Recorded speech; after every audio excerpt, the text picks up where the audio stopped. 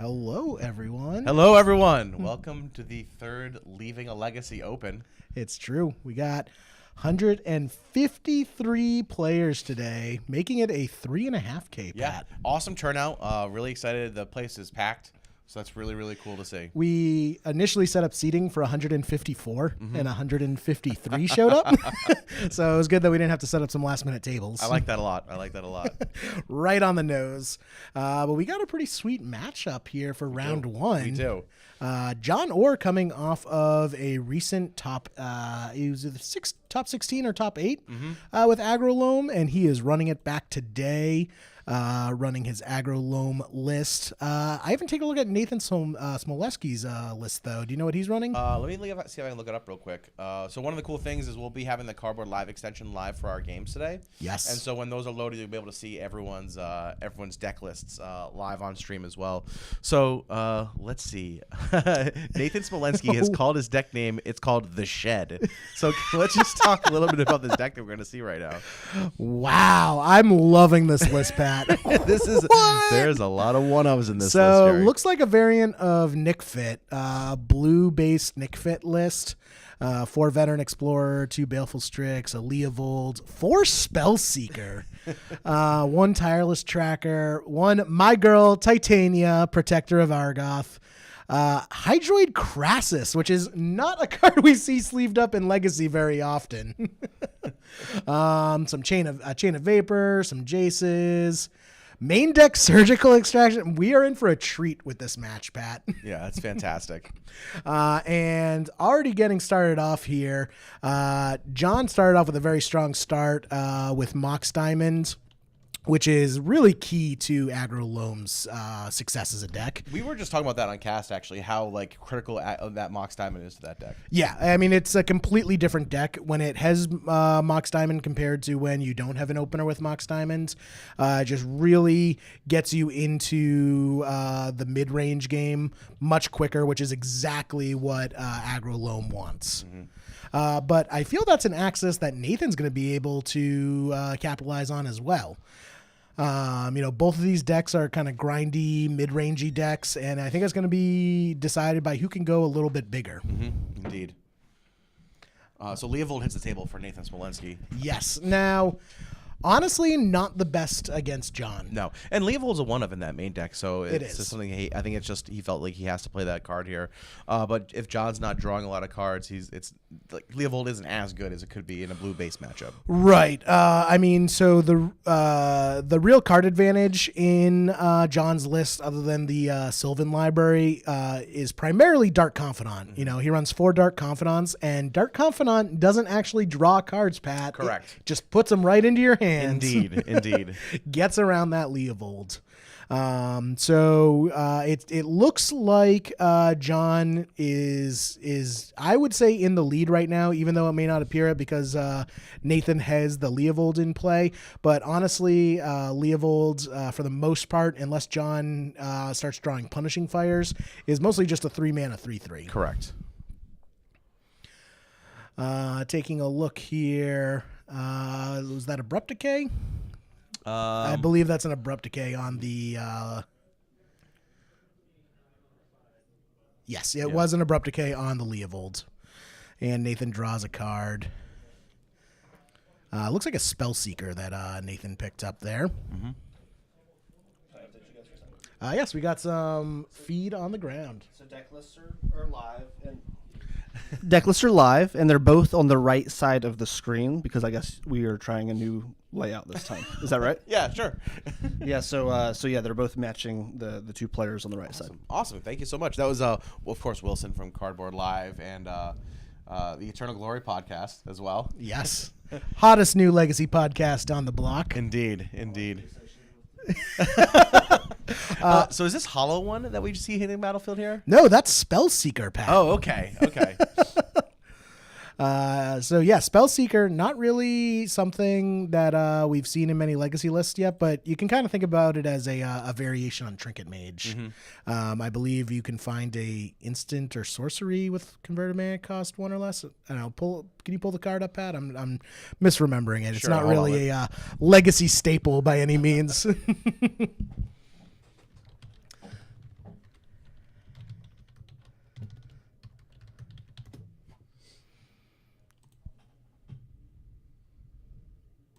So when Spellseeker enters the battlefield, you may search your library for an instant or sorcery card with converting against 2 or less. I was thinking it was 1 or less. 2 or less, reveal it and put it into your hands.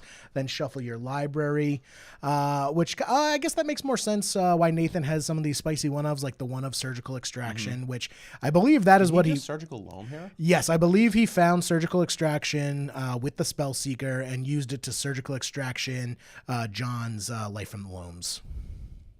Yes, putting him off to the side. To be clear. Let's take a look at Nathan's list because I want to see what other kind of spicy fun ofs he has in his list that he can find with Spellseeker. You can always use it for value to find brainstorms or ponders, but what are kind of the spicy one ofs that he's using for that? Let's pull it up real quick. We have the Cardboard Live extension here. Cardboard Live. Here we go. So we're looking at Nathan's list. Oh, that's his bio. Here we go.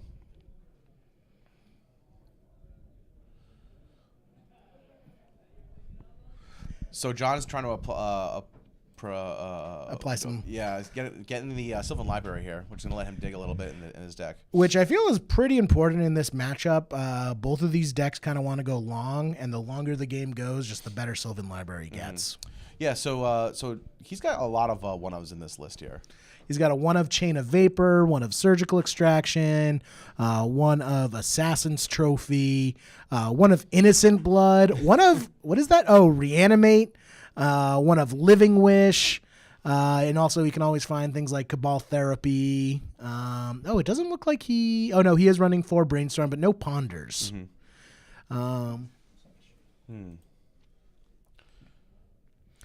We're getting some reports that the stream is having some issues, so we're going to work on getting that corrected, guys.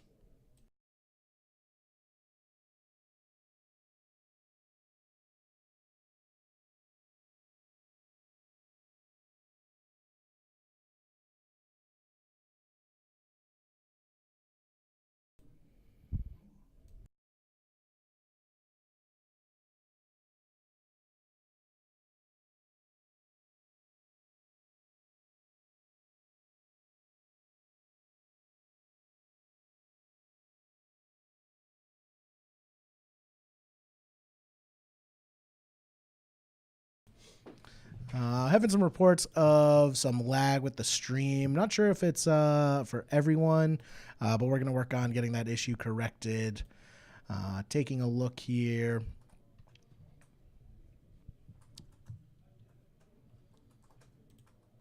Now, John appears to be resolving some Sylvan Library triggers, going into the tank a little bit. Nathan, on his end, appears to be a little bit out of gas. They can't see anything that you're talking about. It's totally frozen. Yeah, this is what they're seeing right now.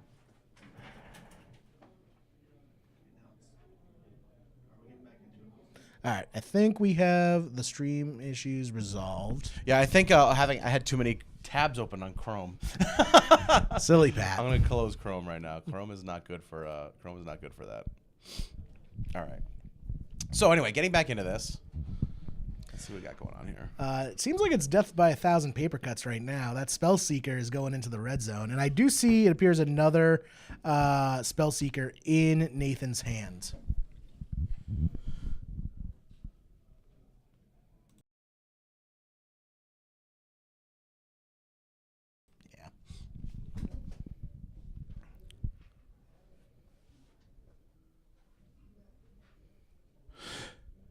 Yeah, let me know if it gets any better, guys, in the chat there. We're working on, like I said, trying to get the lag fixed.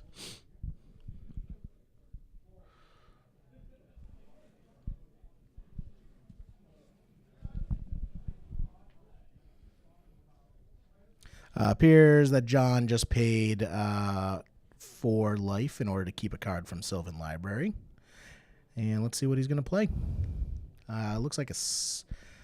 Ooh, Chalice on 1. That shuts off Nathan's Cabal Therapies, shuts off his Brainstorms.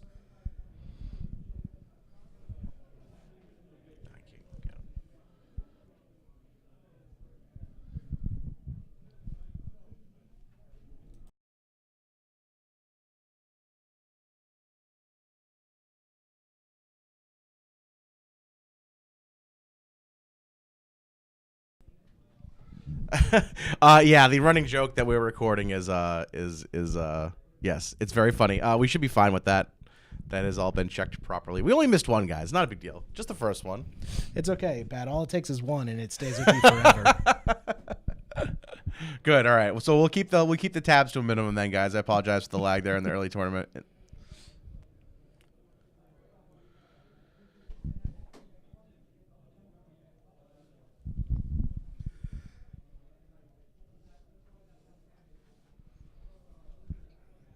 Now, the second Spell Seeker coming down from Nathan. Let's see what he grabs off of it.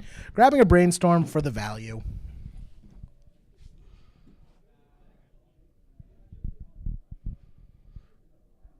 Another what is a Spell Seeker on the battlefield here? Yeah, he grabbed the Brainstorm with the Spell Seeker. Okay.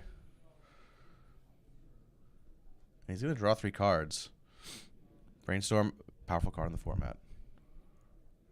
Yes, I would say, wow, that insightful hot take, Pat. I'm glad we have you in the booth. Yeah, well, that's what I'm here for. I'm here for my expertise. Hey, man, I said I should be playing in this event, and you and Wilson could be calling this. No, Pat, the viewers need you here. So, at this point, I feel like John has a really commanding lead of this board state. Like, between Dark Confidant and Sylvan Library, he's going to have access to a lot of cards in his deck. I feel like he's going to be able to figure out how to get around Nathan's 2 Spell Seekers here. Yeah, I feel it's just a matter of time until John finds that Knight of the Reliquary. Ooh, Gaddock Teeg. I don't know if Gaddock Teeg is that relevant in this matchup. No, but it's just a threat, right? True. It's just a threat. It's just a threat. That Liliana, though, that is definitely something that is going to do some work here. And Liliana ticks up. So Nathan discards a Green Sun Zenith, and John discards the Mox Diamond. So certainly the Mox Diamond less useful at this point in the game. Yeah, so Mox Diamond is we just see Tireless Tracker coming down from Nathan. Ooh, that could get him back into this game. Tireless Tracker has been a card that when I've played against it in lands builds and things like that, it's been very impressive. Yeah. It gets big. It makes a lot of what does it make? Clue tokens. Yeah, clue tokens. It does a lot of work in those decks, so it's a very valuable card, I think, for Nathan to be able to deploy here. For sure. That might be the thing that gets him back into this game. And having those Spell Seekers on the board. Oh, and it's gone. And it's gone. Was that an Abrupt Decay that we saw? I think it was. It went pretty quick. It does appear. So he also Wastelanded, but it does appear Abrupt Decay is right under that Wasteland. Yeah. John's Wasteland's not like being super helpful in this game, just because Nathan has got access to so many basics in his deck. For sure. Yeah, definitely. You would think, the deck that's able to plus up Liliana discard has no problem discarding Mox Diamonds once you're hitting 3 mana. Works real well.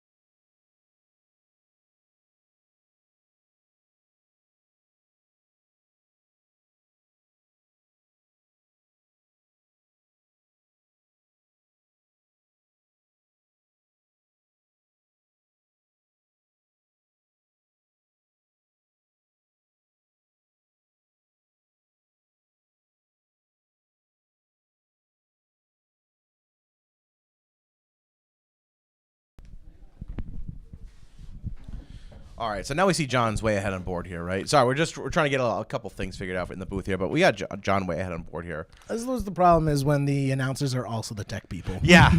I think the takeaway from the last one was get a tech person, and we did not get a tech person. It's just us again. Just us. But we got Wilson here. We got Wilson's Wilson. saving us. Wilson's saving us. So It's true.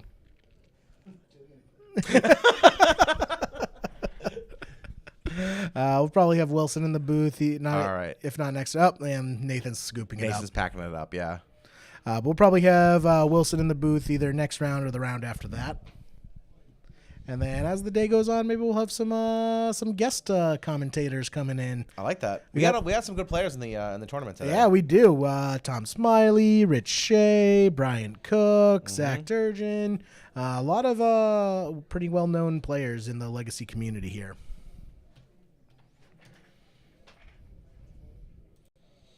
Oh, we gotta flip that around. That doesn't seem right. That's upside down.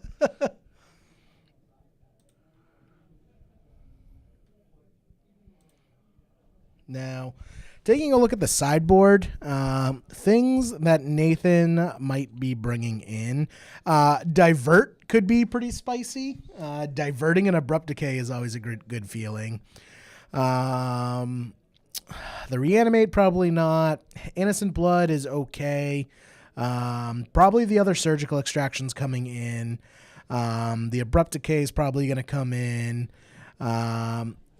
Constant Miss. I'm going to have to look that one up, Pat. Oh, from Strongholds. 1 and a green, instant buyback, sacrifice a land. Creatures deal no combat damage this turn. So it's a fog with buyback? Exactly. Fog with buyback by sacking lands, which, for a Nick Fit deck, they do get a lot of lands on the battlefield, and sometimes you just have a little too many. And an Emrakul, the Promised Ends. That might actually come in. This is a fairly slow matchup. Might be kind of the top-end beater that Nathan is looking for. Yeah, and with Nathan is able to access like so many basics, he's not worried about getting wastelanded out by John's deck here.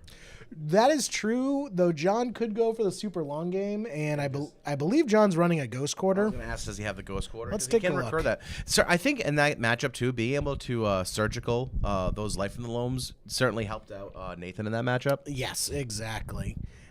Taking a look. Yes, John is running the Ghost Quarter. So he can start chipping away at those lands, but yeah, having that access to surgical, essentially, if Nathan boards in the second surgical, he's going to have access to essentially 6 because each spell seeker can pull a surgical. Yeah. So it is going to be pretty difficult for John to keep a Life from the Loam chain going. Yes, which is exactly what he wants to be doing, right? Right. Yeah. So turnout today was awesome. Yeah. Really excited about that. I had more than a few people message me about what they expect the meta to be, and I always tell them, especially in Massachusetts here, we just have a legacy metagame, right? Right. There's really nothing particularly special about our metagame. It's just we have a bunch of legacy players here and a really healthy community that we're very, very thankful for. Yeah, and I feel a lot of the players have access to a lot of cards, so you don't have too many people that are just stuck on one deck and it's just their one deck. Sure, there are plenty of people like that who are, but I almost feel that's more preference than... Like me? Yes. But yeah, people are changing up decks all the time, so the meta shifts fairly often. And then you do have your stalwarts of the particular archetypes, like Zach is here, and him and his Zachalites. Zachalites, yeah, absolutely. I'm very proud of coining that term, by the way. That was me on his stream, watching him crush the Legacy Challenge a few months ago. Yeah. And I dubbed all of us Zachalites. Yes. So if anything, I would say the only thing you can expect is there's probably a tad heavier mono red prison showing compared to most metas. But so we might have 3 instead of 1. If you want to put it that way, but I'm pretty sure there's we can talk to Wilson. He probably has the stats, but I think there's probably 5 or 6 in there. Yeah, we'll have the metagame breakdowns in a little bit. We want to get through a few rounds first before we start getting into that. Gotta crunch the numbers. Shout out to Jeremy Aronson in the chat right now. Basically one of our favorite TOs in the country. I know. Right? We're getting out for the next one, Pat. I know. We've missed both of his huge legacy events. They both been to capacity. He runs these amazing 5Ks down in Missouri, and everyone rants and raves about him. They seem awesome, and Jerry screwed me out of the last one, by the way. But we're very excited to have him in the chat. He's actually out in Korea. He said he's gonna be staying up all night to watch this. So he's a wild guy. He's a wild dude. Oh man, yeah, definitely got to get out to the next one. They always look like a blast, and he was asking around, maybe doing an open-sized one for the next one. Oh, I just got goosebumps. All right, so Nathan leads off on Veteran Explorer off of Basic Forest. John is searching up something right now. I believe Fetch Land looks like a Verdant Catacombs. Lawrence, this is game 2, my friend. If you look to the left side of your screen, the 1-0, John is up a game right now. Oh, yeah, main deck Surgical and the one in the sideboard as well, and the Spell Seekers, which can pick it up. As we all know, main deck Surgical is a staple of the Legacy format that only Galaxy Brain players, participate in. That's one man's humble opinion. All right, so John deploys Chalice on 1. Chalice on 1 is going to be pretty backbreaking for Nathan this early in the game. I can't really see his hand, but I'm guessing he probably has a Cabal Therapy to go with that Veteran Explorer that he's not going to be able to deploy. Looks like Nathan also just top-decked a Jace the Mind Sculptor, which would have been pretty nice if he was able to sack that Veteran Explorer to find some islands to get that Jace into play. But yeah, so no more Veteran Explorers, no more Cabal Therapies, no more Brainstorms. He has access to Assassin's Trophy, and I guess Chain of Vapor would be his 2. Well, no, not Can't Chain of Vapor. can't Chain of Vapor. Assassin's Trophy, or he has a sideboard Abrupt Decay. He probably boarded in the second Abrupt Decay, if I would have to guess. So he needs to find either the Abrupt Decay or the Spellseeker to find it. Or the Assassin's Trophy. Now, an interesting thing is if John is able to find another Chalice of the Void, that is going to put a significant amount of pressure on Nathan. Yes. In order to answer it. You know, Nathan has these tutors, which are nice, where he can find the cards when he needs them, but he's going to have a hard time dealing with redundant threats like that. Yeah, so right now we have John Orr's on Agrolome, and Nathan Smolensky is on his own brew that he calls the Shed. The Shed. And how would you describe this deck, Jerry? 'Cause- I would call it Blue Nick Fit. yeah. So, wait, did he just play a second Veteran Explorer through the Chalice? I believe he did. I don't think John caught that. Oh, gutsy move. I played against Lands this week. Against Agrolome, and they chaliced me, and I threw a lot of bolts at him through attempted to throw them through a chalice, and they all ended in my graveyard with no damage dealt. I mean, you got to try. You got to try. Hey, shooter's gonna shoot, right? Exactly. I've won games that way. You know, you just like sometimes the Chalice player forgets what the cards in their deck do. Well, yeah, sometimes you just get them there, you know. All right, so what do we have from John here? He looks like he is exiling the lands from his graveyard with Scavenging Ooze at the end of Nathan's turn. Okay, that Scooz is gonna get big real fast. Only if there's creatures going to the graveyard. True. I guess these Veteran Explorers aren't going to be getting sacked to Cabal Therapy. Yeah, it's interesting. They actually make... Oh, maybe. I'm pretty sure this Liliana is going to be ticking up. But it's true. I don't think John is going to want to attack with that Scavenging Ooze anytime soon, so long as Veteran Explorer provides a blocker that'll just ramp him. Yeah, Veteran Explorer came out via Green Sun Zenith chat. Oh, that is why. Missed that one. And taking a look, it does appear that Nathan is mana screwed. He has missed a land drop. I mean, he has access to black and green right now, so if he finds That Assassin's Trophy or that Abrupt Decay, he's going to be able to get something done here, but with Lily on the board as well, this is going to be very difficult. Yep.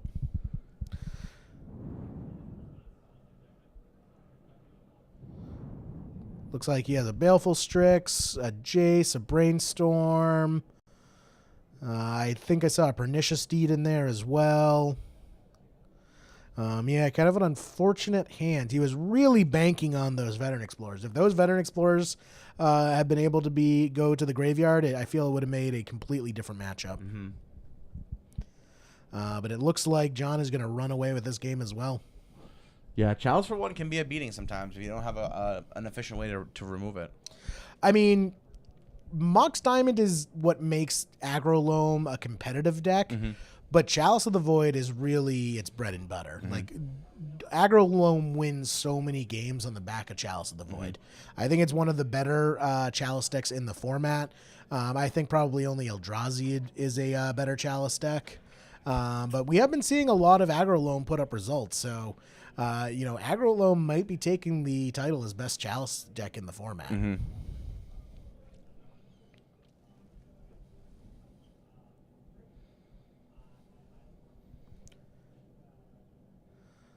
Looks like a Savannah. I'm not sure what John is saying here.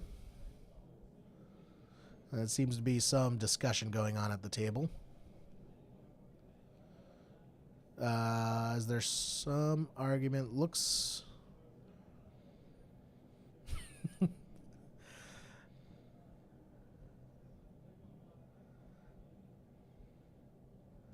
It seems like a very intense conversation going on over the Savannah.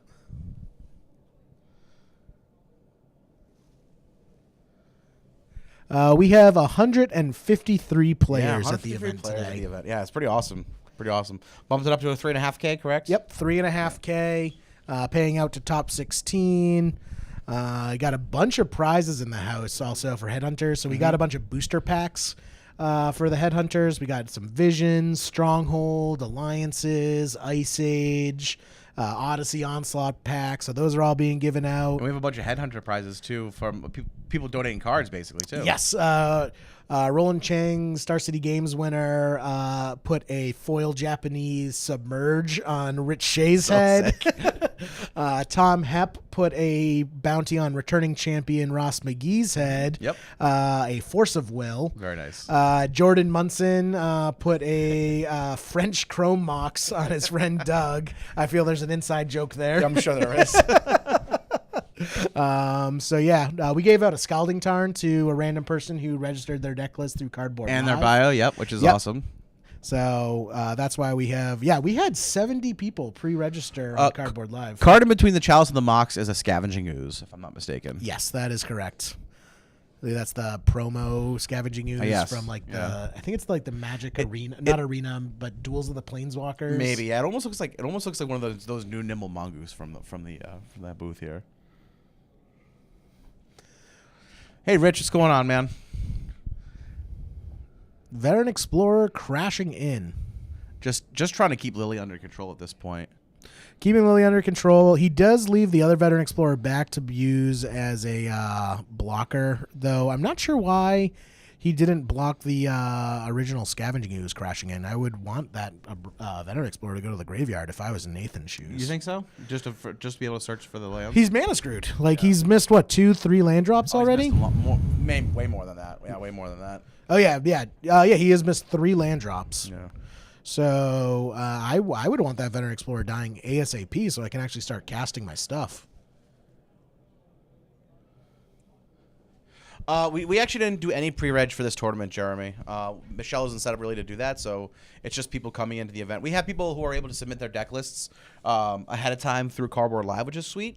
But yeah, just 153 people showed up today, paid their money, and are playing this awesome event. Yep, which is great because we set up table seating for 154. Jerry crushed it. It's great. I mean, we had more tables. We could set up. We could fit what you said, like 400 people in this place, 400, 500. So if we people. opened up the second room, we could fit 500 people That's here. great. She has a ton So of space here. yeah, the store's huge. It's just one of the rooms is basically not set up for tables yet. It's just an empty room at this point. Yep. All right, so he's attacking again with Veteran Explorer, ticking Lily down to 4. Yep, just trying to keep her in check. Yep. I can't believe he hasn't drawn another land at this point. Though I don't think John would ult Lily in this situation because he can either choose to get his lands or his Veteran Explorers. Nathan would just choose to sack his Veteran Explorers and ramp himself to an insane amount. For sure. Yeah, I don't think he has a need to. I think he's just going to keep making Nathan discard, right? Yep, just going to keep making Nathan discard, try and keep ticking up that Scavenging Ooze. And really, I think John's just waiting till he finds a Knight of the Reliquary, and that's where he can seal the game away. Yeah, dome him. Lily goes up Lily again. ticks up. Let's see what looks like the Brainstorm's going. Is Nathan's graveyard all exiled here? Yeah, because John keeps exiling him with the Scavenging Ooze. Gotcha. Okay. I don't think I would have discarded Jace there just because there's a Chalice on 1. He looks like Nathan has a lot of 1-drops that are kind of useless. And if he is able to get that Veteran Explorer in the graveyard, Jace Storm. yeah, he could just throw out 2 islands and cast that Jace. Yeah. And at least then he can brainstorm and maybe find something better. Yeah, with Jace Storm, exactly.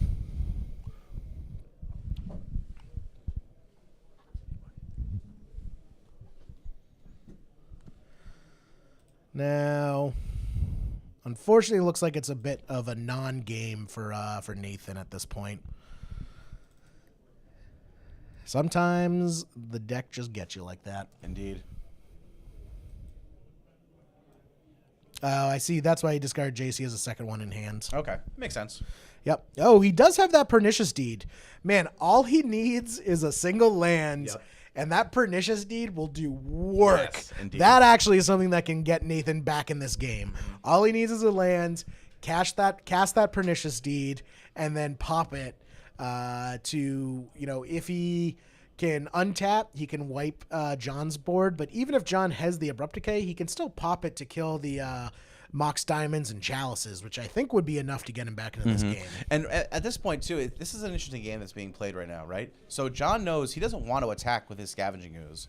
And at the same time, Nathan is only... There's the third land! Yep, There it we go. is! So at the same time, Nathan's been keeping back one Veteran Explorer in hopes to... Toxic Deluge. Killing the Scavenging Ooze, but more importantly, killing his Veteran Explorers. That's going to get him 4 lands, which I bet he's going to use to either deploy that Jace or that Pernicious Steed. Yeah, indeed. But it's an interesting sub-game that they were playing there for a while, right? Where John wasn't attacking with the Scavenging Ooze because he didn't want to ramp Nathan. But at the same time, Nathan was just chipping away one point at a time with the Veteran Explorers there at Liliana, knowing that they won't be blocked. Right. But he can't attack with both. He can't attack with both creatures because then he knows that John will just crack back for 3 on the swing back with the Scavenging Ooze. So that was a really interesting little game they were playing there. It's true. It's true. Here come the islands. I'm guessing it's a Jace coming out. I don't think John is too pleased that Nathan Toxic Deluge is there. Ooh, actually, speaking of Toxic Deluge, I just bought one from Jeremy not that long ago. A Oh, Japanese one, yeah. Oh. For the Grixis deck that I don't play. For the Grix, of course. It's not Pat unless you're buying cards that you're never going to play and then just sell back I have later. so many cards. I have. You should just write a check to I like have full-out Jeremy Sneak and Show that I've Liz. never played a single game with in paper. I've never played a single game with Sneak Show. The whole deck is on my desk at home right now. True. I just keep playing Blue Red Delver, man. I can't get away from it. True. Oh, it's actually the Pernicious Deed instead of the Jace, and he is popping it for 0 right away. I like that a lot. Yeah, I mean, well, John has enough lands that losing the Mox Diamonds isn't the worst thing in the world, and he's probably going to Brainstorm right now, but I don't think that's the necessarily the best play. Like, I would have waited with that Pernicious Steed to try and bait it out, see if John will spend an Abrupt Decay on it.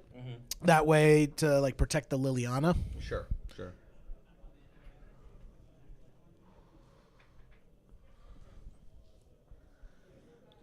I think the Unstable Basics are pretty dope, my friend. I think they're pretty great. You know what I don't like are the Unglued Basics. Really? Yeah. The extra frame, I don't like more frame. Give me less frame. That is one situation where I think more frame is better. Disagree. Hard disagree. It's like stained glass window almost, or just like it's an interesting shape. I like shapes. Don't you like shapes? Just for the record, Jeremy, fan of shapes. Let's put that on his gravestone. Listen, if you don't like shapes, I don't want to know you.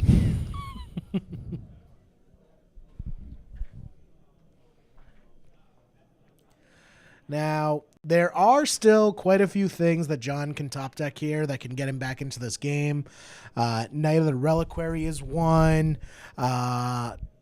Also, let's see what John's top end cards are.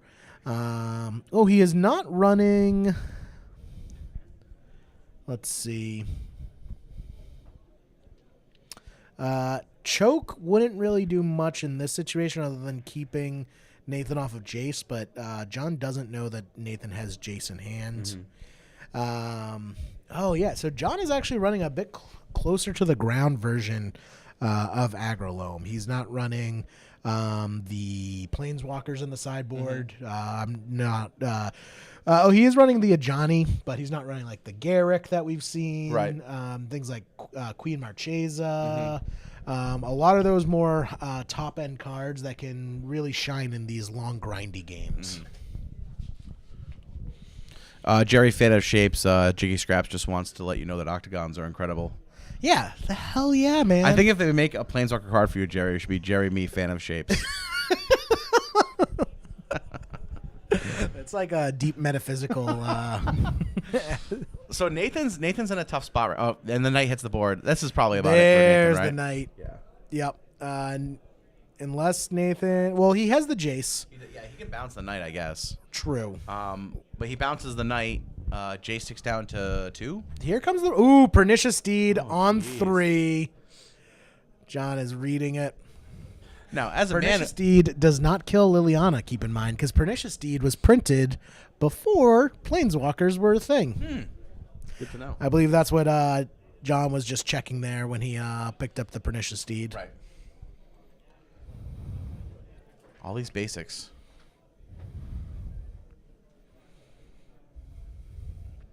I like the way that Nathan stacks his basics, by the way. Yeah, letting everyone know exactly how many he has.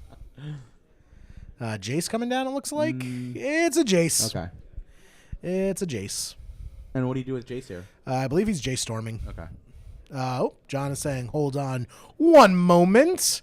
Ooh, Assassin's Trophy on Jace. Now, Nathan is still going to be able to resolve that Jace storm. Yeah. Super Krober right now has the best comment in chat today. Jerry Shape Sculptor. Jerry the Shape Sculptor. Yep, that's my Planeswalker card. Jerry Shape Sculptor.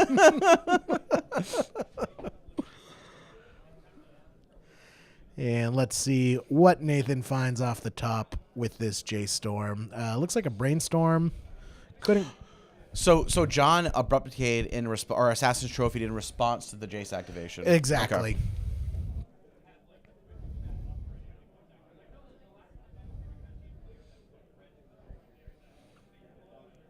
Let's see what he puts back.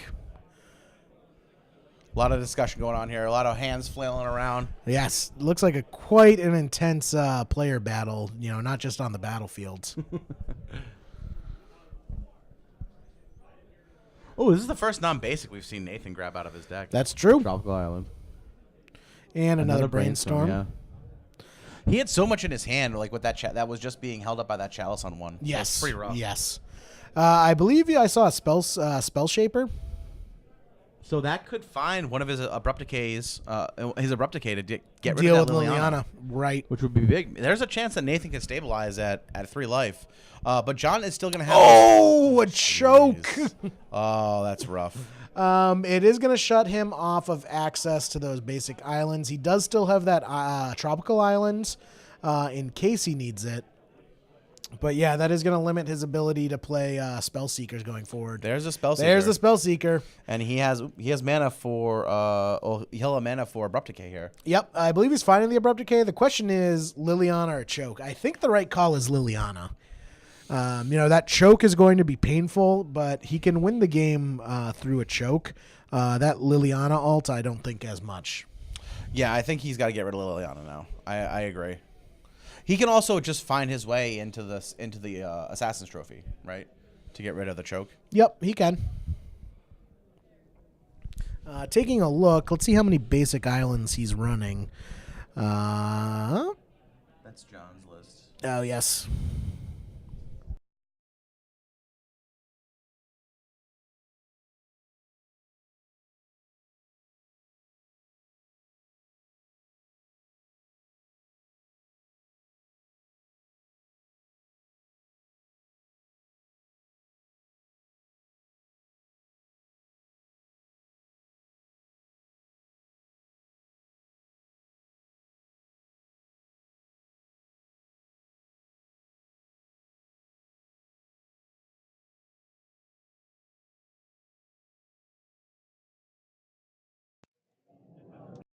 Oh, there we go. All right, sorry about that.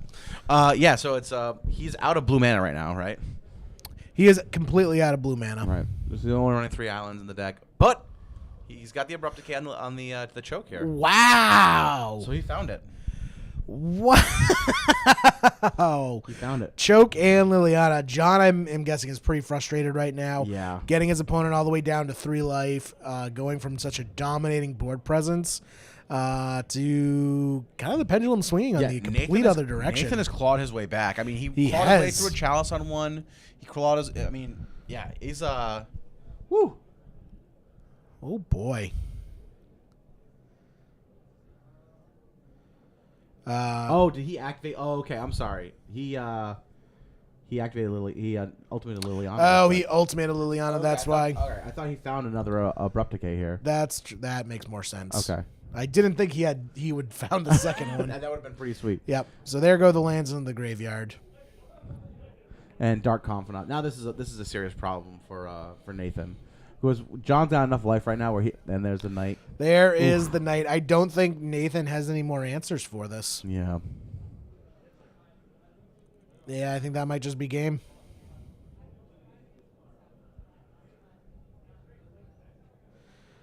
Dark Confidant. Oh, and the Fire. Punishing Fire, that definitely Rough. seals the That's deal. game, yeah. Yep. That is game, Man, folks. what a good match though. That was a really Nathan good really match. clawed his way back, but I think John. Just- I mean, at 3 life, he didn't have a lot of time to stabilize there. Yeah, missing 3 land drops, that is going to put you really far in the back. Well, foot. also just being under that chalice for one for so long too True. really hurt him in that game. True. Yeah, I mean, having being able to brainstorm, being able to sack Veteran Explorer, definitely sets the tone for the rest of the game. Yeah, for sure. All right, well, we're gonna see. We might have a backup feature match loaded right now in the chamber. If not, we will be back for round 2 shortly. Awesome.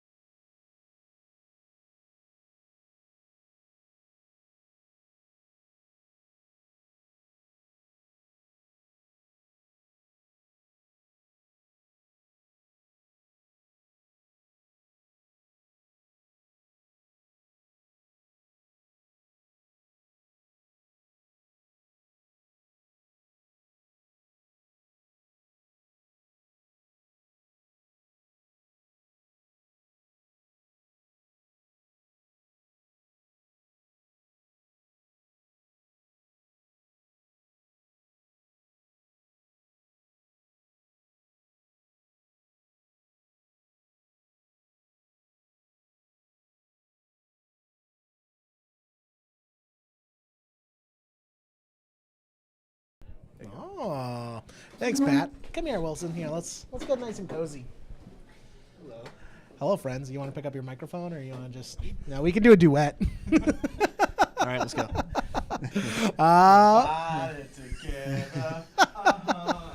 So that was a pretty exciting round 1 match. Did you see that? Yeah, it's pretty sweet. I like the spiciness of the shed as well. The Shed. Pretty cool. But yeah, unfortunately, the backup feature match finished before the main feature match. That's right. Unfortunately, when that happens, but it's okay. We got plenty to talk about. Wilson, you've been pretty busy with Cardboard Live. What's going on, man? Been pretty busy. So yeah, we've just been working hard at this stuff. Excited about the positive community feedback. Worked recently with Wizards on the Mythic Invitational Arena event for an arena extension. And yeah, so I think things are going well. I'm pretty tired just because we've been working hard at it. But yeah, I picked you up. Well, no, I didn't pick you up from the airport. I paid for your Uber from the airport. that's right.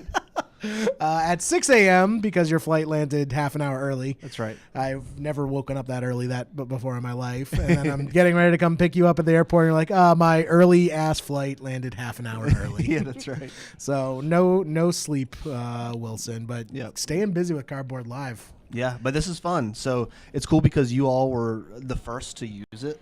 And so to keep coming out here and continue to use this stuff and be part of this event has been really sweet. Yeah, I mean, it's great having you out here. Love having you come out. You're going to be in the booth next round doing some awesome commentary, too, which I know all our listeners at home love catching up with you. And That's time. You know. Time in Realm 1. Nope. Legacy players, that is time. You know what to do. Yeah, chat is commenting on the aerodynamics yes, of the booth. I feel we have a very efficient booth. in the wind tunnel. That's right. Me and Wilson are actually forming a bobsled team. Yes. Yep, we're gonna be the Jamaican bobsled team. Is Pat the one that sort of like pushes the sled? I think Digs so. in? Yeah, I think he'd be good at that. So. I should push, but I'm just gonna sit at the front and just not do any of the work. Sure, all right. I'll just put my head down. Yeah, exactly. So any cool things in the works for Cardboard Live that you're at liberty to talk about? Yeah. Whoa, voice crack. I'm tired.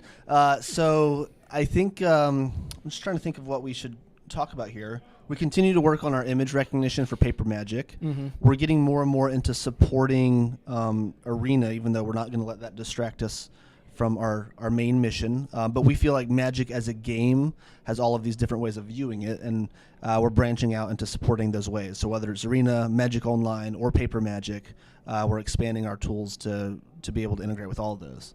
So so we're working on all of this, and there's just a lot of features sort of happening at once that we'll hopefully have out there pretty soon.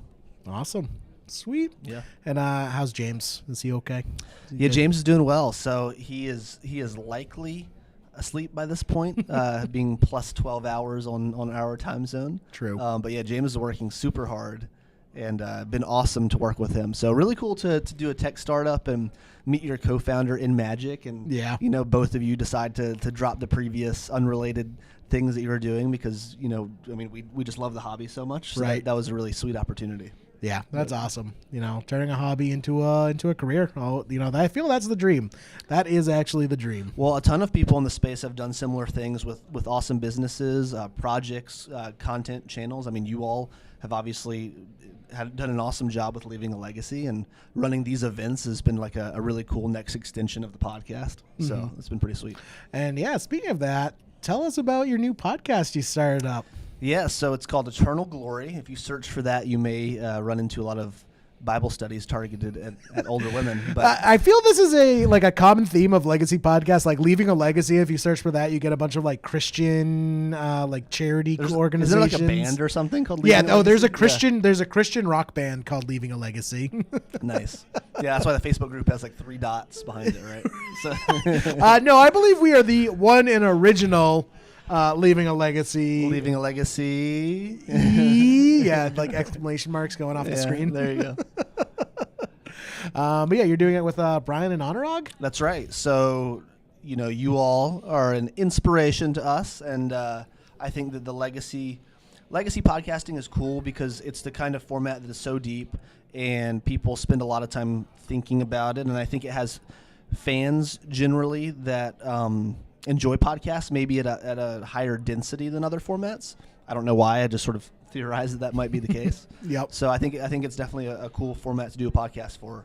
And I'm good friends with Bryant and Anurag, and we feel like we have maybe complementary skill sets.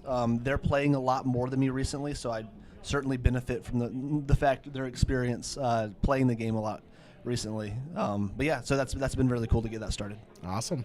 And Bryant is in attendance today. He's playing it out. Do we know how he's doing yet? I'm not sure. I have not checked. Yeah, maybe if he won, there might be an opportunity for a feature match pretty soon. Yeah, but maybe.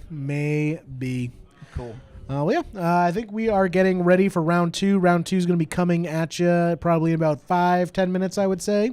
So, grab some snacks, grab a drink, nice adult beverage, and join us back here. Yeah, shout out to Bara. Bara's the man. Awesome. Okay.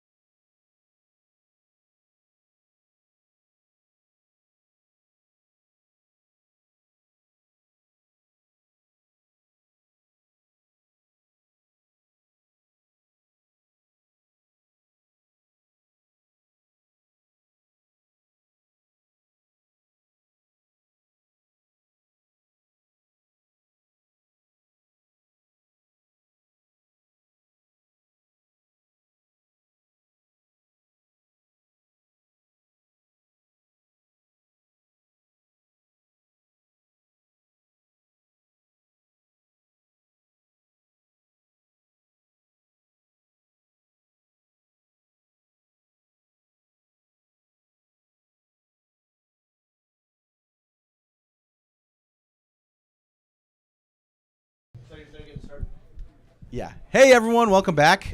Rich Shea doing the classic scissors, lizards, paper tiger, and rock lobster. Oh, yeah. That's the best way to determine who's going to be going first. Interesting matchup, Jerry. So we have Eric Walhagen. He's on 4-color loam. Another 4-color loam list. Indeed. Man, it is everywhere. What's going on? But hold on. We have Rich Shea.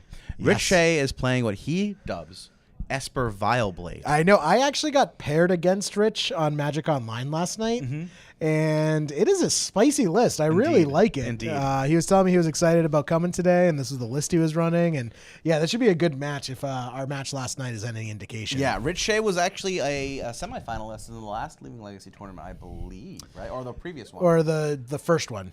The first one. Yes, semifinalist. You know, we've had so many of these now. It's hard to remember. But he was he was finished in obviously in the top 8. So you guys should hear us now. But yeah, so we got Rich Shea here, and we got Eric Walhagen, and we have the Full Carlo Loam versus Esper Vileblade. So Jerry, what did you see out of Esper Vileblade when you played against it online? Well, for one, Vial, Aether Vial, using it to throw into play things like Stoneforge Mystic, Baleful Strix. You can do like some spicy things like end of opponent's turn, Vial in Stoneforge Mystic, like find Batterskull, untap, and Stoneforge is immediately live. Just really minimizing the opportunity your opponent has to kill the Stoneforge Mystic before you can, put that Batterskull into play. It's a bit faster than the traditional Stoneblade list that I'm used to playing against, just because that Vial really allows it to deploy a threat and then also hold up answers at the same time. All right, looks like Rich went down to 6 on his mulligan here, and he bottomed the top card. Looks like he has Baleful Strix, Spell Pierce, True Name Nemesis, Flooded Strand, And I saw Palace Jailer. and I think a Stoneforge Mystic as well. Yes, there's a Stoneforge Mystic, True Name, Palace Jailer. If Rich can draw another land, that really sets him up. Now, taking a look, looks like Scrubland, Verdant Catacomb. I believe that's Savannah as well in Eric's hands. Eric being very cautious about his turn 1 play. Yeah. So, what other things do you think that Vileblade can do? Like, because taking up Vial up to 2 or 3 Ooh, is hold on. I think this might be interesting because if Rich decides to Spell Pierce this Mox Diamond, which it doesn't look like he's going to, he is saving that Spell Pierce, which is he might be interesting. saving that Spell Pierce for the Chalice on 1 that's coming. True. Let's see if Eric has that Chalice. Definitely looks like Eric's going to do something this turn, though. Good one, Jerry. I Again, mean, very insightful. Yeah, Jerry, that fan doesn't- of shapes. That doesn't sound insightful, but let me tell you, aggro loam players know what's up. Sometimes you just don't have a play. Rich Shea checking out the construct tokens. He looked at Jerry's token and then immediately put it back. And going with the value. See, this is why I'm a fan of spell piercing the Mox Diamond in this situation. Looks like Rich is going to be spell piercing the Life from the Loam, but it doesn't really set Eric back nearly as much as spell piercing that Mox Diamond would have. Interesting that he's casting Life in the Loam turn 1 here. I mean, it's just value. I don't. Mana Light in his hand, perhaps? See, before you were making fun of me, sometimes you just don't have anything to do. He probably has like Liliana's and Night of the Reliquaries and other 3-drops in hands. He didn't get that turn 1 Chalice or turn 1 Dark Confidant to really, go off. All right, Rich fetching out Basic Islands here. And past the turn already, and Eric is milling with loaming loaming. away. Yeah. Putting that Knight in the graveyard, not the best. Aggro Loam doesn't have a way to recur Knight of the Reliquary, so that is not something you want to see go into the graveyard. Just off play some Loam. Reanimates. Yeah, just like a 1 over animate. Why not? Yeah, I actually. I mean, they are the Chalice deck, so maybe not. Yeah. maybe Exhume. No, one of Unburial Rites I think actually might be a little spicy okay. because if you mill that, maybe that's going a little too deep on the Loam package. Maybe we shouldn't start adding fun ups into decks when we're live on stream. All right, so we have Verdant Catacombs here. Yep. The second Life in the Loam did resolve, and Eric was able to get back, I believe, 2 fetch lands and a Cabal Pit, which is actually pretty relevant in this matchup. Cabal Pit, Life in the Loam is going to turn that Cabal Pit on real quick. Yeah, Rich just passes the turn back, by the way. Yeah. On Double Island. A lot of white cards in his hand he can't cast right now. Exactly. He is 1 turn away from drawing, or 1 land away from playing True Name Nemesis, though, which is a huge problem for Aggro True, Loam. but he did miss a land drop there As well, so Yeah, Aggro Loam does have a big problem with True Name, especially if there's other creatures in play, because really its only answer is Liliana the Veil, main deck at least. And he's already got 1 Lily in the graveyard right now, it looks like. Yep, 1 Lily in the graveyard. Dr. Rich Shea just asked.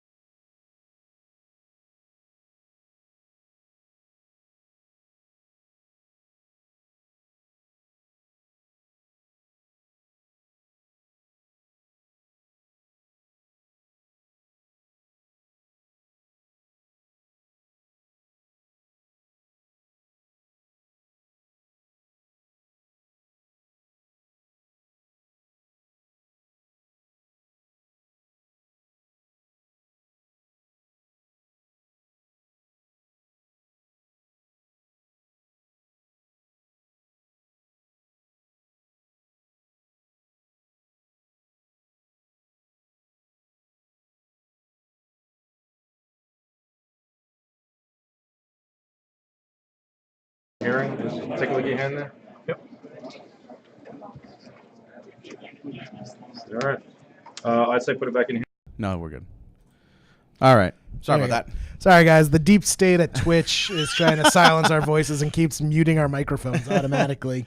Yeah, so Rich stuck on 2 lands here. A lot of white cards in his hand he can't play.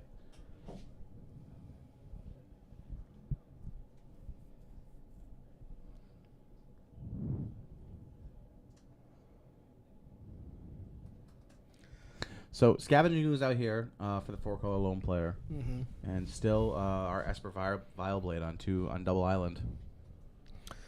Double Island. Now, another land allows Rich to deploy True Name Nemesis, which is useful.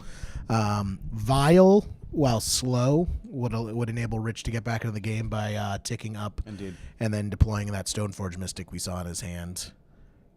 Now, the thing is, while Eric has been having a commanding board state this game, he hasn't really been pressing his advantage. He doesn't really have a clock. Right. You know, this Scavenging Ooze is in play, but it's still plenty of time for Rich to get back in the game. Yeah, indeed. And like Eric's also through Life of the Loam has milled a couple of his better most powerful threats. cards. Yeah. Liliana's gone to the bin, and Night of the Reliquary has gone to the bin, which is a little rough. Yep, which is now going to pump that Scavenging Ooze, but would much rather have a Night of the Reliquary than a +1/+1 counter on my Scavenging Ooze.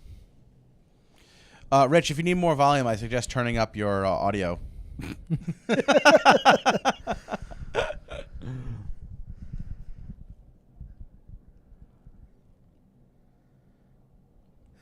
Now, Scooz exiles the Dark Confidant there and gets in for 2 or 3 rather. going into the red zone. No, for 4 pad, it comes in as a 2/2. Oh, indeed.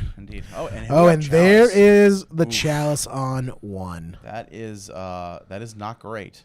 Yep. For Rich here. I think I just saw a council's judgment in Rich's hand though, but he Yeah, it's is double white though. He's pretty far away. He he's also has far away the from double palace white. jailer that's double white. Yeah, this just looks like kind of a rough set of draws for Look, Rich. that scavenger ooze is going to get big fast, and Rich does not have a way to take care of it right now. Yeah. And he goes down to 11. Well, it's not going to get big without any more creatures in the graveyard. Indeed.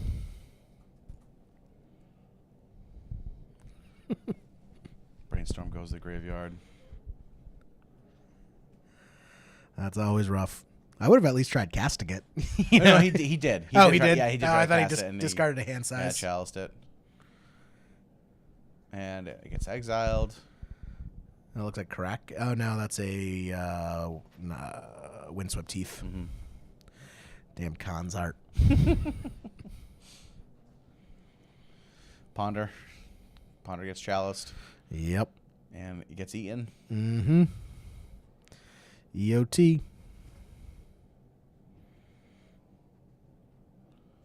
Rich goes down to 3. Eric being very helpful, showing us his hands by laying it face down on the table. And Rich is just going to scoop it up. Yeah, He sees yeah. the writing on the wall. Yep. Indeed. All right, well, we're going to get into game 2 here. Yeah, hopefully we have more of a game two. Yeah. I think Rich has got an interesting deck, though. That I really hope we get to see it. Yeah, I see know, it, right? Something going on with it, yeah. But yeah. I think that's also just an example right there of why you counter the Mox Diamonds, like right off the bat.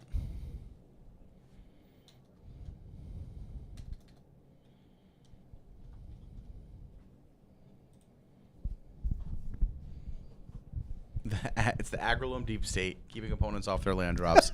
Yeah, that was tough. That was tough for Rich. I think he kept the single land opener, hit another land, or he might have had an island and then the Flooded Strand in hand. But yeah, he just didn't find the other lands in that matchup. Makes it a little rough. It's tough when you can't play the game. I know, right? I guess that is the one downside of the variance in Magic, and it's something that they have tried to fix in the with all the options coming through with Magic Arena and the London Mulligan. I think someone was asking that earlier in chat if we were running the London Mulligan, and no, we are not. Oh, someone's hacked our stream here. It appears so. I wonder who that could be. If only. I do like that we're using the British spelling of favorite. I believe so. I Says believe the disembodied voice from behind the screen. Yeah, I believe the culprit is in the building. The call was coming from inside the house the whole time, Pat.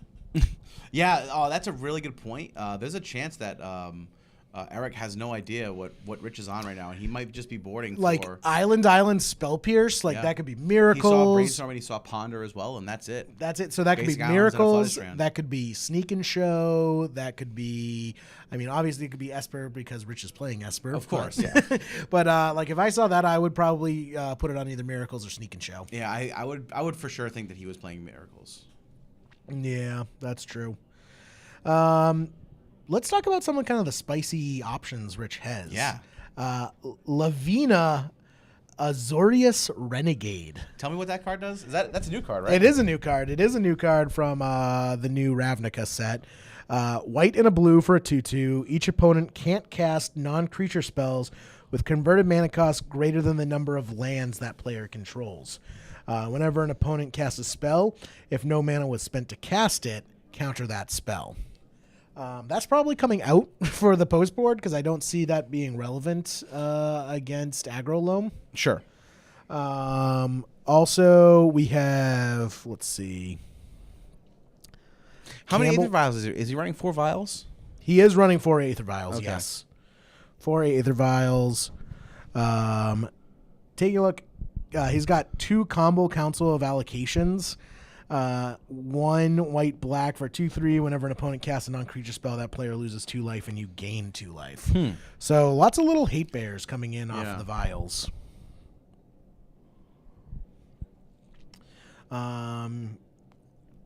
Taking a look. The rest of the deck, kind of more the the usual suspects for Esper. Baleful Strix, Thoughtseize, Snapcaster Mages, Stoneforges, and True Names. Taking a look at Eric's deck. This hand looks a little bit more keepable for Rich here. He did have to mulligan the 6 cards too, and he bottomed the top card in game 1. So this hand looks a little bit more keepable for him. Looks like he has access to a couple lands, Snapcaster Mage. He has 4 lands. He also has this Swords to Plowshares as well. Yep. And leading with the Plains. Again, like there's a good chance that Eric just thinks that Rich is on Miracles right now. I would say so, yeah. I mean, maybe Miracles wants to lead on Basic Island over Basic Plains, but still, like, True. yeah.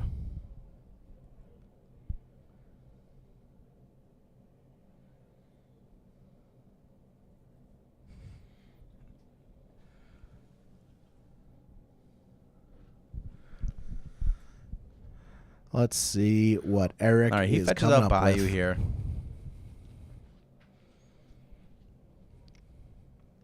Does he have another Mox Diamond in his opener here? I'm not seeing it. He may just be being patient, but he might just pass here. Oh, no, there it There's is. the Mox. There it is. Discards Wasteland. Why can't I ever get these great hands like this? Oh, and Ooh, and there's- Thalia. Yeah, he definitely thinks Rich is on Miracles Yeah. if he's boarding in Thalia like Yep. this. Why can't I get great hands like this when I play Agrolome? Jerry was at dinner last night and informed all of us that the only time Sneak and Show loses is when it doesn't draw the right half of its combo. Yeah. It's never. No, my exact quote is Sneak and Show never loses to its opponent. Only to itself? Oh, Sneak and Show only loses to itself. Which is true. That is a true statement. You never get outplayed by your opponent playing Sneak and Show. You can't outplay a rock. Yeah, Jerry. So you're referring to your deck basically as a rock that you bludgeon your opponent with. Exactly. It's not pretty, but it gets the job done, and that's all we need it to do. Rich Shea fetching out an Altered Island here. Yeah, with an Atog on it. I like it. Ooh, Swords to Plowshares on that Thalia. Seems fine. He's able Yeah, to I like that. swords the Thalia. He has Snapcaster Mage in hand. He can always bring it back. Yep. And he draws for turn. He's going to play his 3rd land here. I mean, that first strike on Thalia is relevant because his Absolutely. Baleful Strixes aren't a wall anymore. Ooh. Here's the P-Fire. Punishing Fire for value. Doing the old tap 3 lands, deal 1 damage to you, essentially. Yeah, that's for sure true, Bob. Unless you're JPA, then Sneak and Show is actually as sharp as a surgeon's knife. It's true. It's no longer the rock that Jerry uses. Well, you still use a rock to like hammer that surgeon's knife in. All right, so we see Verdant Catacomb out here from Eric. Now, Rich not doing a whole lot here. No, and having that Punishing Fire engine going. Ooh, is. Liliana. Liliana the Last Hope. Nope. Yes. I was just assuming you were going to say the Veil, and I course. just jumped to conclusions. No, that's fine. That's fine. I'm sorry. I shouldn't judge you like that. Yeah, that's true. That Thalia should be exiled. That's correct. We'll make sure it's relevant. So now he has the Punishing Fire engine going here. What do you think that Rich is hoping to bring in this? Rich basically, I feel, needs the True Name Nemesis here. Mm-hmm. His Baleful Strixes, his Stoneforge Mystics, his Hate Bears. Though I believe, what is it? I forget the name of. I'm blanking. The combo is a 2/3. Yes. Campbell. How do people pronounce that? I don't know. Campbell soup. Is it 3? It is a 3 toughness. Okay. Though that Liliana in play is going to make sure that it dies anyways. Right. Here's a Stoneforge Mystic for Rich off the top. That must be a welcome sight. Yep, I mean, he's on 4 mana, so if he has another land in hand or if he top decks, he can find this Batterskull and just hardcast the Batterskull. And Eric did exit. Looks like he exiled his Thalia. Or just fixed it up there for him.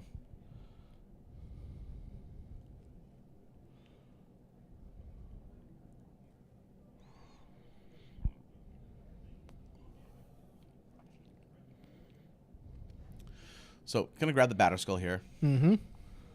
Put it in his hand.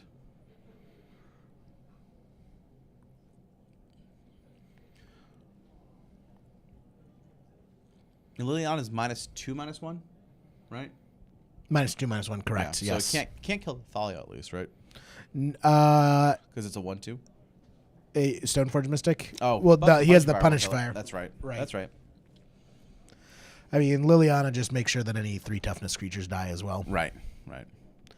and ticking up that ticks Lily. up. I don't think Rich is a way to beat it. I mean, not that many decks do, but if that Liliana ultimates, I Oh, don't. that's a problem. I don't think Yeah, Rich is it's a coming problem. back from that. Indeed.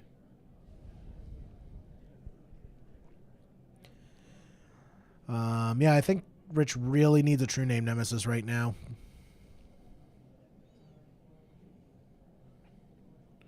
Yeah, that would certainly help. It would be able to bash Liliana because she ultimates at 7, correct? Correct. Yep. All right. So he has a little bit of time. Ooh, Chalice on for one. Ooh, little shake of the hand from Rich.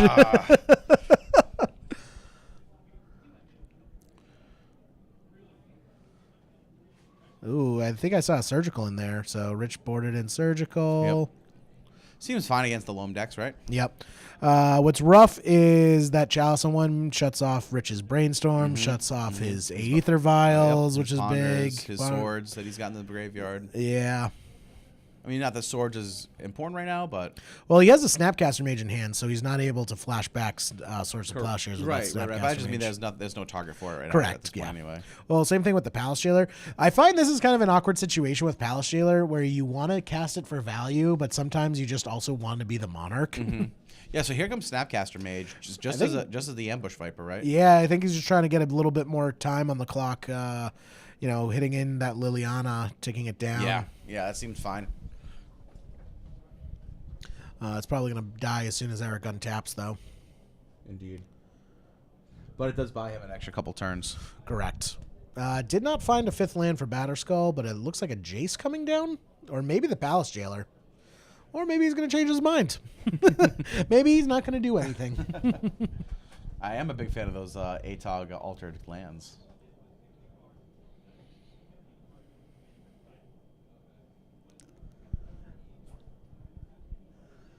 No, Lily still targets the creature, so it's up to 1 target creature, so it can't be killed. It can't be killed by True Name can't be killed by Liliana. Correct.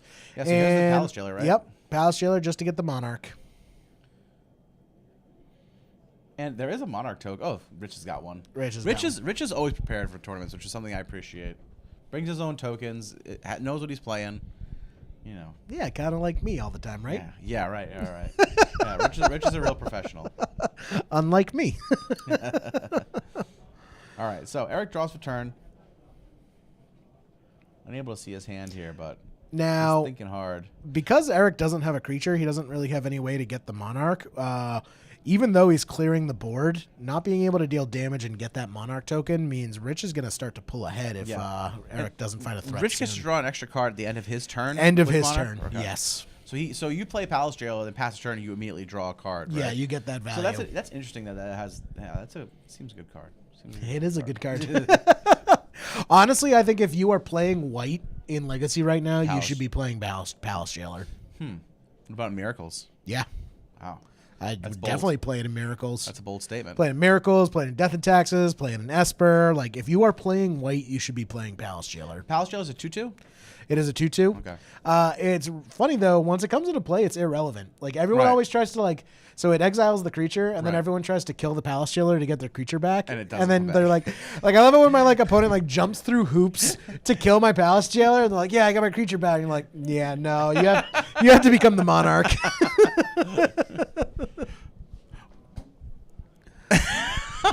So we're having a little bit. We're feeling a little schizophrenic today because we're telling ourselves in chat that Palace Jailer is bad. So I'm going to have to step away. I'm going to have to go beat someone senseless. You really should be listening to the Eternal Glory podcast because they address those kind of things in their podcast. Oh, really? Yeah. Yeah. I actually just set you up for failure there by asking you the question. Really? Well, Yeah. I I'll let softballed our you the listeners question. decide. I'll let our listeners decide what the truth of the matter is.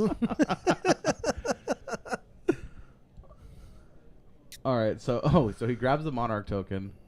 Is he becoming the Monarch token? Oh, Oh. So Rich, Rich will not give him his Monarch token. He says, gives- no, you use the store's Monarch You token. use the store's Monarch token. I like it. I like it.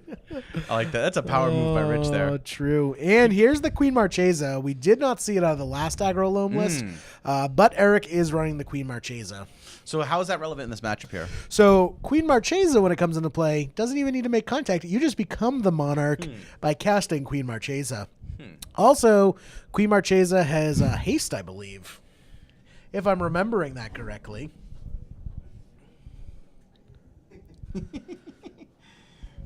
Queen Take- Marchesa. Taking a look. Yep, Death Touch and Haste. At the beginning of your upkeep, That if doesn't seem very queenly to me. You know, like, being hasty. yeah, or having Death Touch. I feel Queen Marchesa is a riff on the Queen of Hearts from Alice in Wonderland. Oh, maybe. At least that's my take on it. Who Yeah, is a but- very hasty individual, Sure, I guess so. if I'm remembering my childhood correctly.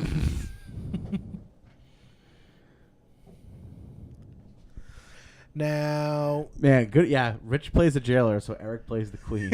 I like that. Queen Marchesa is an excellent answer to Palace Jailer. Oh, does Rich have a second jailer in hand? Maybe.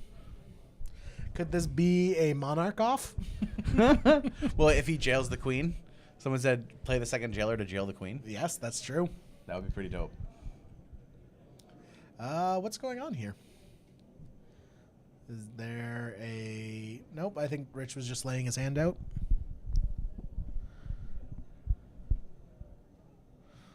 Seems to be some discussion going on. Been a lot of conflict at the top tables today. I know, right? A lot of back and forth.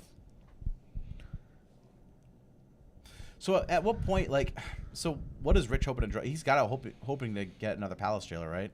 He needs to get rid of that. He needs to get control back of the Monarch, right? Palace Jailer. I still think True Name Nemesis is Rich's best draw at this Sure. point. I mean, second Jailer would also do it, but he still then has to deal with Queen Marchesa, which trades favorably with the Palace Jailers.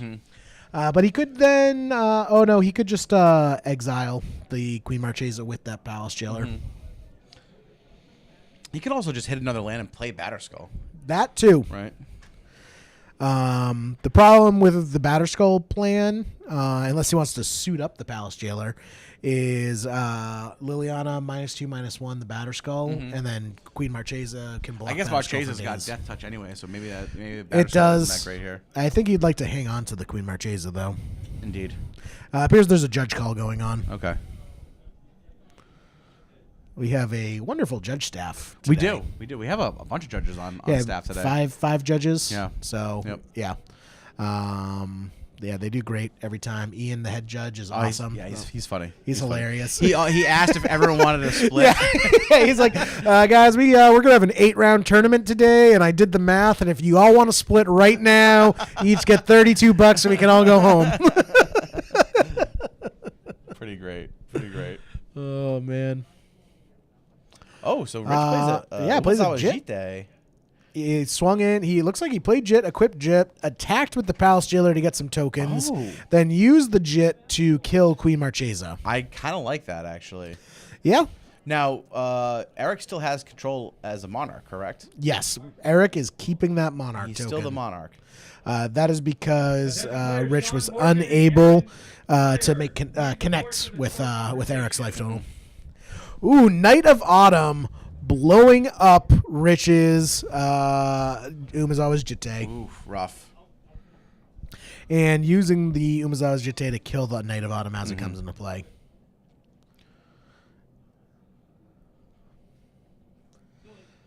Let's see. Ooh, Well, there's Disenchant. So someone on did the mention that he had a Chalice. disenchant on his deck for the Chalice. So that's great because now it's unlocking Rich's hand here. Yes. He's gonna be able to Here come brainstorm the and ponder. brainstorms. I see Surgical in his hand. So, as well. yep. I don't. The Punishing Fire. Yep. So now.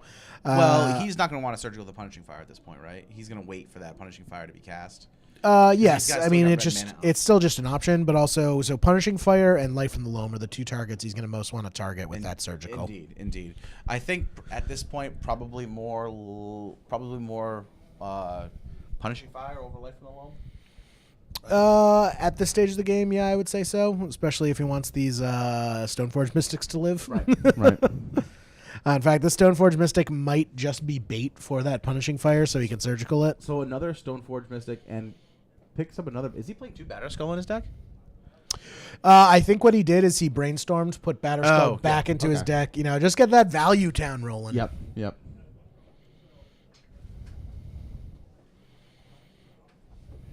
Oh, and it looks like Eric forgot the Monarch token There's the trigger. P-Fire, but now he has the option to search. I wouldn't be surprised if we see. Yep, there it is. Surgical Fire. Nailed it. Woo! So now he's able to surgical that Punishing Fire. There's an Abrupt Decay in his hand as well. So that's relevant. So Rich can deploy his Batterskull, and Eric can Abrupt Decay the token, which buys him some time. Mm-hmm. Rich is probably looking for the 4th Punishing Fire, not Indeed. realizing that Agrolome only runs 3. Huh. Only 3 Punishing Fire in almost every Agrolome list. A lot of times I'll ask someone, hey, how many of these am I looking for? Just to see if they're an honest person. Yeah, partially, but also I just feel like people are pretty honest with that stuff. See, whenever someone asks me that question, I say 5.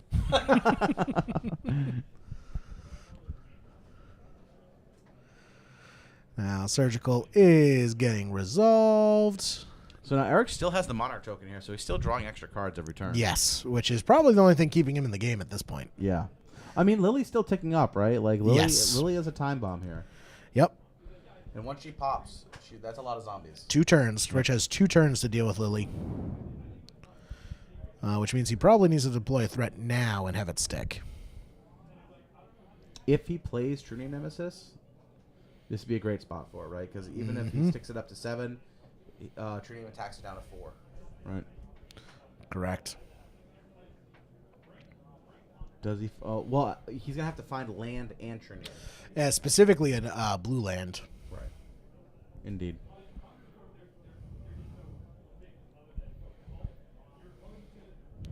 Two cards going back on top of the library. Maybe. Maybe. Maybe. Nope. Not going on top yet. We'll try to talk faster for you. Herkimer says that he listens at 1.5 speed. Should we just drink a pot of coffee each and just pick it up? Sounds good. So he does find a land here, but it's a swamp. Sometimes So he's not playing True Name in this turn. Sometimes I like listening to us at half speed because it sounds like we're drunk. Just slurring our words. All right, here's another Stoneforge Mystic. It's not going to do it, though, because Liliana ticks up, lowers Stoneforge Mystics ability, Here's a sword of- power. is this sword of fire and ice? That'll... but he doesn't Or- have the mana. Unless he found another land, he's not going to be able to... well, I guess he can play and equip it next turn. That's fine. Hackbert's about to get banned out of this chat, by the way, for mentioning myself and Lab Maniac in the same breath. Just so you know. So Rich knows about the Abrupt Decay in hand. So playing Sword of Fire and Ice and equipping it in order to deal with Liliana isn't going to get there. He's just going to end up blowing himself out that way. Yeah.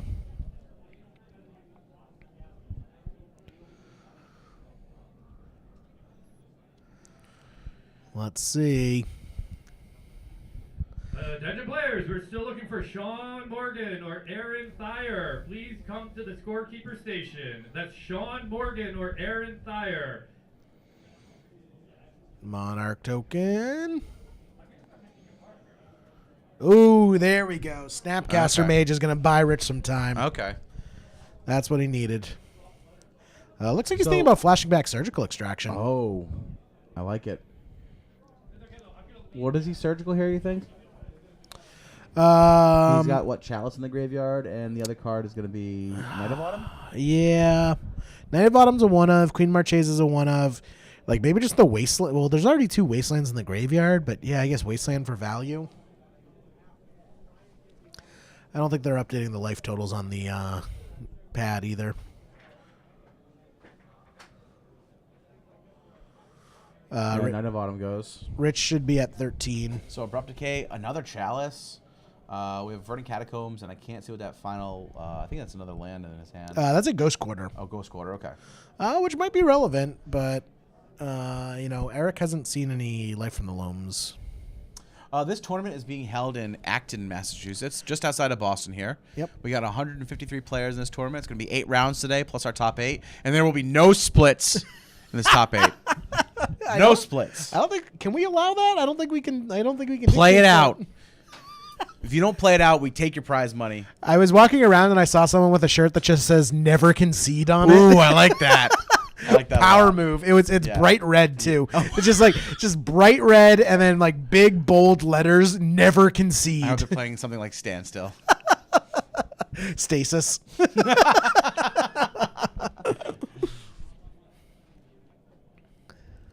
All right, so Lily's at 7 right now.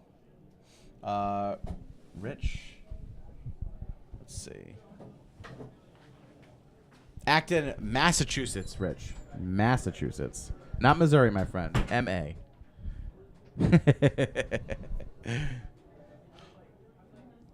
So, all right. So now we have Stoneforge Mystic equipped and Snapcaster Mage. I believe these are both going at Liliana. Oh, no. Sorry. Stoneforge going at Eric and Snapcaster going at Liliana. Assume to get the Monarch token back here.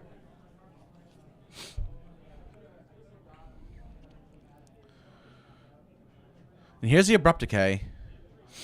So Rich isn't going to get... Oh, Abrupt Decay on the sort of Fire and Ice here.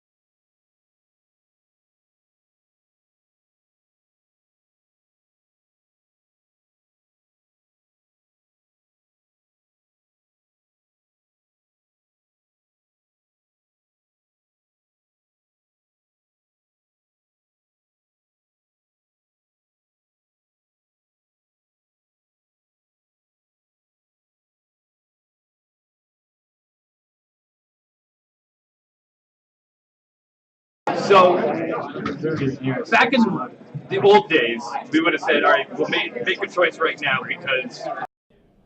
Okay, sorry about that, guys. Yeah. I'm telling you, the deep state is trying to hold us down. So Twitch keeps muting our microphones because they don't want the truth getting out there. Stoneforge was Lily last turn, but he had... No, Monarch should not have switched. So what happened was Stoneforge Mystic attacked with the sword equipped, but the sword was Abrupt Decayed before combat damage. And Snapcaster Mage went in and hit Liliana for 2. So Lily gives -2/-1. The sword gives it what, +2/+2. Yep. But when it's Abrupt Decay, it was Abrupt Decayed before damage. So Eric got to keep. That's what I was saying. Eric got to keep that Monarch token. He traded that for an Abrupt Decay, basically. Yeah, which I think is a very fair deal. Yep. Here comes a second Chalice of the Void coming out. Chalice for 1. Again, like, not great, because Rich is going to want to dig through his deck right now looking for answers. And another Thalia. And a Thalia. It is going to be very difficult for Rich to, 1, get the Monarch token, and 2, keep that Liliana from ulting. Indeed. He does still have the... doesn't he still have the...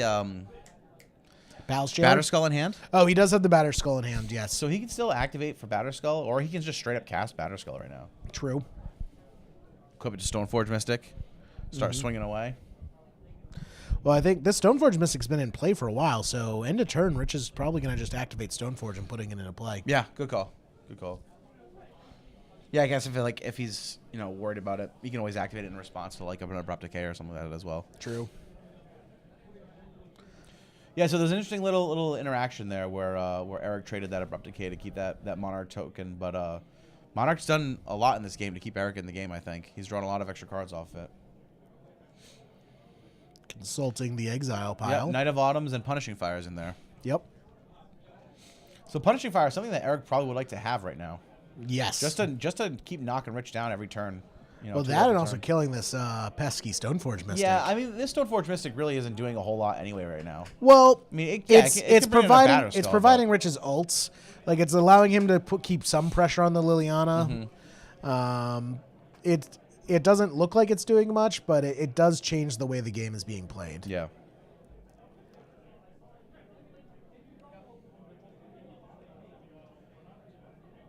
Why are there no Belchers in play, Joe? It's because you're not here, man. Oh, what up, Joe? All right, Lily's up to 7 again. So this is something where Rich is going to need to deal with it very, very soon. He's going to want to. I think he's going to flash in Batterskull at this point, right? Probably. Bring it. Yeah, put it in. Oh, and we have Dark Another Confidant. Dark Confidant. Jeez. Eric just So deploying that board state. now he's going to have a hard time in hitting that Lily for anything, right? Yeah. I guess. Well, I guess they're both 2-1s, right? So the trembles over. Oh, for and 2. a Liliana of the Veil. Jeez. Oh, man. Making him sack. So I Here think, comes I think the he Batterskull. activates the Lily. Activates Stoneforge to put in Batterskull. Sacks the Stoneforge.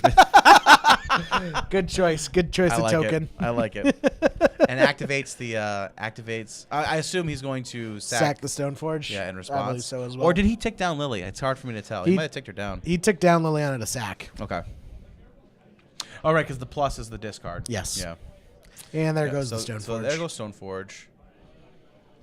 Now, Rich needs a way to either deal damage to this Liliana. Well, he can. He still can. Attention, Magic So you have a players. 2/2/1s Players or the- Sean Morgan and Aaron Thayer to the judge station down here all the way at the end. All right, now that the little announcement's over. Yeah, sorry. So yeah, here he goes attacking Liliana. It does have trample, correct? No. Oh, Batterskull doesn't have trample. No. All right, so all right, yeah, you're right. You need to branch out from your blue-red Delver, my friend. Yeah. Well, it's, you know what it is. Every time Batterskull hits the game, I just hits the board. I just scoop up my cards and go to the next game. You don't ever bother to I see don't what ever read it. Yeah, I Batterskull don't ever does. You read just it. scoop them up. It's too much life gain, man. Life gain should be illegal in the game. Life gain should be illegal. How can you gain 4 life when I can only bolt you for 3? It's not fair. Yeah, math doesn't No, add up. no, I don't like it. Even though Bolt is 1 and Batterskull is 5. It doesn't. Not in Legacy. Batterskull's free, and you get to find it for free. All right, so Rich. Okay, now we got an Aether Vial Hey, here. better late than never. Well, we'll see. We'll see if Vial going to resolve through the Chalice. Looks like it. Oh, he snuck it in. He snuck in the Vial. Sneaky boy. I love it. I love it. And we got Golgari Charm here. Golgari Charm being revealed off of Dark Confidant. Not doing a whole lot for Eric right now. Well, it means that he can keep that Dark Confidant alive if Rich swings in with the Batterskull. He can regenerate Dark Confidant and still block. +1/+1. Yeah. Yeah. Yep. But good to know. Worth noting that Rich is now also gaining 4 life a turn, which is significant at this point. Yeah, but looks like those zombies are coming. yeah, that's true. And that 4 life is going to get outstripped pretty quick. Now Liliana, it gives It gives X you +2 every turn. it gives X plus 2. Yeah. Yep. This whole time Eric has held on to the Monarch. He It has. is such a powerful effect. Yeah, for sure. Drawing so many cards. Well, and that really just came down from Rich playing Palace Jailer, and then immediately Eric playing Queen Marchesa. Yeah. and that's been it, right? Exactly. Not really much. I mean, we're still looking. Life trails are still 17, 18. Yeah. But these zombies are gonna get out of hand really quickly here. Ooh, with the good zombie tokens too. Those are good zombie tokens. Props. Gaddock Teague not doing a whole lot here, but he has a body. Yeah, it's gonna keep Jaces from coming into play, and also just in case Eric doesn't know that Rich isn't running things like Terminus or Supreme Verdict. Sure. Although he probably has sniffed out that he's not on Miracles right now. Probably. Probably. I just want to give Rich some serious props for sneaking in that Aether Vial through the Chalice on 1. I love that. I love it. There's the true name. There's the true name. Only about 5 turns too Man, late. That is rough. He really needed that. Yeah, he needed that earlier, man. Yep. He needed that earlier. Now it might be a race. No. I no. no, I 'Cause Lily's think he gonna can get, Lily's because gonna get him to sack one of his creatures. sack the germ token, equip Batterskull to the True Name Nemesis. Oh, sure. True Name Nemesis then gets Vigilance. It doesn't have trample, Vigilance. Lifelink. Oh, good point. So this might actually be enough for Rich to race. Oh, wow, interesting. Do you want to do the math here on zombie tokens? Or you No, want to I just see think how you it should do plays the out? math. Listen, but didn't we just establish I only deal in quantities of 3? Like that's how. Well, so Rich is going to gain 14 life a turn. I'm going to go out on a limb, and that's assuming Eric is swinging in with those zombie tokens. He's gonna have to. I think he lets it build up for a turn, but yeah, I mean that's a quick clock. Yeah, for sure. So, is he? Yeah, he ticks up. Ticks up, All right, not discard. making. That might be Oh. the correct play there, right? Yeah. That way, Rich can't bounce the Batterskull token and redeploy it.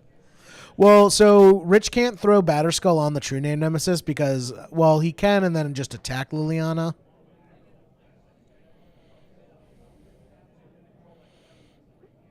Getting some. Zombies. Looks like Eric is out of zombie tokens.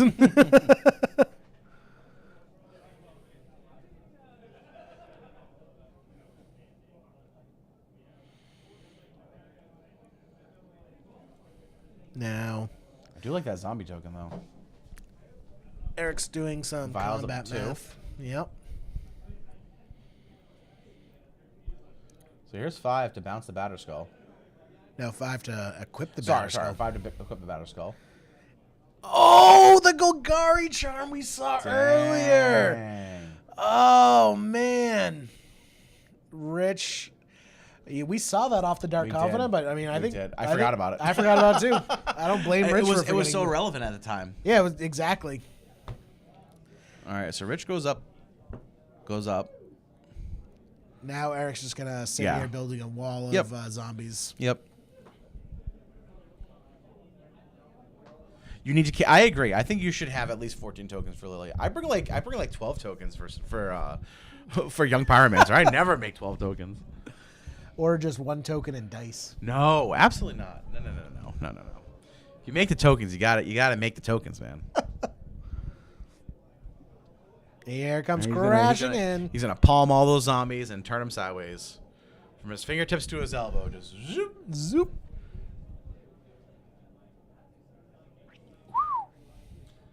That's a swing there. That is a swing. And Dark Confidant. Yeah, this game is pretty much locked up here, I think. Yeah. I don't know what he can draw right now to Another True Name. I suppose, but there's just too many zombies here for him to deal with. Yeah, I that's think. true. He would need like a haste. I guess if he. Oh, there it is. I was just gonna say he would need a hasty true name, and he's got one. Oh boy! Oh Equips. boy! Equips. Is there a Golgari charm here? No. Another eighth file. Is he gonna get chaliced?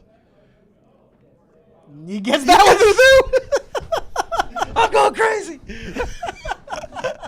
Oh man, sneaking them through the chalices. I think Eric's out of zombies, so he's moved on to the spirit tokens. All right, doesn't take any damage from the Dryad Arbor here. I thought Rich was like, "What's that?" Rich did the sees math. writing on the wall. Yeah, Just a turn too late. But I mean, Whew, that was close. that was a good match. That was a really That good was a match. very good match. That was a really good match. Game 1 was a little bit of a non-game, which is sort of a bummer yeah, there, right? that sucks. That was a little bit of a bummer. Game 2 was good though. Yeah, for sure. All right, well, that was pretty great. was. I'm excited for round 3 here. Round 3.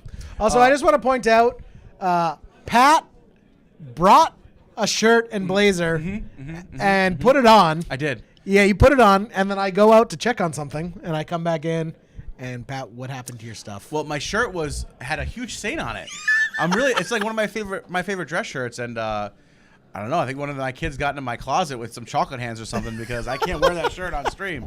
But I am repping the nice Leaving a Legacy Scrub t-shirt. Lords. Just Scrub Lords all All right, around. I think that This makes a lot of sense though, right? Because Round two, there's I five, play Simon, round Blue Red two. Delver with Have a time with session, revised you have duels, to please and call you for play now. foiled out Time, sneaky round show two. with foreign black bower duels. So like this makes sense, right? Like you are I'm The Prince and the Pauper is yeah, what it's you're exactly, saying. yeah, it's Prince exactly and the what it is. Pauper. Yeah, absolutely. All right, well we'll be coming back for round 3 shortly. You guys stay with us, and yeah, we'll be right back. Thank you. Ooh, also, we got statistics Ooh, up. all right, let's talk about the metagame then. Let's talk about it. Woo! 74 different decks. This is everybody who submitted online. Okay, so people who submitted online, so which is about half the registered registered players today. So let's talk about it. Yeah. Wow. We were talking about the Zacolites earlier today. Yeah, well, I said there would be like maybe 3 or 4 instead of the one you'd see in your normal metagame. The Zacolites on what? Mono Red Prison. Mono Red Yeah. Prison. Yep. 7% of the meta right now is on Mono Red Prison. Wow. Which All the registered people. of the registered Yeah. people who pre-registered. Yep. We're still getting all the paper deck lists entered in. Mm-hmm.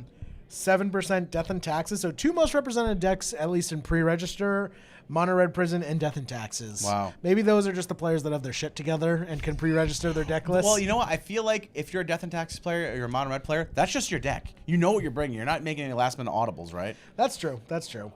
5% Blue-White Stoneblade. So We knew that was going to be a pretty big deck coming into the weekend, right? right off the bat, 13% of the room on Stoneforge Mystics. Yeah. I've been seeing so many Stoneforge Mystics in Legacy It's a lately. bullshit card. Sorry, it is. I hate it. I hate it. Oh, man. 5% Blue-Red Delver and 5% Sneak and Show. I like Blue Red Delver. Both of us right there. All Yep. right, we got some. all right. I can some get behind fan those numbers. favorites. 5% Miracles, 5% Aggro Loam. That's Wow. That's pretty Okay. interesting. So that's a good amount of chalice. We've in been there. seeing a lot of them. Yeah, there's Lot of Chalice. fair amount of Chalice. Yeah. 4% Turbo Deaths, 4% Storm, 3% Blue-White Delver. So yeah, that's not Stoneblade then. That is not Stone, but well, Blue-White Delver is running Stoneforge Mystics too. And yeah, so And Delvers. So more Stoneblade decks. Yeah, so what's that? 16% of the room Mm-hmm. on Stoneforge Mystic. Man, I'm telling you, like, Grixis Control is not a very good deck right now, but Kolagon's Command is such a good card Yeah, in the meta we right were now. discussing that at dinner last night. That's Yeah. exactly what you said. Yep. K Command is really good right now. Yeah, like, we just need a better K-Command deck rather than Grixis Control. Indeed. 3% Rug Delver, 3% Nick Fit. Okay. 3% Merfolk, 3% Maverick, 3% Grixis Control, and 35% of the meta is one of other decks. I like that a lot. I like that a lot. 35% homebrews. I like that a lot. Breakdowns of all that if they want to open them. They can see that too. Oh, Oh, very nice. cool. Yeah, you guys. If you guys are on the Cardboard Live extension, you'll be able to see the metagame breakdown as well. Yep. And deck lists. We got Burn, Blue Black Shadow. Ooh, Blue Black Reanimator, a deck that we were talking about again last night that we just don't see that much anymore. Yeah. I'm surprised Red Black Reanimator was not on that list. Yeah, of no of Red any Black decks. Reanimator. That is surprising. That's crazy, right? Rug Midrange. I bet that's Ian. Ian, yeah. Pox. That's our friend Travis out Yep, there. it has to be Travis playing Legends Box today. Mono Red Stompy. I believe that's like Big Red. Yeah, We're running like Infernal Titan and all that stuff. Lands. Yeah. Oh, we have a Tet. We have a Tet in the house. Grixis Thieves. Grixis Thieves. Oh, that's But- either Tet the Epic Thief or it might actually be Dak Faden. It's probably Dak. I would think Dak Faden Faden, Notion Thief, yeah. probably. Grixis Delver. Wait, Green Red Sneak Attack. We Click on it. Click on that. Click on that. What is that? We have to find it. We'll have to find it. we don't have lists for that one. We have a Goblins. We have a Food Chain. The green is probably prime time in that deck, right? It's got to be prime I don't time. think so. We'll have to get deck lists for that one. Esper Jailer, Esper Vileblade, which is rich. Elves, Eldrazi Post, Dredge, Bug Landstill, Aaron Gazanaga. I'm Yeah, guessing that's that absolutely is. have to be him. Absolutely. Baxter Bug, and a single Black Red Reanimator. Only one Black Red Reanimator in the room. Oh, today. okay. So there is one. I would think there would be more than. Well, I mean, again, this is in the deck list that were submitted on Cardboard Live. Which, if you're going to a tournament and you know you can win. What did we raffle off today? Scalding Tarn. Scalding Tarn, right? Yeah. Yeah. So if you didn't register, like pre-register for a free Scalding Tarn, like what's wrong with you? I don't know. But yeah, that's only about half the metagame. That's everyone who pre-registered. We're still getting deck lists all in for people who did the paper deck lists. Oh, we got Stryfro in chat.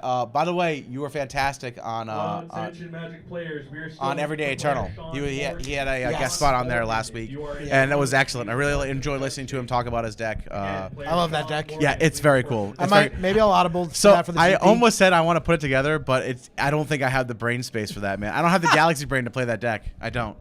I kind of just want to play it just so I can have another excuse to run 2 chains.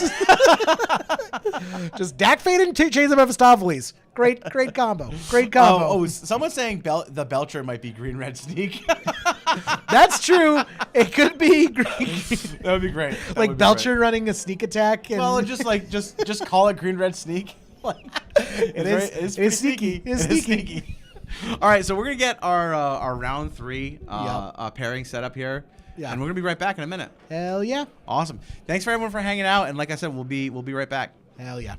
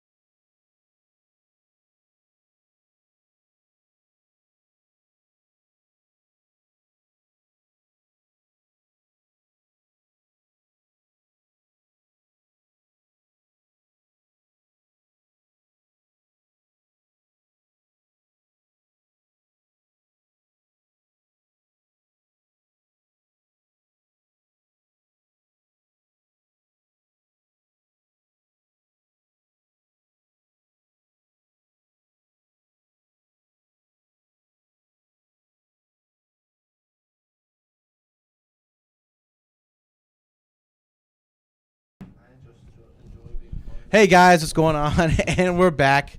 Right now we have Ben Capon. Did not submit his deck list on Cardboard Live, so I'm not sure exactly what he's on right now. But I think I know what Bryant Cook is on. He's probably on Miracles, right? Indeed, like the deck he's known no, for. Bryant Cook, known for being an avid TES fan, right? So he's I believe on it's pronounced Tess. He's on the Epic He Storm. likes it when people call it Tess. I feel like that's not true. I'm pretty sure. Actually, we talked about this on the ride over today Mm-hmm. because he flew in at 6 a.m. And he likes it when people call it Tez, actually, with a hard Z at the end. Tez. So Bryant is a master of this deck. I was actually listening to him on the Eternal Glory podcast the other day, and he play like his the amount of matches he plays before major events is mind-boggling, like hundreds of matches before major events. I don't know if I play hundreds of matches a year. It's crazy. So he's leading off on I don't think Duress you've played here. hundreds of matches since you started playing Magic. For sure, no. For sure, no. Leading off Wait, with the did Duress. He took the only card. The only card he could, the Swords to Plowshares. the least needed card. Yep. So, So it looks like Death and Taxes from Ben. Yeah. I feel this is going to be a short match, Pat. well, if he lands like a turn 1 Thalia, or sorry, a turn 2 Thalia, that might help him out. Yep, that could, but I feel Bryant, of all people, can play around a Thalia pretty Yeah, easily. for sure. Bryant sees that he has the Wasteland, so he's going to fetch out basics. Not that he wouldn't do it anyways. But yeah. I see Lotus Petal, Chrome Mox. Is this a Aether Vial that he just drew here for turn? I might have missed it. All right, here's a port. Yep. Trying to go for the port option, tapping down those islands. There's a polluted Delta. See a Lion's Eye Diamond. Looks goes like this Bryant has plenty of mana. He's just looking for some gas. What's here? Stoneforge Mystic. Now, Batterskull, if it can connect, can actually be pretty problematic for Storm decks because each time Batterskull connects, it means 2 extra Storm copies need to go on the stack in order Indeed. for Tendrils to be lethal. Indeed. No, Cyrus. He's had too many high level finishes now to be our intern anymore. We couldn't afford his health insurance and the 401k he was asking for, and certainly couldn't go and match up to 5%. So we had to let him go, unfortunately, as our intern. I mean, it was like having I'm gonna attempt a sports ball reference, Pat, here, but it's like this is gonna be awful. Just it's for like warning. if Kobe was playing in a Pop Warner team, and Yep. like Kobe being Kobe, just like he outgrew the Pop Warner team. You nailed it, Jerry. I did good. I had no faith in you, and you absolutely did exactly what I Good. thought you I'm did. just trying to say that Cyrus is like Kobe. No. Let's not draw that comparison. No. Cyrus is a great person. Well, Kobe's not a great person. I just is. You know what? You don't know enough about sports. We're not going to get into this. We're just going to talk about Magic here. Aether Vial was the draw last turn for Ben there. So he's played Stoneforge Mystic and Aether Vial last turn. And Bryant is, Burning Wishing for... Is Cyrus more like Kyrie? Is that more appropriate? We need to stop, please. That's a basketball player, right? I don't really do basketball, to be honest with you. But. Oh, okay. It's March Madness. All right. So, Wasteland. Let's Wasteland that Badlands. Stoneforge Mystic getting in for 1. Yeah, Wasteland sometimes you're just Badlands. going to get in there for 1, man. I guess he doesn't want to activate. He's going to port down the island here. So I guess he's just trying to keep him off of mana right now. Yeah. So he didn't want to activate for the Batterskull there. He just wanted to waste a land and keep him off blue mana. But if Bryant's taking out his storm counters, things are... Oh, no, he's not. Oh, maybe he is. If he's taking out his storm counters, it might be time to wrap it up. Yeah, I don't think Ben Oh, really boy. realized just how much mana Bryant has in his hands. So Brian has access to a single black mana right now, but he's pulled out his storm counters, saying, "I don't need that island to kill you right now." As a Death and Taxes player, when your storm opponent brings out their counters, it usually means you're dead unless your storm opponent makes a grave error. All right, so we have Dark Ritual. 4 black, 1 storm. Here's Lotus Petal. Lotus Petal. Chromox. Jeez. Yeah. Jeez. LED. Oh my goodness. Oh boy. And he's gonna crack the Lotus Petals. Dark Petition Oh yeah. Going back up to 3 mana, cracking the LED. for more black or for red at this point. I think probably red. Yeah, that looks like our opponents. Yep. You want red mana there, Bryant. Let me help you. Is this a nightmare matchup for Death and Taxes? Like, do you need like turn 2 Thalia every time just to have a chance in this game? Yeah, I mean, I definitely don't think it's a matchup that Death and Taxes wants to see. Yeah, Cyrus squats too much. I saw him squatting, and then he actually picked me up and squatted as well, and that was a problem for me. My ego couldn't handle it. So Bryant's going the ad nauseum route here. Yeah.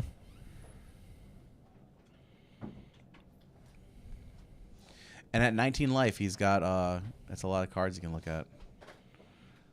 He's just palming multiples at a time. Yeah, he's like, jeez. don't worry about it. Wow, that's a gutsy call. I'm just gonna palm 3 more. Well, he's at 20. He's nowhere near. I know. I'm just saying, man. He's down at 12. He's got Burning Wish. All right, so now he's got Infernal Tutor and Dark Ritual. He feels safe because And- Dark Petition's already been cast, Ad Nauseum's already been cast. The only real chunk that he's gonna get dealt is the Ad Nauseum, And the there's Tendrils God. of Agony. He's a monster. There's a Ponder. Yeah, I mean, He's gonna Brian stop just there. drew half his Brian just drew half his deck here. Land for turn. He's gonna go another LED. Should crack that LED right now. I think that's the best play. Just for the power move. Another LED. Rite of Flame. Just another casual reminder. Ban Rite of Flame. So here's a Chromox. I think Storm Count is high enough. Yeah, I can't imagine that he needs any higher storm count here. Unless he's worried about him swordsing his own Stoneforge Mystic, he doesn't really need to go past 10. Yeah. That would be a gutsy play. Tendrils for 10, swords my Stoneforge, go to 21. I mean, and we get the scoop up. yeah, he sees the writing on the wall there.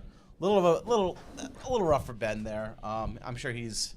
Yeah, so you immediately see him just cutting all of his swords to plowshares right now. Yeah, he doesn't need those. Doesn't need those.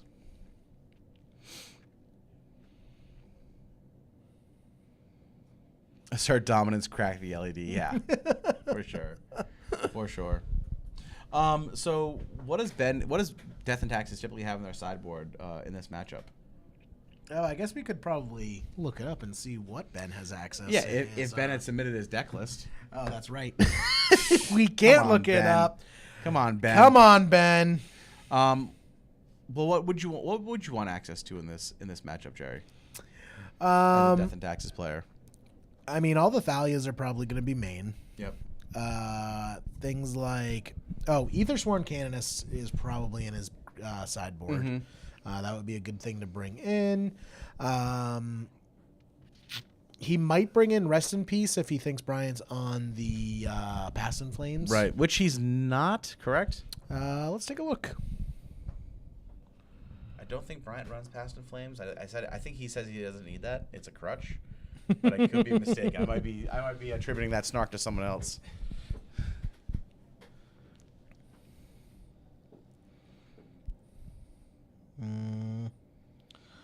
Trying to find. Doesn't look like Bryant's deck is listed either here. That can't be right. Yeah, Wilson from the behind the screen says yeah it is. He's got it. I'm for us. just showing statistics.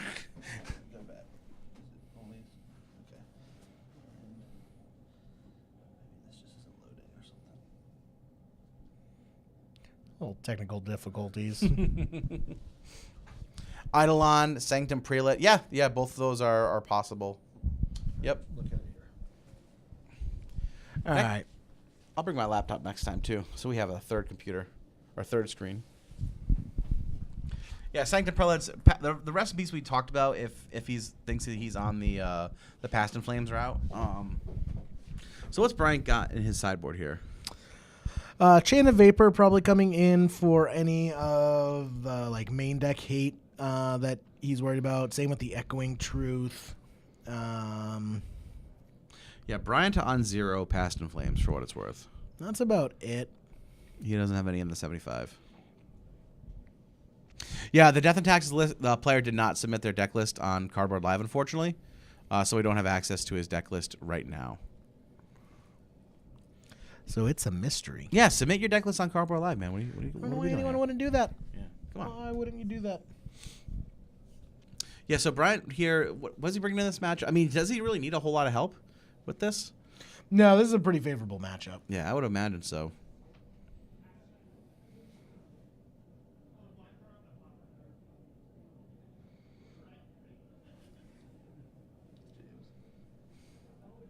What does that say?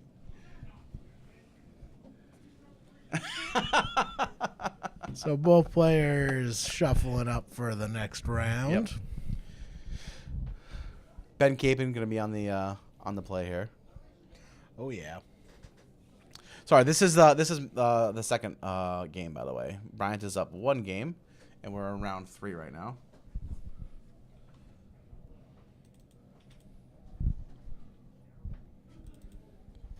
I think it's some bug because there's only one deck list.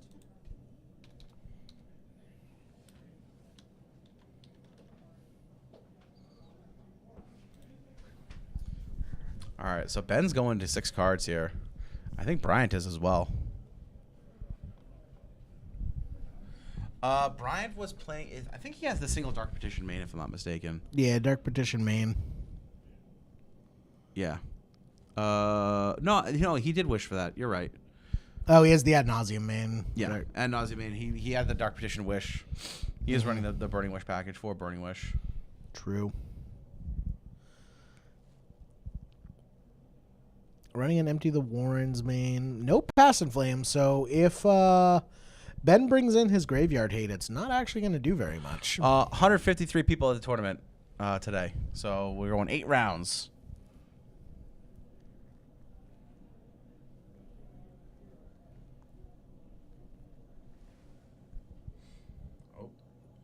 Both players hopefully finding a hand they can keep. Nope. Uh-oh. Now Bryant knows that Ben's running Stoneforge Mystic.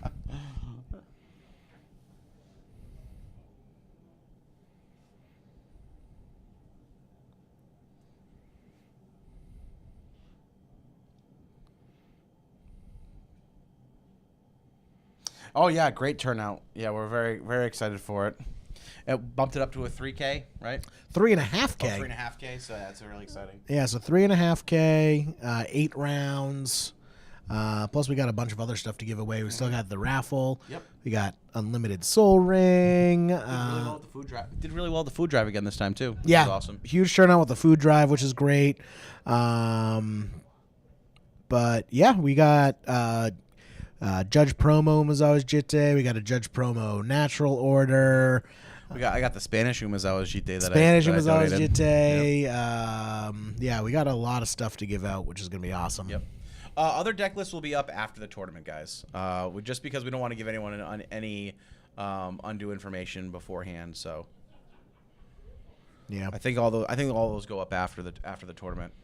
Yeah, we don't want players looking up their opponent's deck list during the tournament. Right. Exactly.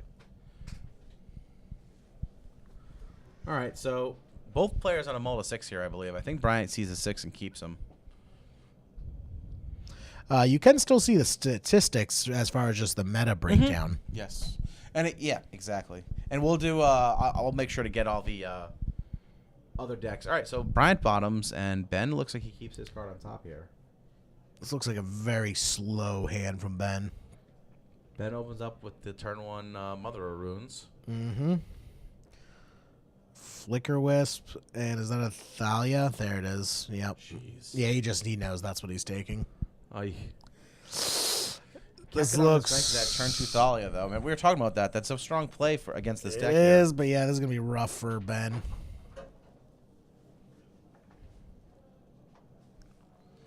Maybe for the next one. I think that's actually a great idea, doing a raffle for Twitch viewers. But since we haven't set ourselves up for that, I don't know if we can Do that on the fly. Yeah, do that on the fly. But that's a great idea. We'll do something next time, and we'll do something for the bits. Yeah, I'm not like super familiar with how that works for Twitch, so we'll get that up. We'll be doing the next tournament probably in the next 2 or 3, maybe 4 months. So we're trying to do 3 or 4 a year for the opens over here at Gaming Etc. in Acton. All right, so Ben found a Thalia on top of his deck.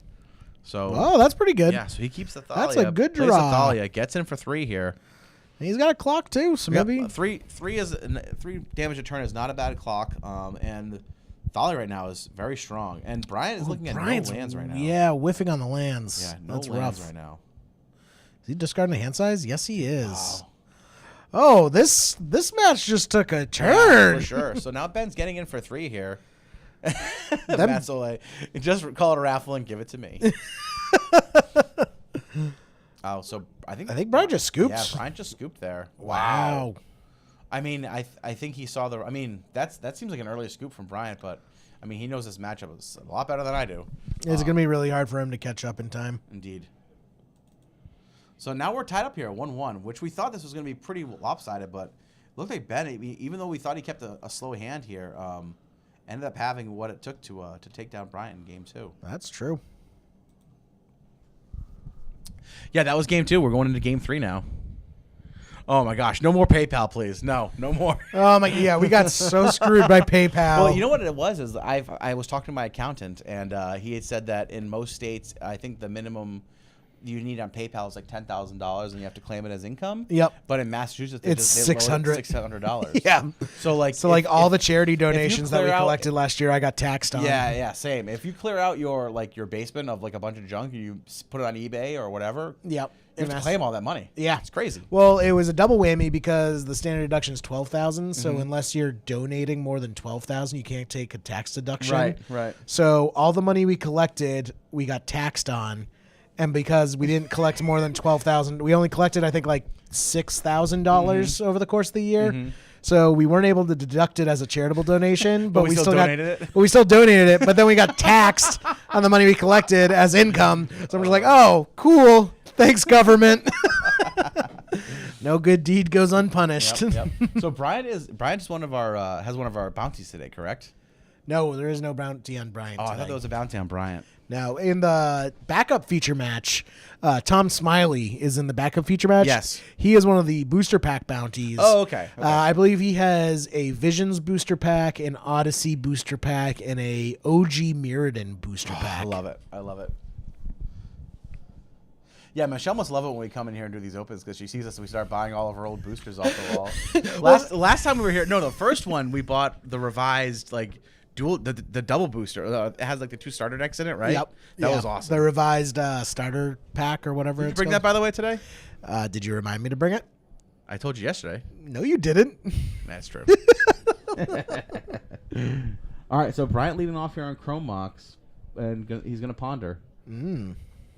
Exiling the Chain of Vapor to the Chrome Mox.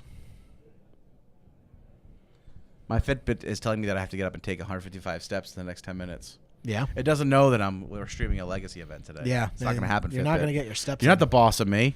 You're not going to get your Get outta steps in. here. I think I'm going to put in a petition for the next Leaving Legacy Open. The caster's booth should have standing desks because it's healthier. I like that. I could do that.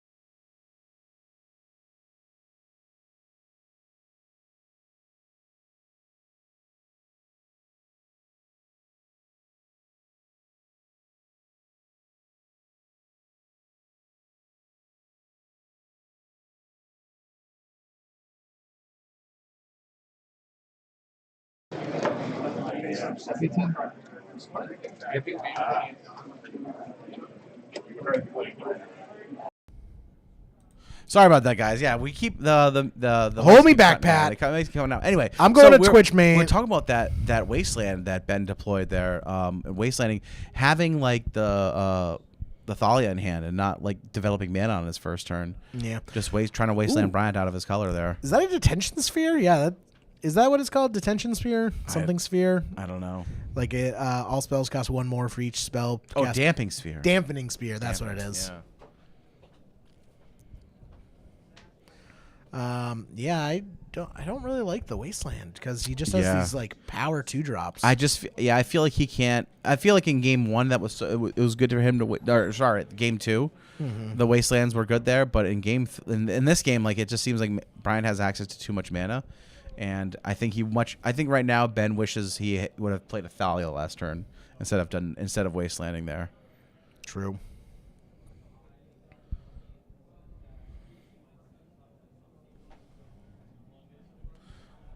Yeah, damping sphere. Here come the storm tokens. Yeah, this game's probably wrapped up right now.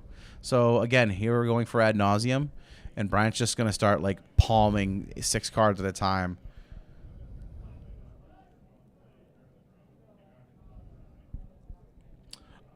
The Cardboard Live site actually lets you put in your own deck lists, believe it or not, because we had the Shed on in round 1, Yeah. which is pretty sweet. And the shed is definitely not a predetermined. Yeah, the Shed. He told me what it stood for. It was spell stutter, high efficiency Disruption? No, it's something like it was like some kind of acronym.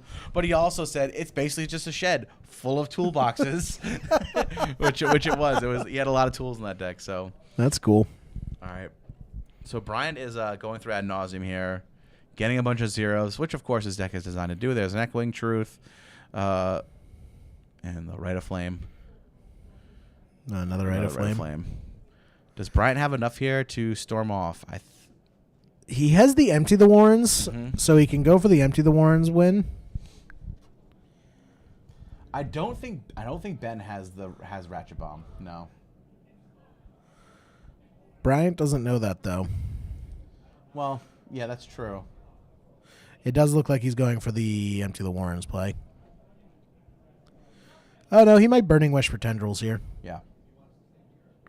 I missed that Burning Yeah, Wish. Ben didn't submit his deck list on Cardboard Live, so it's not available right now on the stream, unfortunately. But Brian's deck list is. Yep. Oh, and never mind. It's the Empty the Warrens. Okay. Bryant going the route of not having enough tokens and just putting dice on the tokens. I'm not a fan of that Like a move. gentleman. Not a fan of that move. Like a gentleman. And here's Burning Wish. I think, is he Burning Wishing for... Yep, and he's just going to And there's Tendrils the him. Tendrils. And that's game. Oof. That was tough. I feel like Ben wanted to disrupt his mana there. Did he have that Sanctum Prelate? So maybe he didn't have the Thalia in hand, right? No, he had a Thalia. He did? Okay. He has Thalia, So, Damping Sphere, yeah, Sanctum Prelate. I feel like rather than trying to take Brian off of mana at that point, Yeah, like I it think he should have much been. rather would have had a Thalia. It may not have made a difference in all honesty, but I think Thalia might have been what he wanted there instead. Yeah. Let me see if I can push us over to the other match. I'll be right back, guys. Yep. Jerry, you just sit here and entertain them with your dulcet tones. Okay, so everyone's just going to have Jeremy Story Hour. I was a young boy. But yeah, we got some good stuff. Maybe Wilson can come help entertain the crowds here. Wilson coming in with a bunch of pizzas. And very professional looking. We're going to, move that camera over for the feature match. Taking a look, looks like Sneak and Show versus another blue-red deck. Smiley, one of these? Tom Smiley is one of these. Tom Smiley, he's running Sneak and Show today. Tom Smiley has joined the ranks of the just. Tom Smiley up here. Yep.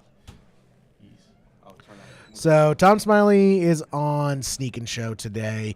He actually asked me to borrow some Sneak and Show pieces, and I was quite shocked when he came in asking for parts of my favorite deck, despite all the hate he has given it in the past. Oh, jeez, wrong way. Pat's just messing up here, just moving the camera in the wrong direction. Don't worry, guys. We'll get that fixed. There we go. There we go. Is Sneak and Show the hardest or second hardest deck in Legacy? I think it's the hardest and the second hardest at the same time. Like, it's so difficult, it takes both of those spots. Because there's Omni Show. So I think, like, Omni Show's the hardest, and then Sneak and Show is, like, a fraction of a peg below in difficulty standings. That makes a lot of sense to me. Me too. Me too. That look a little better. Jeez, I keep going the wrong way with that. Bring it towards. I think it's fine for now. Jerry, want something to eat? I brought you food. This might be a Sneak and Show mirror match. I think it might be. Did you ban Cyrus from the chat, Wilson? Cyrus made a very inappropriate comment in the chat. Oh, yeah? I don't think there were any options. So you banned him? The Leaving a Legacy intern banned him. I will not take responsibility for that. Oh, man.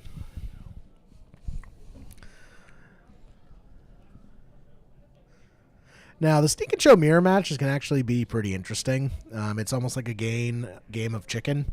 Who's going to blink first? Who's going to try and combo off? And, what is each person going to put in off show and tell? Yeah, Sneak Attack seems significantly better than Show and Tell in this matchup. Yes, it is. Unless you're running the Cunning Wish version. That's always a interesting play. You can put in Emrakul off Show and Tell, but then your opponent goes Omniscience Cunning Wish. Right. Makes you feel a little silly. Yeah, it looks like in Smiley's list there's a split of Fluster Storms and Spell Pierces, which could come up in a variety of different ways here. Yep. Also, running the Arcane Artisans, which most likely came in. Arcane Artisan, probably one of the more underrated cards in Legacy.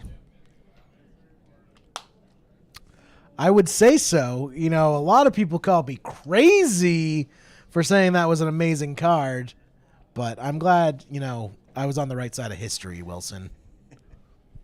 The champion. All right, so we have a Vendilion Click and a Sneak Attack over Here comes the Sneak Attack. Grizzlebrand. I believe this is Tom Smiley going all out. I would have loved to be in R&D when somebody suggested a flying lifelink 7/7 Yawgmoth's Bargain. I would like to shake that person's hand too. That's what you're getting at, right? More or less.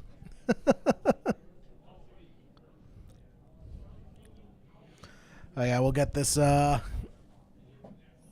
get the names updated in a second, guys.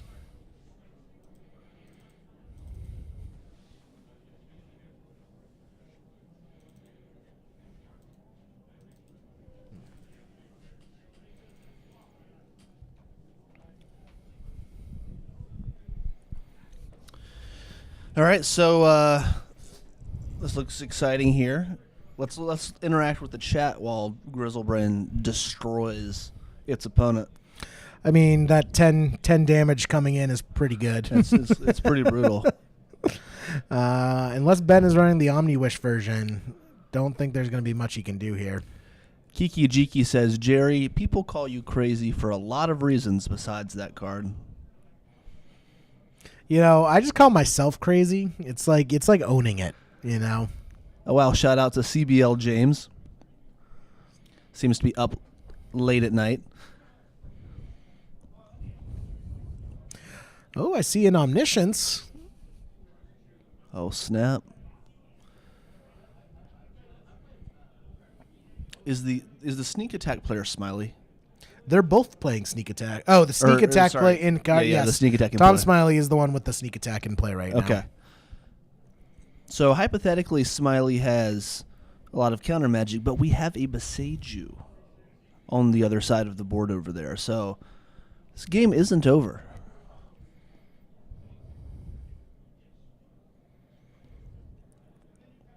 Now, show and tell omniscience, Emrakul could seal the deal here. That would be brutal. After drawing 7 cards and shipping the turn to lose the game, that's legacy. This is what I'm saying. Sneak and show rarely loses to your opponent, except when you're playing the mirror match. That's when you lose to your opponent. Cliffy leaving up island suspect. Why is that? Ooh, got the Emrakul. Pat just walked in with an entire pizza. Pat's hungry. Go big or go home, my friend. Pat's real hungry.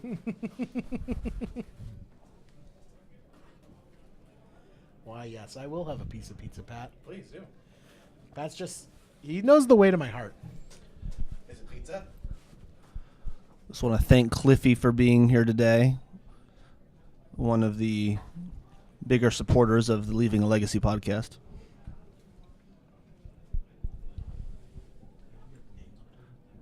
Yeah, they're on the paper right there. How do we do it? Oh yeah. Yeah, unfortunately, Wilson dropped to top 31 after the most recent Legacy Grand Prix he played in. Oh, it doesn't matter.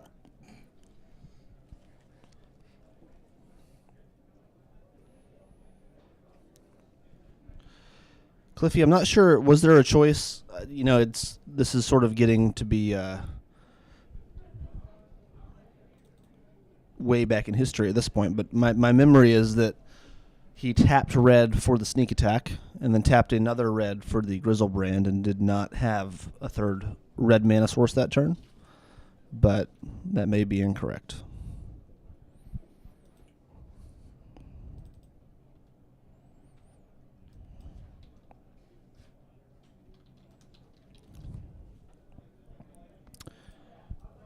Chat, you can share in the pizza with the exclamation point pizza chat command. Game 3 now? I believe this is game 3 going on. All right, going to game 3. Pat, would you like to come back into the booth over here? I'm gonna eat some pizza. All right, Pat's going to eat some pizza. Well, Wilson would also like to eat some pizza. Oh, we'll eat some pizza. I'm happy to eat the pizza while being in the booth here. I don't think the listeners mind that we're eating pizza while we're commentating. We're nothing but the most professional of Twitch streams. Was that the Ben Stark sandwich gif? Do you remember that? Where he like has like a pocket, like a pita pocket or something, like some kind of sandwich on screen, and like he's going to eat it, and Tom Markel's like, hands it back. If someone could link that in chat, I'd be appreciative.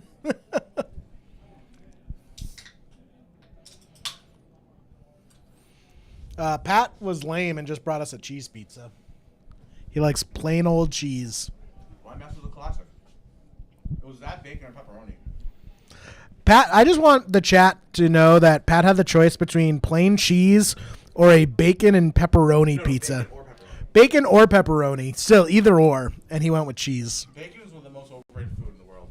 Bacon's overrated. And it's bad on pizza. Everyone, if you can just, let everyone know, how that feels. Oh, yeah. Yes, fiddle on the drum. Pasta pizza. Carbs on carbs. Best pizza out there. I like a nice ziti chicken Alfredo pizza. That's bomb. You don't know what you're missing unless you've tried it. I think we just solved why you've been limping around for the last couple of days, Jared. Pat is trying to start a rumor that I have gout. I just want the world to know that I don't have gout. I sprained my ankle. No, you don't know what it is. Liam Neeson, I appreciate those kind words. I'm also a big fan of yours. Yeah, I really liked you in Taken and as Qui-Gon Jinn.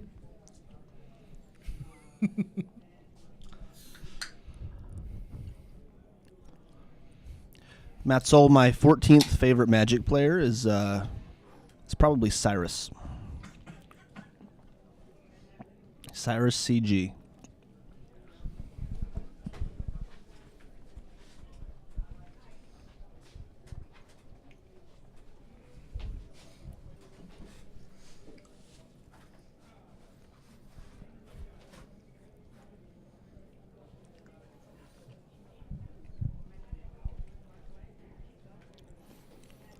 Looks like hands are being drawn. Scalding Tarn on the play. Pass turn.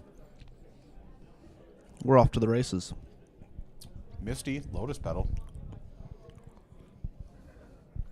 Even though Smiley is on the draw, the pedal allows for regaining the mana advantage.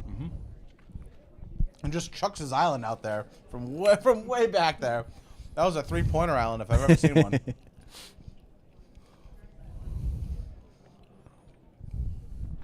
A signed Fish Ponder. I respect wow. I didn't realize Tom was playing Sneak and Show today.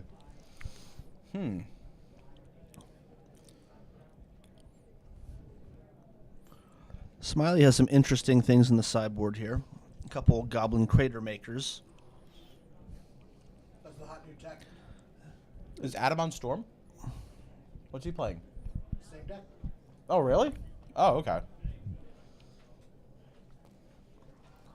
Goblin Crater Maker in Sneak and Show is the hot new tech. I believe JPA is the one who pioneered it. It's replaced the Braid in the sideboard for Sneak and Show. Really? Yeah. Is it because you can, like, sneak attack it in? Well, it does everything a Braid does, and it's also just a 2/2 threat for matchups like these. Wow. Like, oftentimes in the mirror match, Vendilion Click is the thing that decides the game. Because you just kind of go off in each other's faces and, you know, stop what everyone's doing, and then Vendilion Click gets there. Yeah. Well, I guess we're going to see Thomas and Adam both go off in each other's faces shortly. Comment from the chat. Yo, Crater Maker is dank. It is a flexible card.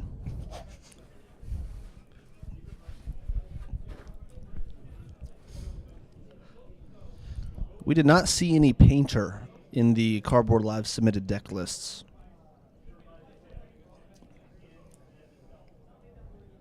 Is this an Impulse? No, I believe so.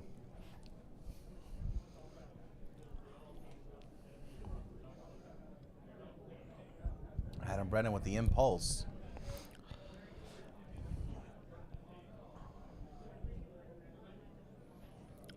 Let's see what our decision is here. I'm seeing at least a Flusterstorm in those cards.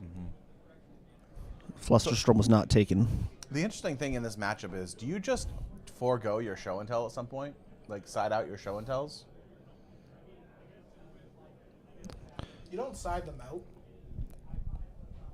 You don't side them out. You might trim them. Like if one player's on Sneak and Show and the other person's on Cunning Wish, then the Sneak and Show player might board them out, especially if they have things like Arcane Artisan or other win conditions. Here, I believe it's just the straight mirror match, though. And in that case, it turns into a kind of a game of poker. Right. Yeah. Got to look out for that Ashen Rider, though. I know that. There's a clip of me somewhere on Twitch with like 22,000 views of me getting double Ashen Ridered. Oh, wow. 2 turns in a row. Yeah. It was pretty epic. This is interesting seeing the basic islands. I wonder if Smiley has Blood Moon for the Boseiju plan, or Oh, perhaps. He does have Blood Moon in the sideboard, and maybe something that he brought in this matchup. that's sort of interesting. Sort of like a next level kind of play. Is anyone on Myth Realize Standstill today? So here's Arcane Artisan. Ooh. All right. That's a good one here. You know, when there's a lot of Spell Pierces and Flusterstorms flying around in this matchup. And you mentioned Adam was palming a Flusterstorm, so that's a good way to play around that for sure. Yep.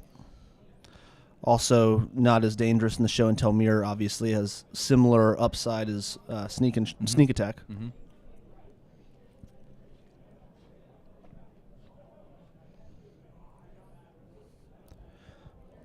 All right, so Adam is in a position here where he really needs to do something impactful this turn.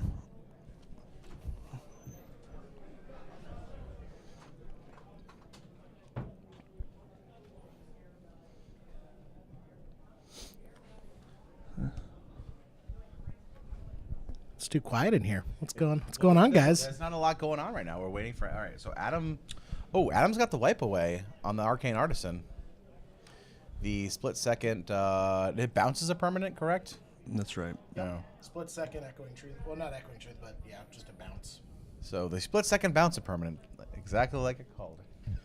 I was trying to think of like an equivalent card. Yeah. It's like it's a split second boomerang. That's what Yeah, sure, for sure. Matt Soul asks if Crater Maker is better or worse versus Artisan. I mean, it's worse because you can't kill the Artisan, but I mean, you're not really using a Braid in the mirror match. You're not really using so a Braid kills the Artisan, but Crater Maker kills Emrakul. So which one do you really want to kill more of? And I don't think there's any right answer there. I think it really depends on the situation, and it's kind of hard to call it. So I don't think it's worth making the decision in your sideboard based on that specific situation. Because if they're going Grizzlebrand, obviously you want to Braid more so you can kill the Artisan. But if they're going Emrakul, you want Crater Maker more so you can kill the Emrakul. All right, here we have 2 copies of Flusterstorm on Show and Tell, and then 3 copies of a Flusterstorm on the 2 copies, probably one doubling up. Looks like the second Flusterstorm wins this battle, and Show and Tell is still in stack. Ooh, we see a Force of Will. Pitching the Arcane Artisan that was bounced with the wipe away. Looks like some sort of interesting X-Man altar on that Force of Will. Yes, I believe all of Tom's Force of Wills are altered for X-Men. Very cool.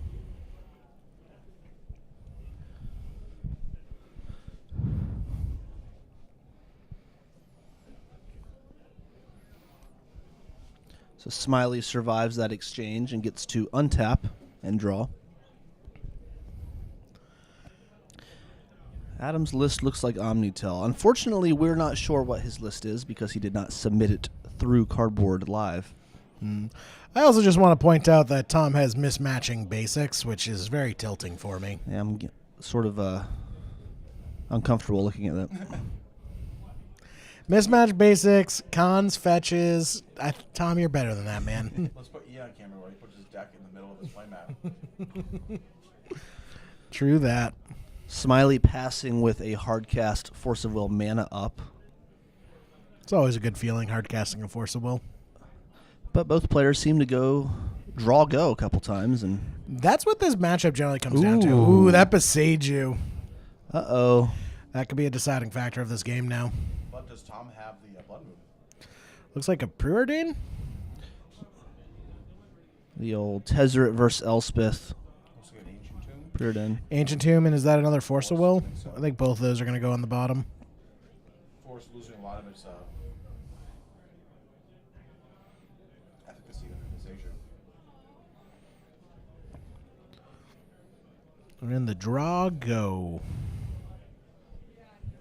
Oh, looks like Tom's in the tank, though.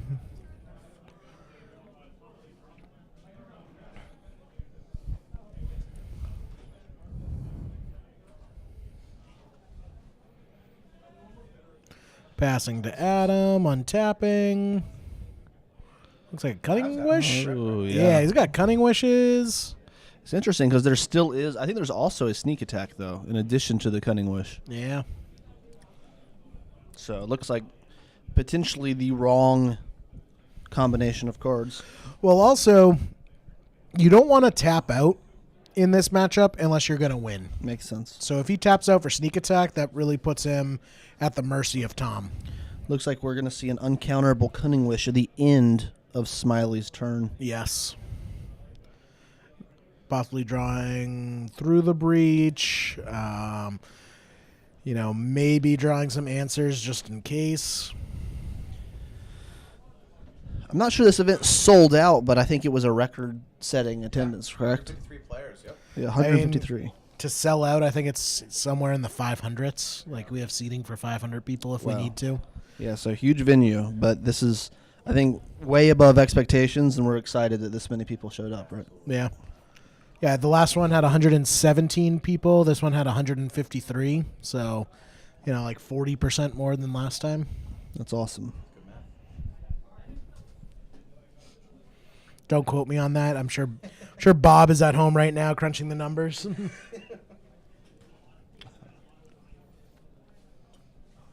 what are you cutting wish for? I believe he Cunning Wish for Intuition, yeah. He's going to untap, Now that intuition's probably going to be used to find a Taps the top of his deck. big fat fatty. Oh, is that a Grizzlebrand off the top? It looked like. May have been. Oh, snap. Yeah. Unless there's another black card in Adam's deck, but pretty sure that's a Grizzlebrand. Now the interesting thing is he's short 1 mana. He has the sneak attack, but Boseiju doesn't make sneak attack uncounterable. Sneak attack would run straight into Tom's Force of Wills. I see a Flusterstorm there, too. The next Leaving Legacy Open hasn't been scheduled yet, but probably 3 or 4 months from now. We're trying to do 3 or 4 of these a year, so 1 a quarter is what we're shooting for.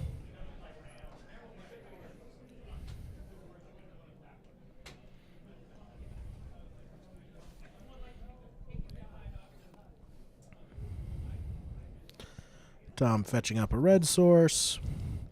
Now, Adam has all the pieces he needs to win. He's just short 1 mana and also is probably looking for a little bit more protection. That makes sense. I think I saw Omniscience, too, yeah. Yep. Oh, Tom's Uh-oh. going off. But so could Adam. Adam has another Cunning Wish in hand, I believe. this is about to Now- get interesting. Yep, yeah, Adam's getting ready. Adam has that Cunning Wish ready to go. What's he gonna Cunning Wish for here in response? Firemind's Foresight, and then win the game from there. Oh, no, Intuition, not Cunning Wish. What's interesting is that when cast for free, these cards can be countered, but there's an untapped Boseiju over there as well. Right. So for the key cards, Adam could choose to pay for them. If I was... Oh, and Adam has the Emrakul. So even if Tom is able to stop Adam, if Tom himself doesn't win this turn and he passes turn, Adam's just going to slam Emrakul and win the game. So this matchup has been some ducking and weaving. The mirror match is actually a lot of fun. I really enjoy playing the mirror match with Sneak and Show. Intuition is resolving. Probably finding Cunning Wishes, I would say. So the only one has been used. So It was That's 3 more. Time for Leaving Legacy. as long as there are 4 copies of Cunning Wish in this deck, then the Intuition can go grab another Cunning Wish. Didn't he already play a Cunning Wish though? Yeah, so I think so. There's been 1 played, so there needs to be a total of 4 copies, right? Played in the deck list in order to be able to get one. Well, you could still choose the 2 remaining. It's just Tom could then choose not to give it to him. Very rarely do we see like an honest to goodness Intuition, like 3 different cards.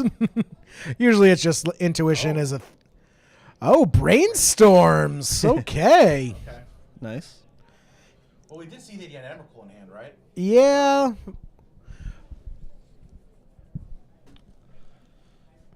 So that may mean that the Intuitions are gone.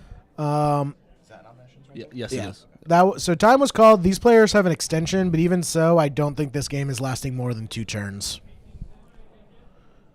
So through the breach, come off the top. Now we're still in Tom's turn. Adam is basically trying to win before Tom can get to his attack step, which is possible. Do we know what Tom has in hand right now for creatures? I believe Tom has a Grizzlebrand in hand. I believe we've seen. So he's got red mana to play the Grizzlebrand. What's this here? Cunning Wish. Cunning Wish. So Adam did an Intuition for Cunning Wish because he already had one. I see. Now, Cunning Wish is probably going to find Firemind's Foresight.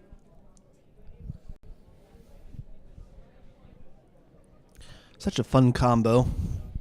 Firemind's Foresight. Oh. Oh, Trick Bind. Okay.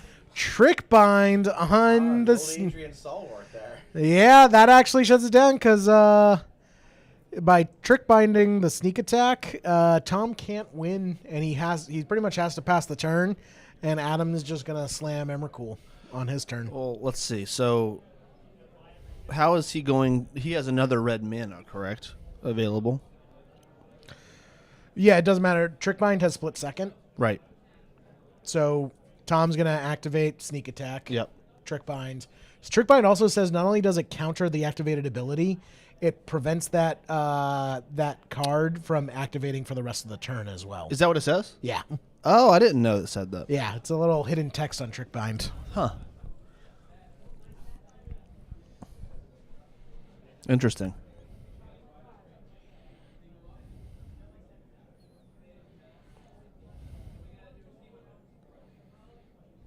Does it actually say that? Yeah. I don't know how that Grizzlebrand is coming into play. Are you sure it says that? I'm almost positive that says that. Gotta look it up. Wilson's double checking me. All right, well, so Tom's laying down Grizzlebrand right now. How did that Grizzlebrand come into play? I thought I got Trick Binded. Did Adam like misspeak? Trick bound?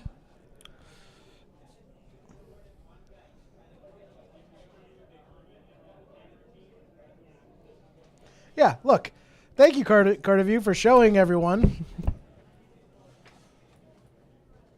Wilson, are you going to go talk to the judge? Yeah. We're going to go talk to the judge real quick, see what happened there. Because I don't think that Grizzlebrand should have come into play.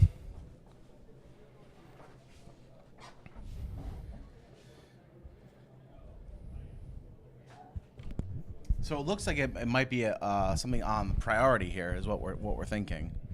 That basically Tom activates Sneak Attack while Cunning Wish is resolving. Right. So he actually gets to his trigger resolves first.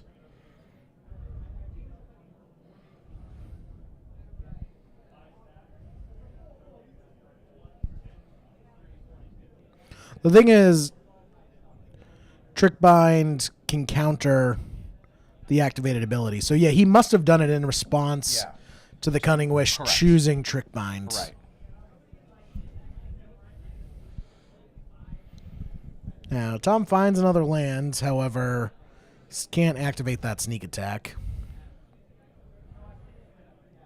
Well, it wouldn't matter anyway because he's already gone through his attack step, right? So he doesn't really need Yeah. another activation of sneak attack. So I think Brennan here might have the game anyway, right? Yeah, Tom wasn't able to kill him, so Bren can just slam that Emrakul that's in his hand.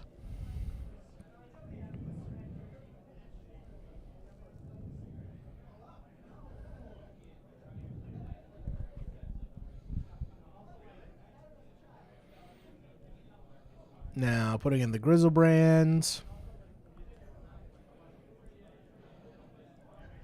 Tom is brainstorming.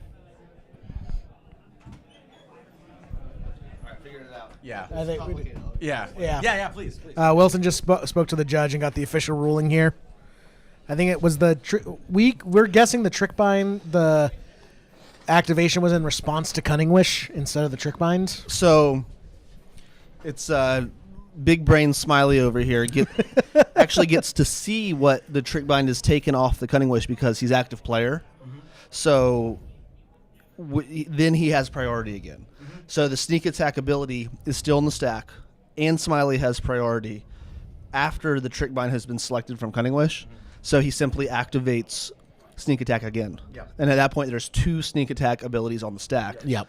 And the Trick Bind is still in hand. I think that's the way Matt Soleil parsed it out on Twitch too while you were over there checking it out. But it was very interesting. Good job by Tom. That's right. To know that interaction there. Yeah, that's very cool. And the confusing part is that the Trick Bind was still used. Whereas, like you would, but I guess it's because, he already has it. He doesn't want there to be a second creature that comes in and wins the game at that point. Tom put Grizzlebrand in play, drew cards, and found another fetch land. If he hadn't cast Trick Bind, Tom could have then fetched for a red source and then activated Sneak Attack again to put an Emrakul for the game.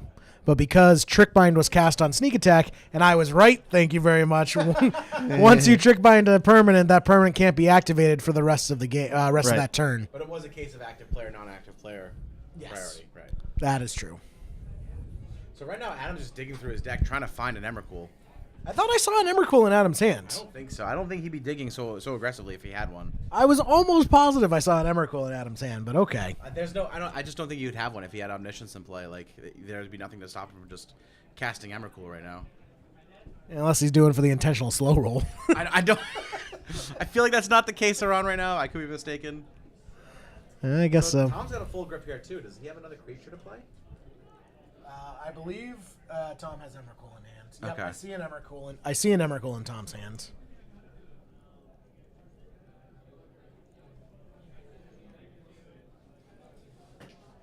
So now Adam's down to 2 life here.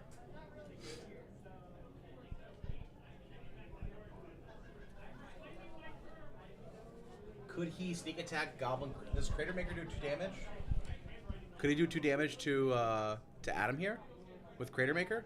Yeah. Yeah, Oh, he no, could. flushed his turn, he flushed his Nope. turn, okay. Well, he didn't have enough mana. If he had to activate Sneak Attack to put Crater Maker into play. Oh, Flusterstorm on Flusterstorm. Shaking it. Yeah, shaking it. Storm on Storm on Storm. Taking all those copies off that Flusterstorm.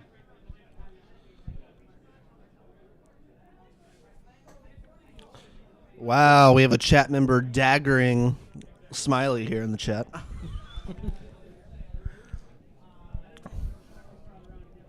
Hmm.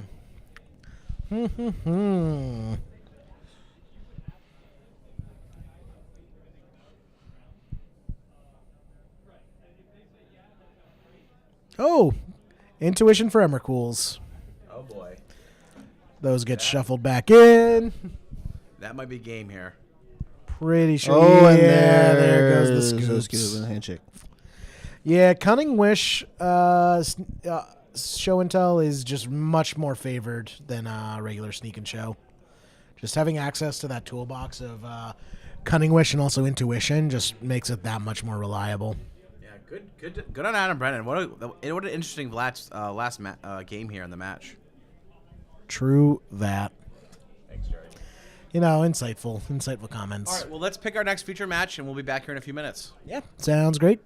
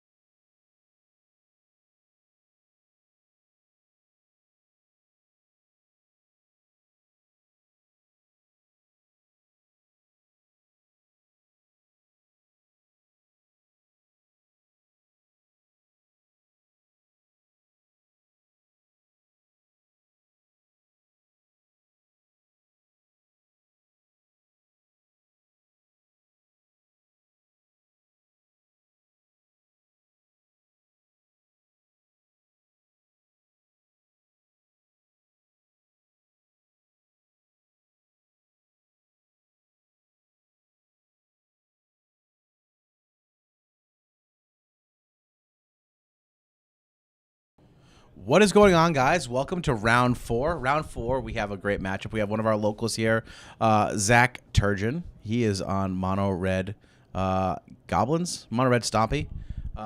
He is playing against Keith Wrong. Keith Wrong, I believe, is on Miracles. So this should be a pretty interesting matchup.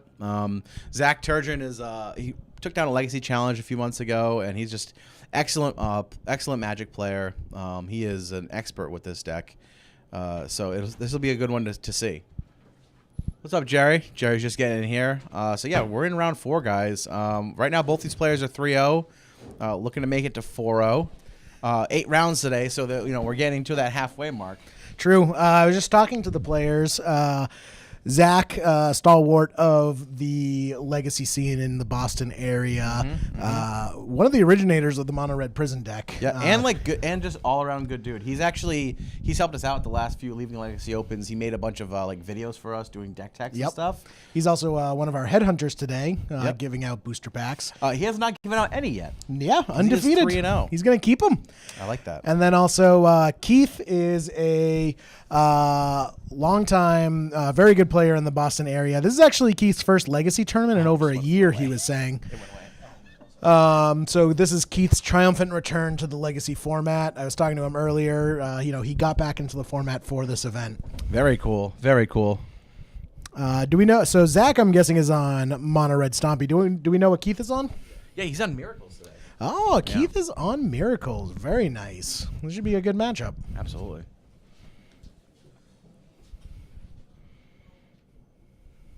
Oh no. I'm sorry, I don't do Max. I apologize. Pat's just fumbling over here. I'm not allowed to touch it. Jerry can touch it. All right, so Keith leading off on turn 1 Ponder off of Basic Island. Zach probably likes to see that. Chances he goes turn 1 Chalice are high. Yes. And look at that Ancient Tomb. Ooh, Chrome Mox. We might actually... Zach with a foiled out Invocation style deck. Yeah, it looks like... I mean, he loves his baby. Yeah. Maybe we'll see a Trinisphere out of Zach? There's a chance. That is also a very good card. He could be going Chalice with Days backup, True. Could also be that. Let's see. He selected a card. Wait, did you say just Chalice? Oh, for paying for days? Correct. He's paying 2 life. He's just showing that he was exiling that card to his Chromox. Yep. Doesn't want the Blood Moon right here. Yep. And I think he's just clarifying what they were doing here. Trinisphere. And he's got the 3-ball. And Keith immediately snapping off the force there. Yeah, does not want to see that Trinisphere resolve. No. Now, Force Will is actually an incredibly good card against Mono Red Prison. Mm-hmm. If you're able to counter their first couple lock pieces, you are really able to go to toe with Mono Red Prison a lot. Yeah, Mono Red Prison needs to have critical mass in its hand, right? It needs a turn 1, turn 2, turn 3 play, and after that, it's just straight up top decking most of the time. So yeah, so if you're able to counter those early plays, counterspell. Keith looks like he is taking command of this game off the bat. He's not taking any of Zach's bullshit today. That's going to be real hard for Zach to come back from that double he counterspell. passes, plays an island, passes. Interesting to note, Keith with no access to white mana right now. Yep. And boom. What is this right here? Is this war? Was it the War Chief? The thing Goblin Rabble Master? Oh, maybe. What's the other one? Not the Rabble Master. The War Boss. Is that War Boss? Is that a Legion? It might be a promo Legion War Boss. Damn it, Zach. But anyway, so Keith's gonna brainstorm here. Yeah, I think it's a promo Legion War Boss. Okay. The new Jace, honestly, I don't even know have we talked about the new Jace yet? Yeah, it's the Lab Man. It's the Lab Man Jace. I just got trolled real hard. God damn it. God damn it. You guys should have seen Pat's face drop. Oh, man. He's so excited. He's like, oh, new Jace? Oh. Oh. I got lab manned out at F&M the other week, and it was... He's still talking about it. I was so angry. It's a Rab Master? Okay. All right. So certainly something that Keith is going to want to answer, especially right now because he doesn't have access to white mana. Yeah. That Rab Master gets out of hand real fast. Yeah, but as far as decks that can come back from that, Miracles is definitely the best. Terminus goes a long way in that match. It does, but he's going to need... Okay, so here's white mana now.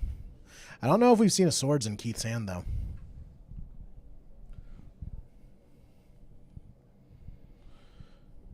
I like the Richard Nixon tokens. On, All right, so here's the swords. there's the swords.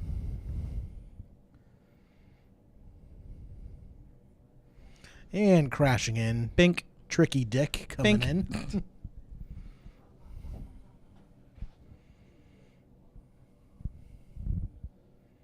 All right. Anurag just went full galaxy brain on us. Oh, yeah? Yeah. What's he saying? He's saying miracles, animation briefing, and 4 AK, and a billion predicts, and a bunch of Jaces and new Teferis. I'm just making head exploding motions. So Zach here is playing. Is this New Karn?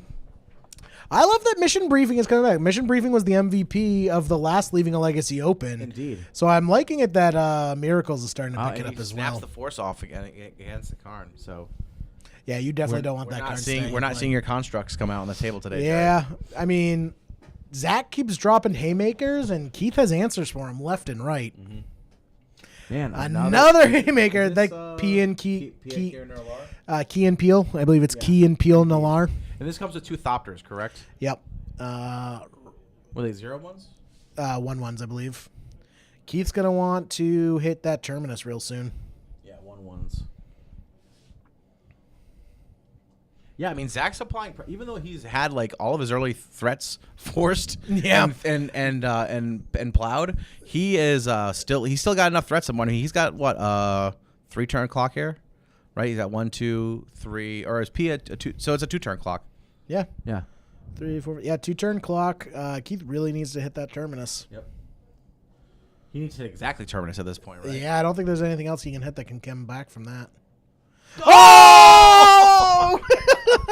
Jeez. Wow! Jeez. Wow! Oh man. That's what he needed. What is Zach tapping for here? He's sacking the Thopter tokens to do damage. Oh, okay. Wow. That's exactly what he needed. I just straight fell out of my chair right now. It's a miracle! All right, let's see what Haymaker Zach plays next. Oh yeah, if you guys like this way, because we tried a little something different with the format of the stream here. Going top to bottom on the stream, the layout. All right, so what are we seeing here? The Is this Simeon Spirit? Spirit Guide for beats. I beat Miracles players playing with It's the Simeon three- Spirit Guide. 3-turn clock. Yep, 3-turn absolutely. clock. Here's a ponder.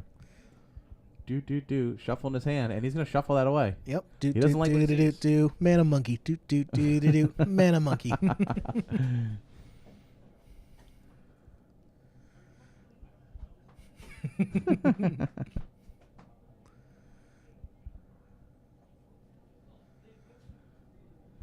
So here's brainstorm. He's digging for that answer. Yeah, Keith needs an answer. I mean, he needs one, right? Oh, there's a Terminus.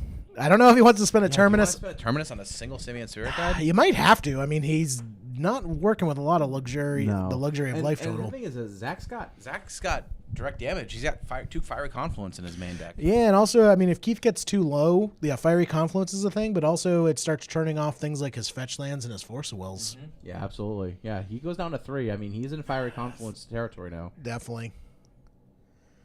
He also has to worry about things like Chandra Torture Defiance and like Karn also. I mean, he's forced. Oh, and speak of the devil, There it is. little Chandra. Yep, Chandra can put this game away now, I believe. Right? Yeah, put a lot of pressure on Keith. Oh, I think I see a Palace Jailer in Keith's hands. Palace Jailer is good because it's going to give him some card draw, but he might not live to draw those I cards. think he's going to die to this Chandra.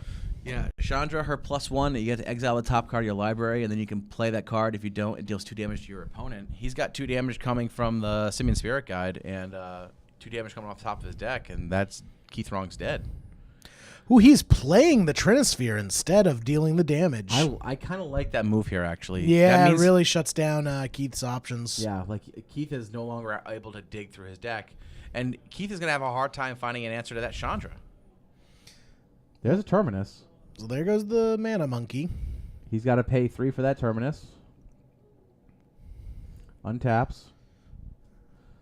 I think Zach just knows he's in a commanding spot right now. Right.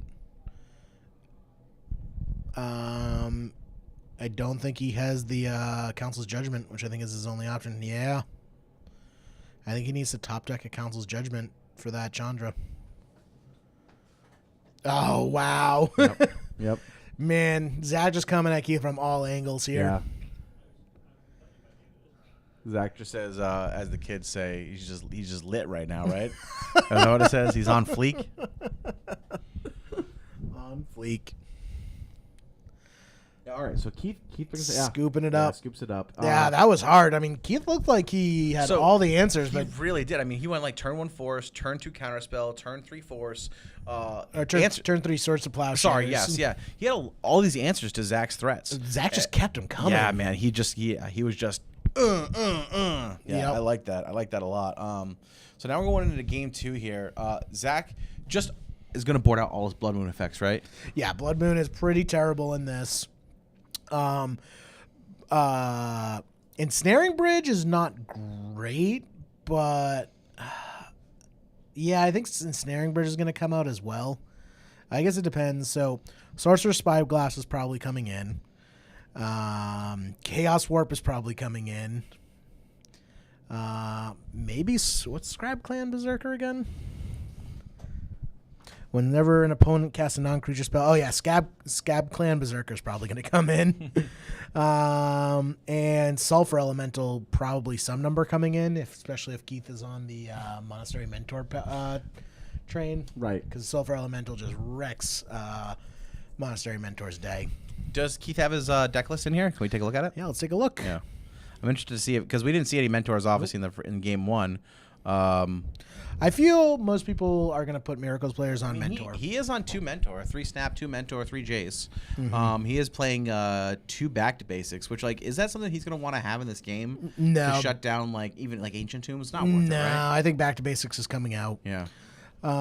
Things that are coming in, Disenchants are coming in. Of course, yep. Spell Pierces.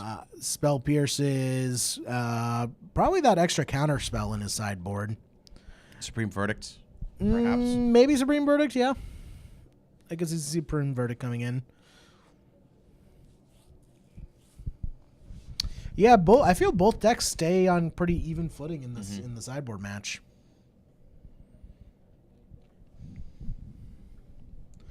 Yeah, this is a fairly good game. Mm-hmm.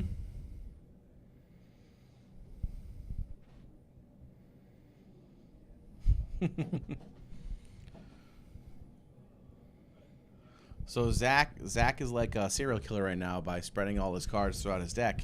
You should know that if you shuffle your deck properly, you just need to stack them all on top of your sideboard cards, and you can just shuffle your deck. And Why is that a sign of a serial killer? I'm just saying, it's like my kid the other day poking himself in the eye with his eye right open. No blinking.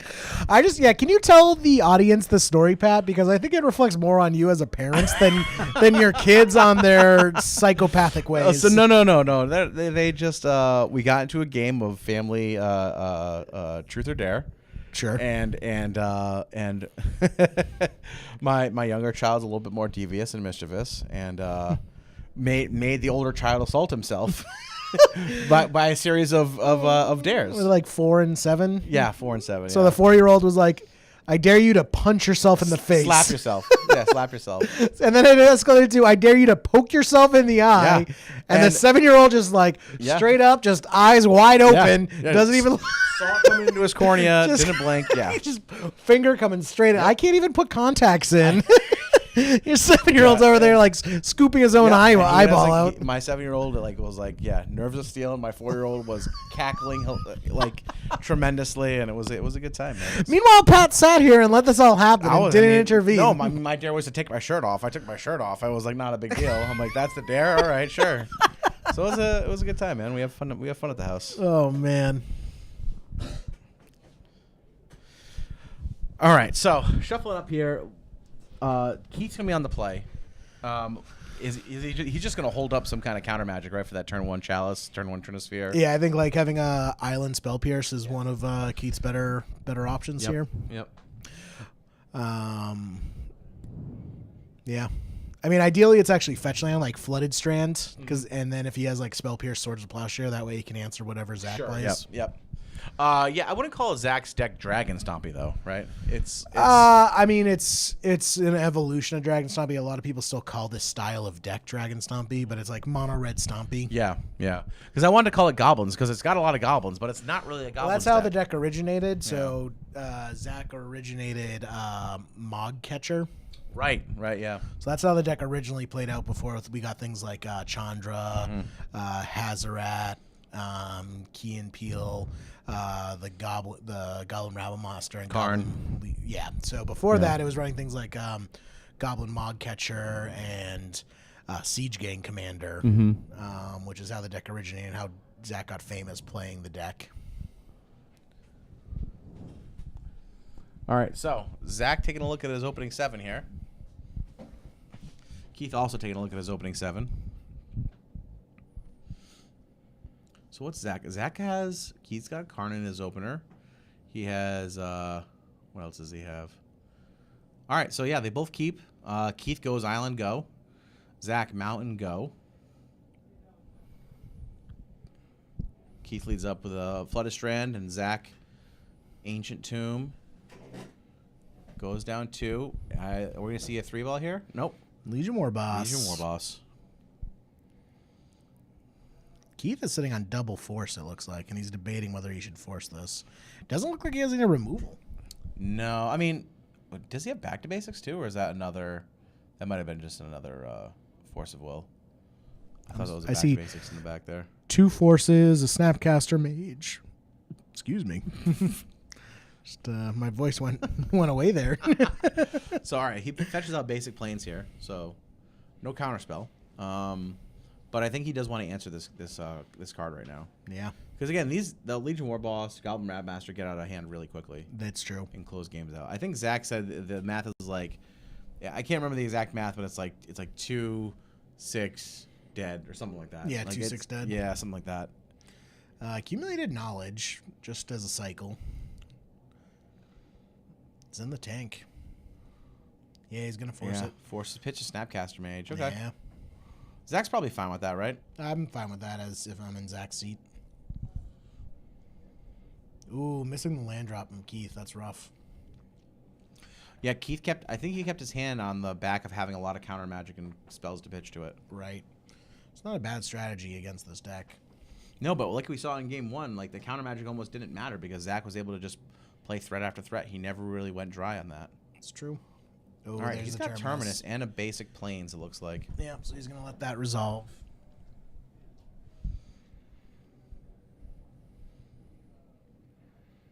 Putting 2 on top, maybe. Yep, there we go.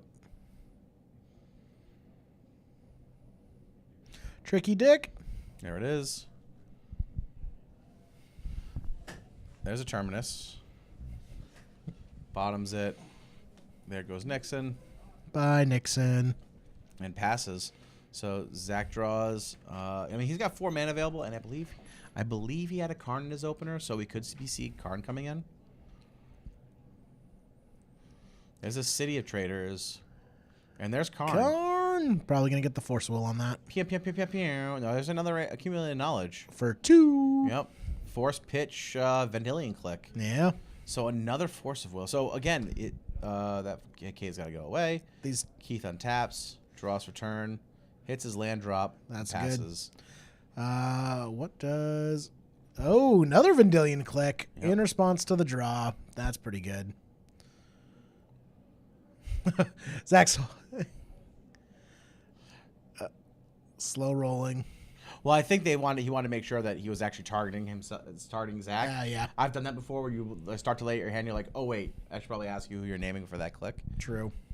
What did he take away? Was He it the took the Karn? Karn. Yeah, Bottom that of makes the Karn. sense. The Karn is difficult for him to deal with. Yeah. He doesn't have a lot of answers to a resolved Planeswalker. But the cool thing with Zach's deck is that he has access to 6 Planeswalkers in the main deck. Yeah. So that's a lot. Those are difficult for Miracles to deal with. True. So Zach had a Chromox. What else did he have in his hand? Did you see? Look like a Another Legion, War Legion Boss? War Boss. There's P.A. Kieran. No, that's not Pia Karen. Okay. What? No, All right, no. He trades off with What is that? Zach and his promos, man. See what that could be. Oh, Scab Clan Berserker? Nah. Oh, yeah. Clan Berserker hastening, he trades with the Vendilion Click. That Yep. must be what it is. I didn't know they came out with a promo Scab Clan Berserker. Well, if they did, Zach would be the one to have it. That's true.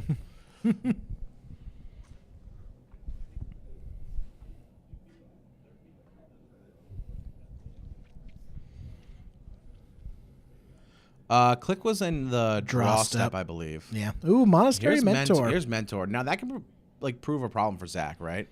Yeah, for one, if Keith is just able to make a wall. Here's another Scab Clan. He attacks. He's gonna fetch. And I think he's gonna swords the Scab Clan Berserker here. Is that a Jarvis U token? Might be. No. Maybe? I don't know. I can't It tell. doesn't really look like Jarvis U to me. No. All right, I saw the swords. glasses. So yeah, swords the Scab Clan. Now this is a problem. Like Mentor is a serious clock for Miracles here.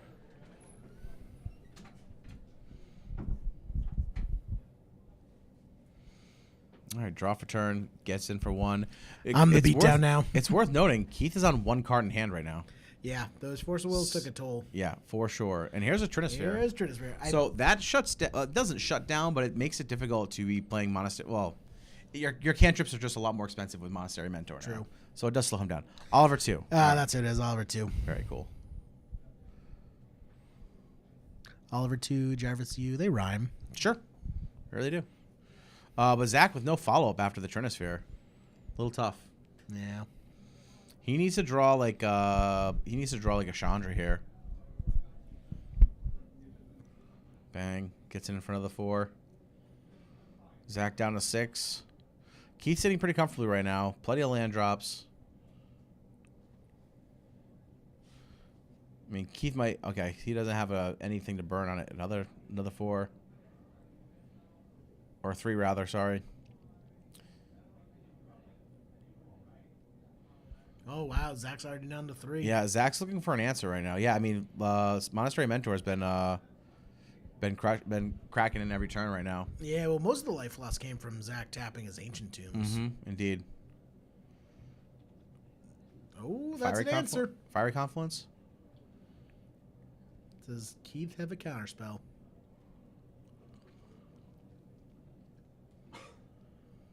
Oh, maybe?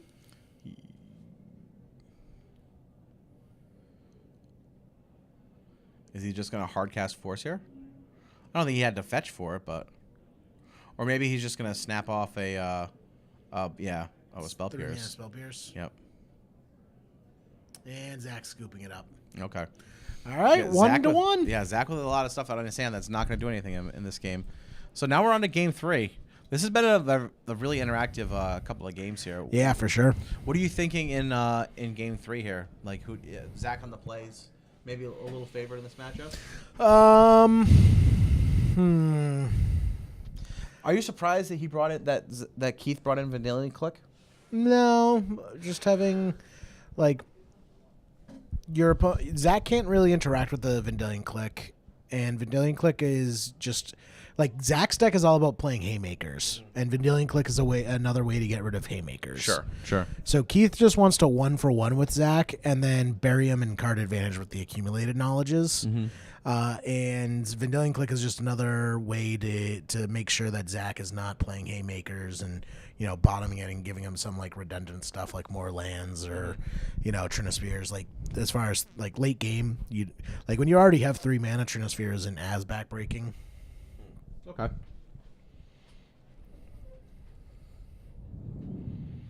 Well, I think Zach will be happy to be on the play here for sure. For sure, yeah. He's got a lot of chalice. He's got chalice effects. He's got Trinisphere effects. Chalice for 1 on the play against Miracles is big. Yeah. Shuts off Spell Pierces. Shuts off Brainstorms.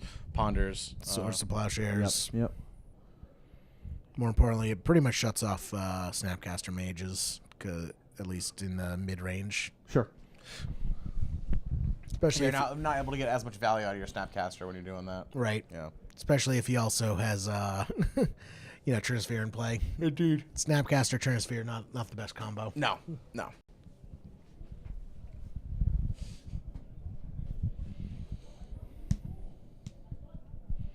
Wilson, do you have any insight for this match? No. Wilson, this is radio. You can't just shake your head. Shaking your head does not correspond well.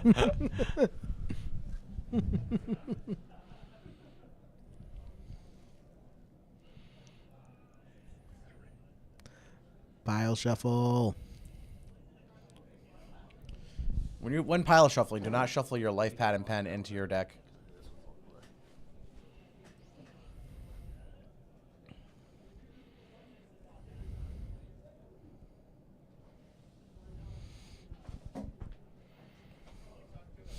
All right.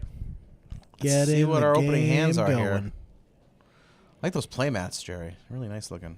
Thanks. Hey, we had someone ask in chat what the little yin yang symbol is for. Do you want to explain that decision you made for us? Would you like to tell everyone what that's supposed to be? You bitter? So Cost us like some cash and a good bottle of scotch. yeah, and I love that symbol. It's on all of our merchandise. It is on everything, yeah. Because it's great. So if you notice, it's a little yin yang symbol. The bottom half of the yin yang is Grizzlebrand's horn, and the top half of the yin yang is Avacyn's wing. That's okay. What do you? These are the truth. That's not what it was designed as, though. Yes, it is. No, that's what we just said it is, so that No. you can make sense of it. It's a yin yang, angel's wing, and devil's horn. Sure. Okay. This. All right, Zach. So Zach with a actually- strong turn one play here. Exile Simian Spirit Guide, Legion War Boss, or Rabble Master. Get him for one. So actually, the person who designed our logo Mm-hmm. is actually becoming like a big, hot deal in the like international art world. No kidding. Because he's an actual artist. Yeah. He has like art shows in Italy, and like Wow. his stuff goes Maybe for we should get some auction. of that Italian art for our logo instead. But I mean, we like imagine if like the next Banksy designed our logo before they got big. Yeah. You never know. So Zach here with a Goblin Round Master and putting serious pressure on Keith right now. Yeah. Leads. What's the? Okay. Wow. Karn. Does he have an answer for Karn here? Force will. Yeah. Force pitch. Force pitch force. That's rough. Yeah. Puts Keith down 2 cards, loses a life in a matchup where he doesn't want to lose a lot of life right now. Nope. Again, like Goblin Round Master is like basically 2 turns you're dead. You know. I think is Keith hoping to top deck a Terminus right now. Top deck a Terminus or at least Swords the Route Master. Yeah. Oh, and I saw their backup match just reach for the match slip. So I think our backup match just finished. Well, that's okay.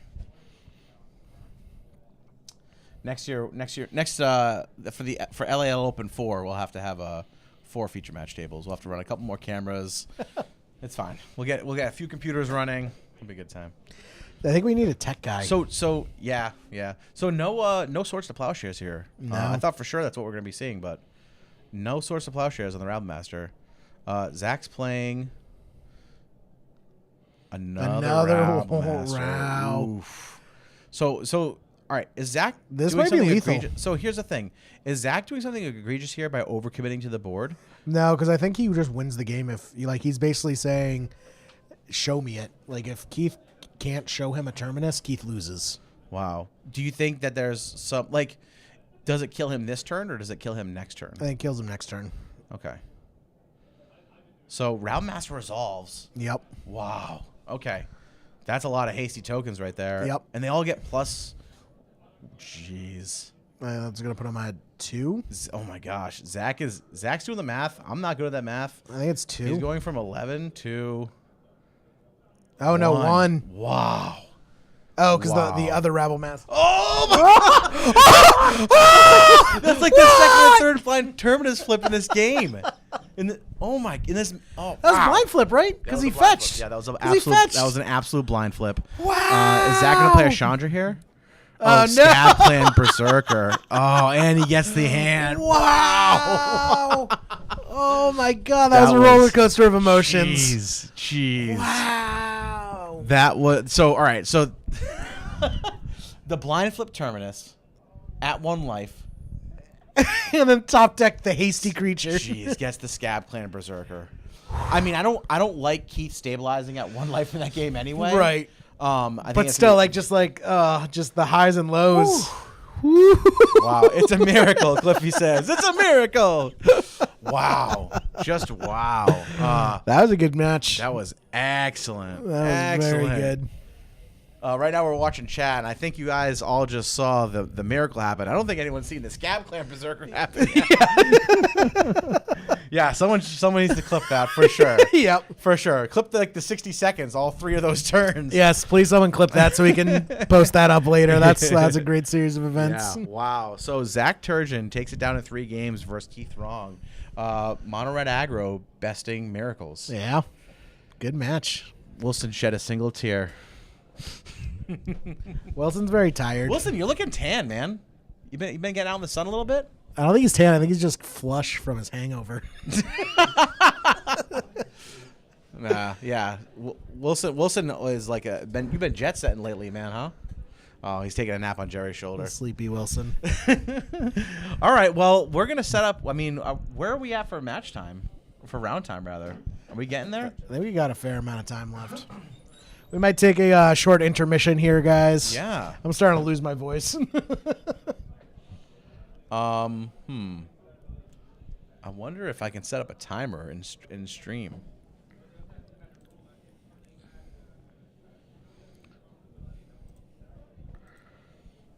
That was awesome, just like Garfield mentioned. I agree, Romario. It was that was quite awesome to watch. Yeah, that was an intense match. All right, well, we're gonna take a quick pause here. We're going to figure out our round 5 feature matches. We'll probably be back in about 10-15 minutes. Yeah, I think there's only 3 undefeated decks left. Really? Yeah, Okay. because there were 6 undefeated going into this round. Wait, people or decks? People. Oh, Well, okay. Same, like 3 undefeated people with decks. Well, yeah. Well, but multiple people could be playing the same deck is what I'm saying. Oh, So, yeah. So there were only 6 undefeated people through round 4. Really? Yeah. Wow. I Really? think that makes sense. That doesn't make sense to me. That's what I was seeing. Okay. No. Oh it's wait, certainly wait, possible. wait. No, I'm sorry. I'm gonna correct myself there. There were 6 undefeated matches, so there were 12 undefeated okay. people. So now there are 6 undefeated people. Gotcha. 3 undefeated matches. Going Yes. into- After round 4. after round 4. Understood. That makes Okay. more sense. All right. How much time we got We're left? gonna fill the dead time by having Bryant play a non-test deck against. That's fine. Is someone gonna Yeah. commentate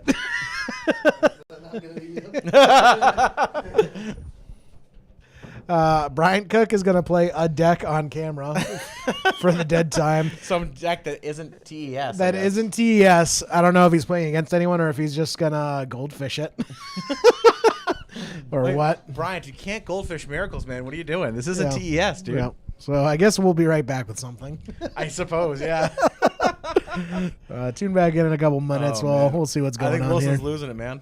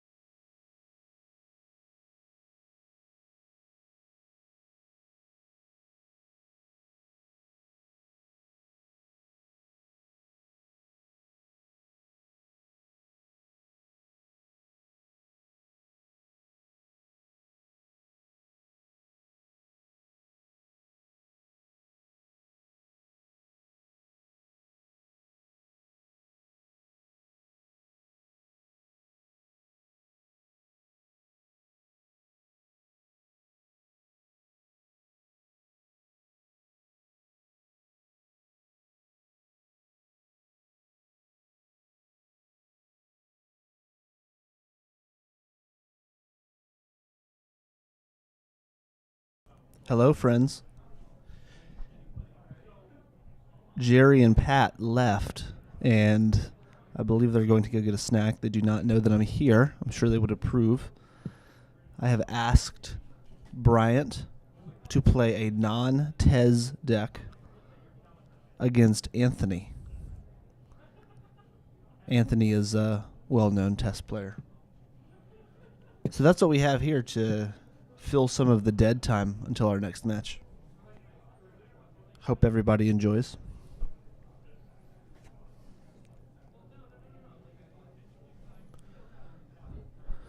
So like I said, I believe the top player here is Anthony Laverde.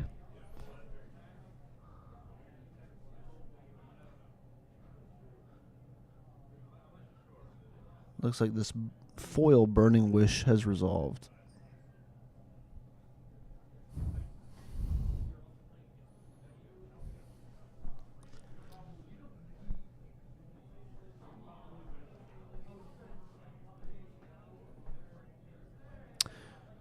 Bryant Cook fetching for a Tundra. That may be the only time we ever say that. And Brainstorms putting hopefully 2 cards back. Oh, and one of them as a Terminus. Just revealing the hand.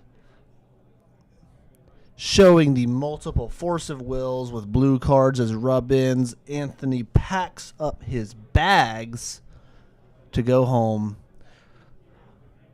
We have 2 Hope of Ghirapur that appear to be coming in. Anthony seems excited to bring these cards in.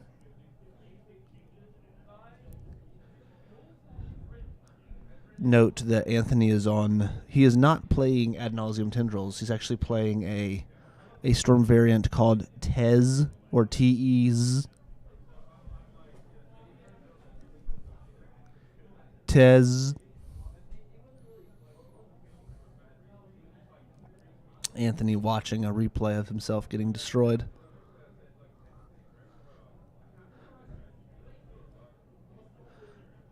Hello, Anthony and Bryant. Hope you all are doing well. I guess, chat, this is an opportunity for you all to interact with the players. Sort of an inception moment, if you will.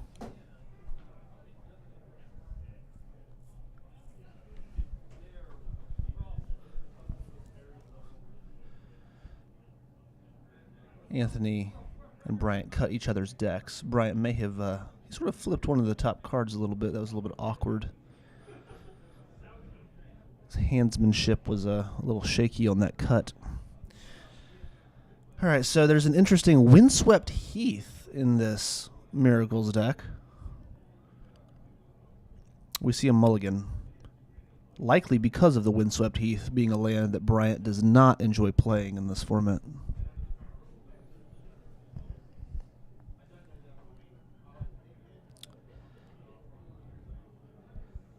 I believe Anthony is playing his own test deck, but your question raises an interesting point. Whose deck is Tess? We see the FBB Volcanic Island and a foil Moon Ponder off of that. Note that our friend Anthony here appeared to have gone the budget route over the Fish Ponder.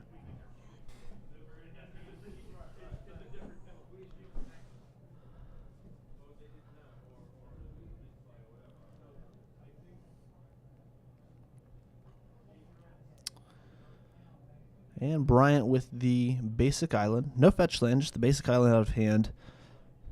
And the non-foil Moon Ponder.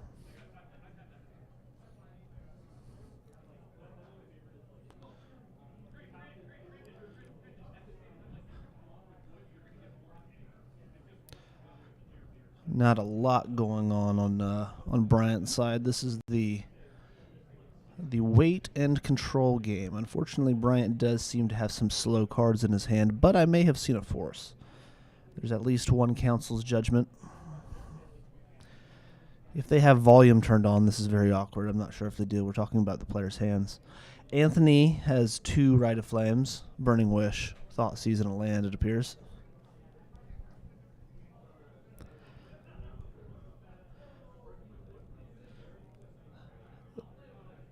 This is indeed a filler game.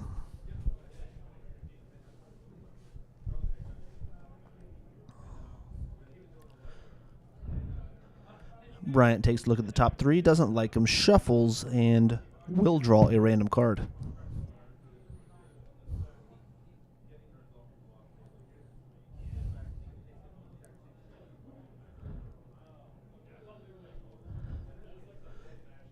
Anthony's purple hat sort of getting in the way of the gameplay here.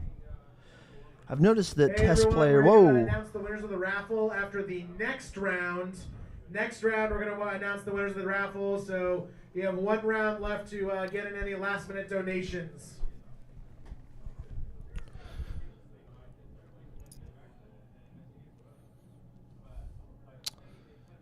We have a Thoughtseize.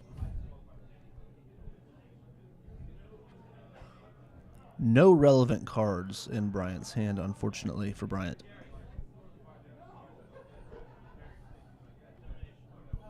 I believe Jerry and Pat are coming back, so I may need to run away.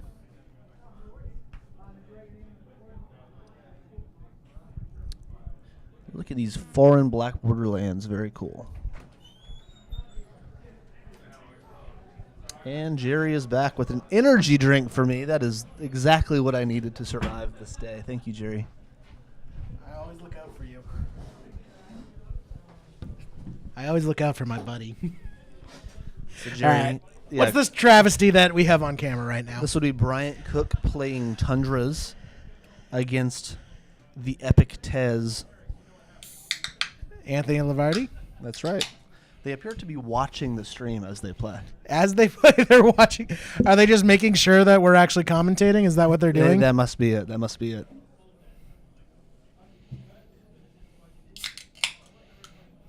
Hear those fresh brews being cracked. Thank you. Thank you.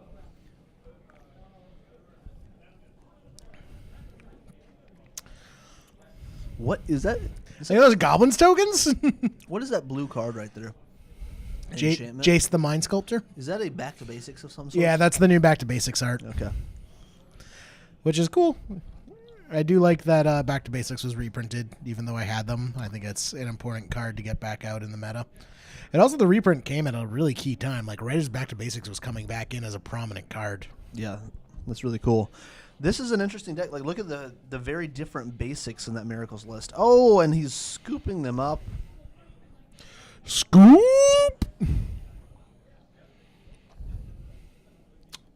So Goblins takes the win. So it looks like we're 1-1 here. I just want to report, too, that there are several memes in the room today. Someone is playing with 37 playmats. They could not decide which playmat they wanted to use, so they brought all 37 playmats and are literally just putting it on the table and playing on top of a stack of playmats. What's the top mat? I believe it was the Life from the Loam playmat. Interesting. Though I think it switches every match. Okay, every that match. would make more sense. Sometimes you just can't decide. I feel that. I have a big pile of playmats at home that just don't get enough love. That's right. Me personally, I have a giant pile of Leaving a Legacy playmats, and I never know which one of those to use. Yeah, well, you stole those, and I've reported it to the police, and I don't know why they're dragging their feet. Yeah, I think it's because you're the CEO of a company. White collar crime goes unpunished. that's right.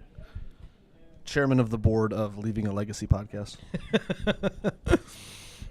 I'm a minority stakeholder in my own podcast. Army of Mats.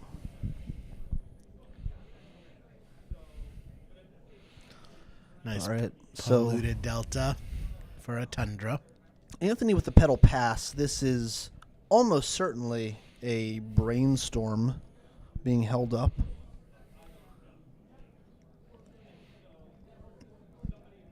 It does indeed look like there's a brainstorm in his hand. Those shiny cards over there. Is that a full art altar Lotus Petal? It does appear to be a full art altered Lotus Petal. That's pretty cool. All right, so Bryant seeing Uh-oh. Scooping him up. That Anthony knew he bit off more than he could chew. Indeed, that is one way to win the game, and I believe that was the match. But they may keep playing. Any decks people want to see on camera next round? Now's the time to let us know what you want to see on camera. If you guys look at the metagame breakdown, you can see what decks are represented today. And that's going up right now, so you can take a look at what the metagame breakdown is. And if there's any decks in particular that you want to see on camera next round, now's your time to vote in the chat. So yeah, check out the metagame breakdown on the overlay or on your mobile device.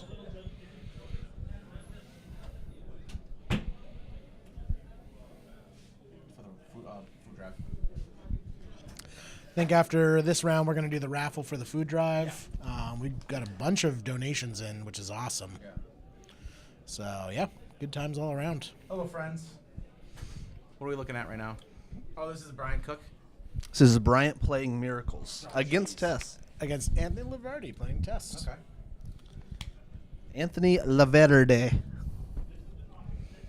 I was just talking to Zach Turgeon and Keith Wrong, and they were both cackling about that matchup. Keith was saying that when he followed up the Scab Clan Berserker, he said he had kept Spell Pierce in hand for the Planeswalker that was coming, not knowing that it was going to be a Scab Clan Berserker. So, yeah, the double blind flip Terminus, it was pretty fantastic in that match. A lot of people were really excited about the event today. I was talking to a bunch of people out there, so. We said 153 players, 8 rounds today, and it's been a lot of fun so far. Had some really good matches on camera. Having people vote in chat right now what decks they want to see on camera. Nice. Rug mid-range. Is that? That must be Ian, right? Maybe. I'll look it up. Mid-range, Bug Landstill, Maverick, Food Chain. I'm sure we could get one of these in there, right? Yeah. I know we have a friend who's on Pox today, Legends Pox. Oh, yeah. I don't know how he's doing, but we can put that on camera too. Yeah, I'm down. I fully believe that your feature matches shouldn't always be your XO decks, right? I really like the feature matches showcasing the breadth of Legacy because I think that's the strength of the format personally. Right. I do love having the top players on camera, of course, but sometimes the format is most fun. I think it's one of the most fun formats to play, so I like showcasing that fun sometimes. Yeah, Renoir, I haven't seen any infect in the deck lists.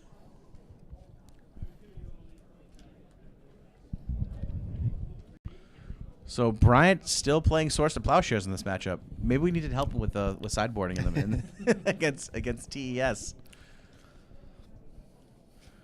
I do like Anthony's beta rituals though. I'm a fan of those. Sick. Big fan of those. We have Ad Nauseam. Is the random card relevant? Uh-oh, here we go. Brainstorm. Oh, yeah, we need to get Green-Red Sneak. Who's playing Green-Red Sneak? It has to be Belcher, right? It's got to be Is it Belcher. I don't know. It must be Belcher. Travis is the one here playing Pox. Someone just asked that in chat. Yes, Travis from the Legacy Pit, actually, the YouTube page. If you guys haven't checked out the Legacy Pit, they're really, really cool. We'll update with you guys with Exos after this round. I'll get the pairings sheet after they go up, or the standings rather, and we'll tell you guys who's Exo. Who's Green-Red Sneak and what rank are they? Yeah, we need to do a little more research to look at Sneak. Ladies, that's time. Time in round 4. Leaving a legacy. That is time. You are now leaving round 4. But I did want to mention that you can check out the standings as they are right now that are currently up for you to look at.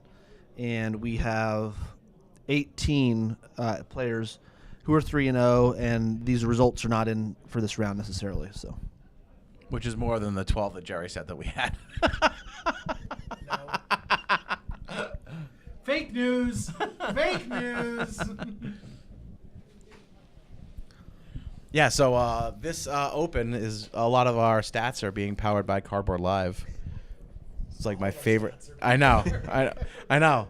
Exclusively by Cardboard Live. It's a Cardboard Live leaving a legacy joint, you know? leaving a cardboard. Bryant slams counterbalance. Probably feels pretty good about that, right? Does Do we not just feel do we bad. just miss him getting stormed out? By the way, I think we did. Yes. I think he conceded to the ad nos. Yeah.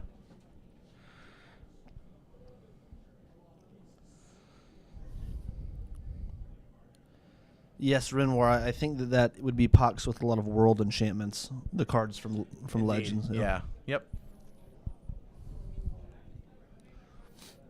It's Legends Pox because the deck is legendary. Yes, indeed. I'm glad Jerry doesn't have a mic right now. I hope you guys all missed that one. So I kind of like Bryant having counterbalance here, and he's got double force in hand too, with 2 blue cards to pitch. So he must be feeling okay right now. Yeah, he's in a pretty good spot, it looks like. Although I wonder how he feels to be beating up on Tess. Is the real question. I'm sure he's fine with beating his deck. There's the AK. His deck. What's that, Pat? All right, he takes the force. Okay, so he has force, pitch, snapcaster if needed, but he's losing that as well. It looks like loses the snapcaster.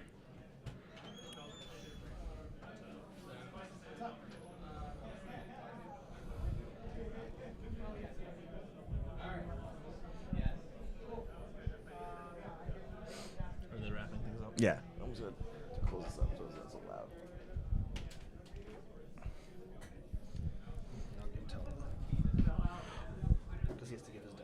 Okay. All right. Well, we are getting right into round 5 now. So we're gonna take a quick break. We're gonna let Bryant take a break from having to play Miracle as a poor man.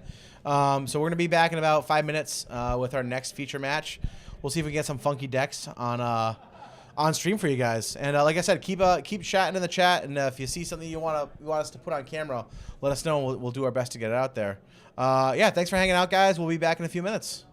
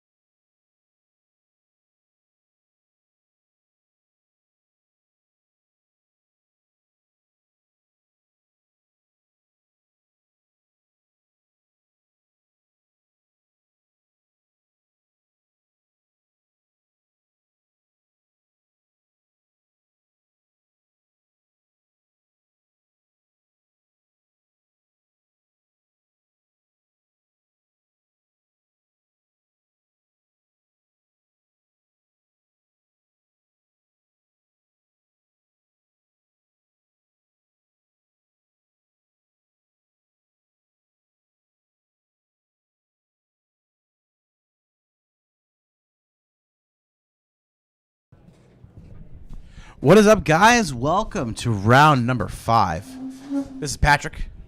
We have Brendan Howard. Baden Howard. And we have Travis Parsley. Travis, I know, is playing Pox today. He's playing the Legends Pox build. So it's going to be very fun to watch these decks go ahead. I'm not sure what Baden's on. I'm actually going to go find that out right now. Okay, everybody, we're up to the round 5. You ready to get? All right, we're into round 5, guys. We're going to let these players resolve their mulligans.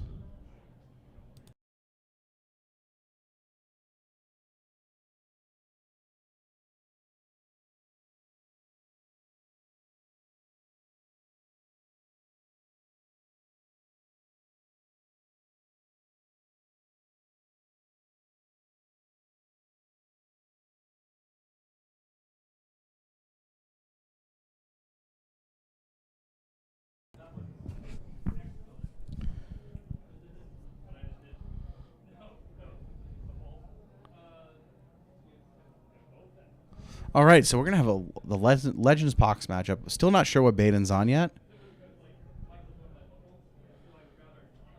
but Travis actually came up from Maryland. We ended up having dinner with him last night. He is from the Legacy Pit. It's a YouTube channel, and they do a bunch of Legacy matchup videos on there. So it's actually really cool. He does he does Legacy cookouts and stuff. He's done some pretty cool stuff with the channel. So I know we've mentioned it in the podcast. If you haven't checked it out, please check it out. But yeah, so Travis here is playing Legends Pox. Baden's playing Oops All Spells. Oh no! Oh, this. All right, so Baden is on Oops All Spells.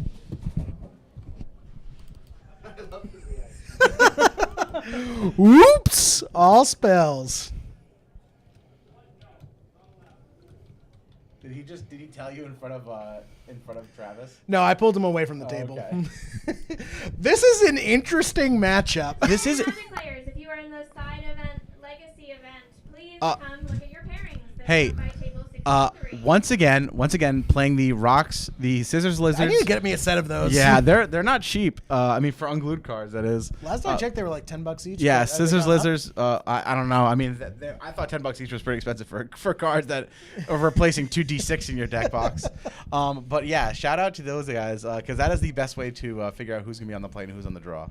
I think Oops All Spells takes this, unless Travis just has like a super heavy discard hand right out of the gates. Yeah, this might be a really quick matchup, honestly. Oops All Spells versus Legends Pox. Oops All Spells, my least favorite deck in all of Magic. Any format, of any time. Oh my god. I like the little smiley face that Travis lays out with his hand. What? A little smiley face. Is that on Oh, I see. Gotcha. Yeah, because his opponents generally probably don't smile a whole lot when they're playing against Pox. No. Looks like Baden is mulling. Yeah, looks like they both are. So this actually might be better for Travis than it is for Baden, right? Because don't they want to generally discard on turn 1? Oops All Spells? Yeah. Nah, you're thinking of Manaless Dredge. Oh, sure. But isn't Oops also playing the Lab Man combo? Yeah. Okay. God, I hate that deck. I would say Oops All Spells is closer to Belcher than. Oh, okay. than All right. Manaless Dredge, Yeah, though. yeah. I mean, Oops All Spells has the. I do convolute those 2 decks. Yeah, it has the Dread Return as the win condition. Mhm. Like it wins through the graveyard compared to Belcher, but as far as like comboing off and like getting it rolling, it's more similar to Belcher. Like, just play a bunch of mana dudes. Pat left me. He doesn't love me anymore. He just walked out. I think he went to go get some milk and cigarettes, and I'll see if he ever comes home. Now looks like cycling Street Wraith and Lotus Petal out of Baden. Travis goes Swamp and Pass.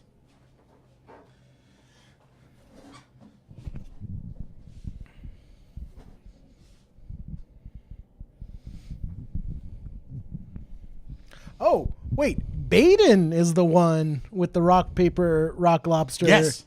Oh, much respect. Yeah. Much respect for Baden. Especially because Baden looks like he's about 14 years old. Yeah. He's a young cat. Yeah, for sure. So shout out to him for having like the I don't know. I feel like that's old pretty school. Yeah, it's pretty dope. He's got more class than me. Yeah. Oh, for sure. For sure. Doesn't even need the blazer to show it. The blazer is literally covering up all my shortcomings. All right. So Baden gets hymned. A card that was likely printed before he was born. True that. 3 swamps. 3 swamps. I also dig the.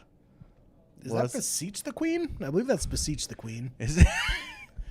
It's yes. I don't Is it play really? Yeah, that's a reader. That's definitely a reader. What the hell is Beseech the Queen, Joey? I recognize it, but I forget what it actually does. It's like, it has like land buyback.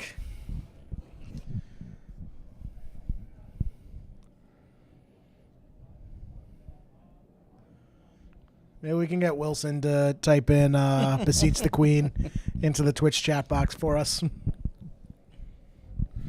Hint, hint, Wilson. Isn't there like a thing?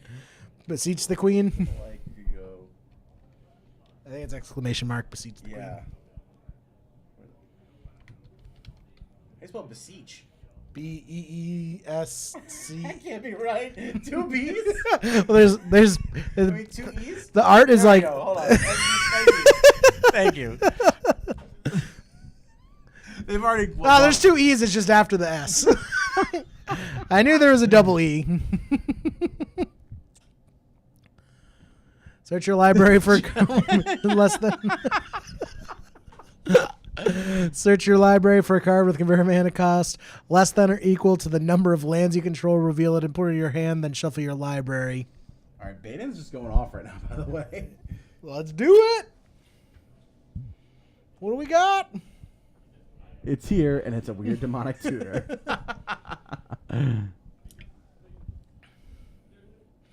What does he have in play right now? That's Balustrade Spy, I believe. Oh, okay. So once it resolves, he basically puts his library into his graveyard. Right.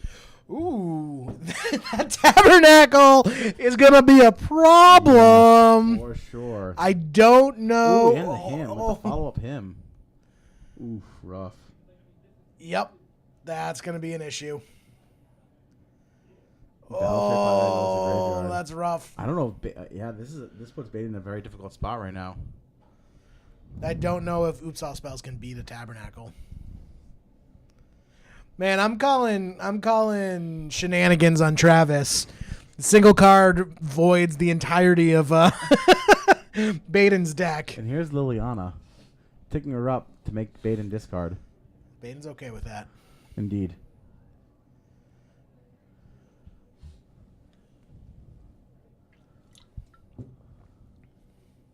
Man, I'm rooting for Baden. Sorry, Travis. Sorry, Travis, but I'm rooting for Baden. Underdog here. Stop it. God. Also, he's playing Pox. Travis is like the heel. Yeah. Travis is Oh, the yeah, heel yeah. of like a WWE tournament. I think he knows that, though. I think he knows that. He knows that he's the heel. Just slamming down all his fancy Yep, old discard, Legends cards. Yeah, discard. and Baden's gonna scoop it up. Yeah, Baden's like, oh yeah, I can't win this game. Yeah. Don't worry, Baden. We'll get him next round. So if Liliana ultimates when he doesn't have anything on board, what happens? What's half of 0? 0. Still 0. Still 0. Oops beats Tabernacle instant speed. Yeah. I remember the first time I read Tabernacle. I was like, that can't be right. That's not how it works, is it? Of course, Tom in chat says for the price of Tabby, it should win the game on the spot. Mr. Pay to Win.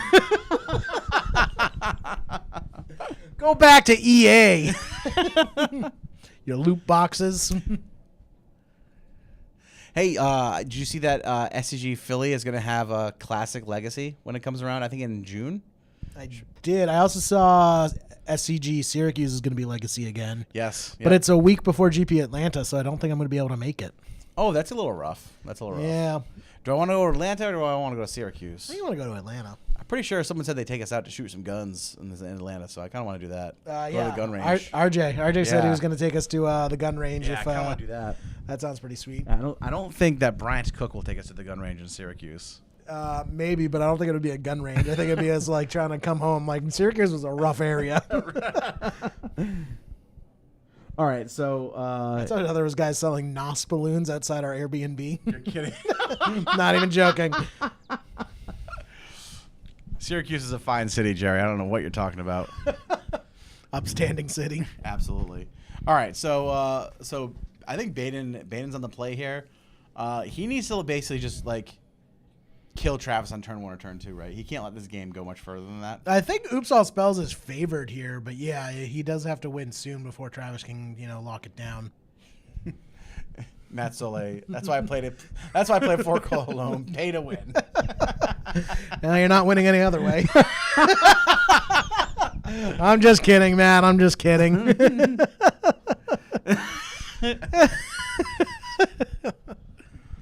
Oh man.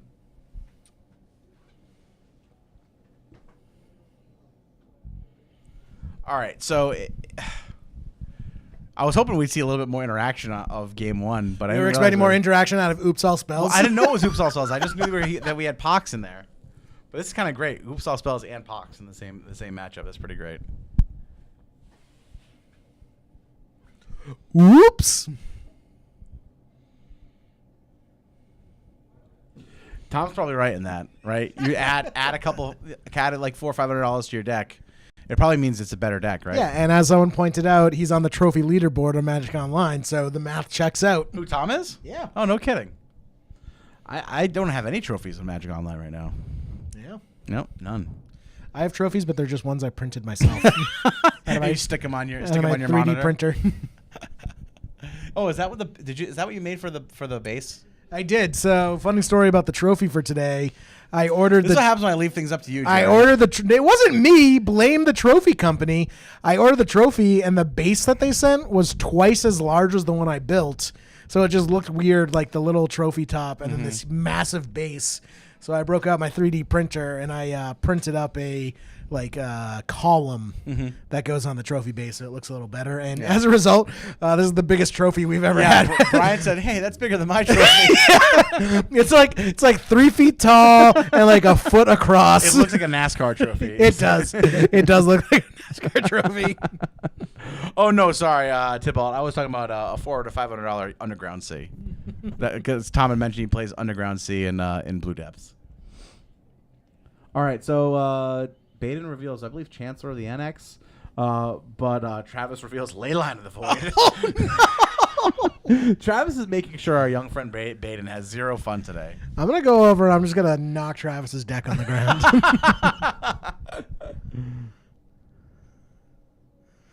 Baden's not giving up. Baden's going to take this. Yep. And he's going to do it. Yep. Do it to it. Putting his deck in the exile zone. There's Balustrade Spy. No, this is not a 4-0 match. We went a little deeper in the rankings to bring you guys a little bit, some lists that are a little spicy, a little bit more unusual. People in chat wanted to see some of the spicier some of the other decks that we have in Legacy, right? Yeah. So we're getting deeper into the tournament. So we're in round 5 right now. We have 8 rounds. So plus our top 8. So we want to take a round. We have more tier decks that are in the back of feature matches right now. But we kind of wanted to bring you some cool stuff that's going on. I believe they're 1-3. Yeah, I think so. Yeah. I think so. Yo, power to Baden in the face of Leyline of the Void, just saying, I don't care, doing beats to the face. Oh yeah, it's not Balustrade Spy, it's the other one. Oh, okay. I forget what it is, but it's only costs 3, but you have to pay 1 to activate it.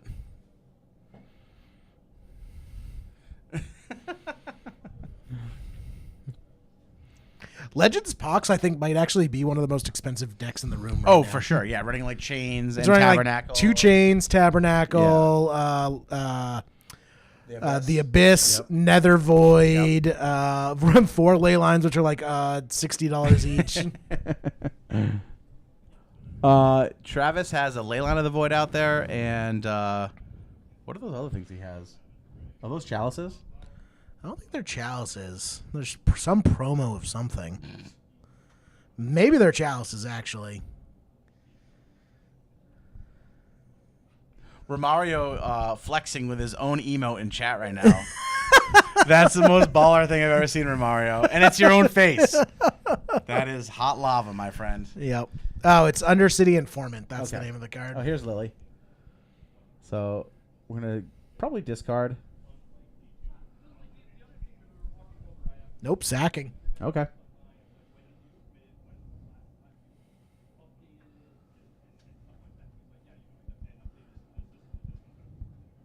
Chains of Mephistopheles. Yeah, exactly. Oh, Undercity Informant targeting Travis. Ratchet Bomb. Oh, that's what it is, Ratchet Bomb. Yeah, the buy a box promo. I've actually never seen that version before. Yeah. Oh, and Tabernacle going to the graveyard. Interesting. There's Mishra's Factory. Doop doop. He has double factory now, so He has like a real clock. That's true.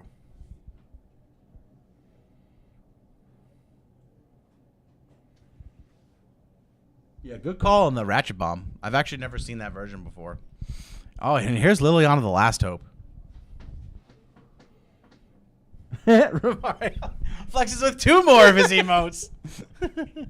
Is it interfering with the matchup if I just go over and throw Travis's deck on the ground? I mean, it's probably the right thing to do. I think so.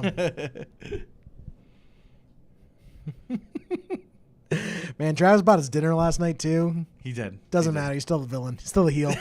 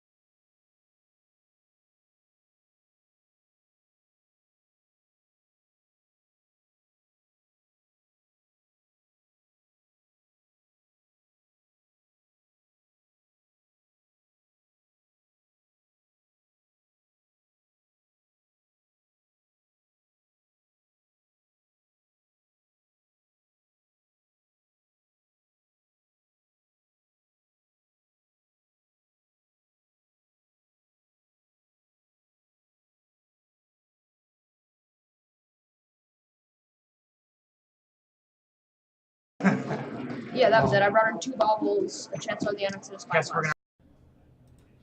All right, sorry about that. Yeah, the mics keep cutting out of me. Yeah, so Baden scoops it up.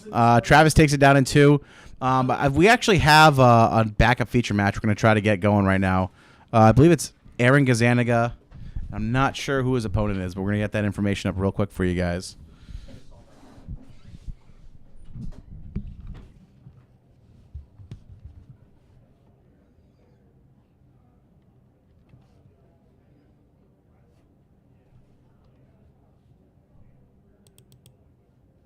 If you lost a gray thermos that had coffee in it at one point, please come to the counter when you have a moment. Oh, Jerry with the getting his watch in the camera shot, Jerry. Check out that bling, guys. Check out the bling. Jerry showing he is very bad at setting up his camera.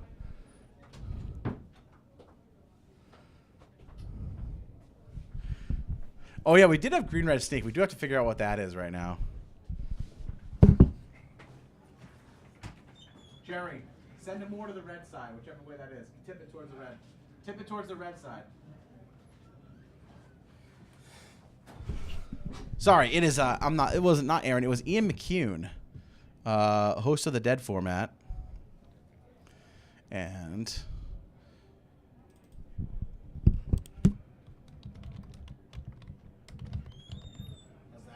that's fine. Who's his opponent, do you know? No. Can you find out? Yep. Thanks. Yeah, Jerry got the sick watch flex in the camera, by the way, Jerry. The sick watch flex. Yeah, everyone's talking about it right now. No, that was Jerry's watch. Jerry's got that podcast money, I guess.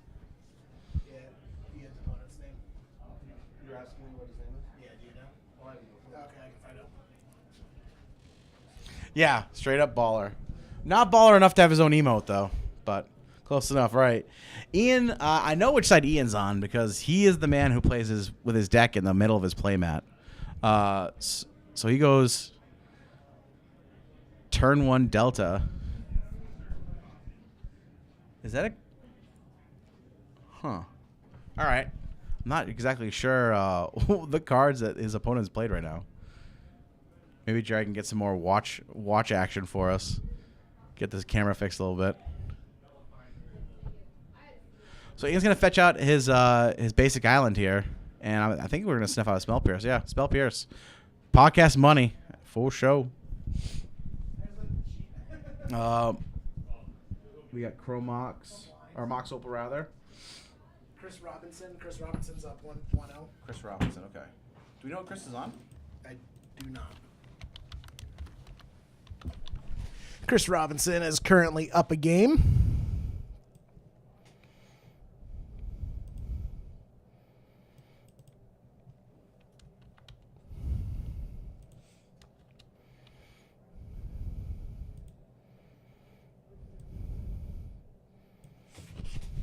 Oh, Grindstone. Okay, so he's on like some kind of painter deck probably. Grindstone. All these invocations, man, they mess me up, man. I don't know any of this art. Ooh, Spell Snare. Look, I know Ian is a big fan of Spell Snare right now in this format. I think Ian's on. Oh, is that Inventor's Fair? Is that the land that he had out? Yeah, that's Inventor's Fair. All right. Apparently Ian doesn't know what that card is either, so good luck to us.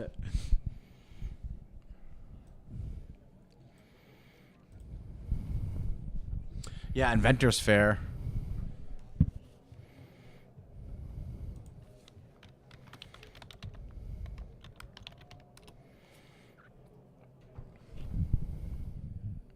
No. Did I get that spelling wrong?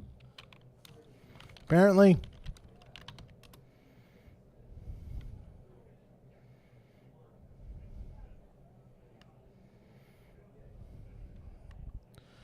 Ian seems to be in the tank on whatever this card is. Yeah. Yeah, and our screen is not frozen. He's just thinking a whole lot.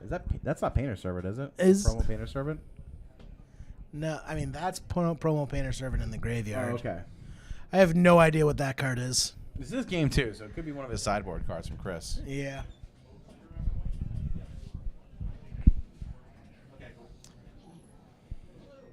True Name There's Nemesis. True Name. Ian just slams True Name, names you.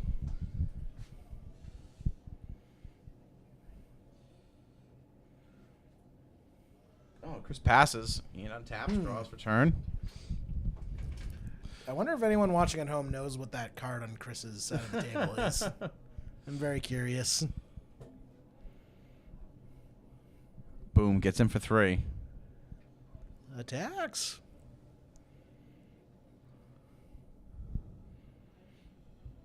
Stoneforge? Stoneforge? I'm sure it probably is, yeah. No, Nope. engineered on EE. 1. Or 2. Sorry, on 2.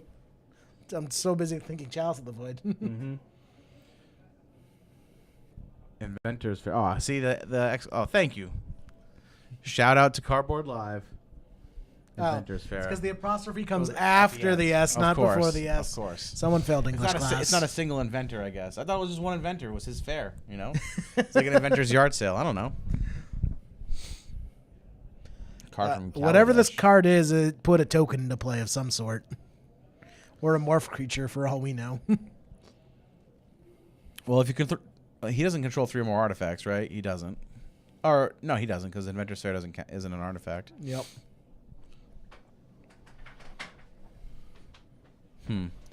That's another card.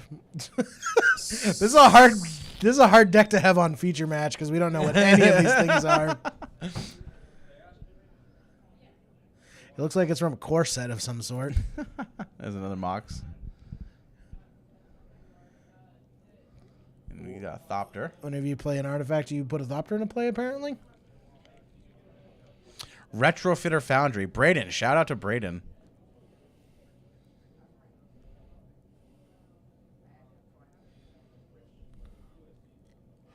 Retrofitter Foundry. It's a single mana artifact. 3 untap it. Oh, okay. That's the found. It does like it does all kinds of things. Yeah. Oh, then Spy Master Thopter. Oh, Master Thopter. Okay. Ian's gonna get him for 3 more. I think he's just gonna race him. Yeah. Boom. There's the Stoneforge. It's a commander card. Gotcha. And Master Thopterist is the other one. Sai Master Thopterist. Yeah. Yep. Yep.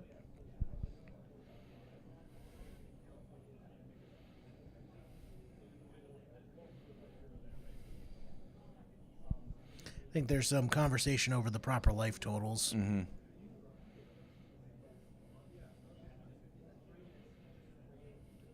Yeah, when your opponent's pumping out when someone's pumping out 1/1 creatures and you're in a race, right, you want to make sure you got the right life total here. Yeah, plus I think the Thopter thing gains life. Like whenever you make a Thopter, you gain life with it.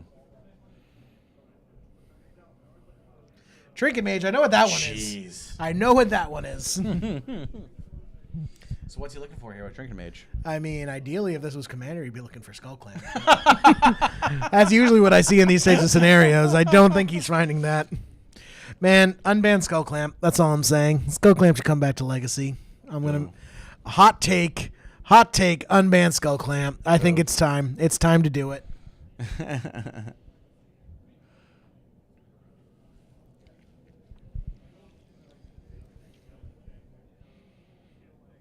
Oh, dude, I missed it. Did we see what he grabbed with Trinket Mage? No, I missed it as well. You're talking about Skull Clamp too much.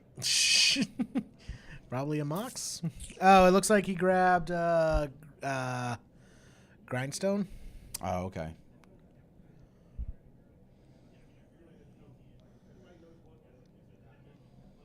This is an interesting deck from Chris. You know, it can play as a fair deck, just pumping out creatures and attacking for damage. And then it can also just combo win with Painter Servant Grindstone out of nowhere. Oh, that's a Meekstone, not a Grindstone. Oh, Meekstone. So that true name is a 1/1 now? No, no, true name doesn't untap. Oh, right. Ooh, rough.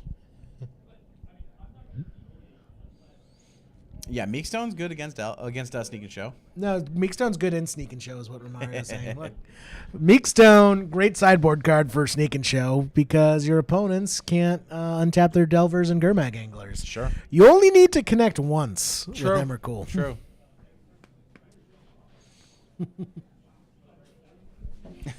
I agree. Yeah, not having the...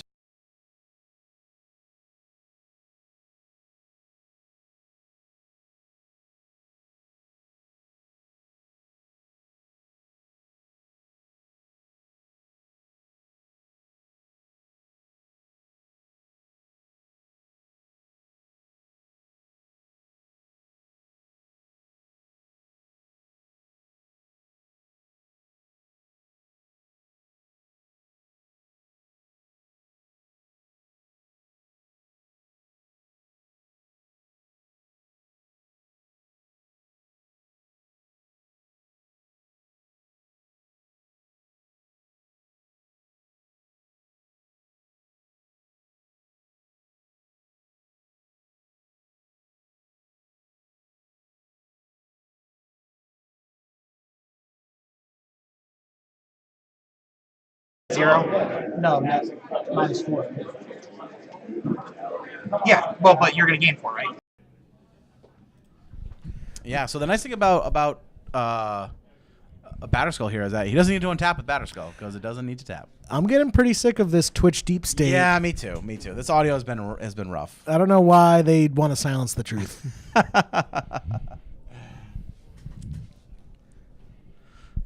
So, Batterskull here, a good play for Ian.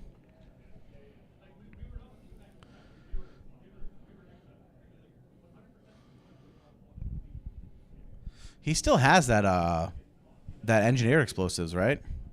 The EE for 2. Yeah.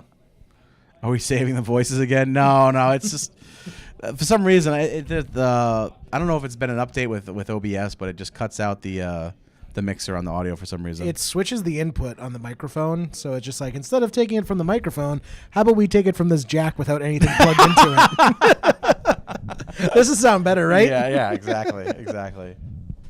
It's a huge conspiracy to get Jerry and I off the air. All right, so Ian's playing out Pluto Delta here, and he's just gonna bang, Bang, bang, bang. bang, bang, bang. Bang, bang, bang. Goes up 4. Gain that life. Oh, that was a 4-4 that Chris was blocking with. Mm-hmm.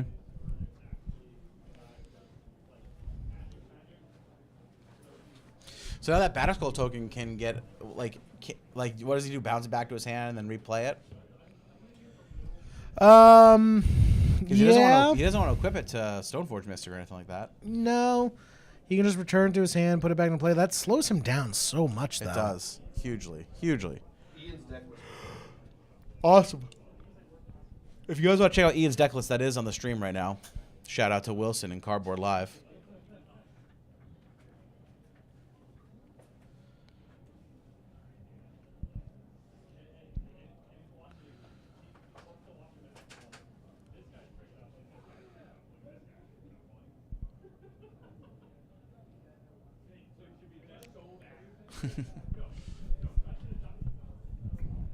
So I think Ian's on the bounce back, the Batterskull here, just replay it and just yeah, it's that was tough. Now, that's definitely keeping him in the game. It's putting pressure on Chris, but Chris can just win the game on the spot if he top decks his Painter Servant combo.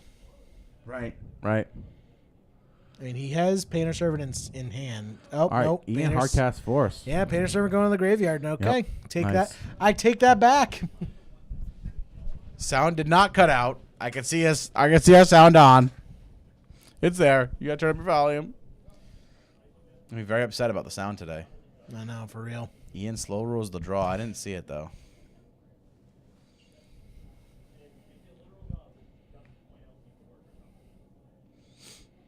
Those unlimited underground seas. Very nice. Yeah, Ian's also a baller. super All right. expensive, I noticed. Yeah. The unlimited underground seas are more expensive than the FBB underground seas, which seems like a travesty. All right, so actually I was mistaken. So he doesn't need to tap Stoneforge Mystic to attack with Batterskull because it gives it vigilance as well. So yeah, Ian gets in for 4 more. Yep. Going up to 21. Yeah, it puts Chris in a tough spot right now. But I mean, Chris has a bunch of blockers. Like, he can True. buy time all day. Who is that? An Aether Spellbomb? Yes. That's a card I haven't seen in play in a long time. another Thopter. Now, Chris is getting to the point where his Ancient Tomb is basically blank at this point.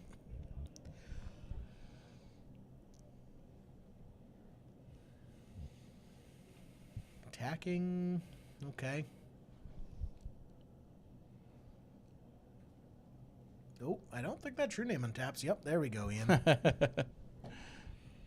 Oh, looks like you got a text message, Pat. Oh, there's a Baleful Strix. Strix. Yeah, Ian has good basic lands. He has good basic land game for sure. Yeah, matching basics like a boss. There, Ian goes off with a Brainstorm. I think he found at least one land on the top 3 there, but he's got the Delta to fetch it to shuffle it away. So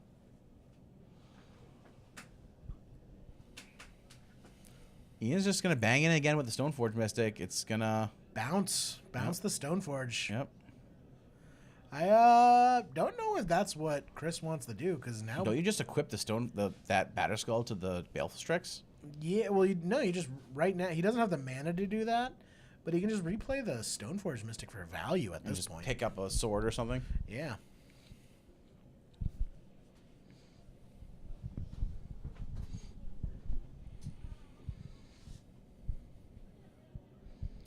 So as long as Chris doesn't reassemble his combo, I think Ian has this match. Well, I think he's favored right now. I don't know if again, it's tough to tell. Some of these artifact decks can, like if he's playing, what's that new card that makes all your artifacts like, what is it? It's the legendary. It's not like an enchantment. It's Saga. Oh, something. The War. Blue Saga, right? Yeah, something war. I know what you're talking. The Brothers. No, not the Brothers War. Not the Brothers War. Antiquities War. Yeah, the Antiquities War. Like a card like that, if Chris can stabilize. Yeah, if Chris slams that is Chris running Antiquities War? I don't know. If he had submitted his deck list, we know, but you know. If only. Yeah, these guys, killing me. Yeah. So. Yeah, at this point, I think Ian probably feels okay, but Chris does have quite a few flyers on the board right now, and he's just pecking away at Ian's life total. Antiquities War, right? Yeah, Antiquities War. That's Yeah. what I said. Yeah. Chat's catching up with that. Oh, right. Yeah, chat's a little behind us. I forget about that. I forget that.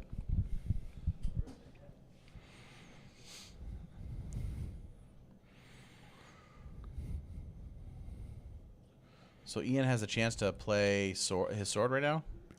I'm thinking.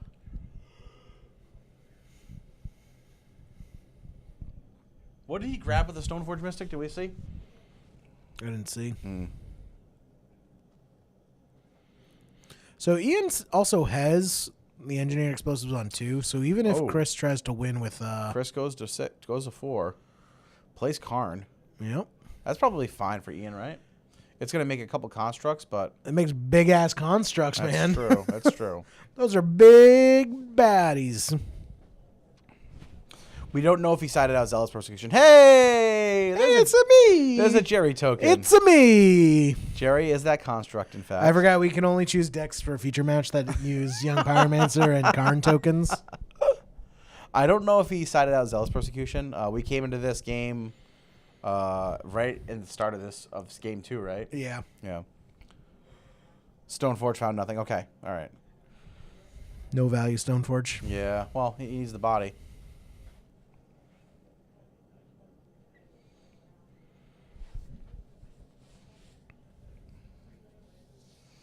Activate Stoneforge.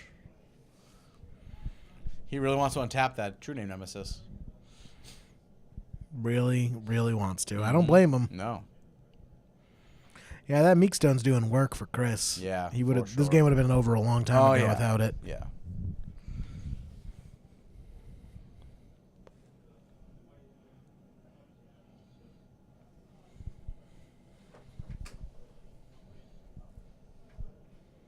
Shooting the Baleful Strix. Mm-hmm.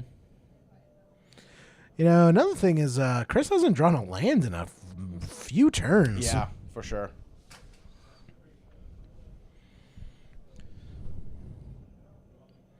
There's one. There's a city. Ooh, that's a good one. Yeah, that helps him get stop having to use his ancient tomb. There's Painter Servant.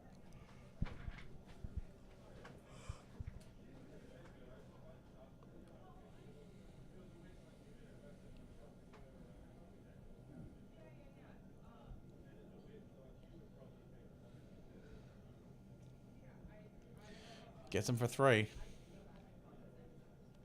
Karn's gonna make another construct? No. Stoneforge Mystic. I don't think he has anything to search for with the Stoneforge. But it is a body to block a construct. Man. I think we saw Chris turn a corner here. Yeah.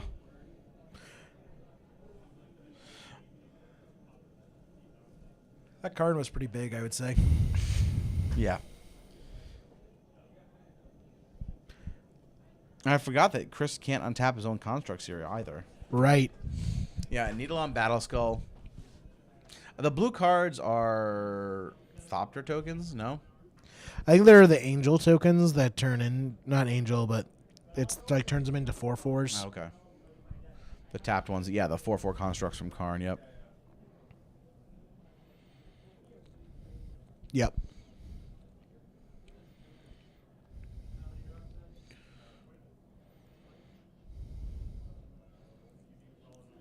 Ian needs to draw his Zealous Persecution.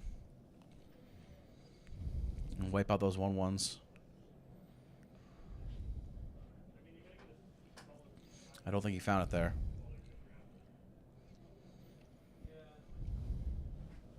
Because Chris is just pecking away his life total right now with those flyers.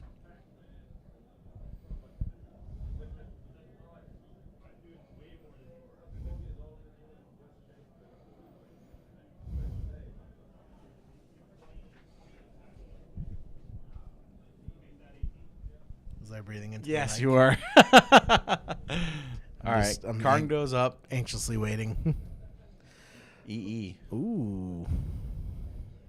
Oh yeah, he's like, no, you cannot have an EE. You don't get the EE. You don't get that. You can have the Academy Ruins. No, sir. No, sir.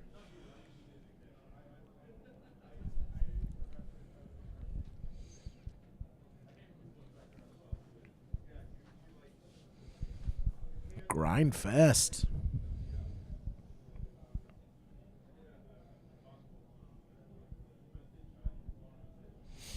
I mean, at some point, yeah. See, now this construct's getting in. He's gonna block the construct with the Stone Forge. He's gonna take 3 from the Thopters there and go down to 6 himself. Yep.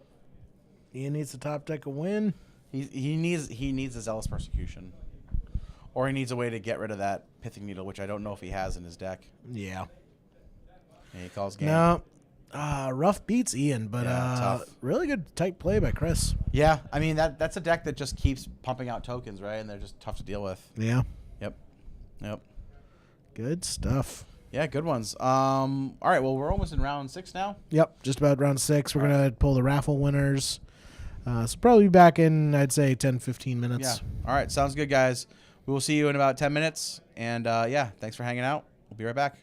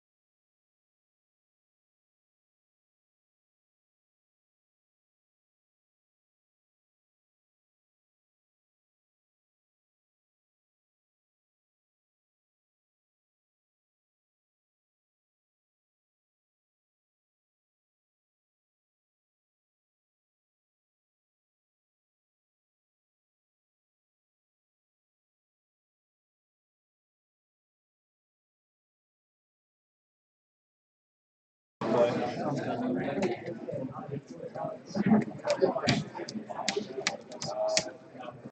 what Beal's on?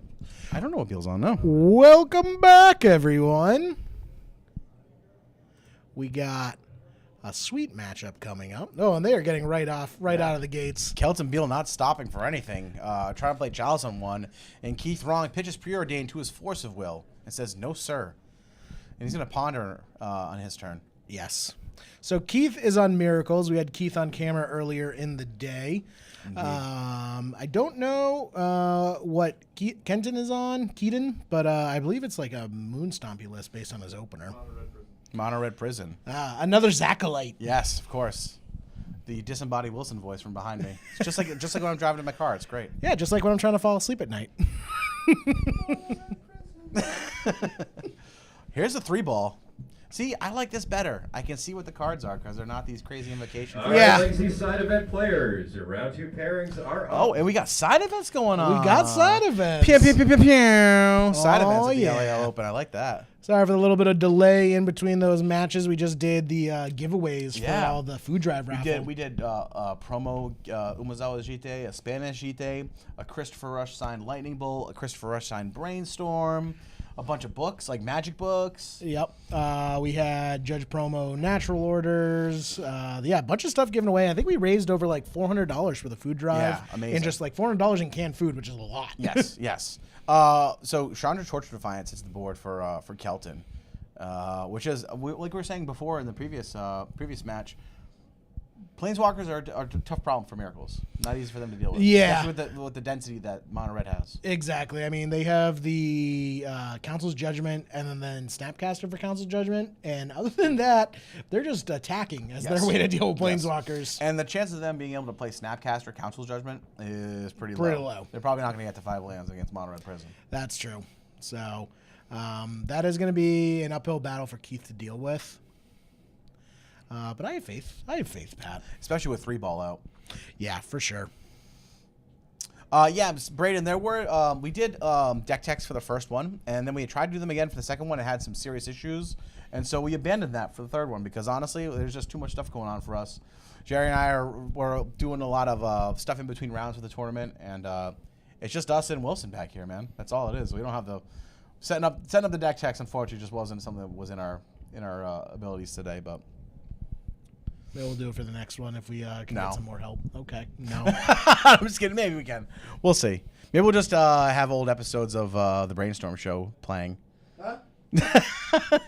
That woke Wilson up. Oh yeah, we say it's Pat, me, and Wilson, but Wilson's just sleeping in the corner right now. Wilson took the red eye flight. So Kelton deploys his own Goblin Rabbit Master here and gets that 1/1 Goblin out. Goblin kind of looks like an elemental token, but that's okay. Good looking elemental. That elemental token has a strong resemblance to you, Pat. Yeah, well, I'm hot fire, as they say. Jace. Back to basics. A little rough on Kelton, for sure. That is a main deck back to basics from Keith Wrong. I mean, Mono Red Prison doesn't care so much. I mean, it definitely slows them down because now those Ancient Tomb and City of Traders don't untap. Mm-hmm. But it's not like he has any shortage of basics. Yeah, for sure. And here comes down to Third Island. Third Mountain, you mean? Yeah, sorry. Third Mountain. City of Traders goes away. Rabbit Master, that's going to get pretty big. It's going to make a lot of goblins. That Jace I don't think is long for this world. So. I agree. Also, I mean, that Chandra is going to be doing work in this matchup as well. True. Basically giving him the ability to draw extra cards. And there's another one of me. And he's going to get in for, what are each of these guys? Are each get +1/+1 now? No, the goblin. Oh, that's 2 goblins, 2 more goblins. No, that's War Boss, so that's the mentor one. Oh, that's right. So that goblin has a +1/+1 and there's counter. Fiery Confluence. And we're going to go to game 2. That was a quick game 1. It was a quick game 1. For a prison deck and Miracles, that's a pretty quick game 1. Yeah, I mean it's a prison deck, but it's very much an aggro deck too. Like Mono Red Prison in that. Thank you, John Madden. I'm just saying, like generally the team that wins the game is the one that scores the most points. It's not a prison deck like Pox is. You know what I mean? Where like you're just not letting you play the game. We haven't had a single Delver match on camera yet. Well, I guess Rich Shea was on Esper.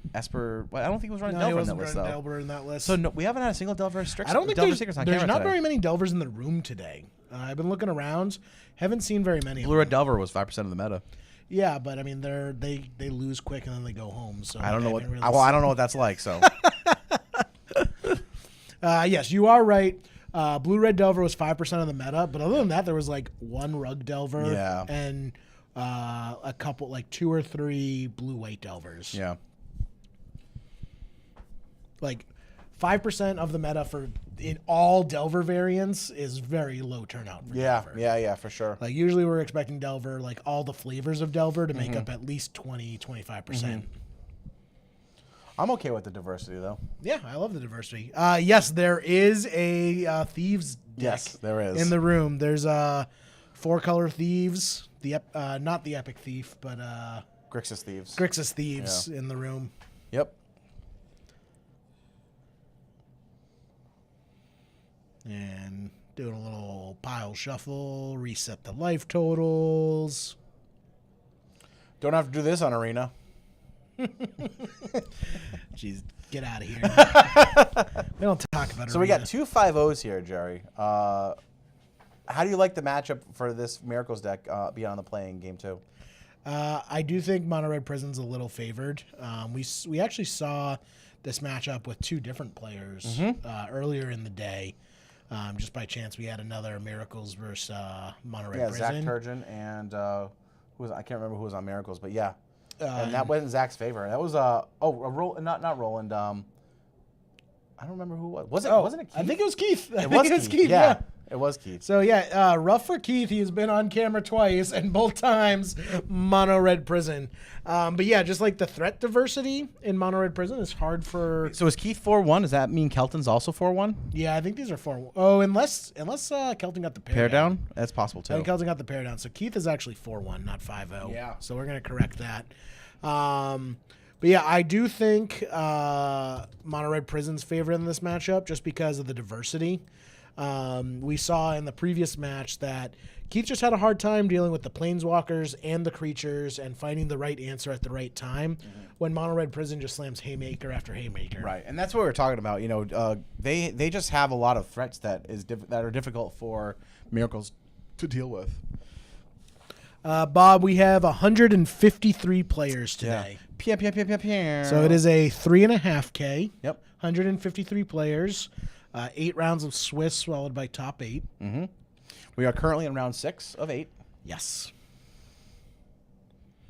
Yeah, good turnout. I believe there is 1 Goblins deck in the room today. Actual goblins? Actual factual goblins. Awesome.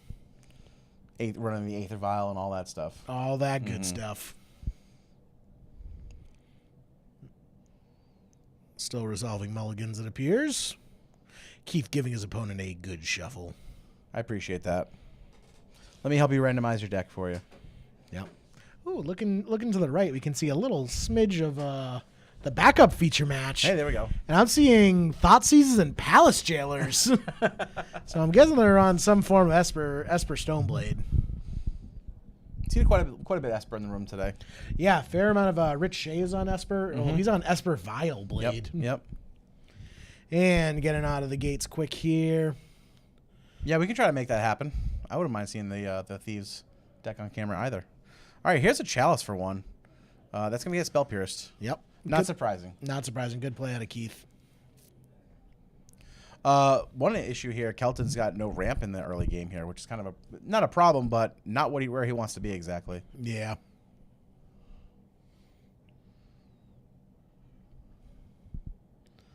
Ooh, does he miss a land drop? I think he missed a land drop, and he's passed. Ooh, that is going to be rough. Yeah. That sucks. That is not what you want to see. I'm interested to see what Kelton's hand is. It looks like, is that a Chandra? It's hard to tell. Yep, that's a Chandra Chandra. on top. A tree ball. Trinisphere. I didn't see what else there was. I would assume that Kate's on post, right? Is she on post today? No, Nick Fit. Oh, Nick Fit. Okay, cool. So I have not she's seen been any the post girl posts. for a long time. Yeah. Nick Fit, very cool. Yes, there are a few lands players in the room. Yeah, after this event, I'm going to bring home all the deck lists. I'm going to sort them out tonight and get the full metagame done as well so people can see them. More aggro loam than lands in the room, which is surprising. You know what, though? I don't think lands is especially well positioned right now. Yeah, which is surprising because aggro loam is. Like, we've been seeing aggro loam. It won the Team Star City games. Yeah, we just had Chris Minor on. He was great. He was a great guest. Yeah, by the Chris way. was a great guest. Chris was awesome. But yeah, lots of aggro loam in the room today. And here's Chandra. Chandra versus Jace. Yep. And Chandra's going to tick up, reveal a Lotus Petal, and Ooh, he's got to cast the Lotus Petal. He wants that mana. I don't mind that. I feel like he might be also hedging against a back to basics coming from Keith. Also, I believe with the rules change, he can't ping Jace with Chandra anymore. I believe that's correct. Yeah, there's the rules change about, 6 months ago? Mm-hmm. Yeah, I still haven't wrapped my head around exactly how that works, but I know that's changed the way that we interact with Planeswalkers. Yeah. Yep. All right, another Plains from Keith here. Mm-hmm.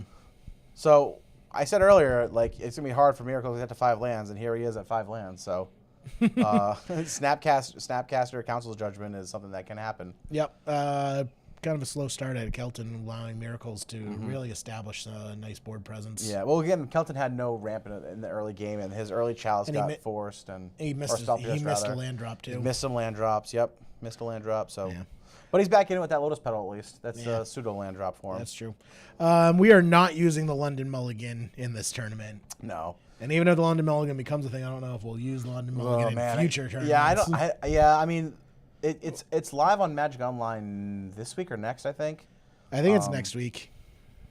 Yeah, so we'll see what happens with that. I mean, I'm not crazy optimistic for it in the Eternal formats. I think it's great for draft and standard, but if it happens, our future Leaving a Legacy tournaments might not be DCI sanctioned. All right, well, here's a Chalice. He's going to try to play Chalice for one, but Keith looks like he has Force and blue card in hand, so I don't think he's going to want to let this resolve here. Can't hard cast the Force, but I think, maybe that was a Brainstorm. Maybe he doesn't have Force in hand. Maybe he's going to Brainstorm here and look for a. Yeah, we'll see. I don't know. Kelton pulled out the die. I think he's feeling pretty confident that this Chalice is going to resolve. I think he knows it's going to resolve. Power move. Yeah, I like that. But we all know that sometimes you can resolve some spells through a Chalice in one. We saw Rich Shea resolve 2 Aether Vials through Chalice in ones. Stone cold killer. You know what I think it is? Casting vial. I think it's the confidence you do with when you cast the card. Yeah. Aether Vial, and you say go, and your opponent just untaps because they think you're the boss now. Yep. Look at me, I'm the captain now. Yeah. Your Aether Vial does nothing to me. Your Aether Vial has no power here. London Mulligan is going to be a great legacy if you're playing combo. That's true. That's true. I see a Monastery Mentor in Keith's hand. Mentor might be okay here. He's going to be throwing away a lot of his 1-drops into that Chalice, though. That's true. That Chalice is also going to turn off his. Obviously, he's going to turn off his Swords to Plowshare. So if Kelton's able to deploy a real threat here, like a Goblin Rabblemaster, that's gonna be a problem. Yeah, for sure. It's gonna be a problem. That Snapcaster Mage will not be long for this world in that case. Keith's grabbing another. He's grabbing a Tundra here. So still both opponents at really high life totals right now. Neither of them is in a super commanding position. I mean, I like having Jason board. It seems good. That Snapcaster Mage will at least put pressure on Chandra. He's going to Jace Storm here. I don't think... Yeah, he's going to put back a couple lands. But I don't think he has a way to shuffle them away. No. So he might be... Oh, no. Is that a Windswept Thief? Or is that a... No, that's a Basic Plains. That's a Basic Plains. I don't think he has a way to shuffle them away. I gotta speak to Keith about his mismatched basics. They're really tilting me. I'm okay with that, man. I like it. What is worse, Twitch chat? White border basics on Kelton's side or mismatched basics on Keith's side? So Keith finds himself Brainstorm locked right now. It does look like he has a Ponder in hand, though, so he does have a shuffle effect he has access to. We might actually see him Ponder after he's done doing the card shuffle here. That is a lot of shuffling. Yeah, that looked like a Ponzi scheme for a second, or the cup game. Yeah, that's exactly what I thought it was. All right, so here's the Monastery Mentor, and there's a disenchant on the Chalice. Yep. Okay, that was a disenchant. Okay, there's a nice Leaving Legacy token. I like that a lot. And that's a monk. That's a monk right there. Oh yeah. Keith was actually really excited about the construct tokens. He's like, you know how hard it is to find good construct tokens? Like that's why I chose it as my token. Yeah, let's hook him up with some, man. Mismatch 100, a mix of both.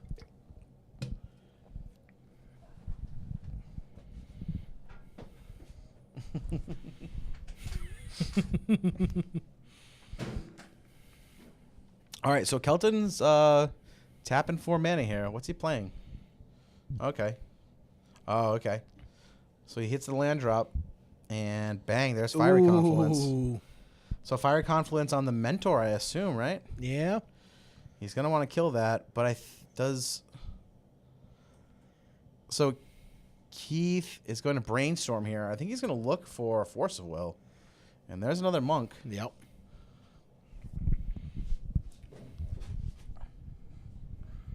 Let's see what's coming. Yep.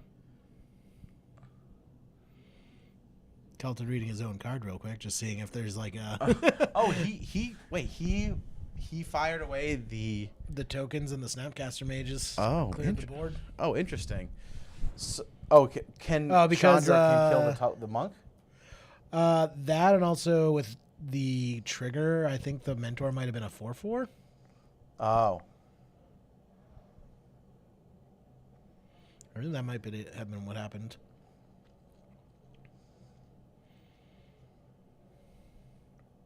Chandra goes up to 5.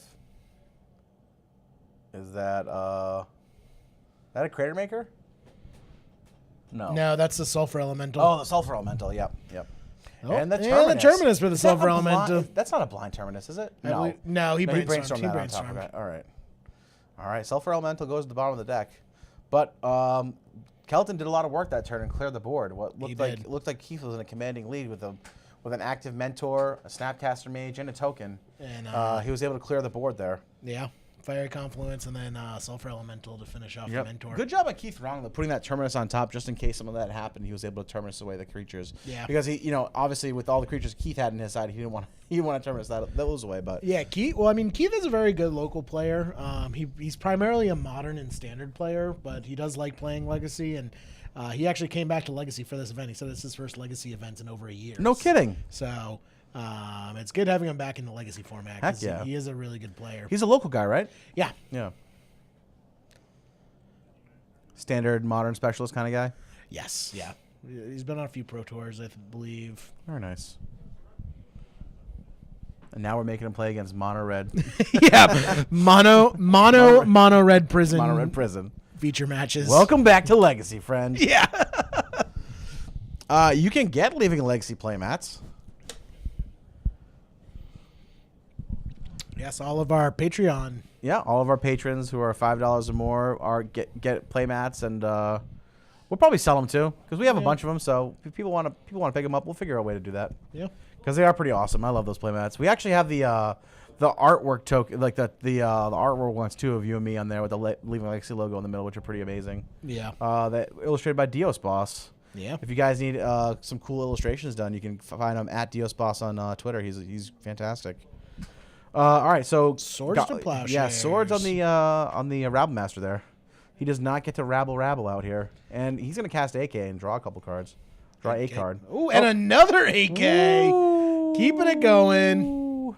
Now, technically, I think he was only supposed to draw one because it looked like he played the AK in response. I agree. Yeah, in response to the second one. I think he was just trying to shortcut it there, but yes, I agree. It did look like he cast AK in response to casting AK. Yeah. Which is I guess it doesn't matter either way, instead right? Instead of drawing 1 and then 2, you draw 2 and then 1? And then 1. No. No. You draw 1 and then 2. Yeah, 1 and then 2. Yes, it doesn't matter. Are we doing those soccer jerseys? I mean, I'm not. Jerry likes them. I don't like so them. I put up the soccer jerseys, and I guess people wanted hockey jerseys more. Yeah, which is crazy because this isn't in Canada. We're an American-based cast. It's like we just got out of winter. Football jerseys, guys. Just got out of winter, and people now want hockey jerseys or like golf polos. I would do a golf polo. No. A Leaving Legacy golf polo would be really nice. That's too pretentious. Listen, the Dead format has them, and they can't have something that we don't have. This is an arms race. You understand that, right? I want elastic bands so we can win the arms race, Jerry. That's true. Yeah. That's true. We just missed here Council's judgment on that Chandra. Rough. One of the only ways he has to deal with that Chandra in his deck. Yep. Ooh. There's and another Fiery Fiery Confluence. So Keith at 6 right now is in real trouble, right? Another Fiery Confluence will finish the game. Mm-hmm. Which Ooh. Keith is fate sealing. Not. I don't blame Keith says keep that card. It's fine for you to have.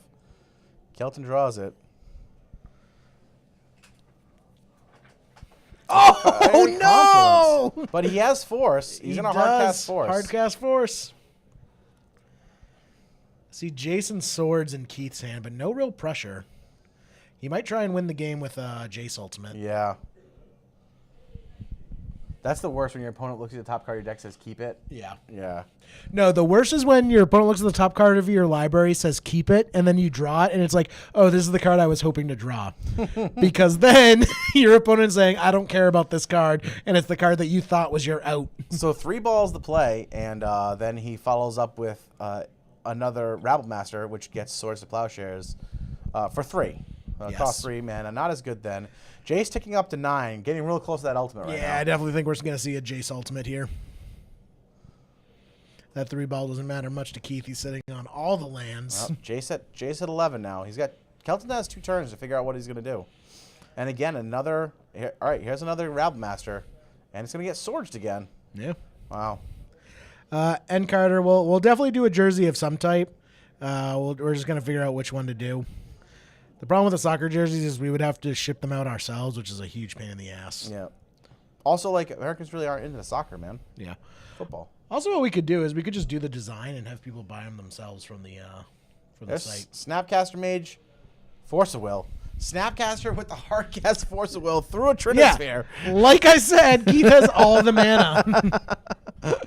Yeah, a little rough. So Keith evens it up 1-1 going into game 3 here. Kelton's going to be on the play. I think Keith played really well that round. That game. Keith played real tight there. Yep. Yeah, so he's looking at making it a top 8. I think Kelton's also on his way in a top 8 as well.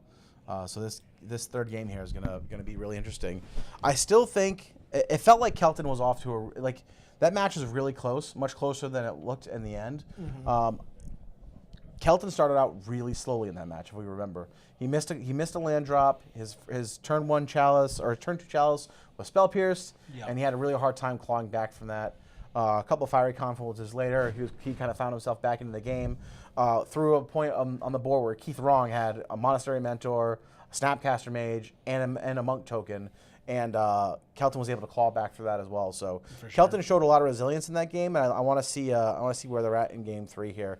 I still think Kelton is probably favored, but he can't afford to have a slow start like that again. He's going to have to be on the play. He's going to have to make one of those classic turn 1, turn 2, turn 3 plays. Right. Haymaker, haymaker, haymaker. Right? Exactly. Yeah. So we're going to see that out of Kelton here, hopefully.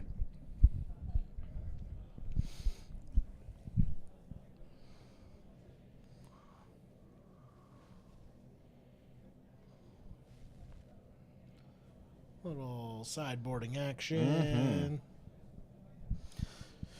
So, what kind of answers does Miracles have against a deck that has so much permanent base hate? So you're bringing Chalices, so you bring in Disenchants for that, right? Yep, bring in the Disenchants. Bring your Council Judgments. Mm-hmm. Do you bring in your are they still gonna run like V-Clicks? I mean, you're cutting. You don't want your things like your Flusterstorms. Mm-hmm. V-Click is good because Mono Red Prison is a sorcery speed based deck, and V-Click can just strip their hands without them having an opportunity to respond. So V-Click is very good. I think V-Click is going to come in. The Disenchant for sure we mentioned. If he has another Council's Judgment in the sideboard, he'll bring that in.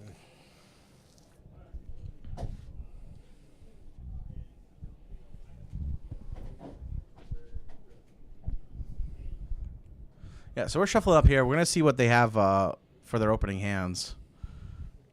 Again, I really think that Kelton's going to want to have that really strong turn 1 play. He's going to be looking for that, and I think Keith's going to want to be able to answer that. He's going to need a Force of Will in his opener. I don't think he wants to see Kelton go turn 1 Chalice for 1. It looks like Keith might have double Terminus in his opener here. which is probably not what he wants to see. That is probably going to be a mulligan. Double terminus.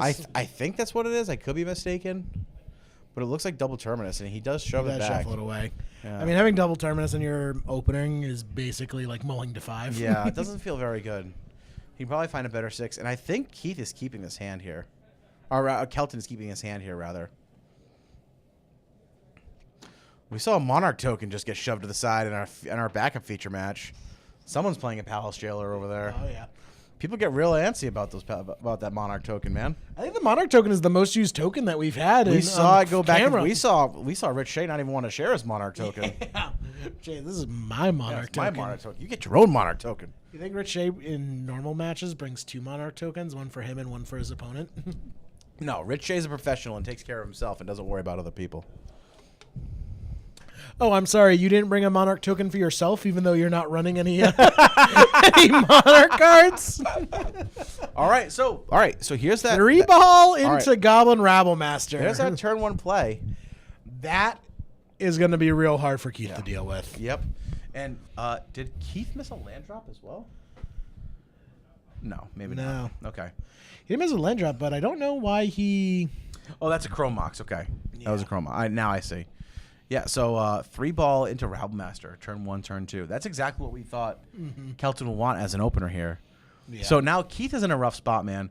We remember, like, Rabble Master is like, you get like 2 turns and then you're dead. Right. Right? It's like you get 1, you get 6th, and then you're dead, I think. So, and Well, this is no, another. it's a 3-turn clock with 2 Rabble Masters. Sorry, So that's it's- right. yeah. That's right. That's right. But still, did it's he play another Trinisphere here? He did. So that's 2 3 balls that Keith is gonna have to deal with. And again, you know, it's The second that puts 3 ball is kind of redundant. well, no, but if he wants to to disenchant it or something, he needs to get rid of both of them, right? True. So all of Keith's 1-mana spells are now going to cost 3, True. which is not nothing. Like if he wants to force something, it's going to cost him 3 mana now, Right. plus 2 cards. That's a little rough. Here's Legion War here's Boss. a War Boss. There's a lot of goblins. This has to get forced. This has to get forced from Keith. No, he has the counterspell. He has the counterspell. So in his hand. but again, that'll still cost him 3 mana, so he's not gonna be able to counterspell and swords. So he's gonna counterspell here, and then War Boss is Rabble Master is gonna get in for Rabble Master is gonna be a 5/5, and then it's gonna be 8, right? Yep. So Keith has 1 turn to answer that. He needs to Terminus right now. He has miracles quite a bit. He has to Terminus. So he doesn't Terminus. So he can maybe swords that Rabble Master, but he has to do it before. Okay, so now he swords before combat. He's going to pay 3 mana for it, so he can't do anything else this turn. If Kelton has a hasty creature, all right, he's going to get in for 3. He's going to put Keith to 1.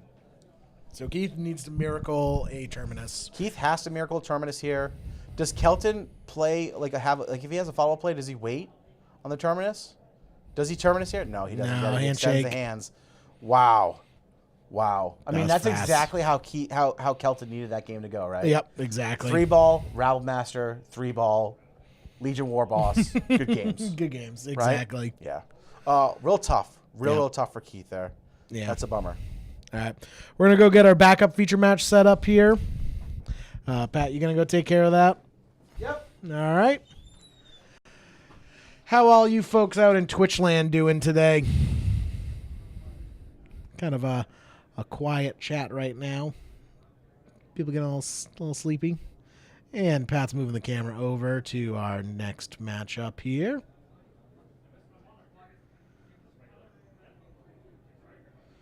Oh, we're going to adjust that.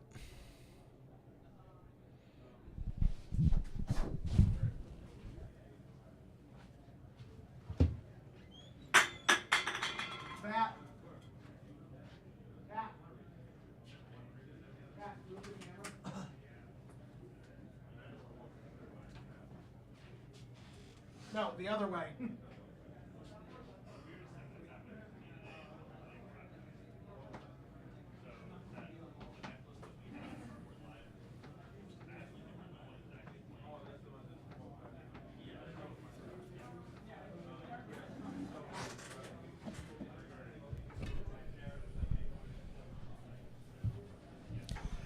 We got 2 rounds left before top 8.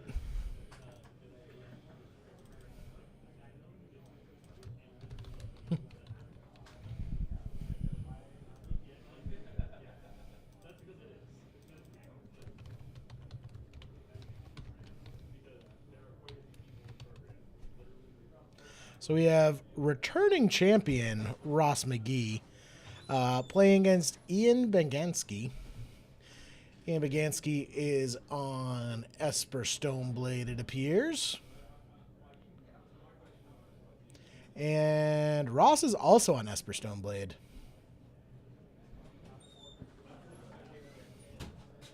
Is a Esper Stoneblade mirror match, Pat? It could be. I'm not sure. I didn't want to ask. It looks like Ian's certainly playing some kind of Stoneblade deck. Yes. Ross McGee was our last champion. He was on Grixis Delver, the only Grixis Delver in the room, in fact. The last Leaving Legacy. That's Open. correct. So Ross going to brainstorm here. He's going to draw 3 cards.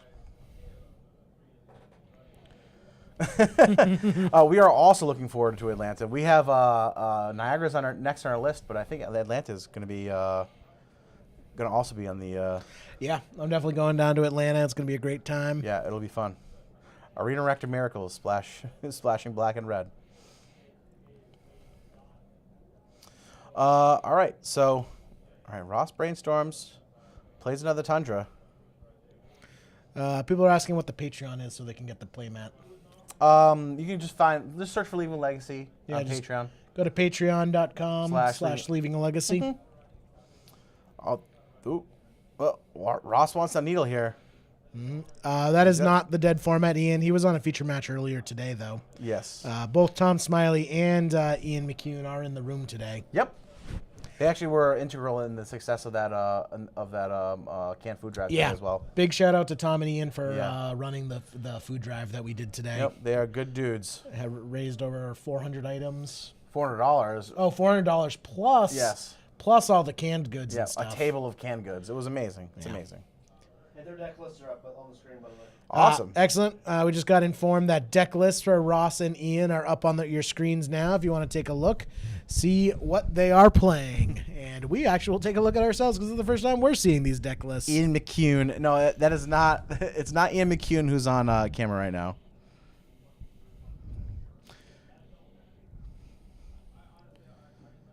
But Ian Begansky, yep. That's what we have. Yep, correct. All right, so Ross is going to Snapcaster here. And he's going to Snapcaster. So Ian Begansky's playing blue-white Stoneblade. And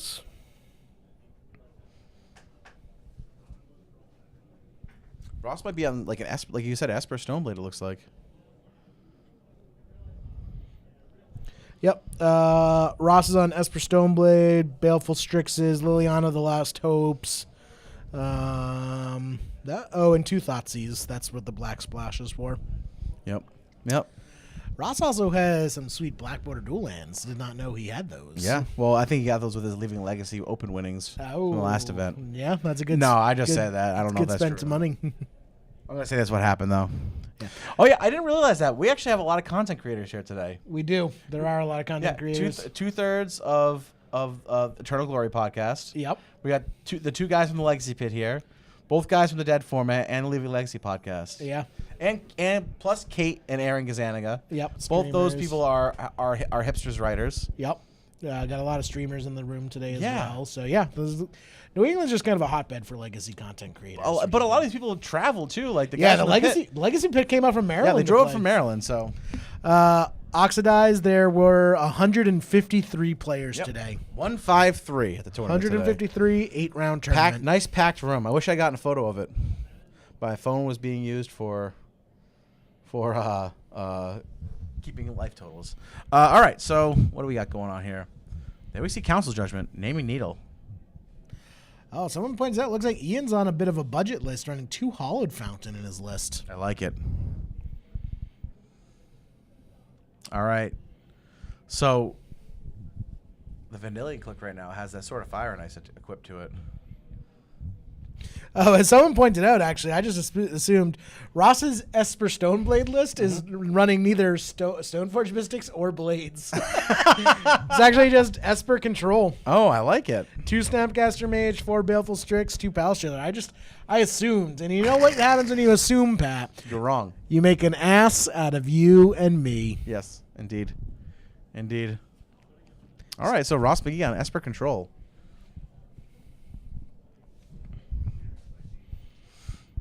So is it like Miracle splashing for like Zealous Persecution? Yeah. Kind of, yeah. Well, no, for Thoughtseizes and Liliana's.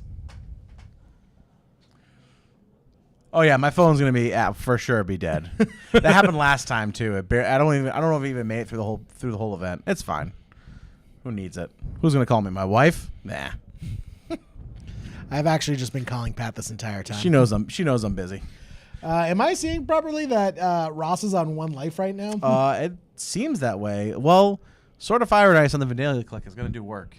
Yeah, you could say that. Yeah. That'll tick down your life total pretty damn quick. For sure.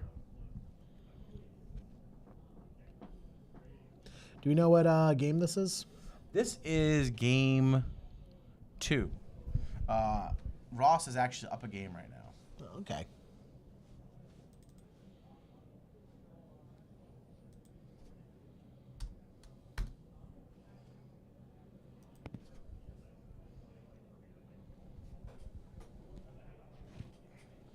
And we're going to scoop it up. So Ross sees it writing on the wall at 1 life. We are going to game 3. So we have Esper Stoneblade with no stones, no blades. No stones. First blue-white Stoneblade. I'll move this over so it makes it a little more visible. Oh yeah, sure. Yeah, these ultra white match slips. Yeah, there's too many slips of paper on the fields. Yeah. I guess I could. Hold on, maybe I can change this over a little bit here. Everyone, stay with me. Oh man, if the entire stream crashes, I'm gonna blame Pat.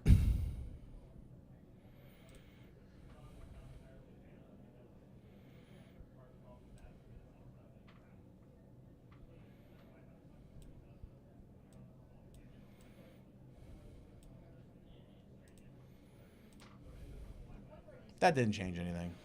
It's fine now. But we got zoomed in somehow, so we'll fix that real quick too.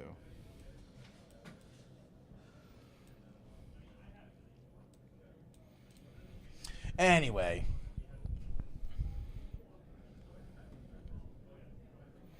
Looks like we're dropping some frame rates right now. Yeah, it's looking a little choppy.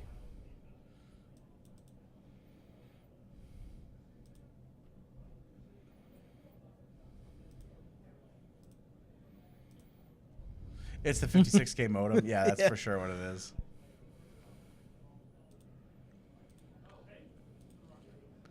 Yeah, it's because we were just messing with some settings. Hopefully the stream will catch it'll back up it'll in be a fine. second. It'll be fine.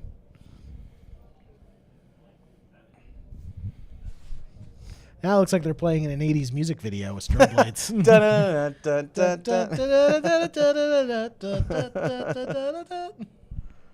Talking away. I don't know what opposite. Say it anyway.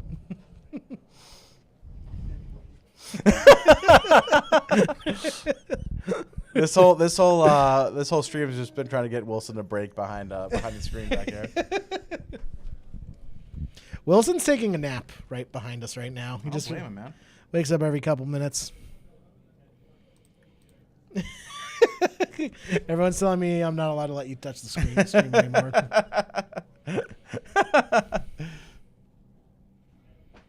If you press Alt F4, it's better. Okay, cool. You all do that at home. Pat, why does it say start recording? Have we not been recording? Oh no.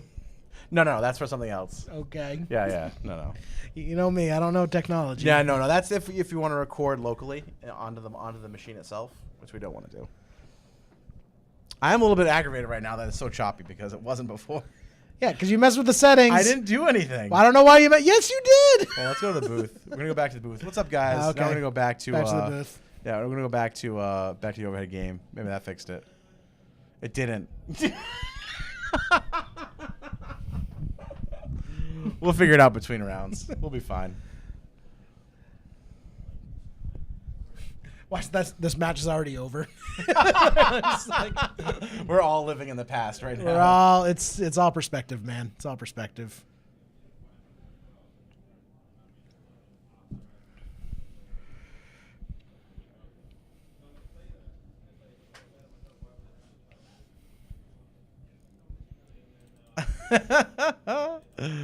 Oh my goodness.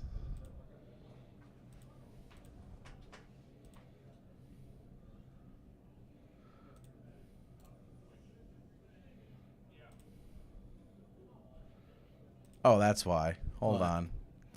Oh, because we. There we go. Sorry about that, guys. It reset the. It basically doubled the the resolution for no reason. I fixed it. All right. So if I break everything, but I also fix everything, is that just like that's good, right? You That's a guys, push? you guys wanted to see that in 30,000 pi, right?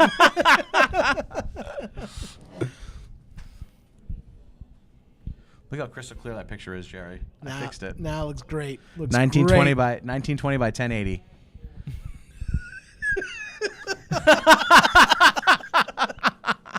Thrup got a pizza. All right, I think you just got the best. I think you got the best comment today so far. All right, Ian plays Polluted Delta. Says pass. Yep. Got that Hollowed Fountain Yep. in play. Ross McGee's got the Baleful Strix online. This is quite the dichotomy of Legacy. We're seeing Hollowed Fountains being played against Black Border Dual Lands. I like it, man. I You like like it. it? I Well, beat, listen, man. I beat people when I was playing Blue Red Delta. And they're still going toe to toe with each other. Yeah. I mean that's pretty awesome in Legacy. Absolutely. Just pretend it's a strobe light. Unblame Pat. Woo! Redemption. I like it. I like it. Ian playing the Upside Down Hollow Fountain aggressively. I like that. I like that quite a bit. Yeah, as Jeff points out, we need the high resolution so the viewers at home can make sure that the cards aren't counterfeit. Yes, for sure. We're about to do some rip tests live on live on camera. So Ian's playing. Is this a Stoneforge Mystic? Promo Stoneforge. Promo Stoneforge. Yep.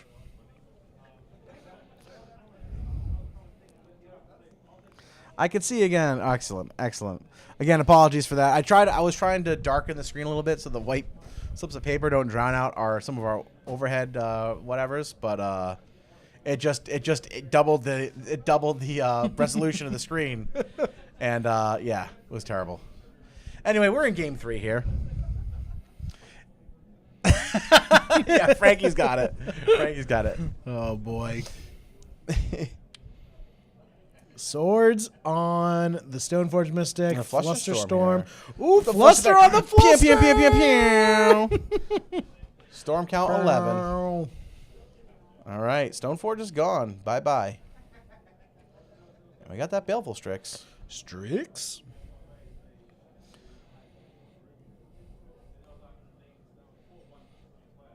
It's going to play the Flooded Strand and crack it immediately. I have Take On Me stuck in my head. It's a good song. We got to find like a place is there like any karaoke around here? I don't know, maybe. I love karaoke. I love karaoke, but people don't love hearing me sing karaoke. Who cares? Live for yourself, man, not other people.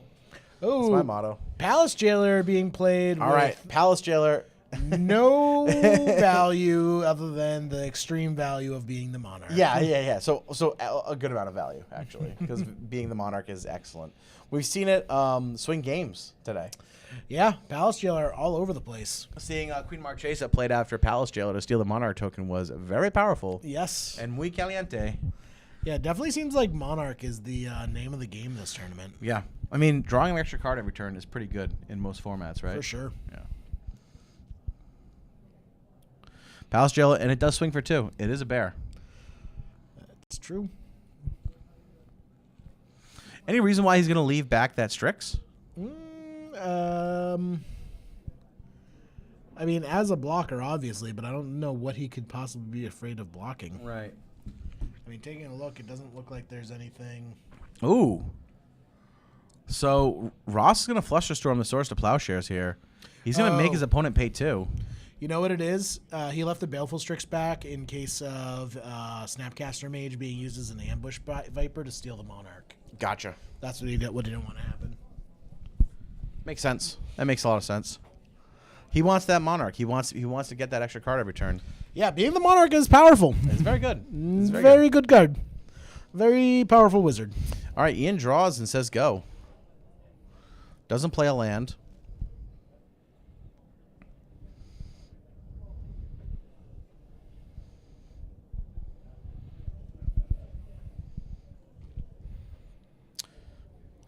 Ross draws another card. He gets him with Palace Jailer, draws another card at the end of his turn. Here's a click. Vendilion click. I think this is going to resolve. He's going to target Ooh, the Zealous Persecution. Zelly P. Ross is doing everything in his power to hold on to that Monarch Yeah, token. indeed. Brainstorm. I think this is all in the response. In response to the Vendilion click, yeah. Yeah. Trying to hide some good stuff. Yeah, I'm sure. Ooh, I think I saw a back to basics off the top from Ross. Ooh, very strong play right Which now. is interesting that the 3-color deck is boarding in back to basics against the 2-color deck. Indeed. He's going to show Supreme Verdict and a Plains.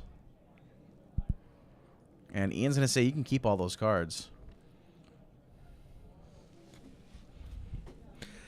Catches, this is the Leaving a Legacy Open. 3.5K.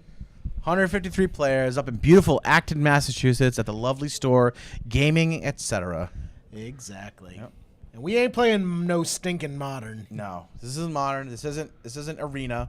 This is the king of all formats, Legacy. So Swords to Plowshares on the Palace Jailer here.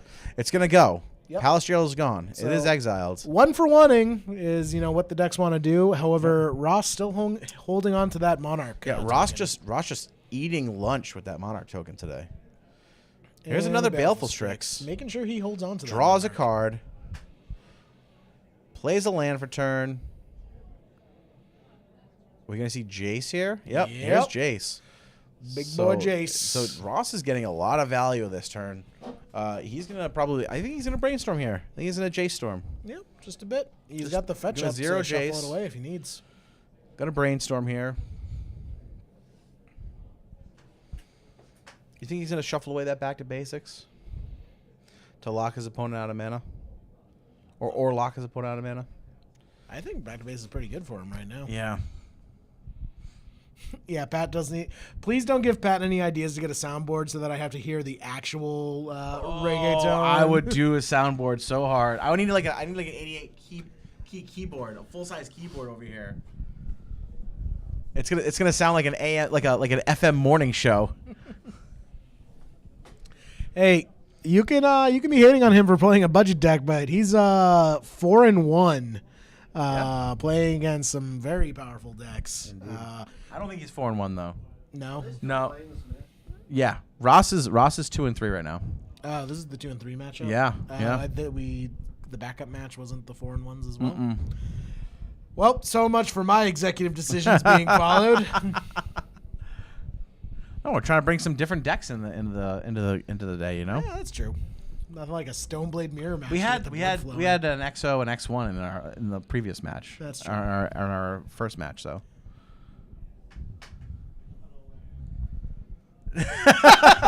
Yeah, my phone is round 6. Players in round 6. That is time. Time of the round. Ooh, this is still a ways away. Now, these players have a bit of an extension because they're in the feature match, but, I don't think this match is getting decided in the next 5 minutes.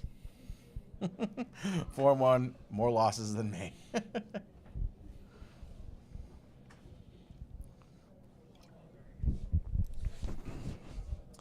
I mean, Ross has got a grip of cards right now. Does.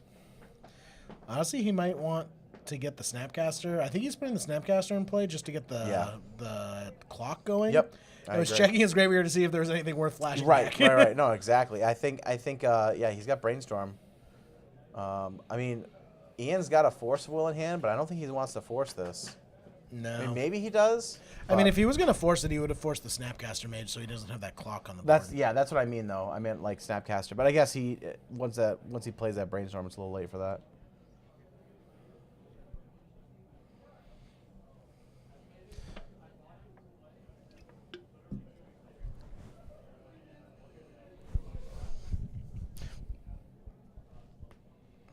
So now Ross is going to untap with 3 power on board plus Jace, plus a Monarch token. Oh, they just went to turn 1. This is turn 1. So I don't know if Ross has anything that he can close out this game with quickly. Yeah, his opponent is on 12.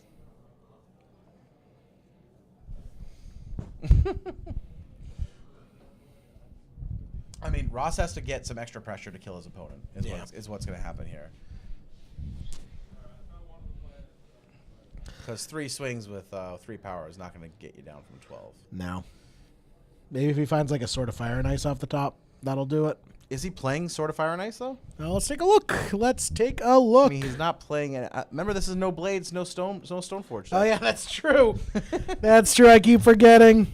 Yeah, we are amped for Atlanta. We're really excited for that. We got, like I said, we got GP Niagara Falls first on our docket, but Atlanta is ahead in the distance. Yeah. No, I don't think there's a way for Ross to close out this game any quicker. But he does Thoughtseize here, and he says, "I want to take a relevant card out of your hand." And this is what Ian chooses to force. Really? Okay. I just want to point out too. I just noticed in Ross's sideboard, Ross is running Unmoored Ego in his sideboard. So wait, hold on.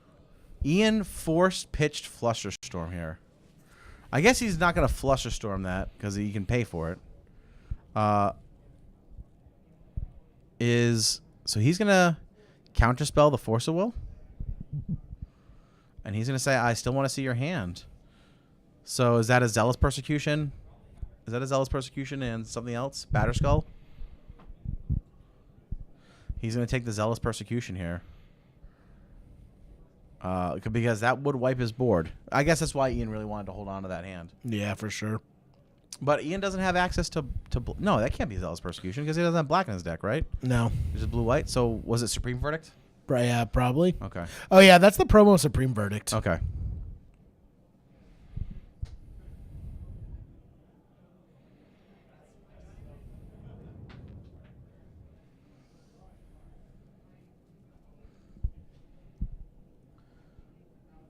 All right, Ross in the tank right now thinking. Now, Ian did put himself down a point of life with that Force of Will, which is not nothing. True. This is very close. I mean, if this was Arena, it would be whoever's on the higher life total, right? Because that's how you're supposed to decide games of Magic, whoever's on the highest life total. Oh, here's another Palace Jailer. So this is big because this actually gives Ross the ability to kill him in 2 turns on turn 5, unless Ian is able to create some kind of blocker here or remove one of his threats. True. But with players in the Legacy side event, there are 5 minutes left in your round. But with Ross being able to draw this extra card every turn, it's gonna be tough for Ian. So Ian draws for turn, says go. Oof. They go to turn 3. Ross is fetching. Watch, Ross is fetching end of Ian's turn. Sorry. Yeah.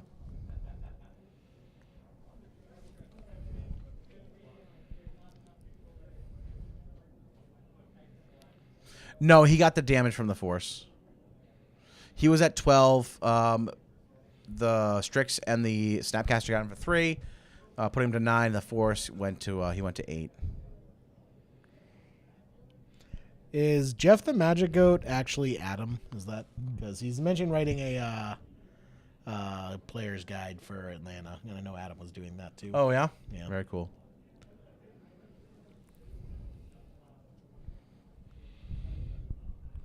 So Ross McGee in the middle of a J Storm right now. Yeah, I think Ross might be getting this in a squeaker. Yeah, I mean, like I said, Ian has one chance to. He has next turn to either remove a threat or play a creature. So Ross is pondering here. He's gonna look for those cards. He's gonna draw the top. He's gonna want to play. I mean, he's gonna get in for 5 here. Yeah. He's gonna put Ian to 3, and Ian's gonna need to be able to. He's gonna need to do 2 things here. He's gonna need to either remove one of these creatures and create a blocker. That's the only way he wins this game. That's the only way he doesn't lose this game. Yeah, kill it. He needs to deal with 2 creatures because no matter what he kills, any combination of creatures, he's still gonna die if he only deals with 1. Correct. So we're going to turn 4. Ian's gonna draw for turn. I don't know what he has. I mean, we can't see his hand right now. But like I said, he has to deal with a creature and create a blocker. That's the only way he doesn't lose. He doesn't win this game. There's no way he's going to win this game. Mm-hmm. He just passes. So Ross is going to untap here, and he's going to have lethal on board. These are the situations where I forget my draw step because I'm so excited to get in the red zone. I just go like untap, attack, like skip my draw step. I think maybe the only thing that Ian can have in hand is maybe a Snapcaster Mage. Mm-hmm. But at this point, I have to feel like swords. Sure, but even if he has, look at that. Even if he has swords, he still needs something else to. So this might be a Snapcaster Mage here. Yeah, Snapcaster Mage. Does Ross have an answer? Ross, I think he's seen so many cards, he must have an answer. He must. He's picking up those lands. I think he's just going to counting? hardcast Force of Will here. No, Snapcaster Flashback Force. Oh, here's a Force of Will. Hardcast Force. Oh, he's gonna pitch. Not even Baleful going to Strix. hardcast. I guess he doesn't need the Baleful Strix, right? He just doesn't need it. Yeah, he doesn't need the Baleful Strix, and just in case there's some crazy combination of Flusterstorms. So he's counterspell. All right, so here's what's interesting, right? He's going to counterspell the Force, which is fine. It doesn't matter now because he spent his mana. He's still going to die in combat. Ian's still going to die in combat. The Snapcaster Mage can block one of the guys, You're right. but he's still going to take 3. Ian's still going to take 3. He has no mana available. Extends the hand. Yep. Game goes to That's Ross. Tightly played. I think, like I said, the only way that he was going to win that game was to remove a creature, create a blocker. He wasn't able to do that. He had the Snapcaster Mage, and probably would have been able to play that Swords to Plowshares or snap back a Swords to Plowshares. But having a counterspell, that Force of Will from Ross, ate up all of his mana. Yep. And he was a little choked on mana that game. So, right. Yeah, real close game. But Ross took it down in 3. That is the end of round 6. So we're 2 rounds left in Swiss. Yeah, we got 2 rounds left in Swiss. We're gonna get a pairing soon. We're gonna get I think some of our top tables on the feature match this round. Yep. Some of our last XOs, and we'll be back to you guys in a few minutes. Oh yeah.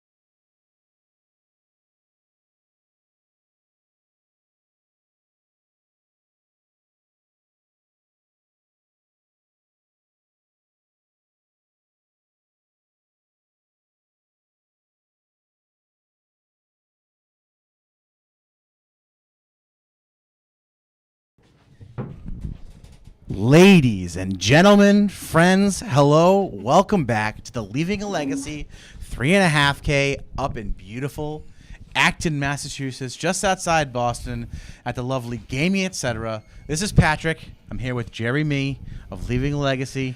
We're here, round 7. Round 7. We are looking at 2, 4, 1-1s. Okay, we are great scrapping it out for top 8. That's right. Nick Maggiore and Frank Tucci. the Little Italy matchup. Well, Nick told me how to pronounce his last name. Frank did not, but I'm just assuming that's how we got to do it. This is a spicy matchup too. All right, so we saw that there was a green-red sneak deck in the decks, right? And I was joking. I thought it might have been Belcher. It's not Belcher, though. It's not Belcher. But even better, not only is it a sweet deck, it's live for top 8. Yeah, which is awesome. Nick's a good dude. Nick's actually a really good friend of mine, so I'm pumped. I didn't realize it was him running it. Yeah. And then he explained to me, oh, that makes sense, right? Yeah. So he's playing like Nick Fit hybrid with sneak attack. I love it. And we have Frank Tucci, who's on Agrolome, a deck that we've been talking about, has been having a pretty strong showing today. Yes. And I think it's pretty well positioned, so this should be a great match. I'm really excited for it. These guys are just shuffling up and going to resolve their mulligans. We also have a great backup match that's going to be kind of in the wings as well. So I'm hoping that this is going to be a real competitive game. We are in round 7, and these guys are just about ready to go here. Just shuffling up. So this has been a great day, man. We've had a lot of people in. They've actually had really good side events going on right now. There's like a 20-person, 25-person side event going on right now of Legacy. So a lot of Legacy being played today in Acton, Massachusetts, which has been great. Want to thank Michelle, of course, for Michelle Cove is the owner, proprietor of Gaming Etc. And she's the TO for this tournament, and she's been helping us move things along and whatnot. We're really, really happy to be here. And let's talk about Nick's deck first. Jerry, talk about this deck a little bit for me here. This is like the Nick Fit with like Veteran Explorer, right? Right. However, some spicy additions. Splashing red for the big option of sneak attack. But also some other really cool cards. 4 Faithless Looting, 2 Punishing Fire, running Dragon Lord Atarka, Gruul Spellbreaker, which is one that I'm glad I looked up beforehand, with the trigger ability Riot. This creature, that's a new card from Ravnica, right? Yes, new card. 1 red, green for a 3/3. This creature enters the battlefield. Frank opens up +1/+1 Green Sun for 0. They started already. Okay, let's go. Frank opens up Green Sun for we're off to the races here. Frank opens up Green Sun for 0, fetching up that Dryad Arbor turn 1. Exactly. Classic Agrolome turn 1 play. Now, Gruul Spellbreaker, Riot either comes into play with a +1/+1 or haste. It has trample. And as long as it's your turn and you control Gruul Spellbreaker, you have hexproof. Very nice. Which could come into play if Frank wants to start trying to Punishing Fire Nick. He is going to have to go through that Gruul Spellbreaker first. I don't think it's going to be that relevant, though. We had a repair in this round, but Nick's original opponent was Sam Feely, who was playing Burn today. He was 4-2, and Sam actually beat Ross McGee in round 1 and took his Force of Will. So our Burn player today took a Force of Will from our Esper control player today. Very nice. Yeah, very awesome. Oh, here's a Chalice for 1. Nick goes Verdant Catacombs pass, and Frank plays Chalice for 1. And that Chalice is obviously going to resolve. Nick, probably not too worried about a Chalice for 1. I mean, no, I would disagree. I mean, that shuts off his Veteran Explorers and Cabal Therapies, which are a key linchpin of the deck. Sure. Also shuts off his Faithless Lootings, which are the only real card selection that Nick has. Now, does he have any main deck ways of getting rid of this Chalice? Does he have any, say, Abrupt Decays? He has a Cindervines, which is relevant. Main deck Cindervines. Just the one of them. Single Cindervines, that's correct. He does also run 2 Assassin's Trophies. No Abrupt Decays, though. Okay, so he has 3 cards in his main deck that can get rid of this Chalice for 1 here. He does fetch out a basic forest, and he's got the Badlands on board, so he does have access to the black-green mana. There's a chance we could see an Assassin's Trophy here. True. And Assassin's Or Trophy. Cindervines, for that matter. Yeah, end of turn Assassin's Trophy then means he can go Veteran Explorer Cabal Therapy. And I think, is that what we're seeing? Oh, I see a Thragtusk in his hand. See a Veteran Explorer. Sakura Tribe Elder. He might just be trying to ramp other ways. Now, tell me about Sakura Tribe Elder. One of my favorite cards because I went in basically every casual deck that I ever built back in the day. But Sakura Tribe Elder, it's a blocker that you can just throw in front of a attacking creature, and then in response, sack it to search your library for a basic land card. Okay. It was almost kind of like the Baleful Strix before Baleful Strix was printed, like a much worse Baleful Strix. And greetings from Germany, Holtz. Thanks for tuning in. I'm glad you're enjoying it. Oh, yes, he does have Pernicious Deed as well. That's a good point. Oh, yeah, that's true. Can't forget about Pernicious Deed. So here's Liliana of the Veil. Sacking isn't going to do much for Nick. Nick will probably be okay with that. Sakura Tribe Elder is probably the best creature you can have facing down Liliana of the Veil. Probably, yeah. But Liliana is going to tick up, I'm guessing. Up, it looks like. Yeah. They're both going to discard here. Let's see. Veteran Explorer from Nick and... Oh, what is that? Is that the land that, like, when it's in your graveyard, lands you control tap for red? No, that's not it. I don't recognize what this card is. Check it out and look it up on his deck list. I don't here. think we have Frank's deck list. Oh, okay. Is the problem. Gotcha. All right, so so Frank's reading. Frank is reading Sakura Tribe Elder right now.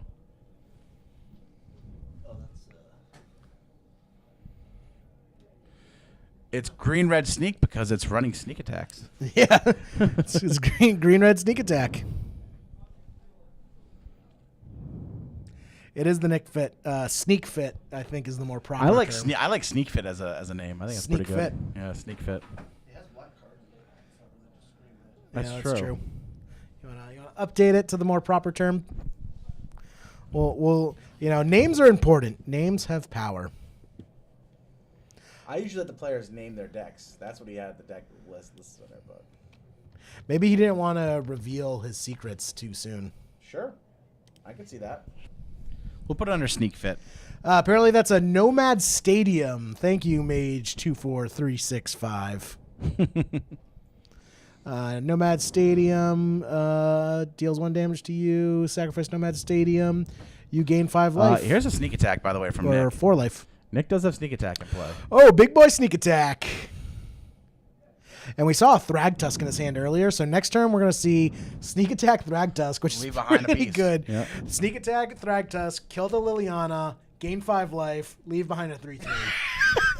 Seems good. Seems good Oh, and to here, me. all right, so the Dryad Arbor crashes in here. So Yeah. unless he has a creature here, he doesn't have a creature to follow up. So that Liliana is not protected now. So the Yeah. only way that could be protected is because Thragtusk doesn't have trample, correct? Thragtusk has trample. Okay, so However, Liliana's on 5. Ah. So if he had left that Dryad Arbor, he It could would've- have kept Liliana in play. right, that's what I'm saying. Yeah. So now he's got sneak attack. He's gonna sneak attack in a. I think we're seeing the Thragtusk come in. Yeah. Yep. Oh, he tapped a red and pointed at sneak It's attack. interesting that he taps the Badlands for it, not the basic mountain. Yeah. Here comes Thragtusk. Here comes Thragtusk. Here comes Thragtusk. Right down Sneak Fit Lane. Oh, he's tapping Mountain too. Oh, prime time.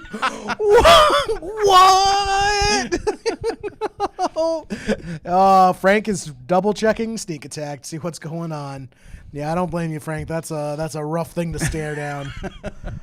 So now this Chalice for 1, which he's been able to play around pretty easily now. Yeah. Now he's ramping. Now he's playing prime time. Now he's playing. Who said Nick Fit needs Veteran Explorer to ramp? Now he's got a Thragtusk. So this Liliana, not long for this world. And they're both going to leave behind. Oh, he found 2 more mountains with the prime time and activated sneak attack again. Oh my goodness. Oh. Pew, pew, pew, pew, pew. Wow. All these guys are hasty. He's going to kill the Liliana. He's going to bump in with a bunch. For Is that 8. an Eternal Witness? Yeah, it's an Eternal Witness for 8. He's going to bump in. Woo! And and prime time leaves behind creatures, correct? No, no. Picks up lands. Picks up Picks lands. up lands. So He's gonna get lands when it gets sacrificed too, right? Yeah, he just ramps a ton. So he found 2 lands when Primetime came into play. When he attacks, he finds 2 more lands. And then he has the Cabal Therapy in his graveyard. So just for good measure, before these creatures die into turn, he can flash back the Cabal Therapy. Just to see what his opponent Just to see has what in Frank has in his hand. Yeah. Not that it matters. Well, he might be leaving up green-black for one of those assassin trophies, one of those effects, right? Yeah. Because he has basic land. Yeah, green, he's basic land left black. Swamp Forest in play. A little discussion going on here. Yeah, a little bit of a discussion going on between Frank and Nick here. I don't blame him. If I was in Frank's shoes, I would also want to make sure things are proper. Of course. This is a pretty brutal turn to be staring down. Sneaking Eternal Witness seems not great. Yo, value town.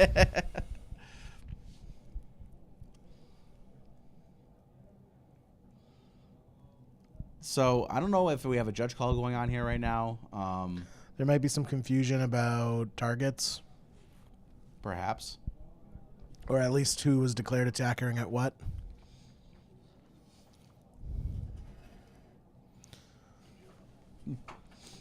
We're going to send our eyes on the ground, Wilson Hunter, to get a progress report for us.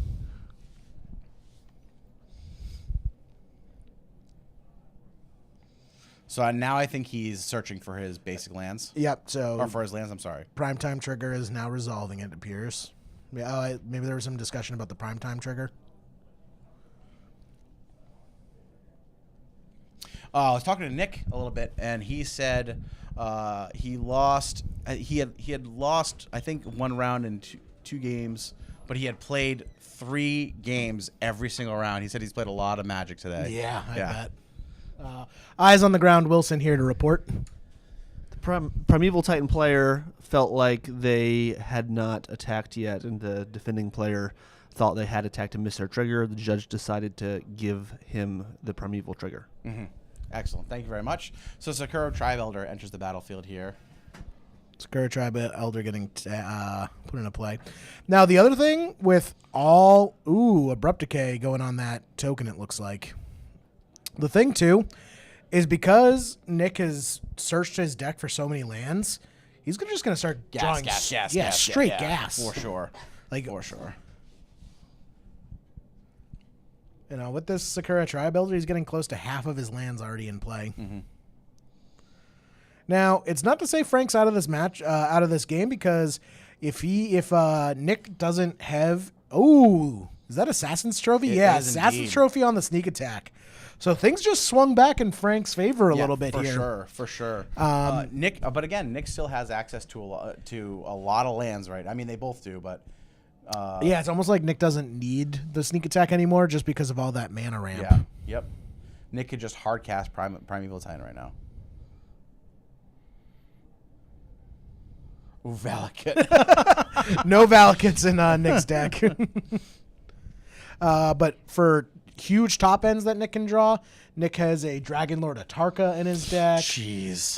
Has an Emrakul. Not quite an Emrakul mana yet, though. Promised End or Big Mama Emrakul? Big Mama Emrakul. Oh, I like that a lot. All right, so Nick is going to play something here. What's he got? We got Woodland Bellower, Stormbreath Dragon. What did he just play?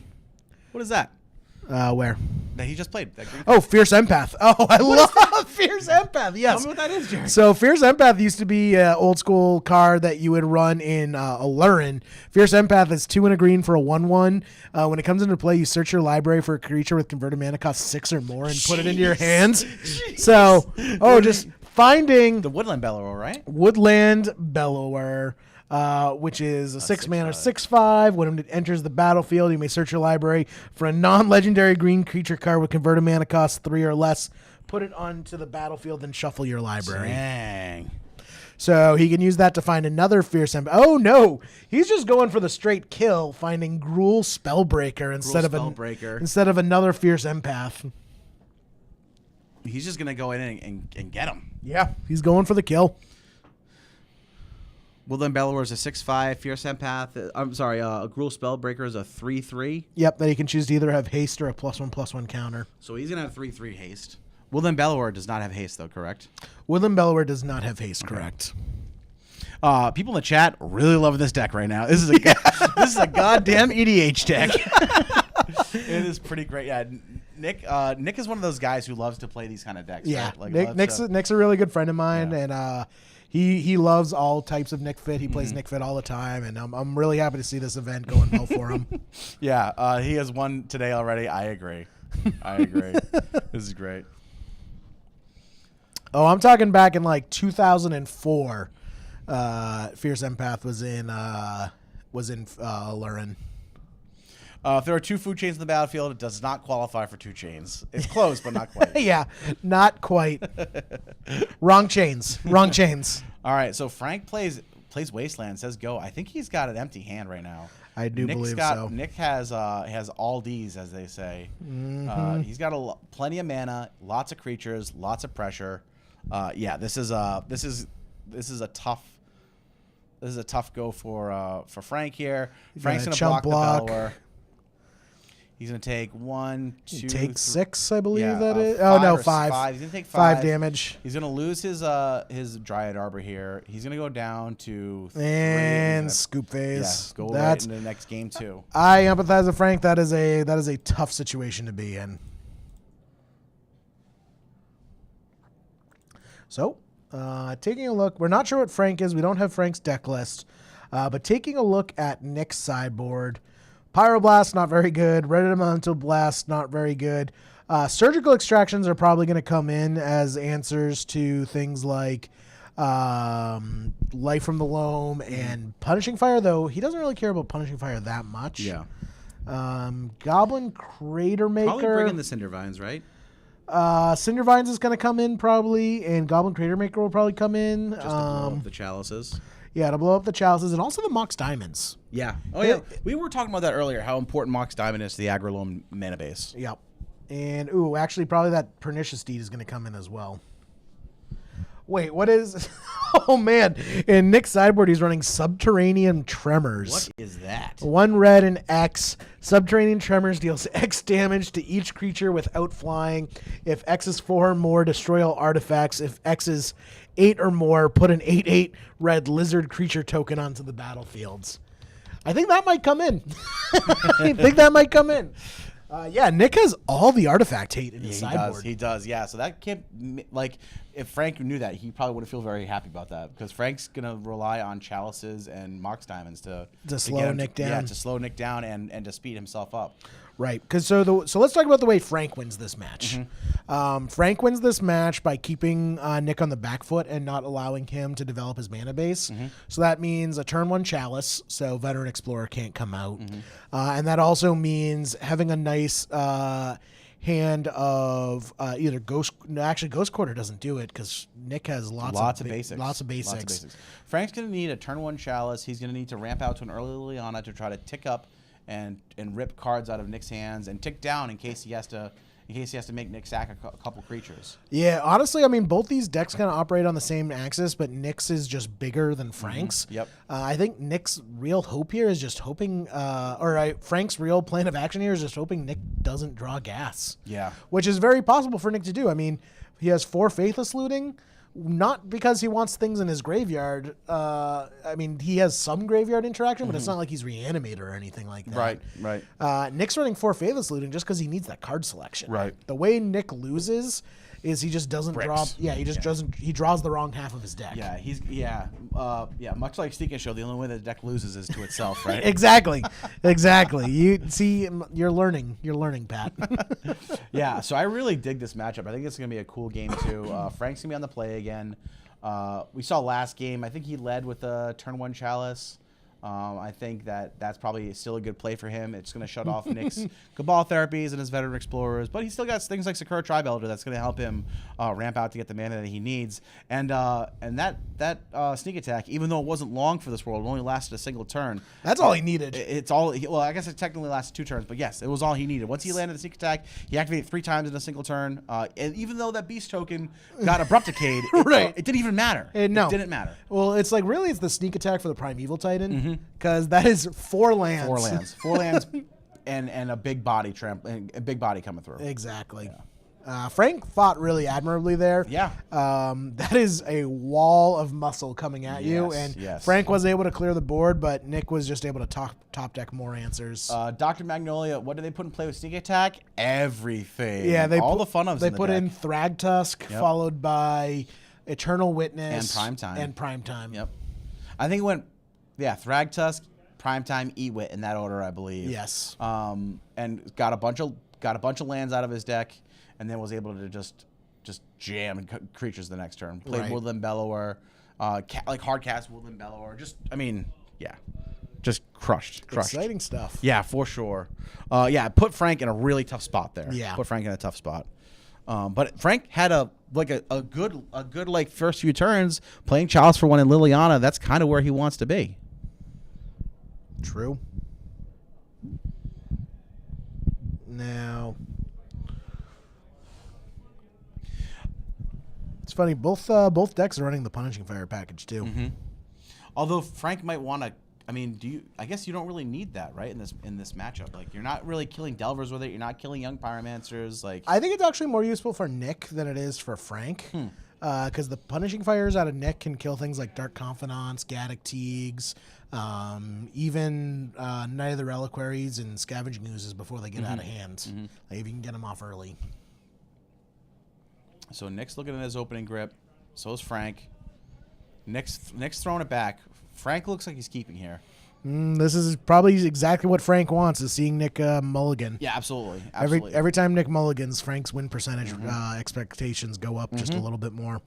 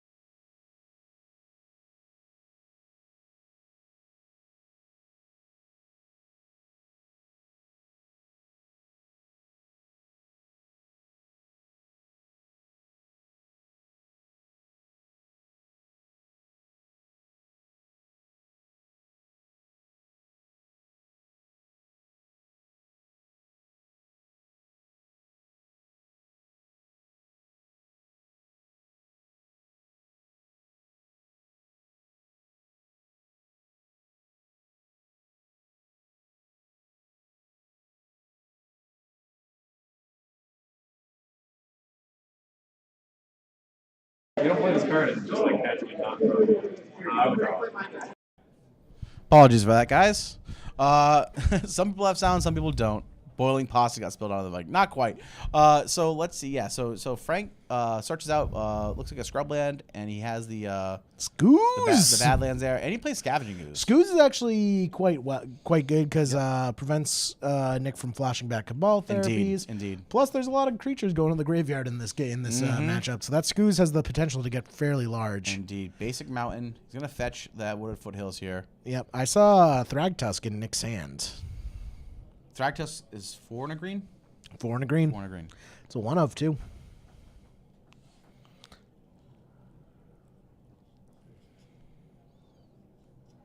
Nick has those beautiful mountains. Yeah, I really dig those. Super dark. I wonder what set they're from. Oh, those Arabian Nights? No, they're white bordered. Oh. Little chatting going on back and forth between our players here. Here's Green Sun for one. Veteran Explorer, perhaps? Yes. And there it is. There it is. I guess that's another way for Nick to play around Chalice on 1. Indeed. Yeah, indeed.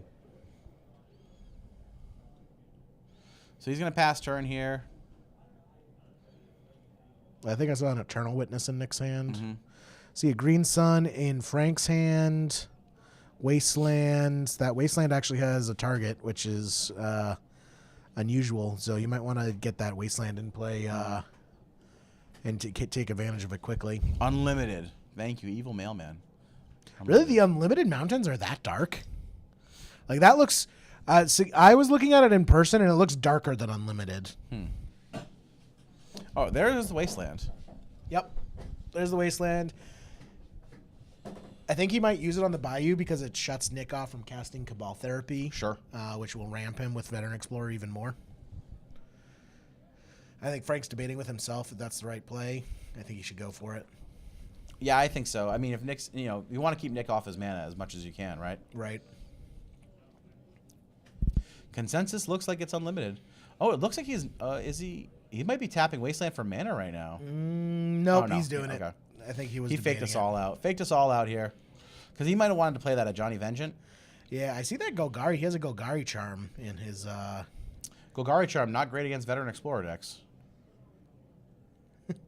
It might be Summer Basics. Yeah, $500 Oh, each. man. There. All right. And Nick's going to play his own Scavenging Ooze. Yeah. And he's going to get in with Veteran Explorer. He's going to attack. Daring Frank to block. Frank can't, right? He can't let Nick ramp right now. Yeah, no, he can't. I think you want to play cards that you can cast if you don't have access to Sneak Attack. Sometimes your sneaks, you can't find them. Sometimes they get Pithing Needled. Sometimes they get Abrupt Decayed, Assassin's Trophied, what have, or Assassin's Trophied, what have you. So I think that he doesn't want... Is he going to block here with Scavenging Ooze? I think that he doesn't want to have Grizzlebrand in the deck. I agree, it is good, but I think you want to play cards that you can cast if you don't have access to your... Ooh, he blocks. I think Okay. Frank wants those lands because he knows he has... a Vengeant. Johnny Vengeant that Yeah. he can play.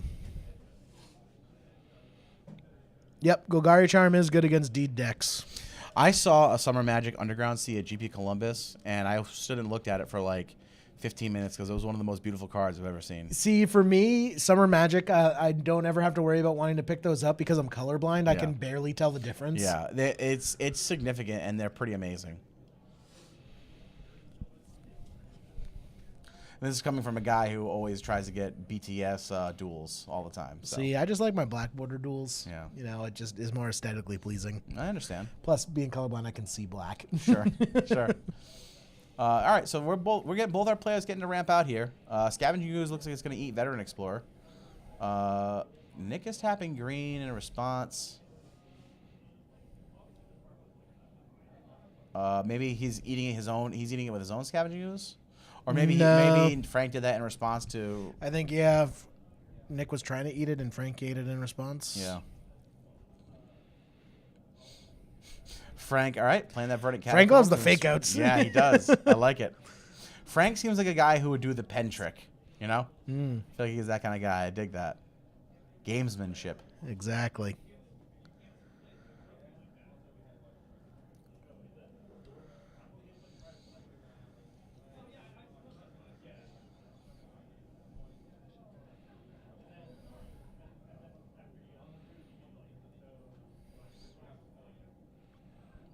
So, searching up that Bayou here.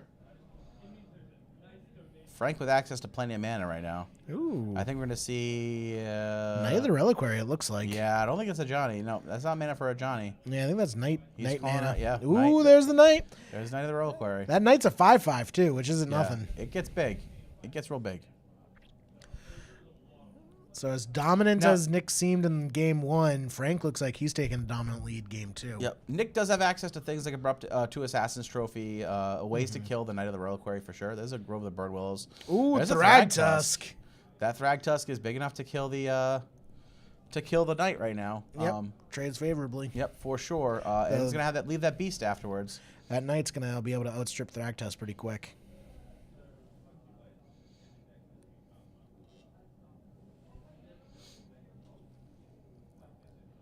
All right, draw off the top here from Frank.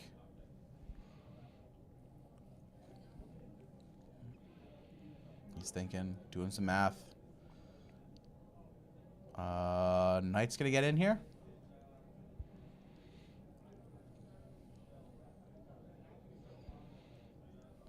All right, there's a Grove. Taps Savannah, taps. Oh, he's got 4 mana here. What does he play? A Johnny. There's a Johnny. Yep. What are the modes on a Johnny, Jerry? Lightning Bolt. Well, actually, no. Lightning Helix. Mm-hmm. 3 damage, gain 3 life. Taps permanent, and it doesn't untap. Or no, I don't think it taps. I think it just target permanent doesn't untap. And I forgot what the ult is. So a Johnny Vengeance can kill the Thragtusk, correct? Yeah, maybe we can get Wilson to drop a Is Johnny it Helix? Vengeance in the Helix chat. just domes you, or Helix? Helix any target, which I believe he's targeting the Thragtusk. Yeah. Yeah. Killing that Thragtusk, gaining 3 life. And there's the token. Boom. There's a beast. That is true. Knight is on a timer with the Skoos in play. That's a good point. Mm-hmm. Ooh, is Nick double blocking, though? He wants to kill that Knight. He does. What does Frank have up his sleeve here? He has that Golgari charm. He might be doing regenerate mode. Now, even though he's double blocking, it's not really a 2-for-1 because that token came off of the Thragtusk. Mm-hmm.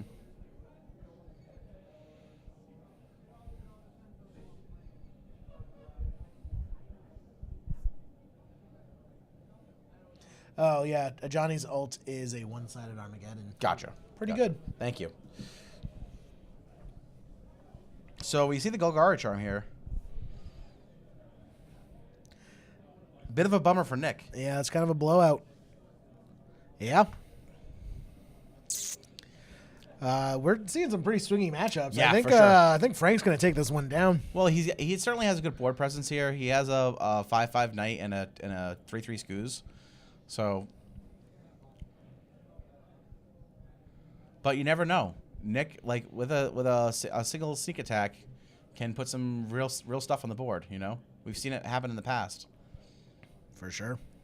Yeah, top decking sneak attack could change this game. We could I mean, see he has sneak access attack to Emrakul. plenty of red mana. That's true. So we see 3 mana coming out here. Eternal Witness. Probably grabbing the Thragtusk, I'm guessing. Yep. I mean, that's buying him a lot of time. That 5 life. He's getting 10 life off Thragtusk. And Fierce Empath. That Fierce Empath is probably finding a Primeval Titan, if I had to guess.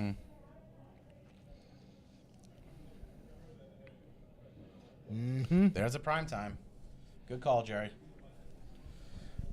So, I mean, Nick can claw his way back in this game, man.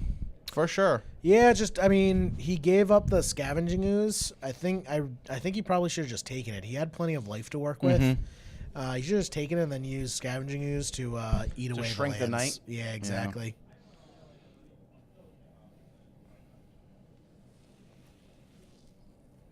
Knight, Johnny's taking up.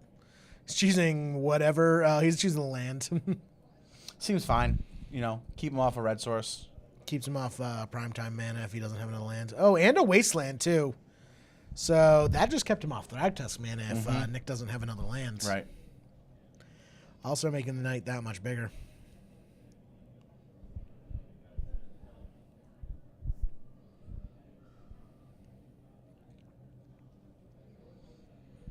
Is that another Golgari charm in Frank's hands? I didn't see it. That would be rough. Yeah. That Knight is getting pretty unmanageable pretty quickly.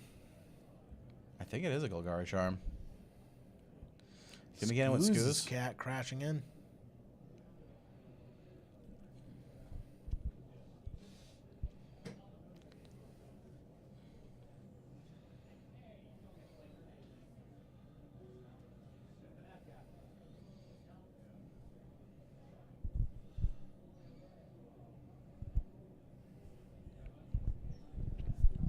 So Frank thinking here. He's a little bit in the tank. He's hinging that land here. Yep. That card. Also, Nick should be at 16 right now. It doesn't look like they updated the phone. The score pad, I mean, not the phone. All right, we got Green Sun for 2 here. You grab it in Gaddock, you think? No. Oh, no, it was Green Sun for 3. Green Sorry. Sun for 3. Another Night of the Royal Quarry. So now Nick's in a tough spot, right? Yeah, Those 2 for Knights sure. are very big. They're going to apply a lot of pressure. Skoos is only going to get larger. And a Johnny is a problem. Yeah.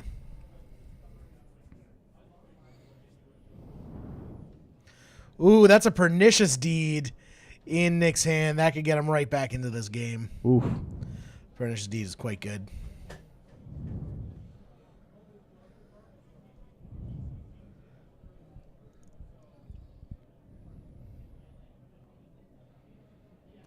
But I believe we saw another Golgari charm in Frank's hand. If that was Perhaps. a Golgari charm, He's gonna explode that pernicious. There's a deed too wasteland. soon. Oof. There's a wasteland. Search for off the knight. Those knights are super big now. He has chump blockers, right? He has got 2 chump blockers to block the knights with to buy him a self-turn. But he doesn't have much more time after that. Nick down to 4 lands, too, which makes it, he's not Technically gonna cast 3, because that Ajani keeps ticking up and keeping one of his lands tapped. True, true.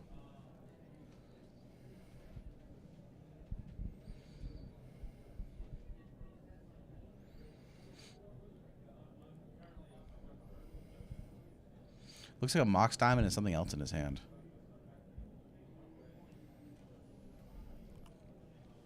There we go.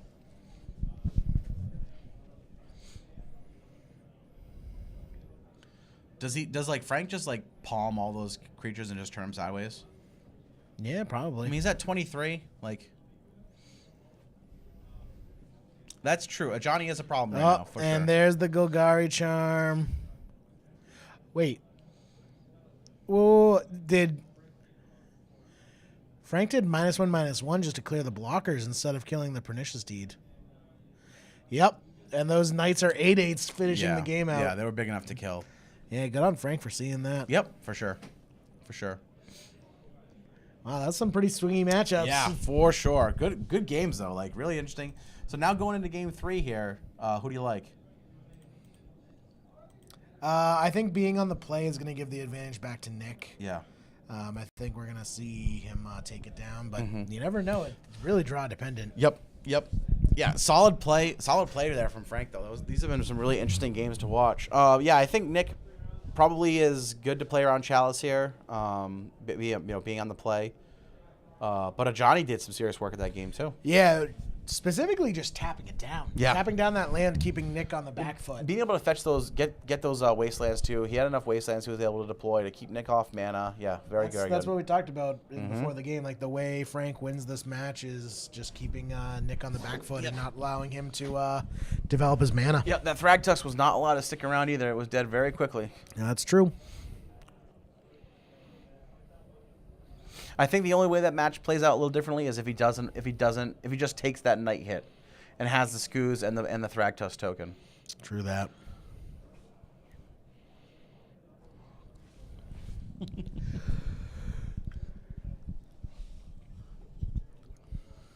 All right, so we're going to see our players resolve some mulligans now.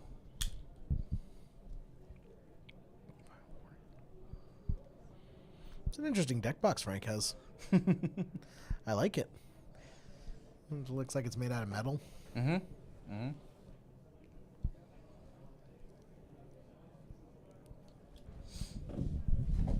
So now, top 8. What do you think we're going to see out there today? Just based on some of the matchups we've seen. I think there's going to be at least one Aggro Loam deck in top 8. I think we'll see some Stoneblade variant. Some Stoneblade, some Aggro Loam. Maybe 2 Tess. Are both Tess players still in the running? Yeah, Brian Cook and Anthony Laverde. 2 players who I think in our first LAL tournament were both in top 8. Both in top 8. They might be running it back this time. Yep. 2 excellent Storm players. For sure. Pretty exciting stuff. Yeah, they're both X1. Yep. Yeah. Pretty exciting stuff. So they both have to play this round and win. And then they'll be able to probably draw in a top 8 next round, most likely. True. 153 players here today. 8 rounds of Swiss. We're in round 7. We're watching Sneak Vit versus Aggro Loam. They're getting to game 3. They're both playing to stay alive for top 8 here. Yeah, exactly. And Nick did say he has played 3 games every single round today. He's played a lot of Magic. That's true. Yeah, that's it's surprising that such a haymaker deck is a grindy deck. Yeah. I think it's like the small edges. All right. I like they do that. the fist bump. Nice. I like that a lot. Nick's a good dude, and I can tell I like Frank too. I like the fist bump there to get it going. Let's draw some cards and play some Magic, man. Hell yeah. Nick takes a look at his opening grip. Frank's flipping through his.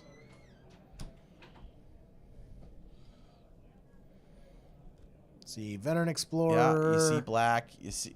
I think they're both keeping their hand here. The Gruul. What's it called? Eternal Witness. Cruel Spellbreaker. I don't think there's a way for Nick to sack his Veteran Explorers.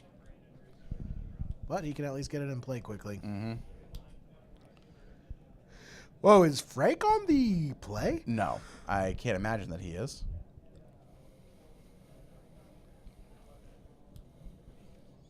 They are waiting. I'm not sure what for. So yeah, Frank is mulliganing. And he was just taking a look at the top to see what would happen. Yeah. Never do that. Yeah, I find that's always. That can set you in a wrong state of mind because, best case scenario, Yep. you look and realize, I made the right choice. Mhm. Worst case scenario, you see, I should have kept, and then you just go on tilt for the Yes. next game. Yeah. You never look at the top cards of your deck. You have to make the decision based on what you have in your hand because that's the only information that you have. Yeah. Yeah. We got some fans of Nick in the chat. Jordan Munson. I saw Jordan here today. Yeah, Jordan's here. He's also watching stream. I don't think Jordan's live for top 8 anymore. He was playing Maverick, I believe. Yes. He is a Maverick dude. He's a Maverick fiend. Yeah, he likes that deck.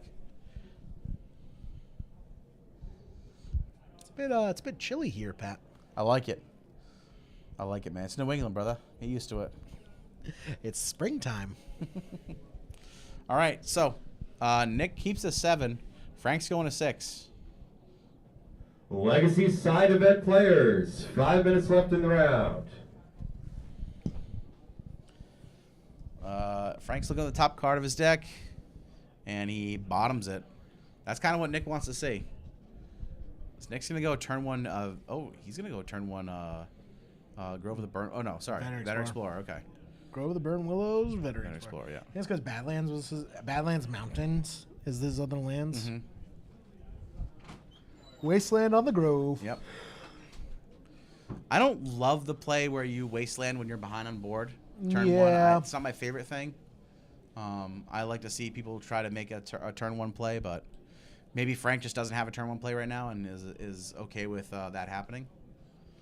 So Nick plays basic mountain. He's going to get in with Veteran Explorer. Don't think he has the Cabal Therapy. I don't think he does either, but we will see. He did have the Eternal Witness, right? He does have Eternal Witness, but no green mana. So yeah. I guess it's true. Like Frank was able to cut him off of green by wasting that Grove of the Burn Willow, so that is something to say. So both test players are X1 and Rich is X1. Oh, very cool. Very Rich cool. Shea is X1, and both test players are X1. So 2 opens ago, all 3 of those people top 8. Yeah. Yeah. Yep. We're going to have a playback of the first Leaving a Legacy Open top 8. All right, Veteran Explorer gets in for 1. Veteran Explorer can attack, believe it or not. Yeah. Not a card known for doing a whole lot of damage in combat, but it can attack. I think Frank's sitting on another Wasteland in hand right now. Yep, there it is. Going to deploy the Wasteland versus that Badlands. Yeah, so Nick choked on mana right now. He's got the single mountain. Draw for turn. Same time, Frank's not really deploying any threats. No, he's not, but he's happy to just keep Nick off of mana right now. Nick says go. Oh, yeah, this that's is a land rough. drop, says go. That is tough. Grove of the Burn Willows. I think we're seeing Night come down. Oof, that is rough. That's Night. Oh, no. Yeah, that means that Nick is far away from Abrupt Decaying that night or anything like that, or Assassin's Trophy that night. He can probably hope to attack him with Veteran Explorer and hope that it gets blocked. Well, I think you just leave Veteran Explorer up as a blocker. Yeah, and just buy yourself time. I think he did draw Grove of the Burn Willows here, though. I think that was his draw for turn. Frank? No, Nick. Oh, Nick. Yeah. I think that was a Grove. I could be mistaken. Yep. Grove of the Burn Willows. Goes to 17. Are you going to attack with Veteran Explorer? That knight is a 5/5 currently. Pay a red. What are we seeing here? Green Sun for 0. He's going to fetch out a Dryad. Green Sun for 1. Can't Green cast Sun Green for Sun 1. off of Mountain. Oh, I'm sorry. Correct. Green Sun for 1. Now, Frank's not going to be able to attack in until he deals with both these Veteran Explorers. Well, I mean, not necessarily deals with, but just gets a critical. Massive creatures. Right. Yeah. Yeah. Those Veteran Explorers die. Like, Golgari Charm is not what he wants to do right here. No. Does not want to wipe the board. Yeah, so these 2 Veteran Explorers, Nick can probably just attack with one and leave one back to block. I almost think he wants to leave both back to double block. Sure. Just yeah, you know what? get That's that a great massive point. ramp. That's a great point. Yeah. You know, all of a sudden he's in primetime range. Yep. Yeah, Nick's sitting on a lot of mana right now. If he can find a way to get rid of those Veteran Explorers, hoping maybe to draw Black Source and Cabal Therapy, something like that. He's sitting on a lot of mana potential. Yeah, good point. Good point. Another Grove, the draw for Frank. This night is a 5/5. Mm-hmm. Ooh, crashing in. Interesting. I don't. That's a bold move. Yeah, it is indeed. Nope. Changes his mind. Oh no! Coming in. He's sacking it to sack the land. That's why. That's why.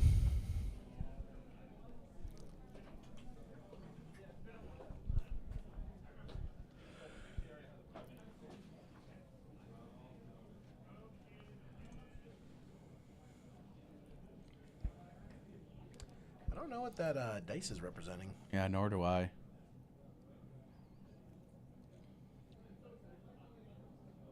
Was that time? We're not in turns yet, are we? I don't think so.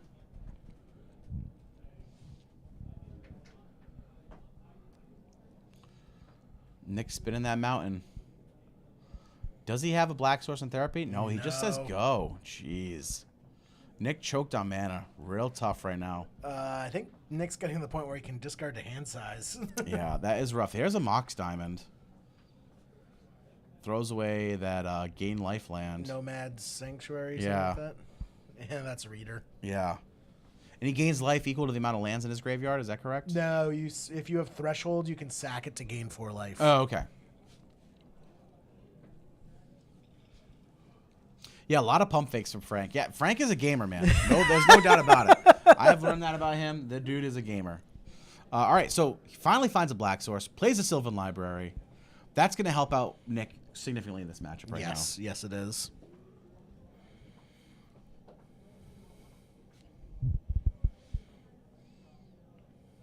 Oh, we seen a Punishing Fire? All right, Legacy side events players, we got your pairings for round 4, and we have stand-ins posted below it. Sacking. What are we doing here? What are we doing? Nomad Stadium, indeed. Sacking the Bayou? This is the final round for the side event. He's just going to keep growing that night, growing that night, growing that night? Is that his plan here? Yeah, I think so. Was that an Abrupt Decay? Yeah, in the graveyard? Decay in the graveyard. Oh, yeah, Abrupt Decay, the Sylvan Library. Okay. That's a bummer, because that would have been great for Nick. Right. And looks like he's punishing firing Nick's face. Yeah. The slowest way to win a game. Hey, Wilson, can you tell him to go use the phone life total? I think they are. No, they're not.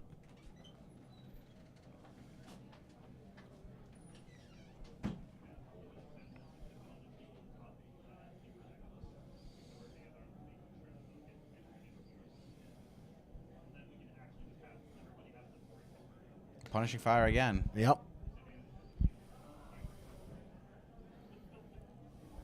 Yeah, so I don't know if Nick has Therapy in hand. Maybe he has Therapy in hand and he had played Sylvan Library last turn. But if he can Therapy here, Flashback Therapy, get some more basics, like he'll be in a much better shape right now. But he is having he has been choked on mana most of this game. Frank really sniffed it out on turn 1 where he just Wasteland. That's a 4th Wasteland Frank has played in this game right now. That's the 4th Wasteland. That is really choked Nick on mana. Yeah. For sure. Nick just can't keep a Black Source in play even if he does draw the Therapy. Yeah. Yep.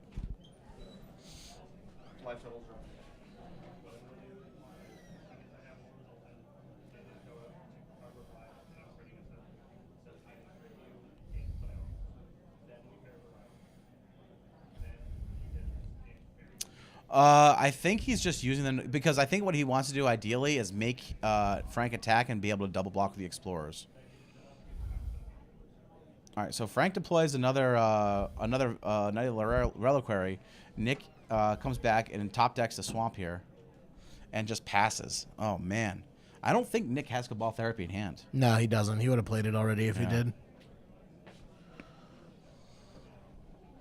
3 Grove of the Burn Willows.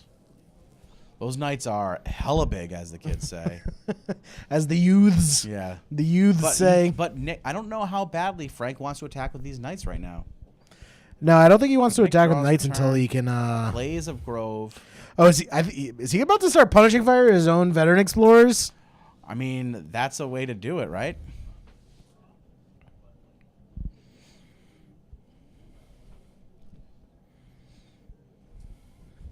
Now he can't attack with the explorers because those knights are. I think if they swing back, if they're not lethal, they're close to lethal on the swing back. Yeah, those knights are 1, 2, 3, 4, 5, 6, 7, 8. Those knights are 10/10s. Yeah. Those knights are lethal without Yeah. blockers. Yep.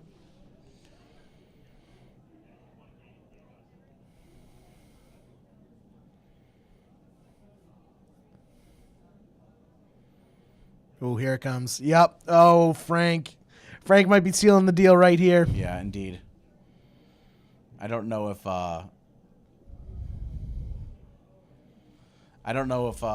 Nick has anything to interact at instant speed here to protect himself.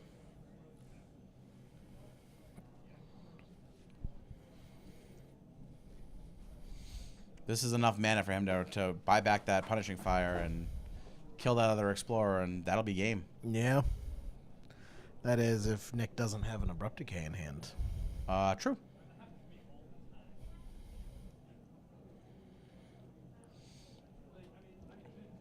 Oh, a sword. That's even That's worse. even worse. That's even worse. Nick's counting it up. Yeah, I think he sees the writing on the wall here. Bad beats, but good play. Tight play from Frank. Yeah. I mean, Frank really was on the keep you off of mana, and maybe we are going to see an Assassin's Trophy here, though. Nope. Ooh, 3 mana. What are we seeing? In response to the swords.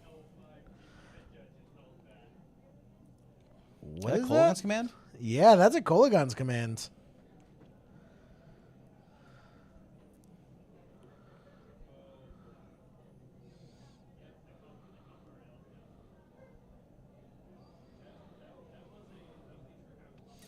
Tucci Gang got this one. Yeah, I think so.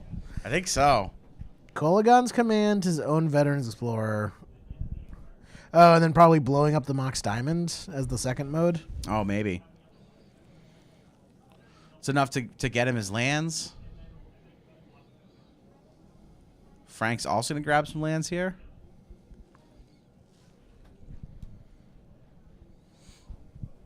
But I don't think Nick has anything to interact with here at instant speed to stop him from just dying. Yeah, I know. Or maybe it's not doing blowing up the Mox Diamond as the second mode. Maybe he's making him discard? Isn't that Um, the other part of... Yeah. It doesn't look like Frank's doing either, though. I don't know what the second mode was. Oh, yeah, he says the there's- hand. There's the handshake. Make him attack. Make him attack. Ugh. Rough one for Nick. Picks up his second loss today. Frank giving the thumbs up to the camera. Yeah. Yep. That was a little tough. I was really hoping to see Nick take that down just because we know him. He's one of our locals. But great job by Frank to really Frank stay did in game 3 and just lock that one out. True. Keeping him off of mana was huge. That Keeping him off was. mana That, I huge. mean, that's how you win that game. You know, you usually aggro loam wants to get to the mid range as quick as possible. Yeah. But in that game, it was let's try and stay in the mid range for as long as possible. Yep, not go absolutely. to the late game where Yeah. Nick can take over. Yeah. So that was pretty great. We should have our round 8 pairings up shortly. Yeah, that one went long, so I think we hit the max time limit. Yeah. So we'll be right back. We're gonna find a sweet match for you guys for round 8. Awesome. We'll see you guys in a few. Sweet.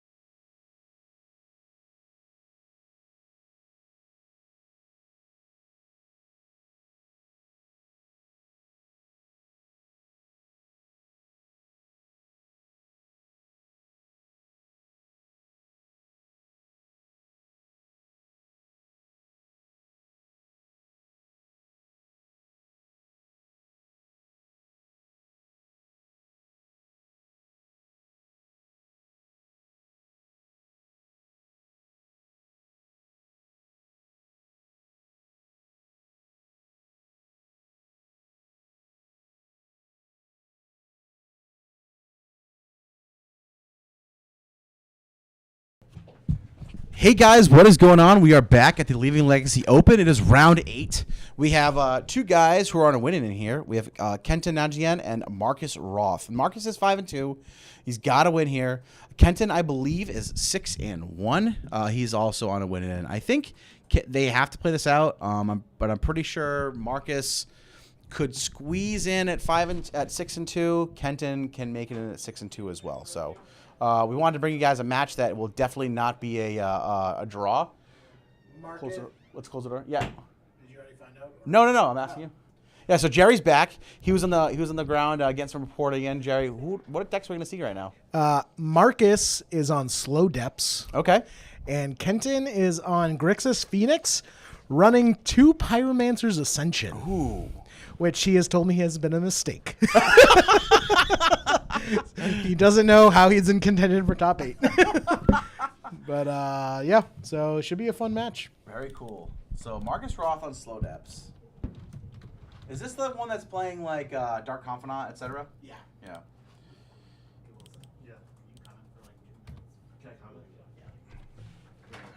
Grixis Phoenix. Okay. Hey, Bryant. Oh, look who it is. You just drawing a top 8? So did Anthony. 2 Storm players in top 8 again, running back. TES players in top 8. Yeah, well, you guys are also playing. It is a Storm deck, correct? It is. Okay. So we got 2 TES players in top 8. Running back, the results from the Leaving Legacy, the first Open we did, LAL won. I hope so. That's pretty exciting. Excellent. Good for you I could guys. use another giant chunk of money. And a 3.5K, so it would be even a larger chunk of money. It's only $100 more for first. Oh, true. No splits kill them all, Bryant, right? I have a plane to catch by 10:30, so we're gonna have to keep this moving pretty quickly. I'm fine with that. Yeah, I want to get dinner. All right, so Marcus Roth on Slow Depths, Kenton Najian on Grixis Phoenix. I apologize if I'm mispronouncing your name, Kenton. Yeah, so both these guys got to win to have a chance at top 8. I think Marcus has an outside chance. Kenton has a much better chance of getting in the top 8 if he wins.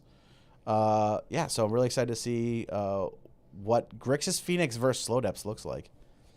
Well, I think Bazooka Bog is going to be pretty big here. Holding open crop rotation to get their Phoenixes is just going to be a great play. Indeed, yeah.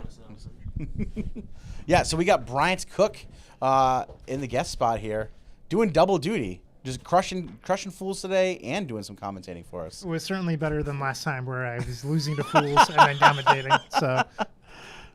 Oh, yeah, Bryant's mic is pretty low because I was holding it about 1.5 feet away from his mouth. He's holding his own now, so he should be in much better shape. So something that I'm pretty shocked about is Grixis Phoenix hasn't had any results the last 3 or 4 weeks, roughly. It's kind of disappeared on Magic Online, so seeing it do well in paper is pretty nice. Yeah, it's pretty awesome. Kenton says he's running 2 copies of Pyromancer's Ascension in his deck, which he said was a big mistake. So it's a really sweet card, just not very good. Yeah, yeah. So I mentioned to Jerry that last time we had iPads for life totals. This time we only have an iPhone. It looks like we skimped out on that budget. Yeah, we did. Unfortunately, I checked. It's actually my iPhone, so I'm hoping that it lasts to the end of the tournament. But we might be having to do like a whiteboard for life totals by the end of this thing. Doesn't Jerry have a phone? Jerry does have a phone, but it's attached to his hip. I can't get it out of him, man. Sushi was excellent last night. We got a chance to go out for sushi with Ian McCune. I was out there with Jerry and a couple of the guys who came up for the event, and we had a real good time. It was good food. I'll say this. Marcus has the superior sleeves from the get-go, so I'm leaning a little bit towards Marcus. You dig blue sleeves? Those are the same Dragon Shields that I use, the Sky Blues. Gotcha.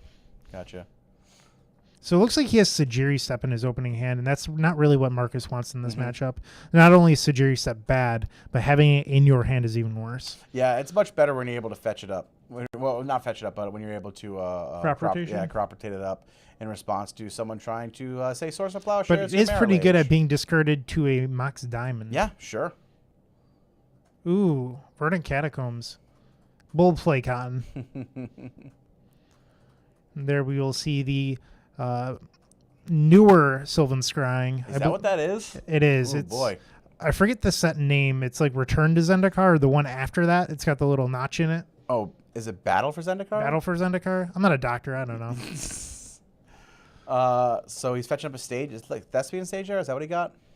I didn't actually see. I was too busy blabbering. Yeah, sorry. It looks like a Dark Depths. Okay. unless he already had the depths. I think it was a stage he grabbed, but anyway, he wants to get his combo. All right, so Storm is 2 for Kenton. Kenton buried alive here. Cabal Therapy. Targeting probably himself with that, I guess. Oh, is that Ritual? That's Dark Ritual, right? Sorry. Yep. So a Cabal Therapy is on the stack. We don't know who it's targeting, and there's 2 mana floating. Donata. So it was targeting Marcus. Storm is now 3. Marcus puts out the. Oh no, that's the remaining mana. I thought he was putting Storm out 4. We have 4 black. Storm 5 with a Odyssey buried alive, not the original from Mirage. It's not from Mirage. It's from the one with the book, Weatherlight. Oh, Weatherlight. Okay, right.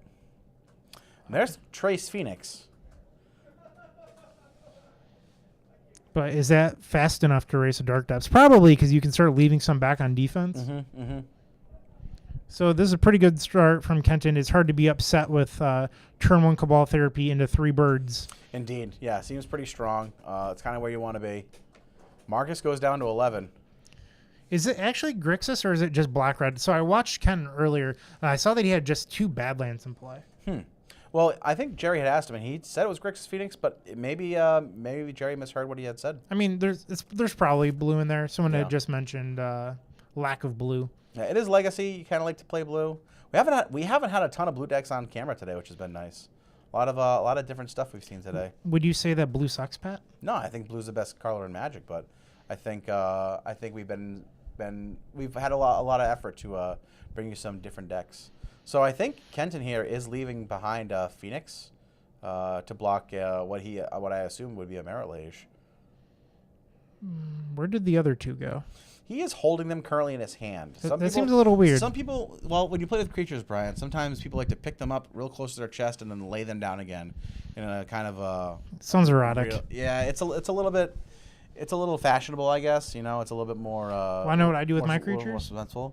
Do you make creatures? I just turn them all sideways at once. Palm them like this and just with the full rotation of the elbow, just turn them all sideways. That's what Wilson back there accused me of on our latest issue of the Eternal Glory podcast, but which is quickly becoming one of my favorite Legacy podcasts. It's excellent. Thank you guys are doing a great job.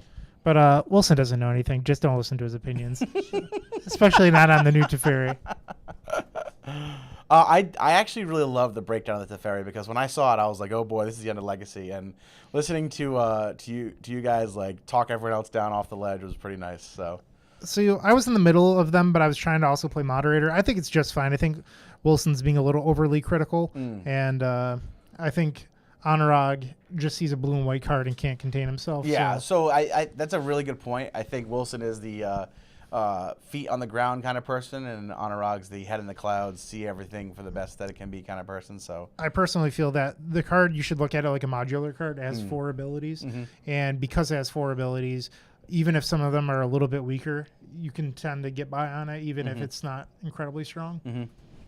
Yeah, I mean, like this, the ability where Teferi only lets you, doesn't let you doesn't let you interact on the stack anymore is a bummer for me. But it can be killed in combat. It can be lightning bolted. So. Consider getting good. That's true. Teferi sucks.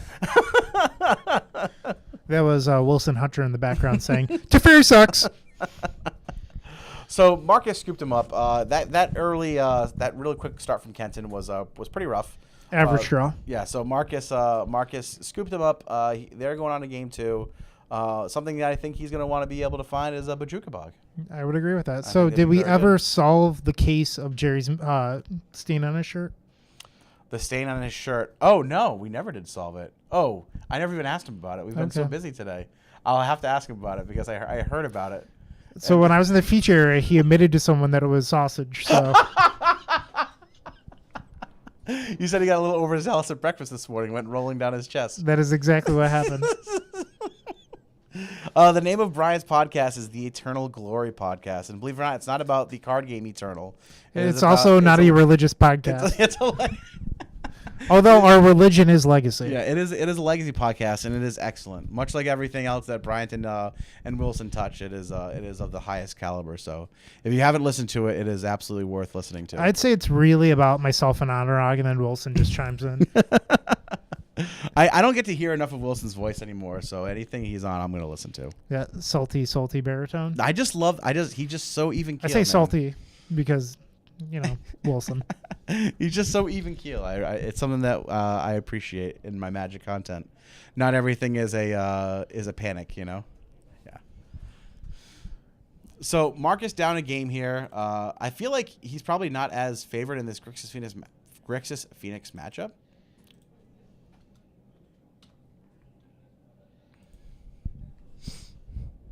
So I still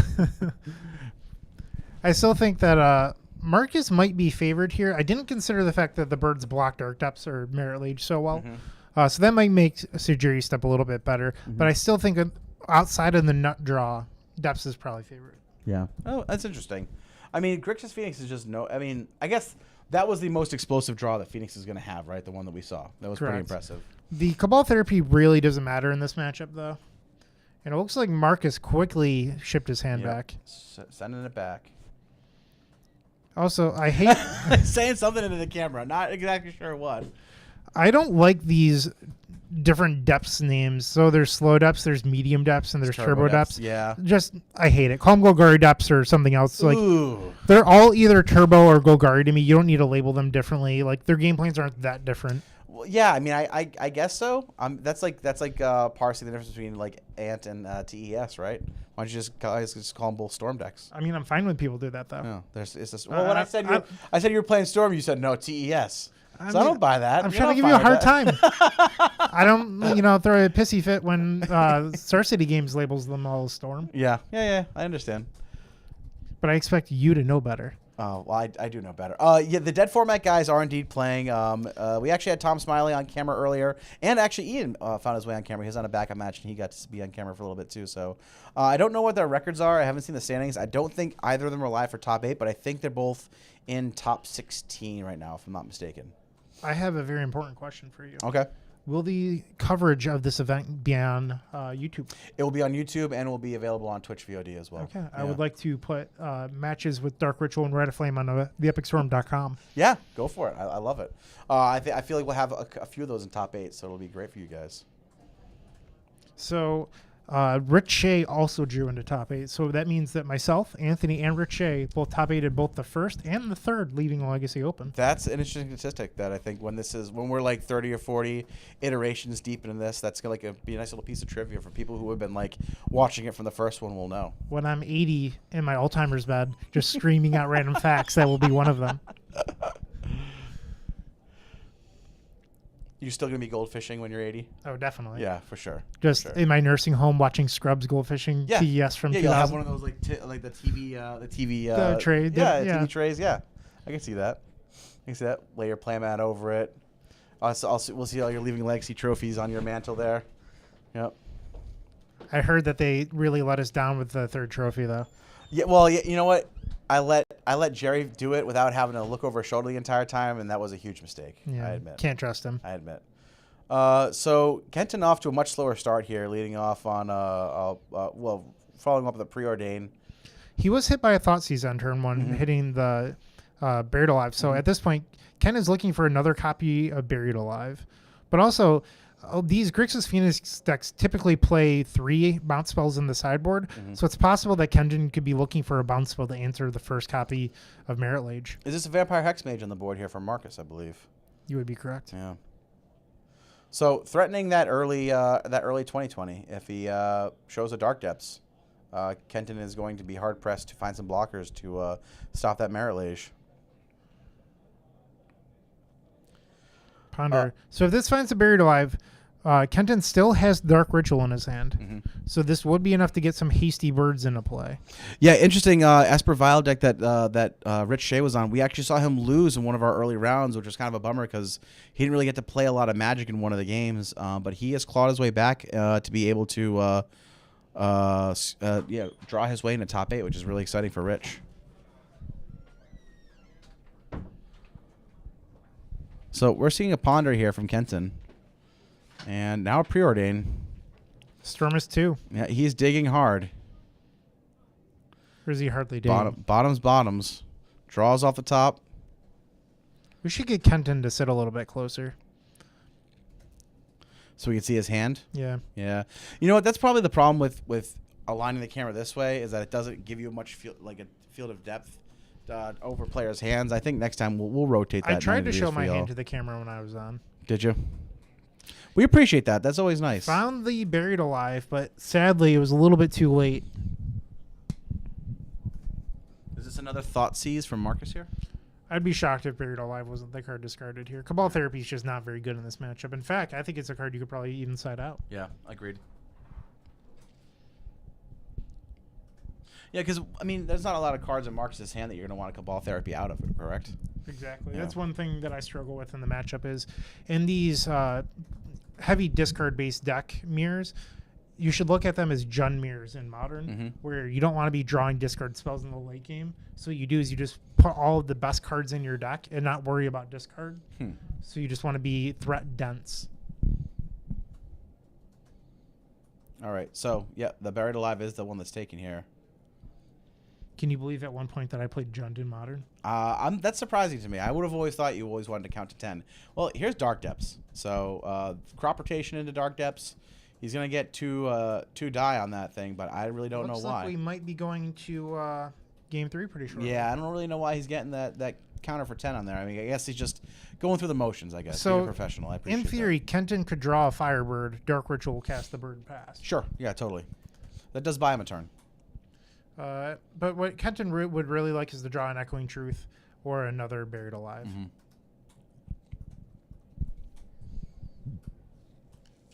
So here's a Thoughtseize. Doesn't seem like the best thing for him to I mean, maybe he's just trying to rip something out of Marcus's hand. But Well, I it's feel like possible Marcus that is if he in has shape right access now. to... Ooh, there's Surgical Extraction.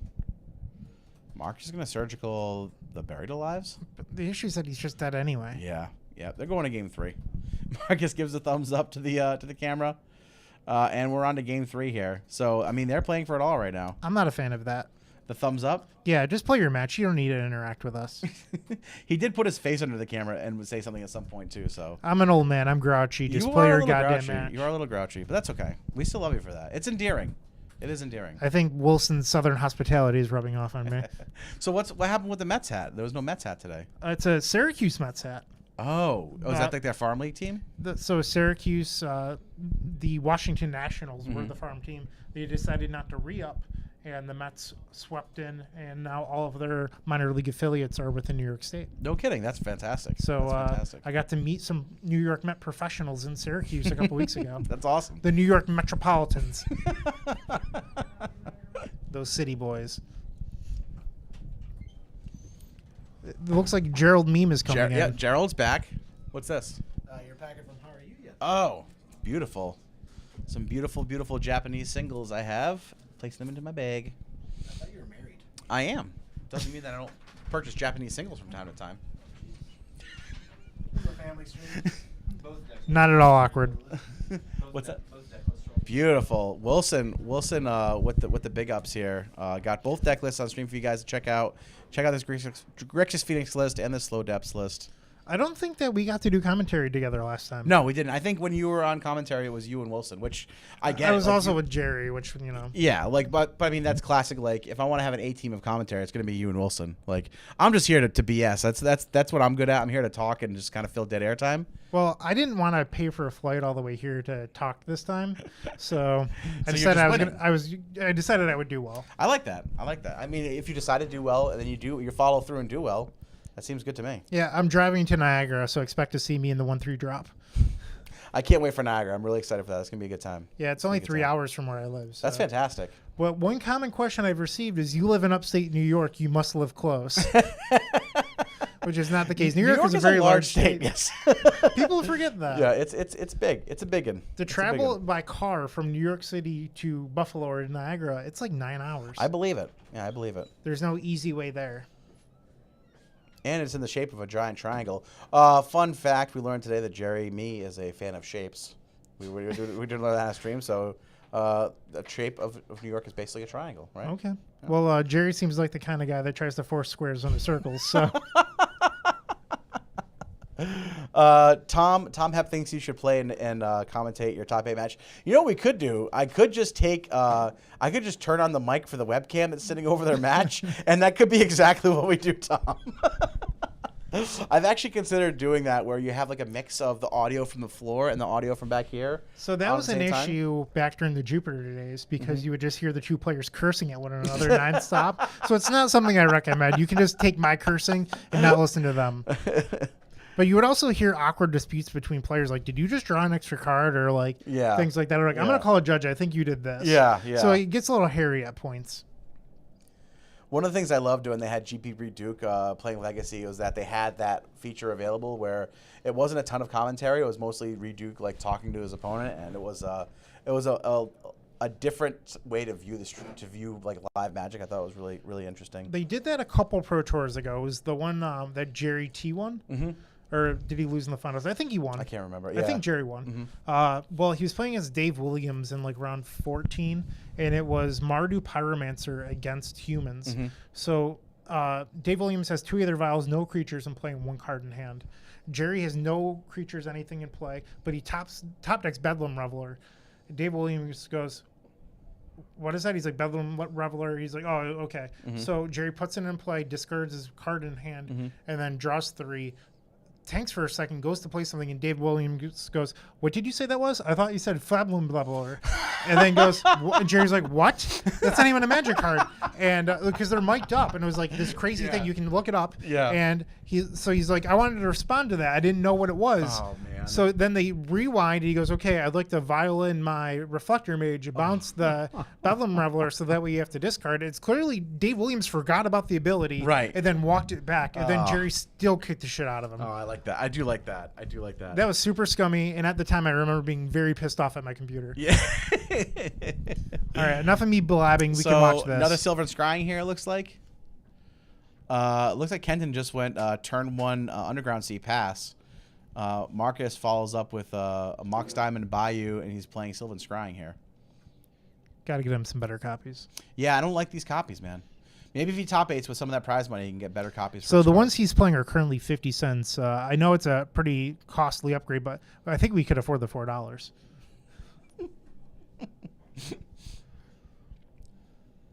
So what's he grabbing here? It's like when I see people playing non-foil Duresses and they're not using the Saga art. What are you doing with your life? Yeah, agreed. Well, I mean, there's so many printings of Duress, you could probably just find them in your bulk bin, but yeah, I agree. So the Saga version of Duress is the best. If those came Japanese foil, those would be what I would use. Really? Yeah. They are very nice. When I think of Duress, that's the art I think Yeah, of. absolutely. As someone older than the age of 12. Once again, you're on your old man shtick again. I appreciate that. I I like recently- you're consistent. He did grab Dark Depths with Sylvan's Crying, by the way. So Dave Williams is excellent on coverage. Very, very good on coverage. So Marcus here. So we see a Brainstorm here from Kenton at the end of Marcus's turn. He's going to draw for turn. I do like that Brainstorm art. I am a fan. That actually might even be in Japanese too. It's tough to tell. They do come Japanese foil. Yeah, I'm not a big fan of the foils, but I do like Japanese cards. So I'm a traditionalist. I think that with Brainstorm, you play Mask if you like foils. And if you don't like foils, you play Ice Age. Yeah, I'm trying to think I think I have the masks in Japanese, but I just don't do foils, man. Not my. I mean, that's fine. Yeah, I'm not a fan. I've thought 2 things in my collection was ever stolen. First, I'd jump off the tallest roof I could find, and the second thing is like if I ever got back into it, I think I would purposely use the ugliest cards I could find. Like I would like whiteboarder all my cards and.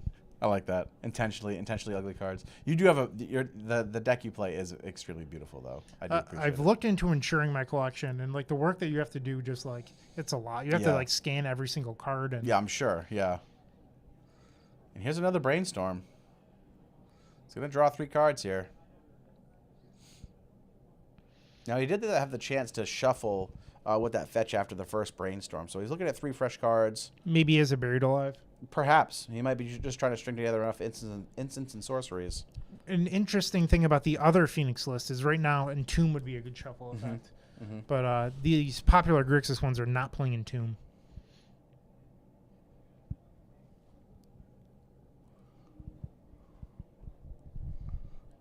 Here's Cabal Therapy. Yep. Kenton, side that shit out. Yeah, I'm curious what he's looking to Cabal Therapy out of Also, Marcus's hand. Maybe does Kenton have a mix? I could have swore I saw the Judgment art earlier. I'm not 100% sure. He's probably looking to. So there's a surgical and crop rotation. Dark Depths and maybe Caracas. Well, on the other table, we can see a Wasteland and a Monarch token, which looks a lot more interesting. I see a to couple me. Leaving Legacy stickers on deck boxes too, which I'm a huge fan of. I was telling people that, and we can pretend that this is how it actually works. Sure. I said if you get a feature match, is the only way you can have a sticker. I like that actually. Got to earn it. Yeah, exactly. Or But I I also guess- said if you feel bad for people that are 1 and 3, 0 and 4, give them a sticker, brighten up their day. I like that. But it has to be someone from the future giving it to them. They can't just walk up and Right. Yeah. Of course. Yeah. No. I think that's great. And I also was telling people to rip up the Jeremy tokens. I would never say that about you, Pat. So the Cabal Therapy grabs nothing. Marcus still sitting. So he's got Surgical Extraction in hand. He has. Ooh, he picked up a Ready Consumption. Oh, who did? Marcus. Oh, okay. So what's awesome about Ready Consumption is it gets past the Phoenix's blocking. And bounce spells. What is Rite of Consumption? I can't think of what that card is. Right It's an additional cost to cast this card, sacrifice a creature. It costs 1 and a black. And then you deal your opponent damage equal to that creature's power. Yep. And then you gain that much life. Yep. Oh, interesting. So is this Sajiri stuff that came in? It is. Okay. I thought I saw a Dark Depths, but he might have walked that back. Yeah, I believe that is what happened. We're gonna have to call the police on this. Yeah, one. there's the take back thing now, even at competitive REL, which is weird. I don't like that. Yeah, I don't either. I'm not a huge fan of it. I like that we're both grouchy old men. Well, I think it just leads to more miscommunication. It allows, especially at competitive REL, I'm a fan of being a lot more strict with the rules. So I'm such a traditionalist that I think you should have to announce all of your triggers, like your exalted triggers, everything, like your prowess triggers. Prowess. And stuff like That's the word that. I was looking for. Like all that you should have to announce. Yeah, so I never announce my prowess triggers because you don't have to, and I've had more than one judge call where my opponent thought that it was something that I had to announce, and knowing that I didn't have to, it's just something I just don't do. But yeah. Post college, I started playing right when Delver was printed. Mm-hmm. So I had gotten back into Magic pretty heavily, and back then, Cavernous Souls, you had to say what ability you were using and the color. Oh, interesting. So like you at can that just time, tap it and play like with Delver Secrets. You'd have to say like human or whatever. Yeah. It came up a lot with Mana Leak was in the format, so if you didn't announce it at the time, you could Mana Leak a Geist or whatever. Yep. All right, Young Pyromancer on the board here. I don't really like Pyromancer in this matchup. I don't either because it doesn't block a Merit Lage. I guess it does put pressure on Marcus here, but it is a thread that doesn't lose to Surgical Extraction. Sure. Cabal Therapy makes a token here. I'm sure that I'm just making Tom very, very happy with my commentary. He's like, Brian has never been so wrong at so many times. So there is I imagine the therapy's about to name Surgical, so he's going to respond. I would assume. Here's a crop rotation going. Sacks the step. Grabs. I'm not sure what he's going to grab here.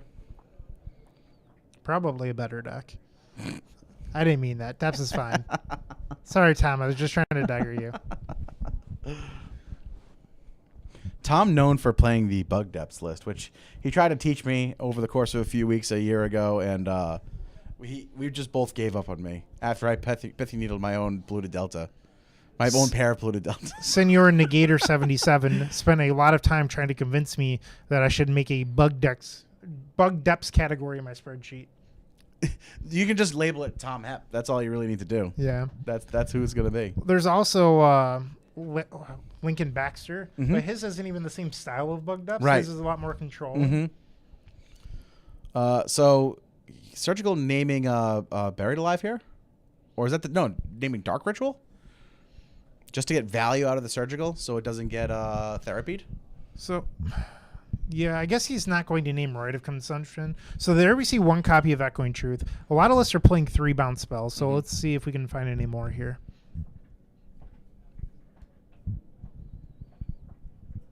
See Lightning Bolt in there. We have Wilson tap dancing in the background.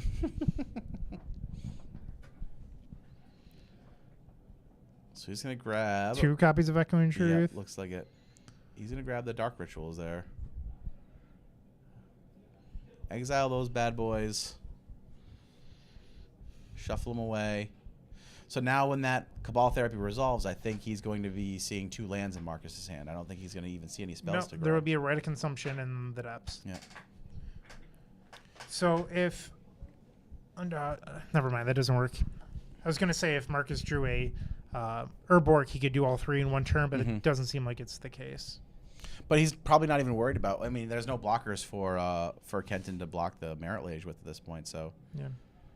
But it's worrying about a peeled Echoing Truth. Oh, sure. Yeah. F711, there's no Bomberman in my category.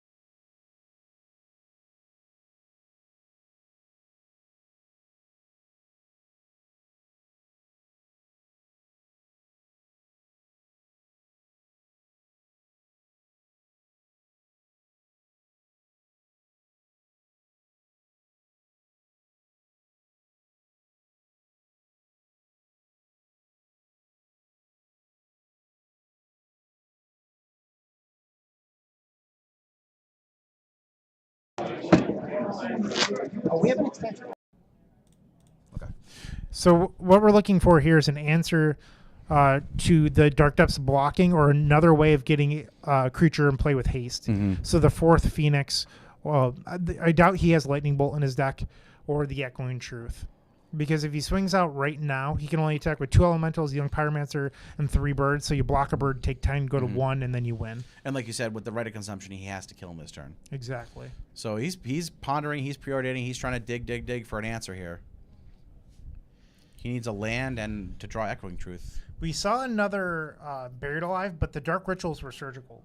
So that's not going to be an out, casting the Buried Alive here for the 4th Firebird.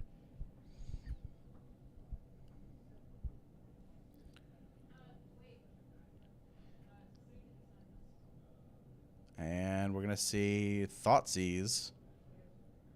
Ooh, that is an out. Rough. He's going to go down 2. I did not consider a discard spell as an out here. Yeah. He can take the Rite of Consumption. Things just got interesting. Yeah. So I think now Kenton is in a commanding spot right now. But here's the thing. Kenton, if he swings out with all the Phoenixes, is just flat out dead. I think he's leaving. So Jerry steps in the graveyard. So Life from the Loam off the top would do it. Crop Rotation will not. Do you even think Loam is still in the deck post board? You know what? I'm not good. I don't know enough about the deck to make that call. Perhaps, but I'm not sure. So yeah, Marcus is gonna make his 2020 now, and Merit Lage is gonna come out and she's gonna show herself. Is Merit Lage a woman? Merit Lage is in fact a female character. I would have guessed gender neutral, but not a big deal. Sure. So he's gonna block one of the Phoenix. Did you see the movie? It's got the woman from The Notebook in it, and they talk to aliens trying to figure out their language. Also has Hawkeye in it. Nope. Well, they talk to these giant aliens that look exactly like Merit Lage. So Marcus is going to need to find a way to remove that Phoenix, and he'll be able to Wasteland. I don't know if it's not away from the Loam. Did he draw for turn? No, it's a stage. Congrats to Kenton for making top 8 with a very good Thoughtseize draw. Yeah, scrapes by. Very, very close game there. Takes it in 3. So I think Grixis Phoenix is going to move on to be one of our top 8 decks here. It's also going to possibly be the top seed. Really? So maybe I'm wrong. So there was an EXO that drew twice, which is 20 points, That's 7-1. That's 21. Kenton will be our first seed. Wow, awesome. That is excellent. All right, well we're gonna go to a break here. We're gonna get our top 8 pairings, and we're gonna catch you guys back in a few minutes. I think there's also a commentator dinner. A commentator dinner. I like that. I want to go to dinner. So we're gonna be back in a few minutes with our top 8 pairings here, guys. Stay tuned. Brian, thanks for hanging out, man. Thanks for having me. Good luck in the top 8. I'll need it.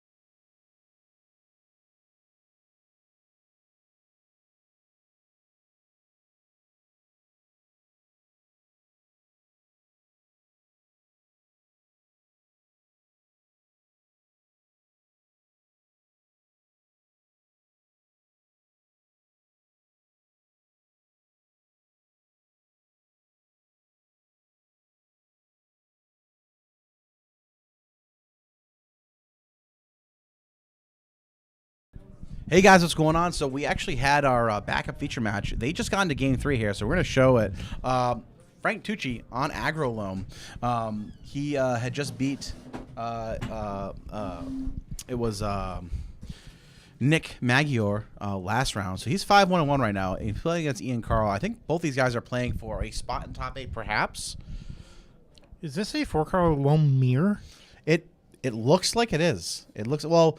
Frank's on Aggro Loam, so he's playing like I don't think he's playing on a straight 4-color. Oh no, I think he actually he is. Fire. Yeah, he is. This is a straight mirror. Yeah. I believe I lost to Ian earlier. Okay. So is it Tucci and who? Ian Carl. Yeah, and I believe Frank is 5-1-1. Leyline of the Void the hard way. Oof. Yeah, and Ian's on 15 points, so he is 5-1 as well. Looks like this is a mirror match to the bitter end. 5-2. Mox Diamonds, Liliana's. These guys aren't messing around. Right now, I'm listening to Wilson get down on some lollipops. He is loving it right now. It's not a lollipop. All right, Liliana ticking up to 6 here. So we got Liliana on 6, Liliana on 6, Dark Confidant on Frank's side. Confidant is a huge pickup. For sure. For sure. So one of the best draws here for Ian would have been Grove of the Burnwell. Oh, no, he doesn't have the... Ooh, okay. Leyline is one-sided too, correct? Leyline of the Void.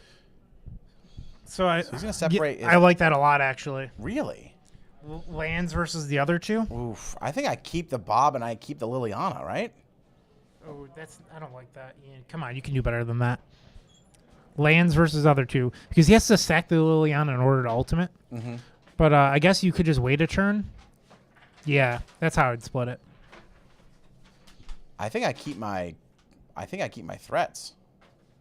Not really sure the life totals here. Jerry has disappeared. But we might be able to glean some information off their life pads if we see them.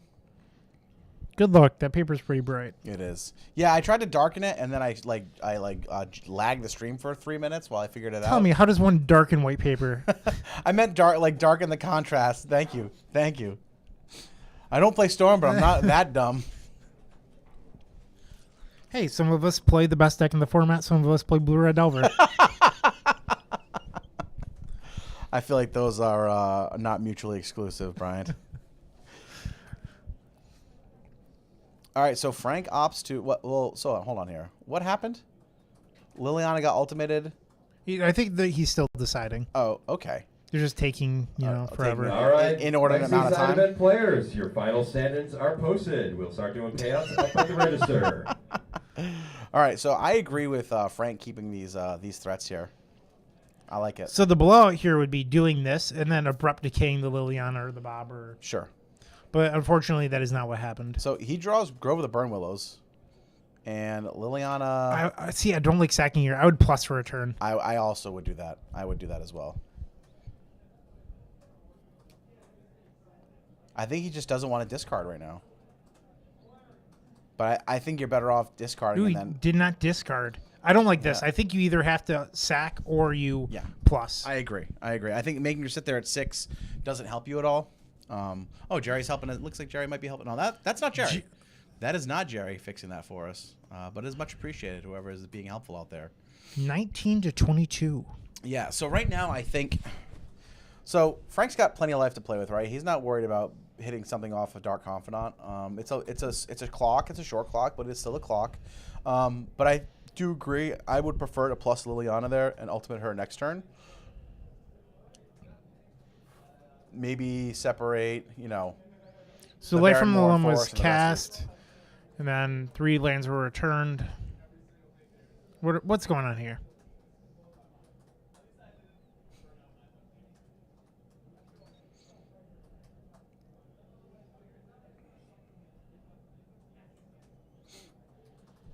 Ooh, did not bring back the Punishing Fire.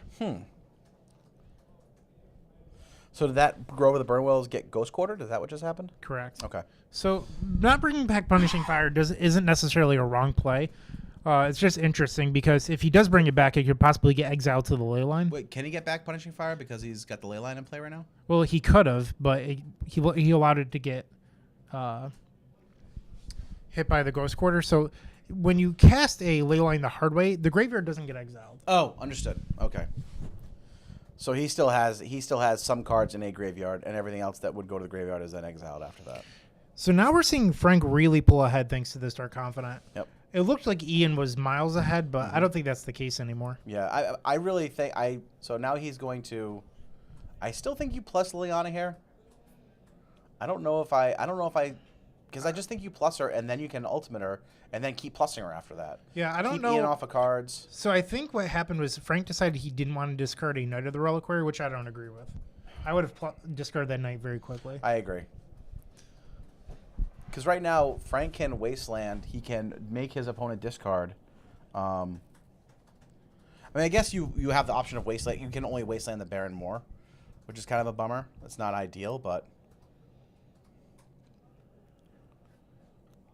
Yeah, I don't think I would use the Wasteland either. Just leave it up. Well, he's only one man away from another Reliquary. Sure.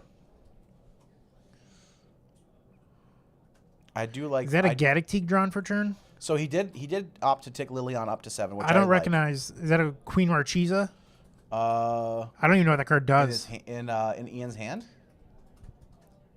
Yeah, that's like Queen Marchesa. Yeah. I don't know what it does. It's a commander Queen card. Marchesa is going to give is. If only we had Cardboard Live. It's like it's a death touch creature, but it also gives him the Monarch. So being the Monarch is a big deal right now. It's going to allow Ian to draw an extra card. It's very trendy. All the cool kids are becoming Monarchs. We've seen a lot of Monarch battles in the top in the Swiss this week. Ooh, it has haste. It does. GTFO. Yeah, it does have haste. Here's the issue. That Liliana is just going to -2. He's going to attack with Confidant. And he's going to have the Monarch token. Yeah, for sure.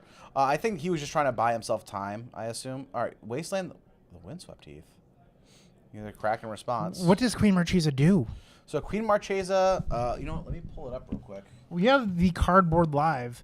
I don't know. Which deck is that in? Tucci's or the other one? It's in the other one. Queen Marchesa. Hopefully it pulls it up. Ian did not submit the list. It's like more than just Queen Marchesa, but it is a hasty creature. She does have Death Touch. She does give you the Monarch token. There we go. So it's a 3/3 Death Touch haste. This card is not good. So now he's got Dryad Arbor, so he's able to. Oh, it's interesting. So he's able to block the Bob now, so that way. Now he gets the Monarch token. He's gonna get Ooh, card he again decided to sack the Arbor instead. I like him having the Mazavith too, because this now is Queen very Marchesa, tight play by Ian. Yeah, well, Frank also with the Mazavith now can't. What's the what's the 1/1 there for? What's the token there for? Oh, it's the Black Assassin. Okay, if your opponent becomes a Monarch. Okay, interesting. Can we keep things PC in here, please?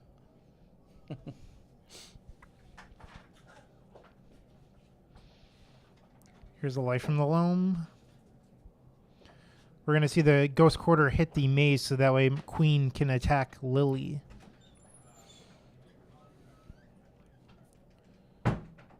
This is really interesting. So this is a really great back and forth game. With the Mazavith, it's cool, but creating that okay, so Mazavith gets Ghost Quartered here. Creating that token. Do you think Frank has more basics left in? He must. It's Aggro Loam, right? They run a good amount of basics. They're a 4-color deck. Yeah, but they run a lot of basics. It would appear not. Yeah. So I guess he doesn't get the basics. Lily dies. Token gets in. He's got a 3/3 and a 1/1 Death Touch creature. And he's got a Bob. So this has been a very swingy round 8 match here. Oh, definitely. Yeah. And Abrupt Decay and Bob? Wow. Jeez. And now we've seen what looked like Ian super far ahead to losing to coming back and crushing with that draw Queen Marchesa. Yep. So Frank deploys a Mox Diamond here, and it looks like he's sitting on a Abrupt Decay in hand. So something interesting is we're talking about how this game has quickly changed, but I think a part of it that was huge was Frank deciding to waste a Wasteland on wasting a fetch. Yeah. Because if he hadn't, then Ian would have tried to search up a Dryad Arbor to block the Confidant, and then he would have wasted it Lily minus the queen's dead, and now they're at parity. Instead, we see Frank just very far behind because he got a little excited with that wasteland. Yeah, now he's way behind. Now he's going to abrupt decay the Queen Marchesa here, leaving Ian with a 1/1 death touch assassin creature. Thank you for. Hey man, that's what I'm here for. Oh no, he abrupt decayed the token. Oh, because Queen Marchesa is 4 mana. My mistake. And it is abrupt decayed on Assassin's Trophy. I've seen a lot of Cabal Pits today walking through the tables. Yeah. They're not Cabal Pits. Yeah, it is Cabal Pit. Yeah. I was right the first time. Yeah, you were right. So when I started playing Magic, Invasion had just come out, so it wasn't shortly after that I was cracking a lot of Cabal Pits out of packs. Mom, Dad, can I have $10? Go to the comic book shop. How many packs did you get for $10 when you were a kid? Still 3. 3. Yeah. They were $2.99 plus tax. And now I think packs are like up to like $4.50. Yeah, but still, that's not bad. I mean, that's like 30 years ago. So. Yeah, I just turned 30 this year. Did you really? I did. Congratulations. Thank you. That's a big. Did you do anything fun for your 30th birthday? It was actually the weekend of SCG Syracuse. Oh. So I had a bunch of friends up. I got a little sloppy. Very cool. My back has been hurting for the last 10 years, so it's not like that is anything new. So Ian lands a Knight of the Reliquary, and this game will likely be closed out in short order. Frank does not have an answer for that right now. He did abrupt decay that assassin. I can only think of one card that would bring them close to parity at this point, and it cost 8 mana. What is Obliterate. But even then, Ian still has the Monarch and a Leyline of the Void. Yeah, and so Frank's searching up for a Dryad Arbor here just to buy himself some time, but I don't think it's going to buy him a whole lot of time. But you know what? We did see Frank claw back from what looked like a pretty poor position last round, and he did it again in this game, so who knows? All right, so bye-bye goes Dryad Arbor. That should be exile, though, right? Not It in should be. graveyard. Frank, don't let us down. I don't think it's going to end up mattering. I imagine this game is going to be closed out very quickly. Agreed. Counting the number for Knight, and here they come. This should be lethal. 3/3, and I think that's a big enough Knight to kill him. Unless there's a swords, and there's the match. And Ian goes to 6-2. So I've heard that there might be 1x2 that makes it, but I've also heard that there might be someone that drew in that gets bumped. Yeah, so the reason we picked these guys as our backup feature matches because I think they're both on the bubble as well, and there's an outside chance one of them makes it in. Less of a chance that Ian makes it in, more that Frank would make it in, but I think with winning this match, Ian has an outside chance of making it to the top 8. So, all right, well, I'm really glad we got to bring you this this final match of our Swiss here. We're going to have top 8 pairings in a moment. And, yeah, we'll be right back. We'll be hanging out with you guys. And Brian, good luck again, man. Thank you. Let's go Storm.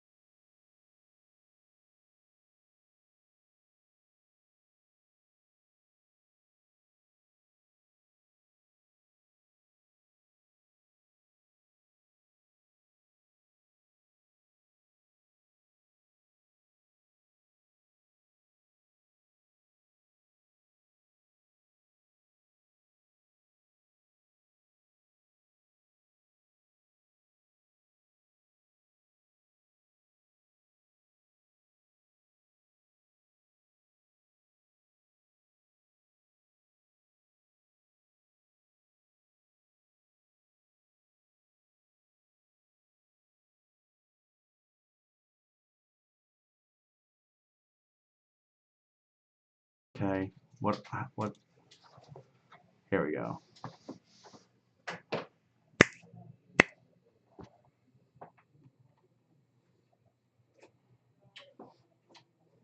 All right, the lists are up there. Jerry, can you just go up? Yeah, that's ours.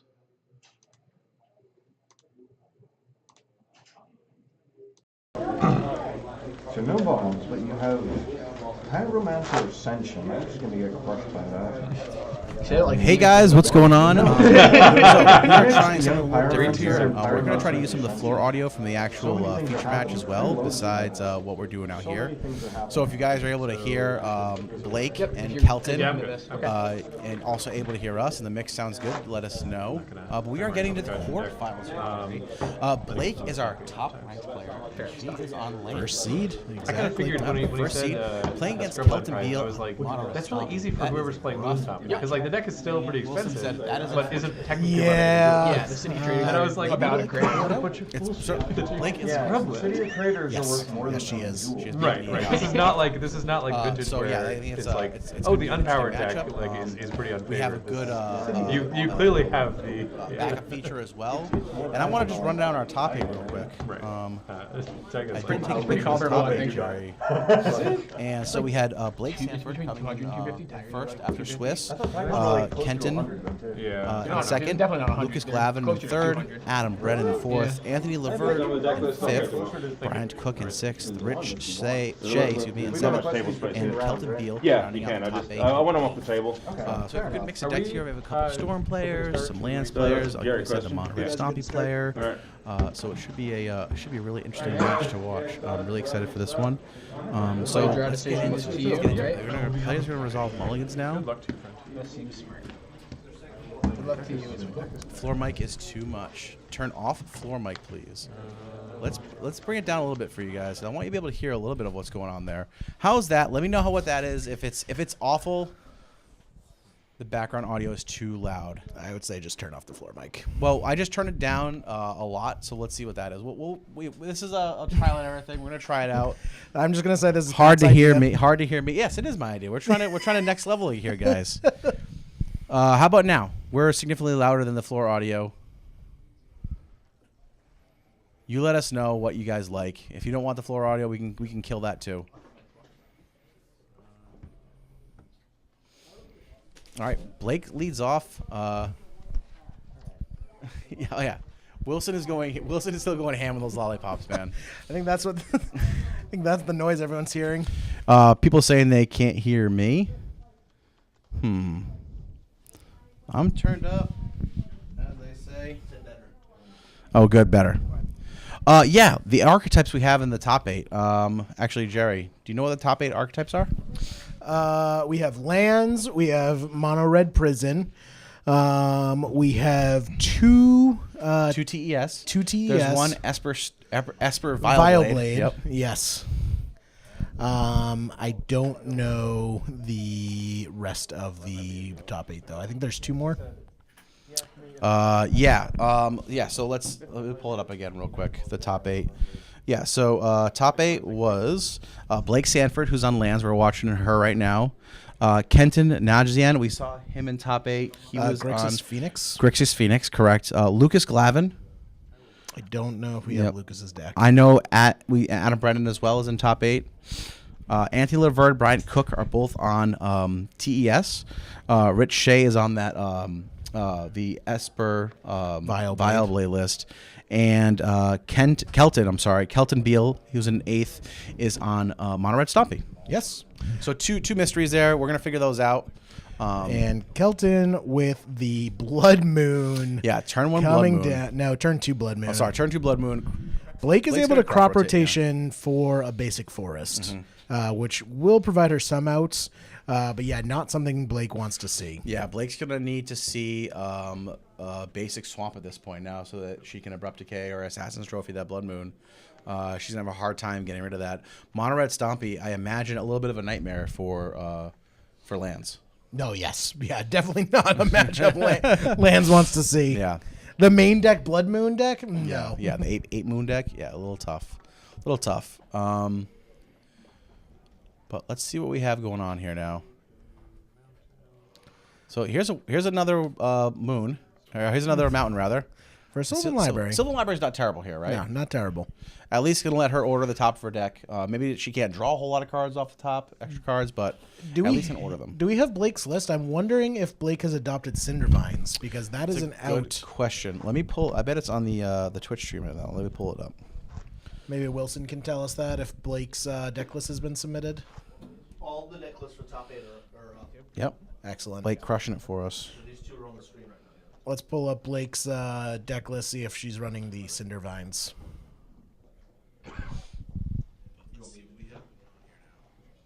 Oh. I am not seeing Cindervines. No Cindervines in Blake's list.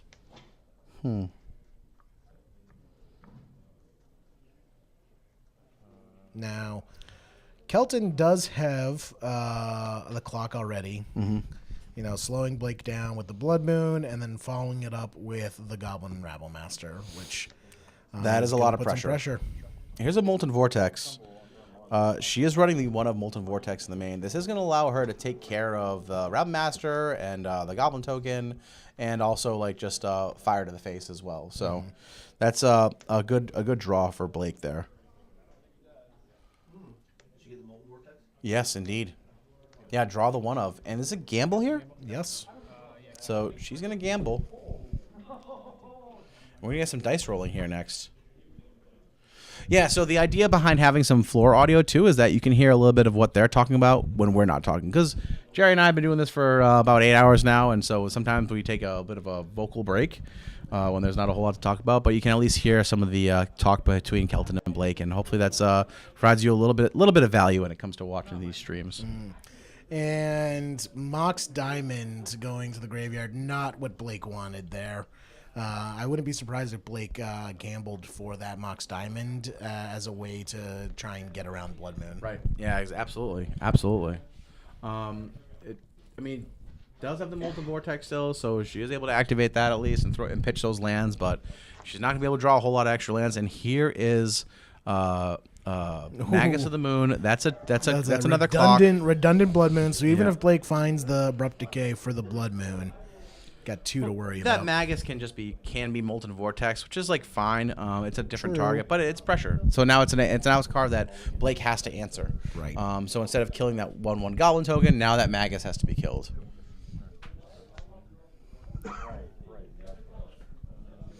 Now, interesting here, if Blake is able to... here's a Life from the Loam. If Blake's able to destroy that Magus of the Moon and the Blood Moon, I guess has to do both. Oh, and there's a Chalice for 0 on the board. I missed that as well. So even if Blake had been able to get that Mox Diamond, there's still the Chalice that they have to get around. True. So that makes it a little tough. you could always play through the Chalice. Okay, she had the diamond in hand, probably gambled for the loam. Okay, good to know. Good to know. So, Magus of the Moon's gone. We knew it probably wasn't long for this world. Yep. But Kelton untaps. He's going to get in for 1 there with Little Goblin. Goblin doing work.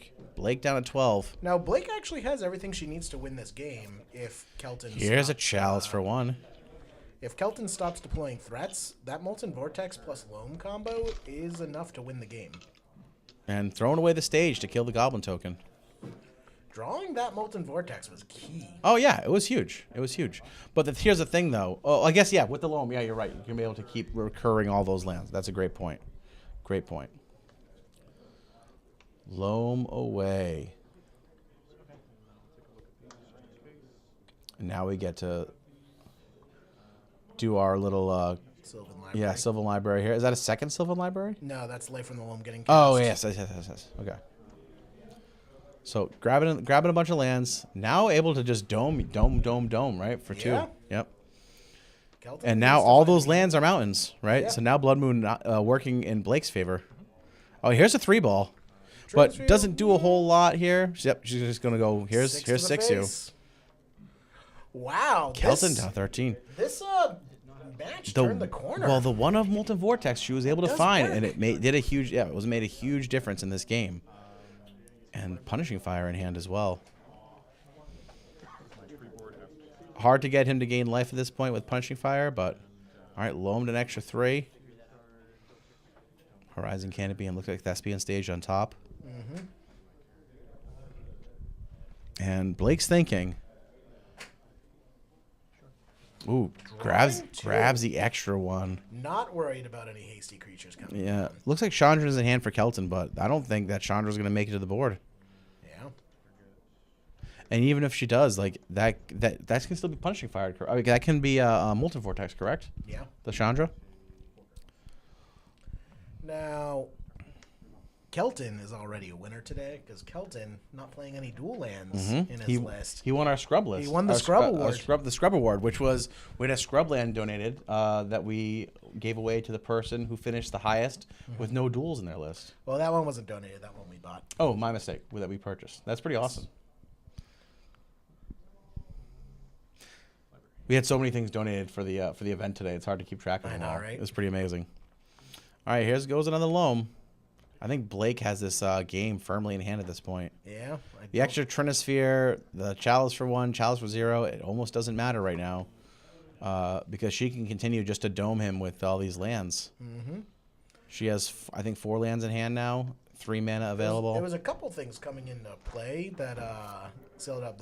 Being able to crop rotation right there for the basic forest so that she could keep life from the loaming. So here's Raubmaster, but Raubmaster, again, isn't going to be... Okay, Chandra can be Molten Vortex. It's any target, yeah. So, I mean, Blake has this game firmly in hand right now. Here's another 6. 6 ya. 6 to the face. And then we go to game... Yep, going to game 2. Game 2. So Blake Sanford in a matchup that I did not expect her... Heavily not in her favor. Yeah, for sure. For sure. But finding that one of Molten Vortex made a huge difference in this matchup. Yeah. Savagely drawn my Molten Vortex against both of the Moonstone Players game 1. I only have 2 Wilson's just chomping. Yeah, down. these subtle slurps are back there. Yeah, those are Wilson's chomping down. So now we're sideboarding here, Jerry. What is Blake bringing in from her sideboard here? Let's take a look. So Blake has access to 4 K grips, 4 thorns, 2 spheres, 4 Tireless Tracker, and an Ancient Tomb. So the K grips are definitely coming in. Yep. There are a lot of targets for those K grips. For sure. Tireless Tracker maybe as just another way to win off of a basic forest. I could see that happening. What about Kelton? Let's take a look at Kelton's sideboard. Yeah, let's take a look at Kelton's sideboard. I mean, it's already a pretty favorable matchup.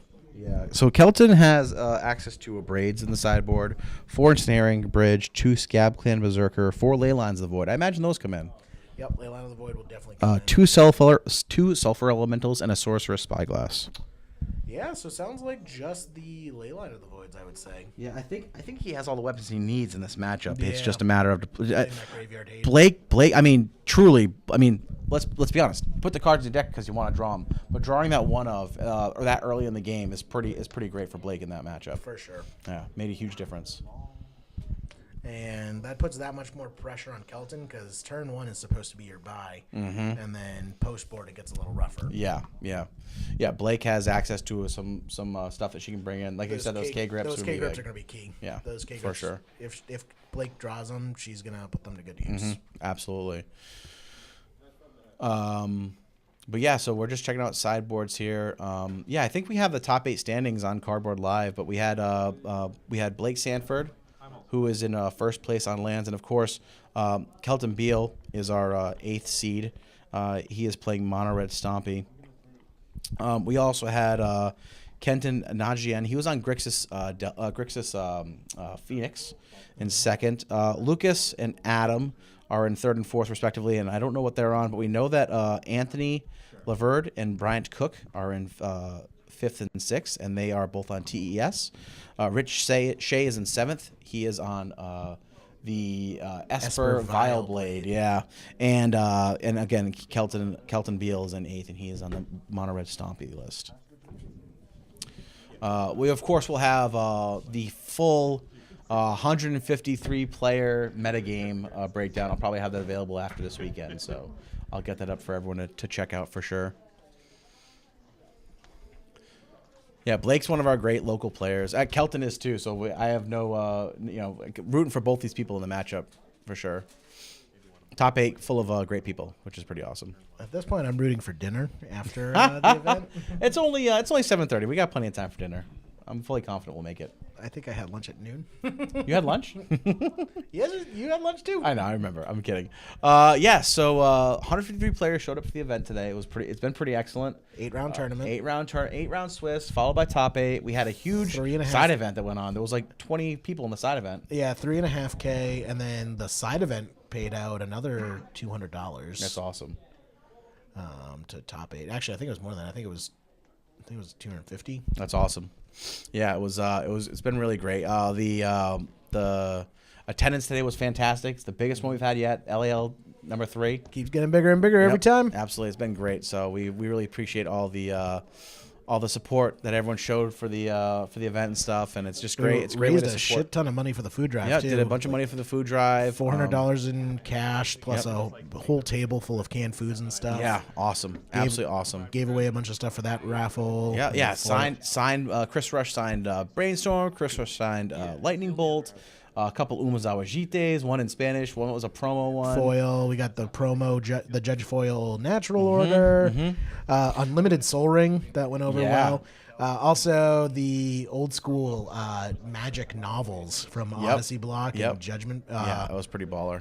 Not Judgment Block, I'm blanking. Invasion Block. Yeah. Yes, I will. We will be putting. I think top 8 lists are actually live on Cardboard Live, if I'm not mistaken. And if they're not, we will also have them probably up on the Facebook page as well, so you guys can check them out there. 153 players, so I will go through all the deck lists after the tournament, and we'll do a metagame breakdown as well, and it'll be something that we can talk about on the podcast when we record on Monday, and you guys can listen to it next week, and we'll probably have a lot to say about this tournament. For sure. And all these videos will be going up on YouTube as well, and you can find them the video on demands on Twitch. So there'll be a lot of places where you guys can watch these matches throughout the day. And hope you guys have been enjoying it, man. It's been a lot of fun, been a lot of work, and it's been a long day, but it's been a good one. So we're getting ready for game 2 here. I don't know if it looks like Blake had threw back her 7 and is going to be mulliganing down to 6, but I think Kelton has decided to keep his opener here. So. That's kind of what Kelton wants to see. He wants to be able to have all his cards. He can't really afford to mulligan very aggressively, just because there's not a lot of extra card draw in his deck. How about those Leaving Legacy playmats? Beautiful colors. I wish I could see the colors. Yeah, you're missing out, man. Yeah, Reality Scalper, of course. How do you see the list on Cardboard Live? You should be able to access it through your Twitch extension, or you can probably go to cardboardlive.com, I assume. It's not public on Cardboard.live. Not public yet, but will be? Yeah, but they're on the extension right now. Yeah, they're on the extension right now. But yeah, you should be able to see them via the extension currently. Lance took game 1 by finding their Molten Vortex extremely early, and even through a Blood Moon, was able. Oh, so here's the turn 2 Blood Moon from Kelton. This is exactly what he wants to do. Blake now looking at a basic. Finds the basic forest. Finds the basic forest and also has a non-basic mountain. Those tricky non-basic mountains. Indeed. So now here's a Goblin Rabblemaster or War Boss. I think it's Legion War Boss. Yeah, Legion War Boss. Which again, we talked about this earlier. Those are clocks. Yes. And they're gonna start crashing in real soon. No, I don't. So Blake taps for a red and a green. Is this a Punishing Fire? Yeah, it might be a Punishing Fire. Debating about which target though. Ooh, on the War Boss. So that makes me feel like Blake has a follow-up here. Or I just think Blake knows that the War Boss is the bigger threat at this point. Yeah, just like it's too quick a clock. Yeah. Here's a Wasteland. And here's a There's Tireless the Tracker. Yep. And that right now is a 1/1, correct? 2/2, I believe. Okay. And Kelton's also got a Lotus Petal in hand. Here's Chandra. Here comes Chandra. Chandra's going to probably plus up. It's a 3/2. Okay, 3/2. My mistake. Tracker is a 3/2. It doesn't matter though because it's in the graveyard. Yeah. Here's a Lotus Petal and he passes. Here's another Tireless Tracker from Blake. And a clue token. Here comes Tireless Tracker. Here comes Tireless Tracker. Right down Land's Lane. Rabble.deck. Yes, indeed. Indeed. Rabble. All right. Well, Kelton untaps here. Draws a card for turn. Now, he's going to be able to plus Chandra, and he can shoot Tireless Tracker with that, or is that just 2 opponents? No, you can shoot. That's how the first Tireless Okay. Tracker died. Okay. Bam. But I thought her plus ability allows you to play the card, right? And if you don't, Yeah. yeah, You can play it. The thing, though, is... that choose your opponent. That Tireless Tracker is going to start getting big. Indeed. Kelton's in the tank about something. He's going to tap 3 mana. Going to go down to 16. Play Sorcerer Spyglass. Ooh. I assume we're going to be... Life from the Loam, Life from the Loam.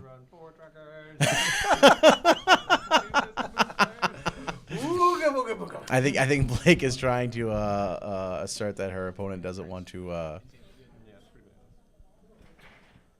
Yeah, what are we naming here? More Singing Jerry? You'll have to come to karaoke after the event. Sorry.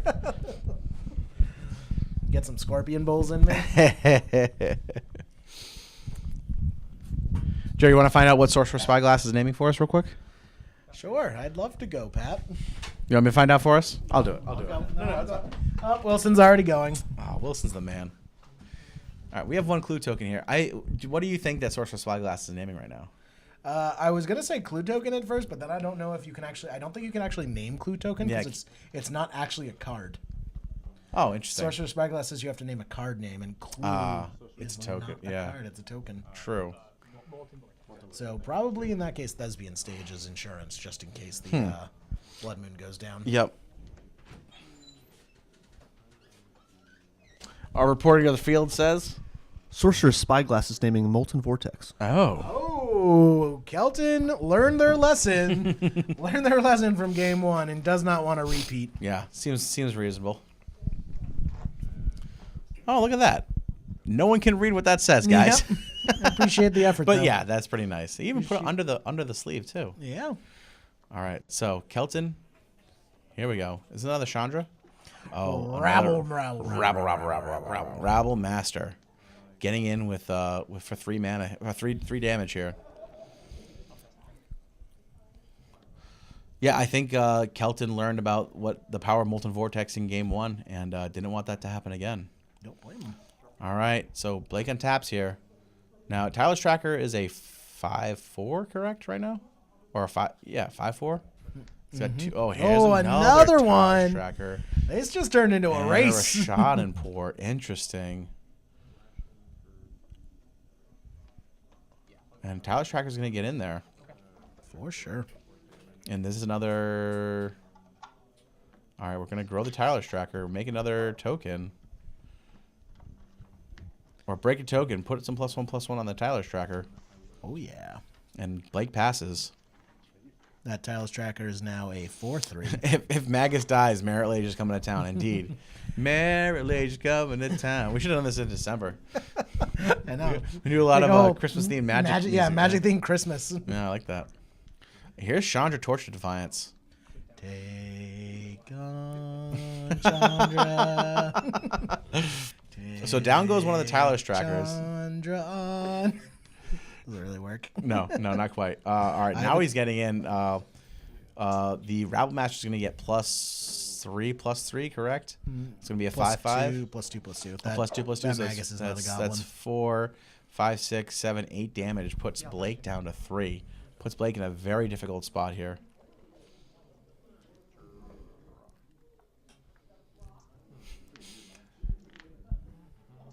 And let's see. Blake in the tank right now.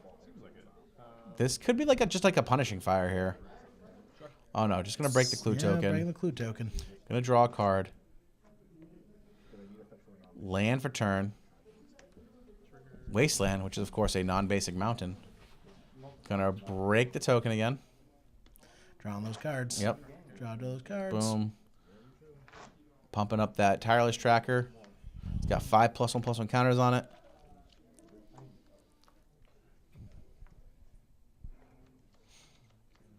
Oh, right. The power just goes up, not toughness. Yeah. I haven't played Route since Khan's Standard, I believe. Wow. Yeah, it was a long time ago. No, it wasn't even Khan's? I can't remember. I haven't played Rattle Master since that one tournament when I tried it in Sneak and Show and then decided it was a terrible idea. Really? Not good at Sneak and Show? Not good at Sneak and Show. Shocking. I mean, you would think you can play it out on turn 1 and it's like a threat, but Blake sees the writing on the wall here. She's going to pack it up, and we're going to go to game 3. Game 3. Yeah, so she was really able to steal away that game 1 with that extremely timely Molten Vortex. Just machine gun down Kelton's board. But game 2, Kelton lands the early Blood Moon, locks Blake out of a lot of her cards.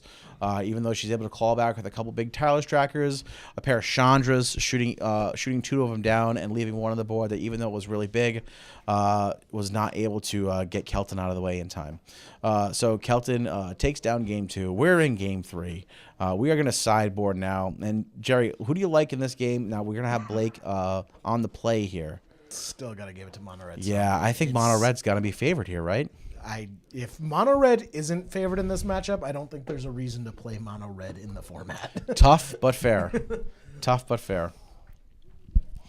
Yeah, I think Blake's going to need another hand like a Molten Vortex, early Molten Vortex, because that did serious work in that matchup. But we still haven't seen Karn out of Kelton's deck. Is he running Karn in his Mono Red Stompy? I imagine he would be. I don't think it's been relevant.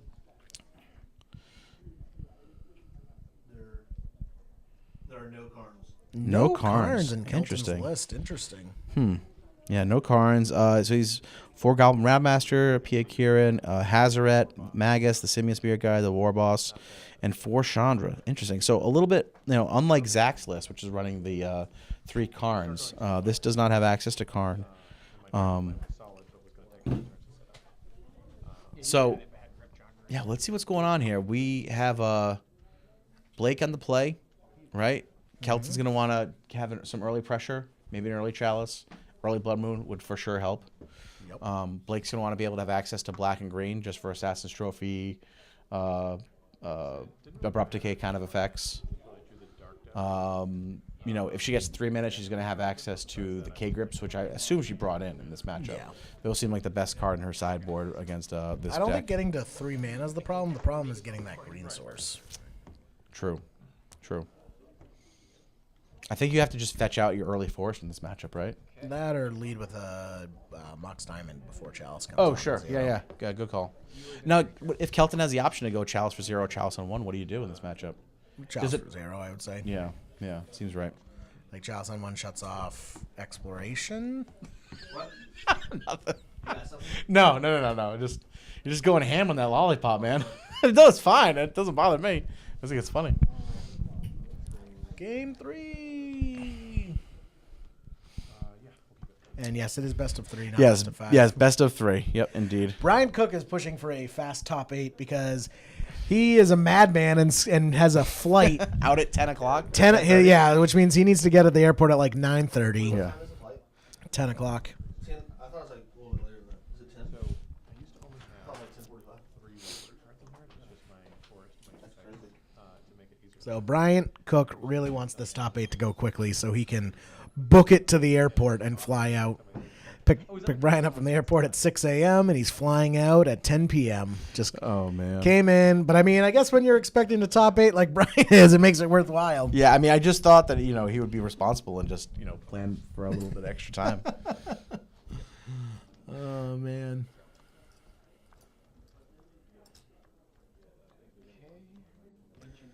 Here comes Exploration. Taiga. Ooh, looks like we might see another turn 1 Blood Moon. Jeez. Yep, turn 1 Blood Moon. Yeah, but that Exploration still can do work for Blake here. Yes, also having that forest is very key. So Andrew beat Anthony, by the way, one of the test dice he did.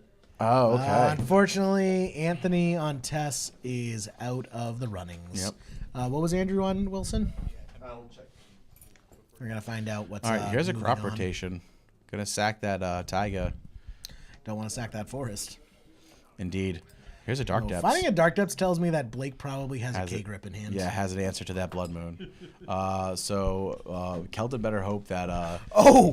and because of the Blood Moon rules change, Blake doesn't even need a Thespian stage. Gross. 'Cause Right. All right. she needs to do is K-grip that Blood Moon, And that's a 2020. that becomes a 2020. Dang. All right. Cycle Tranquil Thicket. I forgot about that. Here is the. Nope. Maybe.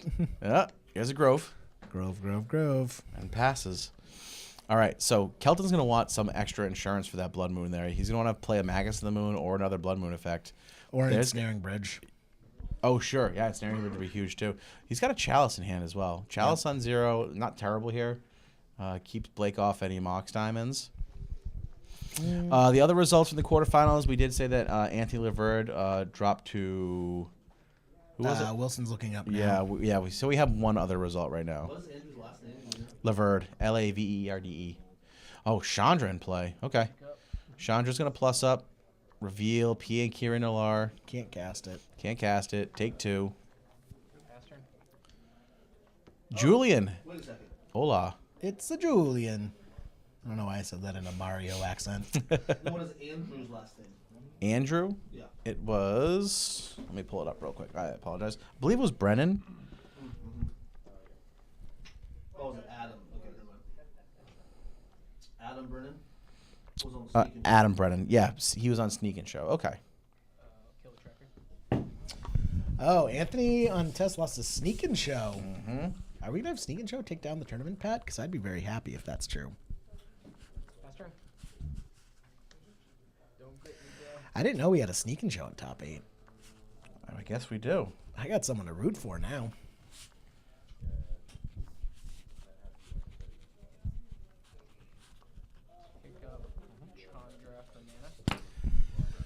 Yeah, Rich Shea probably playing the most out there list, running Esper Vileblade with Esper Stoneblade running 4 Aether Vials with some sweet Hate Bears.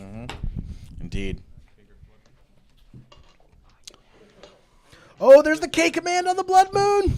We got a 2020. Yeah, that's a 2020. That is indeed a Merit Lodge.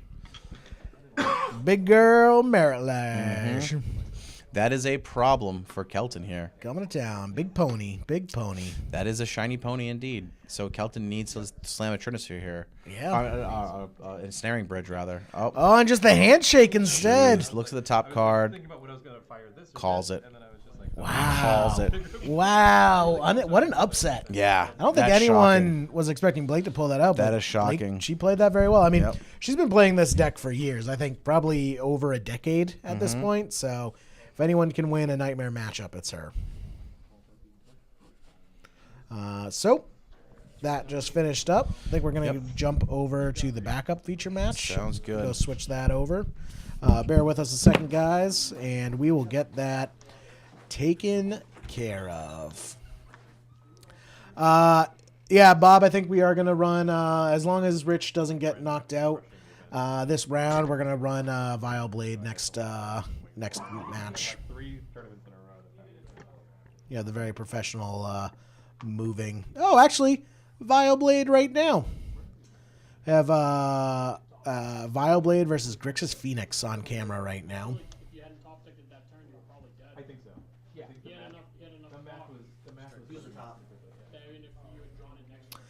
Rich Shea is on the top. Looking like a pretty commanding board presence on Rich's side of things. Not sure which match this or which game this is yet. Right. Otherwise, I didn't actually do it. That is. No, it's not Kelton. The top player is Rich Shea, and he is playing. Who's Rich Shea playing against? Listen, Julian, we only have the highest paid technical staff for those I believe he's playing against the sweet transitions. the Grixis Phoenix list. So Kenton, Najian. Yep. So we have Rich Shea versus Kenton Najian. Kenton is on Grixis Phoenix. Interestingly, the Grixis Phoenix list is running Pyromancer's Ascension in the deck, which is some spicy tech people have been talking about. Awesome. Deck lists are up for anyone wanting to take a look right now. The deck lists are up. Do we know what the matchup record is? I What do you mean with the match record? No, Is this game 2 or 3? No, they were in close talks, so I didn't want to bother them.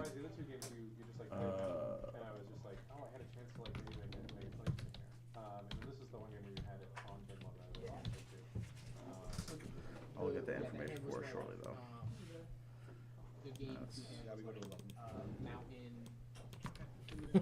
Julian, if you want to run tech and fly in from Europe, we would love to have you for an unpaid internship. But it counts as college course credit. I don't really know if that counts, but Yeah, sure, we can say that. I work for Clown college. I work for a university, so I could probably swing that if I shuffle some paperwork around and bury it under some reports.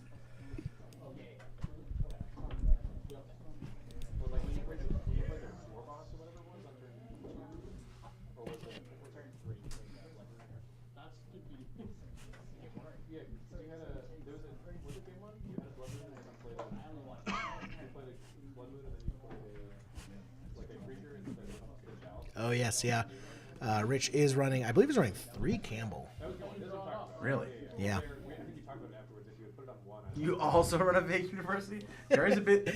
Jerry's a busy man. It's not a fake university. It's a real university. I am a professor. Thank you very much. So we I'm know not the a professor. Final matchup is TES versus whoever Brian played. I'm not sure who Brian played. Mine's a real university, Julian. Jerry is a man of many talents. He's a man of many grifts. Grifts? Yeah, Respectable organizations, I think, is what you meant to Looks like say. looks like Rich might be at 8 and his opponent at 6, I believe. A little tough to tell here.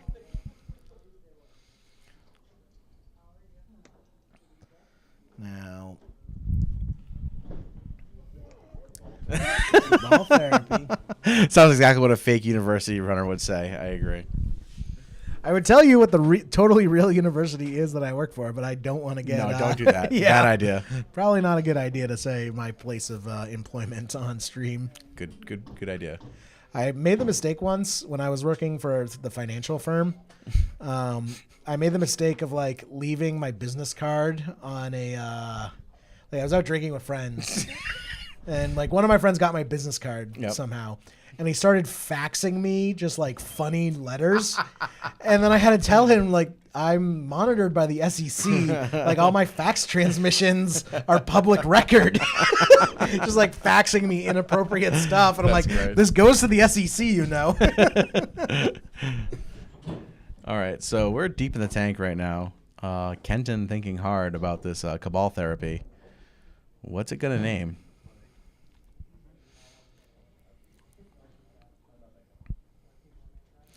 There's a token for the Bitter Blossom. Does Rich even have a hand? Rich, I'm unsure if Rich has a hand or not. I'm not seeing anything.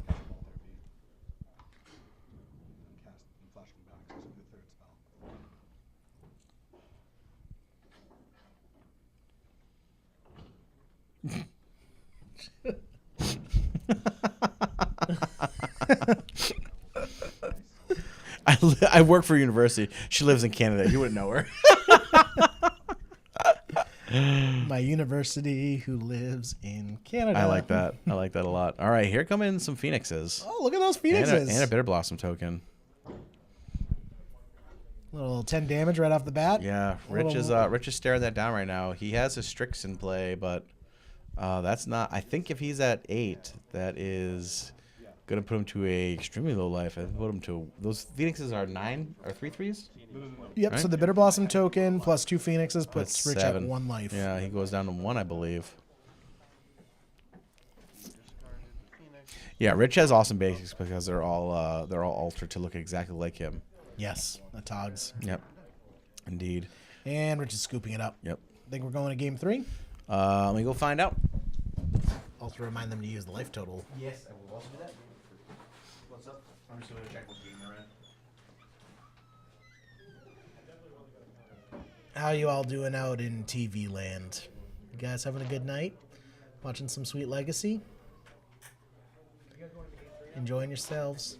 That's good. I'm glad. I am talking to chat. Who else would I be talking to, Wilson? Just disembodied voice Wilson from behind. Bat just turned the lights off in the booth trying to set the mood, I guess. Yeah, indeed. So we are going to game 3 here. I did ask them to use the life total counter as well, so that should be solved now. I didn't want to ask them in the middle of a game just because it's a little, they're focusing on something. I don't want to ask them to change what they're doing, but now we'll be able to have life totals on the pad there. So they're 1-1 right now. Rich Shea on Esper Vileblade, Kenton Najian on Grixis Phoenix. Happy to have you here. Happy to have you guys here. It's been a really great tournament. We're getting into game 3 here. Oh, important updates. Bayern Munich won. That's I know a lot of people that are very happy about that. Is that a basketball team? That is a soccer team. See, I don't know much sports ball, Pat, but I do know football. I love football. Football's out of season right now, though. They just finished the Super Bowl a few months ago. Not football. Football. Did you have a stroke? You're pronouncing football wrong. Nope. Football. Barcelona, the best team. Is there supposed to be a comma between legacy and bottling? Sweet legacy bottling mead. Oh yeah, the dream. While you were out there, I was asking Twitch chat what they were up to. Nick, lights out, pants off. Absolutely. Oh yeah, you guys don't know, but I've been casting without pants this entire time. Yeah, all the people who have been in the tournament have been really offended as Jerry's been wandering around. Listen, hey, it's long underwear. That counts as pants. Bryant won. Who was he playing? What did he play against, you know? He's the only deck I don't know who he played against. Bryant. It's not terribly important, but I'm just curious. Yeah. Bryant. We're going to find out what the last deck in top 8 was, what the last archetype was at least.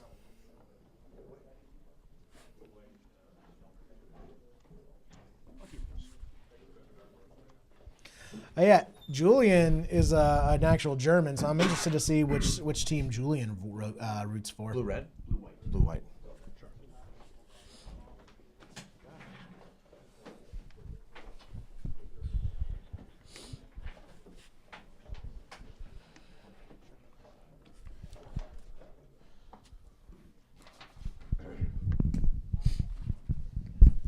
All right, Jerry, what do we have going on here now? Rich played a fetch land and is angrily shuffling his hand right now as Kenton resolves a ponder.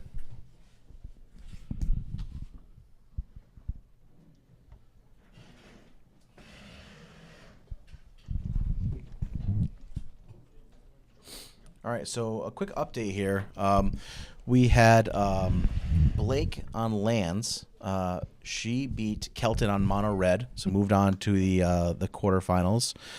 We had Anthony on TES, lost to Adam, who was on Sneak and Show. So Adam's moving on to the semifinals as well. Bryant on TES took down Lucas, who was playing Blue White Delver. So TES moving on to the semifinals as well. So right now we're waiting on game 3 of Rich Shea on Esper Vileblade versus Kenton Najian on Grixis Phoenix. So Rich Shea here getting the Stoneforge Mystic, fetching the Batterskull. Kenton had pondered on his turn off of Volcanic Island. So Kenton here wants to... all right, so he's going to fetch off the Polluted Delta. He's going to want to bury alive those 3 Grixis Phoenixes and then string together a series of instants and sorceries to get them back. I just realized Rich put his playmat over the Leaving a Legacy playmat. I'm okay with that. Listen, when a man will not share his Monarch token with you. For people just tuning in now, Rich got the Monarch, and then his opponent took the Monarch from him, and Rich refused to give his Monarch token. Yes, he made his opponent get a different Monarch token because Rich didn't want to share his Monarch it was great. token. It was such a power move. I'm so jealous of that. It was great. Oh, man.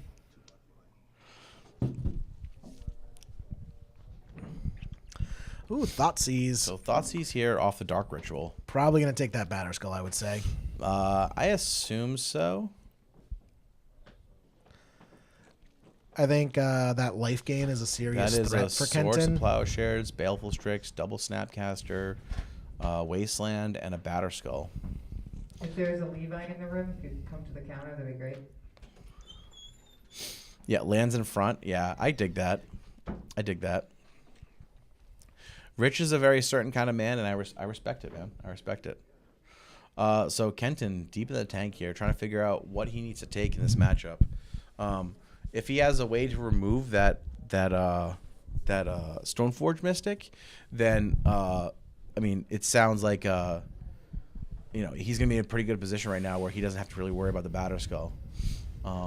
The snap swords, sword snap swords can be pretty difficult. That can be difficult for Greg. Yeah, because he's gonna lose. He can lose his Phoenixes there, and they won't be able to get them back. He did take the Batterskull though, and is now going buried alive. Yeah, he's just gonna throw those Phoenixes in there. Yep, and those Phoenixes are coming back. Right, exactly. He did Dark Ritual, Thoughtseize, buried alive. Yep. Those Phoenixes coming into play, doing some work. Yeah, and now he is a little ways away from Sword Snap Snores. Sword Snap Snores. It's been a long day. Swords Snap Swords. He's a little ways away from that. He's gonna have to hit 2 more land drops, but so Rich is gonna draw. Yeah, Rich goes down to 10. He's gonna swords one of these Phoenixes here, right? So that's exiled. So that's not great for Kenton here. And I think he is going to play a Wasteland. He might want to waste that. No, I don't think. Well, we don't know what that land, card Rich drew, but if Rich. Oh, no. Probably is a land. He takes that Volcanic, yeah. Probably is a land then. He passes. No, it could. Yeah, because that Wasteland came out of his hand, right? Mm-hmm. So he's got he's got a blue mana up right now. And but no access to black, so he can't deploy that Strix right now. Can't deploy the Strix, and he needs another. Cabal Therapy. I think he's going to name Snapcaster here, right? And there's the Wasteland. That is the Wasteland. Yep. Oh, that might have just been the play that determines the game. Yeah. So it's worth noting that Snort Snap Snorts. Yeah, I'm so sorry. I believe that's a Pokemon. Snort Snap Snorts. It's been a long day. It's been a long day of doing. I don't know how Cedric does it, man. I don't know how those guys do it. Years of practice. Yep. So Phoenix is getting in there. Cabal Therapy. Yeah, I mean, name the Strix. I mean, it's the same effect. That Strix was going to block a Phoenix anyways, but this. Well, if he drew a black mana, he didn't have any black mana to play it right now. True, but this way, if he does draw a black mana, he doesn't get to draw a card off that Strix. Indeed. Yeah, I can see the argument either way there. He wants to protect that threat. Well, I think also because he knows this Wasteland's going to come down and take his last land. Sure. I think Kenton's plan is just to try and get there on this last Phoenix and hope that Rich can't find an answer before. Yeah, I mean, he's hoping to dodge like any kind of removal, like a Swords to Plowshares at this point. 2-turn clock. Just hope to kill him before it's too late. Yep. Now, if Rich top decks a Swords to Plowshares, I think that swings this game completely in Rich's favor, and I don't think Kenton can come back from that. So I disagree, right? Because Rich is going to go to 2 right now off this attack, correct? No, he's going to go to 1. Oh, right. So remember, Kenton does have access to lightning bolts in his deck. So if he's able to find a bolt, bolt plus land. Right, he'll need the land, right? So Rich is going to 1. Rich goes to 1.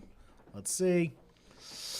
Vial gives the handshake. Bueno. Gives the handshake. Grixis Phoenix moving on to the semis. Tough Very breaks, very cool. Yeah, that was a rough one. They're gonna move really quickly. Do you want to put the Grixis versus Bryant on camera? Sounds good. Yep. Up next, we're going to have Bryant Cook on the Epic Storm playing against Kenton, playing Grixis Phoenix. Bryant is trying to make a flight, so we're going to go power through this top 8. All right, let's go fix that. I'm just going to move that camera a little bit towards... What's that? He's going to sit this spot. Beautiful. Thank you very much. Move the camera a little bit towards the...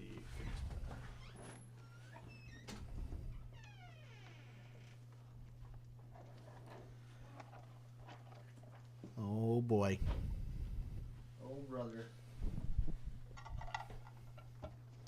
I'm going to go tell them to fix the playmat, too, for all you people whose eyes are hurting. Fix the playmat? Sure. I need to move it towards the other way. Yep.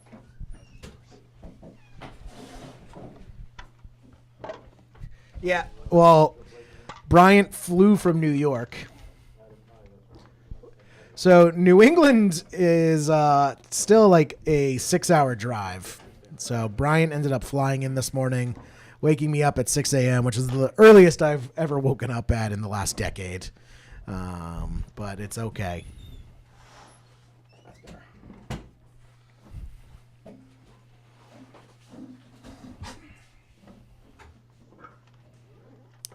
Oh, God. Those playouts are even worse. You know what? Guys, we're just trying to fly through here so Brian can get his flight out of here one way or another. The Open is it's just outside of Boston in beautiful Acton, Massachusetts. It's a wonderful little town out here. It's about, 30 minutes from Boston?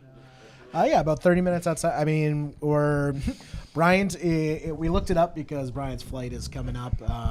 It is 50 minutes door-to-door Logan Airport to the shop. So he's got to rush. Anyone who wants to come out to the next one is thinking of flying in, we're real close to Logan Airport. And again, in the beautiful city of Acton, Massachusetts. This is a great little town here. I call it a city, but it's actually just a little town. I'll take the deck list when you're done. It's not on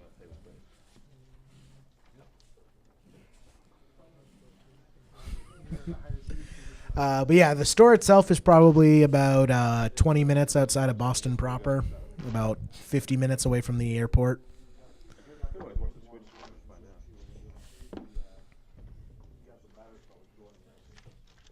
I like Brian's patented silicone packets that he keeps in his deck box to keep those foils from warping. I mean, you have to, right? It's true. Yes, Logan like Wolverine. Exactly.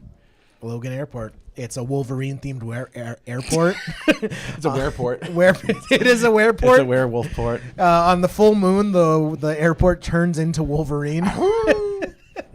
They're just big Warren Zevon fans, that's all. Each terminal is themed after a different stage of Wolverine. So this is going to be a really interesting matchup because both these decks have access to main deck discard. And both these decks are playing Dark Ritual. One of them is not really trying to storm off. That's pretty exciting.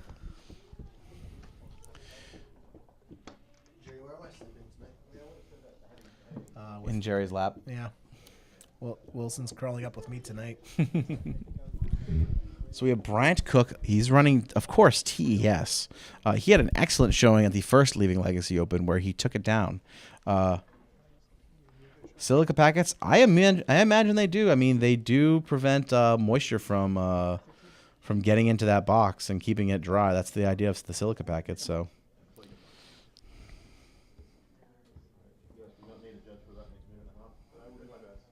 Bryant is royalty, indeed.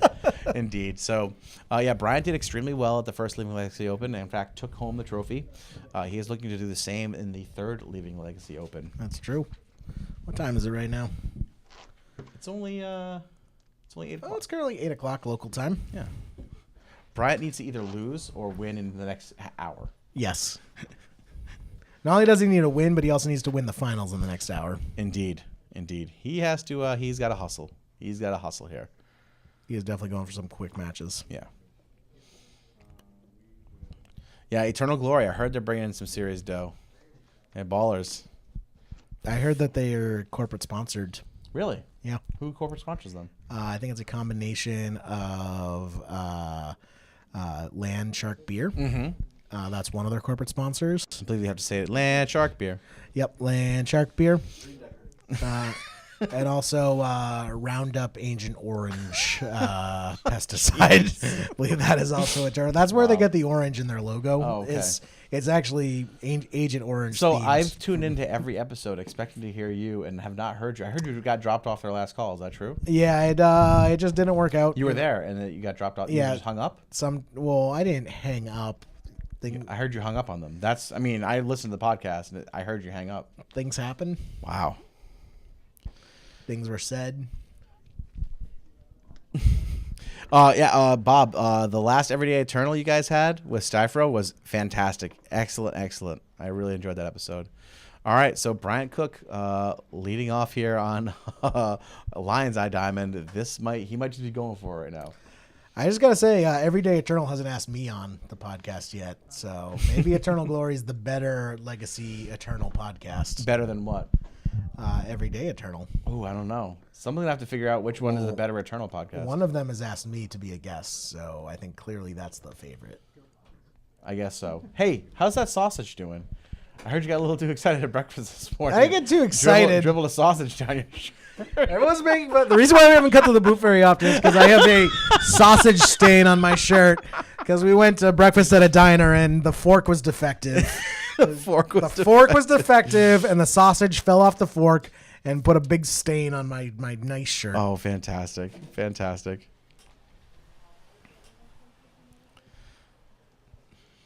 All right, so Bryant has gone LED, but he hasn't actually. I just assume when Bryant plays LED, his intention is to win the game, but he's just played out LED. Maybe because he didn't want to get them Cabal Therapy out of his hand. Julian, I fully believe that you guys are just like making crazy bank during your podcast.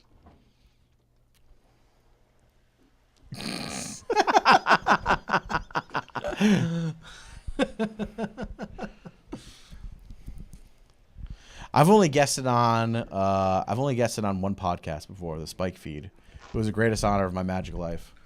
Man, all I'm gonna say is the next Legacy podcast that asked me to guest on is gonna be the hands down best Legacy. Kenton podcast. goes ritual buried alive rather. He's gonna throw those phoenixes out aggressively again. Yeah, those phoenixes are coming into play. Yep. Let's do it. Here we go. Oh, just turning them sideways. Not even gonna lay them out. Eat them, Bryant. That is beyond a 90-degree angle. That's like a 115-degree angle that he's turning them at. Indeed, yeah. Oh, Bryant is popping Infernal Tutor here. Oh, is Bryant just gonna win in Kenton's face instead? Ooh, wow. He's gonna pop Infernal Tutor, and he's getting ad nauseum tendrils here. And he's gonna cast it. Bryant is going feverishly fast. Is that how big is Bryant's sideboard? Oh, there's a bunch of tokens. That's why. I'm just like, does Bryant have a 60-card sideboard? No, he just likes to have all the tokens he needs. Apparently, he's a professional. So Bryant, storm count here is 2. Caleb, you have an open invite to Leaving a Legacy anytime you want to record that isn't like 5 a.m. our time. All you have to do is stay up really late. Ad nauseum 0, 0, 0, and then 2 from the Infernal Tutor. There's a Past in Flames. What's the red ritual, Jerry? Rite of Flame. Rite of Flame. Sorry, Rite of Flame. Julian and White. There's a bunch of Europeans that we've been meaning to have on Leaving a Legacy that we can't get scheduling to work out with. Yep. Julian, Caleb, Mengucci. Andrea won't even answer my DMs, so I don't think he wants to be on the podcast, to be honest with you. I think it got filtered out. Filtered out? Like to spam. Oh, maybe. That's why. Perhaps. Maybe I'll just... Hey, if anyone knows Andrea, like knows him like that, let him know that we want him on. Be great. Be a good time. He's a Legacy video specialist. That's true. Yeah, we got a bunch of. Maybe we'll just have a big Euro month where we just every episode for a month is a different European. There's the tendrils. Expert. There's the tendrils. And a scoop from Kenton. Jeez. Scoop. Yeah, we're in the scoop phase right now. Bryant's taking down the early game here. We're gonna fix that record too for you guys.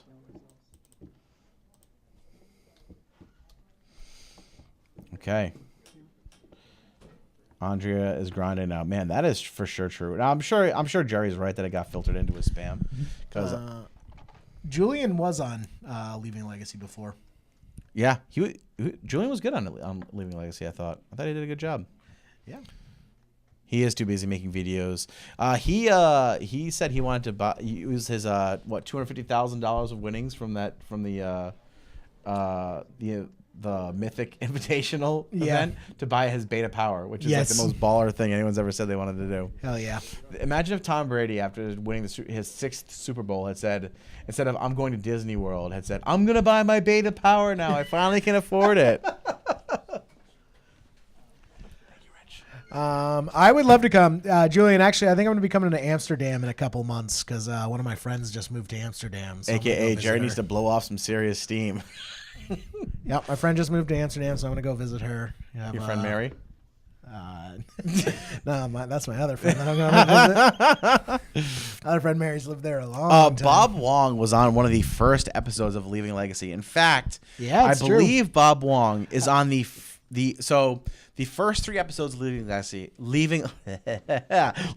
have been lost to the ages. Episodes 1 through 3, cannot find them anywhere. However, if you look in the right places, in the deepest, darkest parts of the internet, you can find Leaving a Legacy, Episode 4, Bob, Are You There, Bob? Featuring the Bob Wong. That's true. Episode 4, which is the earliest episode that we can find, is with Bob Wong. Is with Bob Wong. So I'm going to say Which was Bob Wong, before Bob became who Bob was. I heard it was before he was famous. Before Bob was famous. Yeah.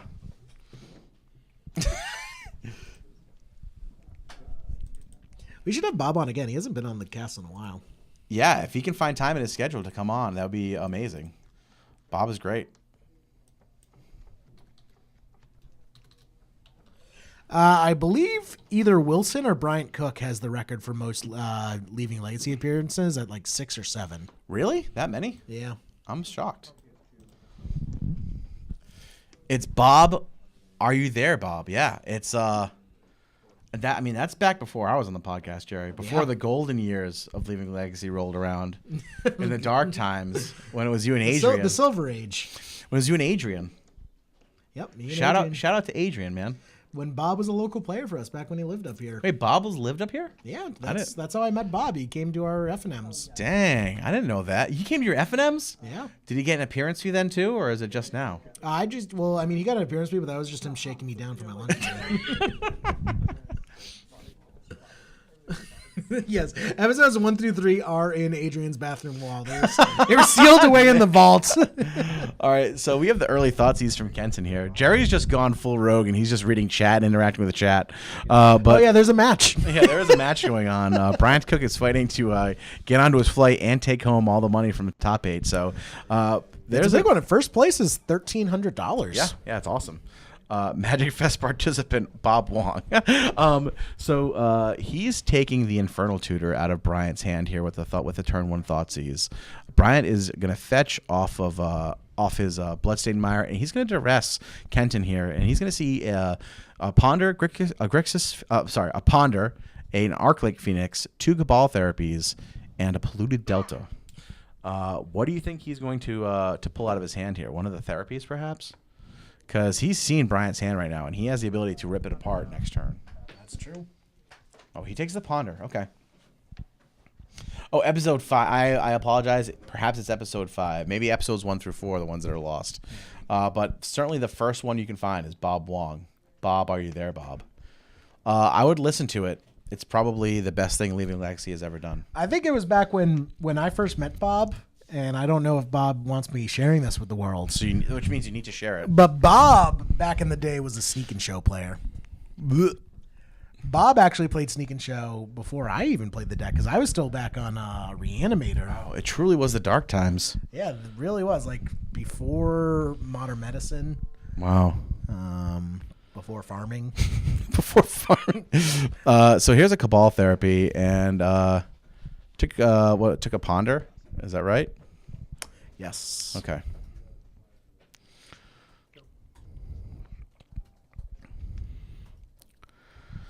Actually, I think the Cabal Therapy whiffed. Really? How did it whiff? He Thoughtseize the previous turn. Oh, maybe not. No, it must have taken the Ponder. I just saw the tapped Volcanic, so I thought Brian also pondered. I don't think so. Didn't you invent Sneak and Show? So Bryant is going to Rite of Flame, Dark Ritual here. Julian, you're mistaken. I invented the Sneak and Show. Dark Ritual and Burning Wish. Oh, is Bryant going to win the game right here? Bryant's going for it again.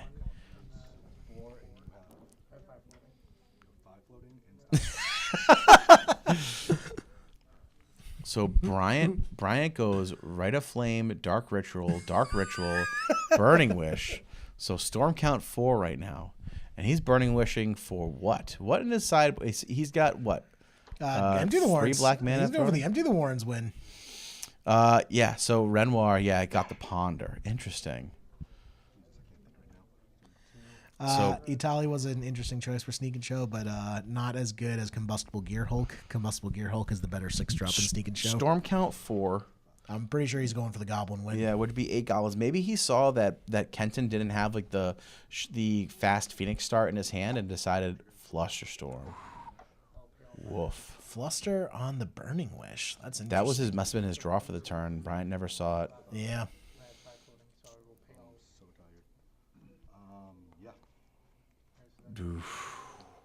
That's a bit heartbreaking for Bryant. Yeah, right that's there. a little rough. So again, that's the issue when you're playing one of these storm decks like. So Bryant paid for Flusterstorm, but it means he doesn't have the mana to actually cast Empty the Warrens anymore. Interesting. Oh, now Cabal Therapy naming Empty the Warrens. Oh, Bryant is left with an Echoing Truth in hand. Echoing Truth plays Lotus Petal, passes. Yeah, I actually keep Monkey Cage in my Sneak and Show sideboard just in case I get paired against the mirror. I thought you put that in your wallet as your I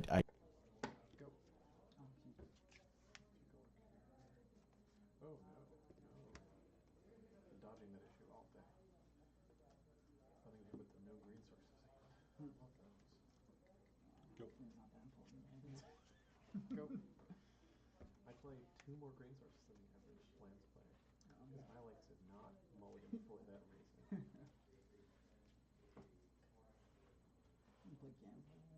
Punching fire. Still, yeah. I mean, I didn't even have red sources. I just had color sources. Gamble for your floors.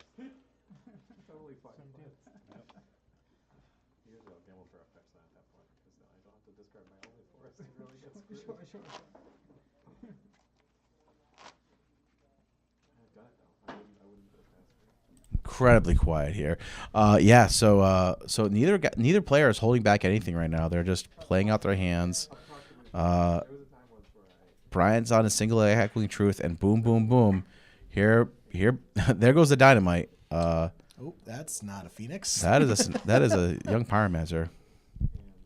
Does that mean the other 2 Phoenixes are in Kenton's hand? I believe they are. Yeah, that's what I was saying. I'm pretty sure he has 2 in his hand right now.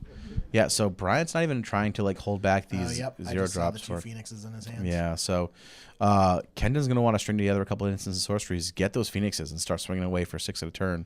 Now, he might hardcast a Phoenix this turn because I don't see 3 instants or sorceries in his hand. Yeah, I see a Lotus Petal.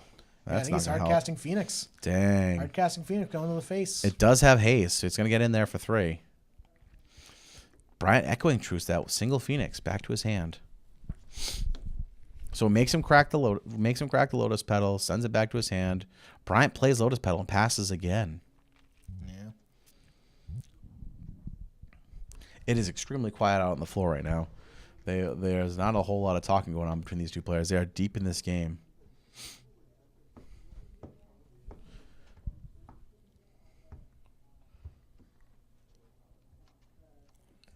The tension is palpable. Indeed. All right, Underground Sea from Kenton here.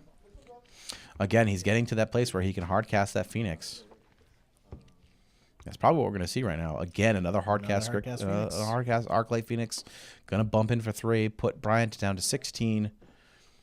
Bryant plays Duress.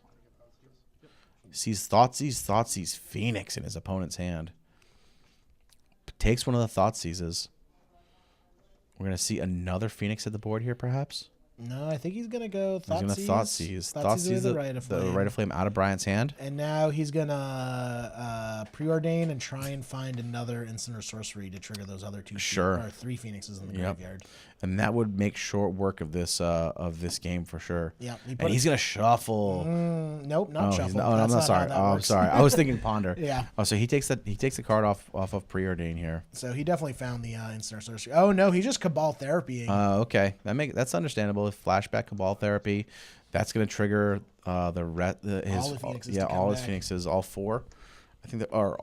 Oh, he Cabal Therapy hit the own Phoenix out of his hand into his graveyard. Would have brought back all 4 Phoenixes with haste. Would have put Bryant down to 12. Yeah, so we are going to game 3. This is, in fact, a game, not a trade situation. Just so you guys know here. Yeah, so we are in the semifinals right now. We have Bryant Cook on TES, Kenton Nagian on Grixis Phoenix, and we are going into game 3. Hey, Jerry, it's supposed to be like a rat-a-tat. It's all rat, no tat right now. What you got going on, my friend? Rat-a-tat. Rat-a-tat. All rat, no tat. Why can't I be the rat? I mean, it doesn't matter. We're a tat-a-rat, you know? I was thinking about how hungry I am. Are you hungry? It's been a long day. We had a couple pieces of pizza for lunch. Yeah. That should get you through the day. 9 hours ago? Yeah, why not? All right, so we're shuffling up. We're going to game 3. Bryant Cook on the beautiful light blue Dragon Shield sleeves he was raving about. This is why there's no tat, because I'm not just spouting off the wonderful color Listen, coding man. of, This is the job, man. The job here is to entertain the people. We gotta talk. Just keep talking. Doesn't matter. It doesn't have to be substantive. It can just be talk. I kind of want. I'm gonna go for some ribs, some mac and cheese. You know what? I could run back that Chinese place or that the all you can eat seafood place. Yeah, that was pretty good. All you can eat sushi, all you can eat Japanese buffet. It was amazing. They're closed, Wilson. Yeah, unfortunately, it's only open from 6 to 9. I'm also rooting for the quick top 8 with Brian, so we can go get food. Indeed. Although I don't know if I want to see Bryant win again. I'd like to see different winners come. You know, it's always very exciting. But Bryant would lead to a fast finals most likely.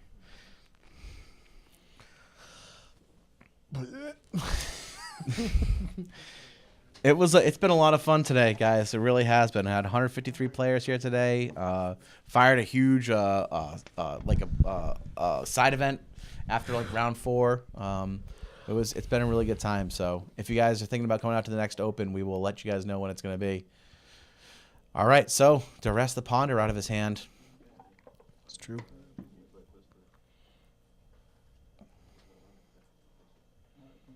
Or Duress the Surgical. Now he's going to Ponder.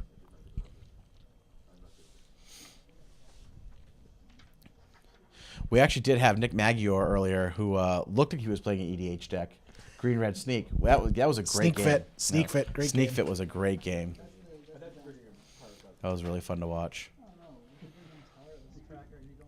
Lotus Petal Pass. Brainstorm from Bryant here. He's going to palm 3 cards and check him out. Next time we'll turn this for sure.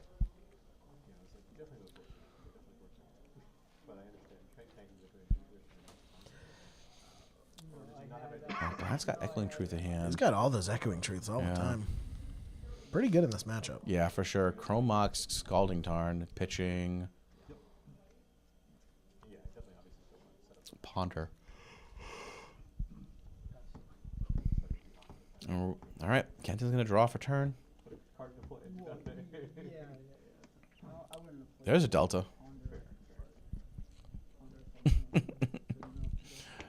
Oh, and Thoughtseize. Thoughtseize you, Bryant. What do you got in hand, my friend? We don't have any scholarships, Chromox, unfortunately. Brainstorm. Bryant's going to try to hide something here. He's being sneaky.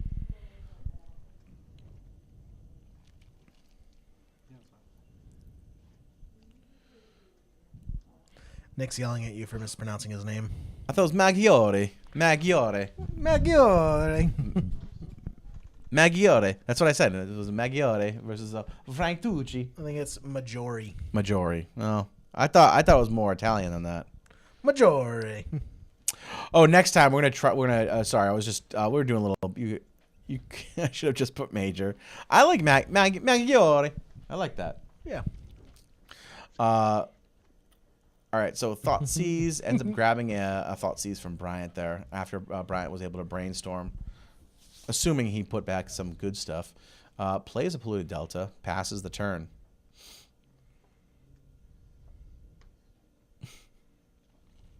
Do you really want to teach at a university that's associated with Gerald? All right, another Thoughtseize from Kenton here. Echoing Truth and Dark Ritual in Bryant's hand. Taking the Dark Ritual, leaving the Echoing Truth.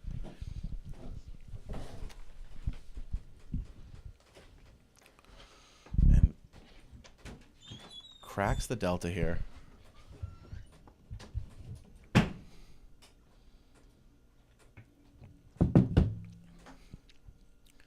Let's see what all right, grabbing a volcanic. There's a chance we could see some shenanigans here with some Dark Rituals and a Buried Alive.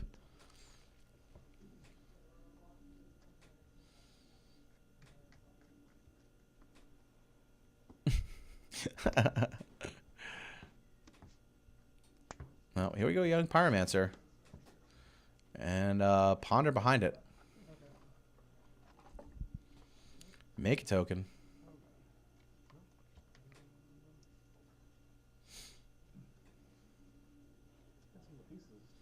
Got a Ponder here. Check out a couple cards on the top of his deck.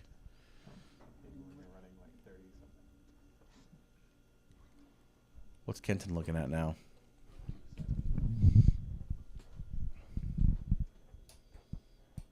Are shenanigans legal in the U.S.? Shenanigans are fine in the United States. It's expected that you're supposed to be responsible with the shenanigans, you know. But as long as you're responsible, I think it's fine. What is this for? Huh? Only on St. Patrick's Day.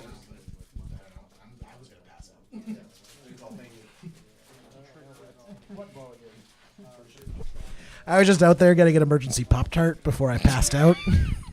And it is so silent out there, you can hear a pin drop. Oh, I bet. Oh, Echoing Truth coming down.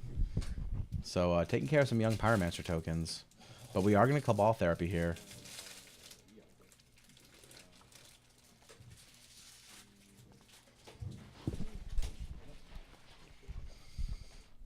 So Cabal Therapy. Oh. All right, I'm feeling better, Pat. Oh, is he sacking the young Pyromancer to Cabal Therapy here?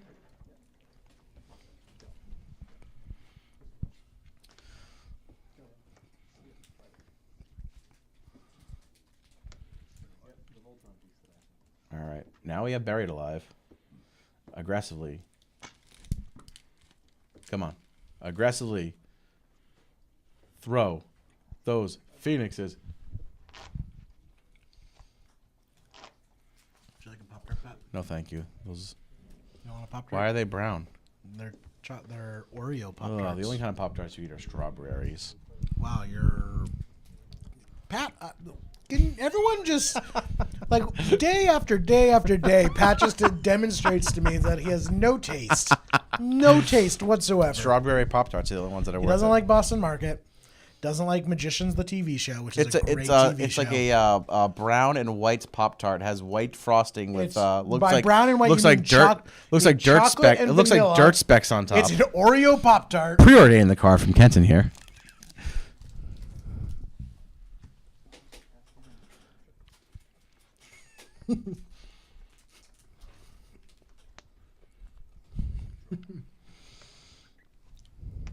Boom. Ritual up, and Bryant knows that that's the game. Bryant's got a flight to catch. Brown sugar. Man. Tough one for Bryant. Well played game by Kenton on Grixis Phoenix. Mm-hmm. So Grixis Phoenix advancing on to the finals here. Onto the finals.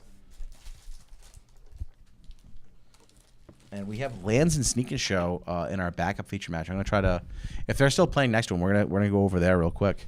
Magicians, it seems like a bad show. S'mores Pop-Tarts are wonderful. I disagree with the entire chat here. Thank you so much, chat, for telling Pat how wrong he is. You watched all 4 seasons this week? Jeez. Hell yeah.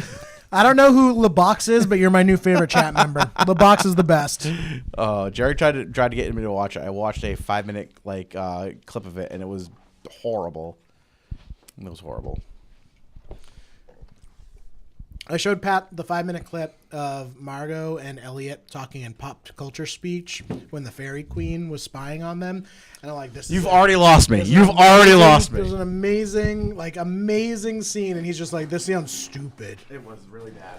It sounds stupid. Pat's the worst. Pat's the worst. Why do I still do this show?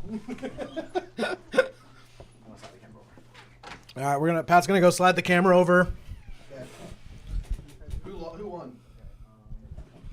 Kenton won. What? Kenton won. Bryant lost. Is Bryant gonna get his own ride to the airport? Mm-hmm. Welcome back. Game 3. You okay, Wilson? You seem antsy.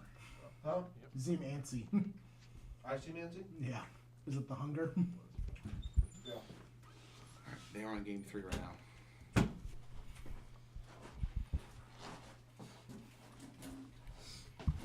All right, we have Blake and excuse me, Adam, our Sneak and Show player here.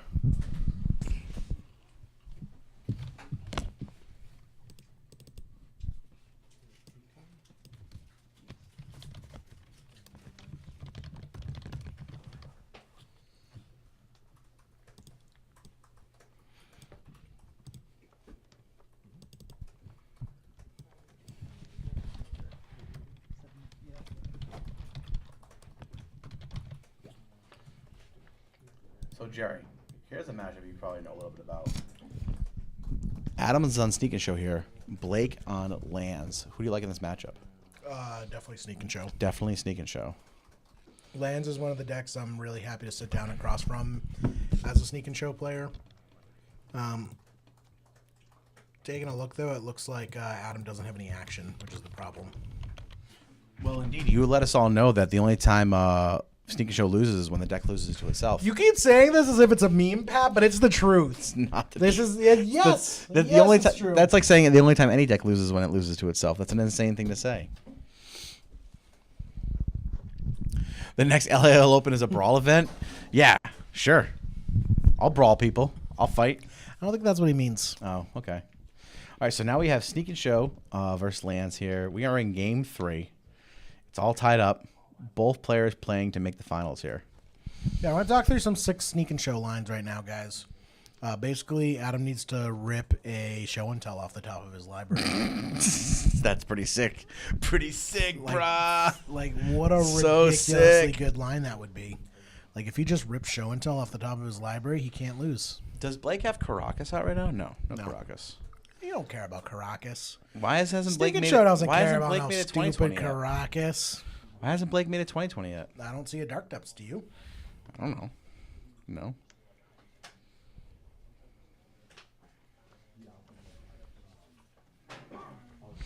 Oh, ripping a show and tell. Oh, intuition. We're gonna make our own show and tell. That's a way that Adam can make his own show and tell. Sure. I probably shouldn't scream my Yeah, it is the very. lines It is of play. It is Seeing extremely how quiet it is out there. Very quiet outside right now. Yeah, sick line, bruh. Sick line. Shaka brah. Chaka bra. Show and tell is indeed the toughest part of the deck. Yeah, sorry, you don't know what your opponent can put in. One time I was playing show and tell on Magic Online and streaming, and I got double Ashen Rider. Ashen Rider. Yeah, like I said, it's a hard card to play. I got Ashen Ridered, and then I played show and tell again and got Ashen Ridered again. It's a stream. It's a clip on Twitch. You can find it somewhere. Probably. Oh, Adam taking the line less talked about, show and tell, casting it, actually casting it, and an Emrakul. What did I tell you? That is likely game here. What did I tell you? You asked me for some sick lines, and that's what we got. That is likely the game here, unless Blake has an answer to this Emrakul. There's a Crossing Grip. That Crossing Grip ain't going to do it, though. No, Blake extends the hand, and Adam Brennan on Sneak and Show takes down Lands. Guys, right we have our finals here. Sneak and Show versus Grixis Phoenix. Yeah, we have Kenton on Grixis Phoenix, and we have Adam Brennan on Sneak and Show.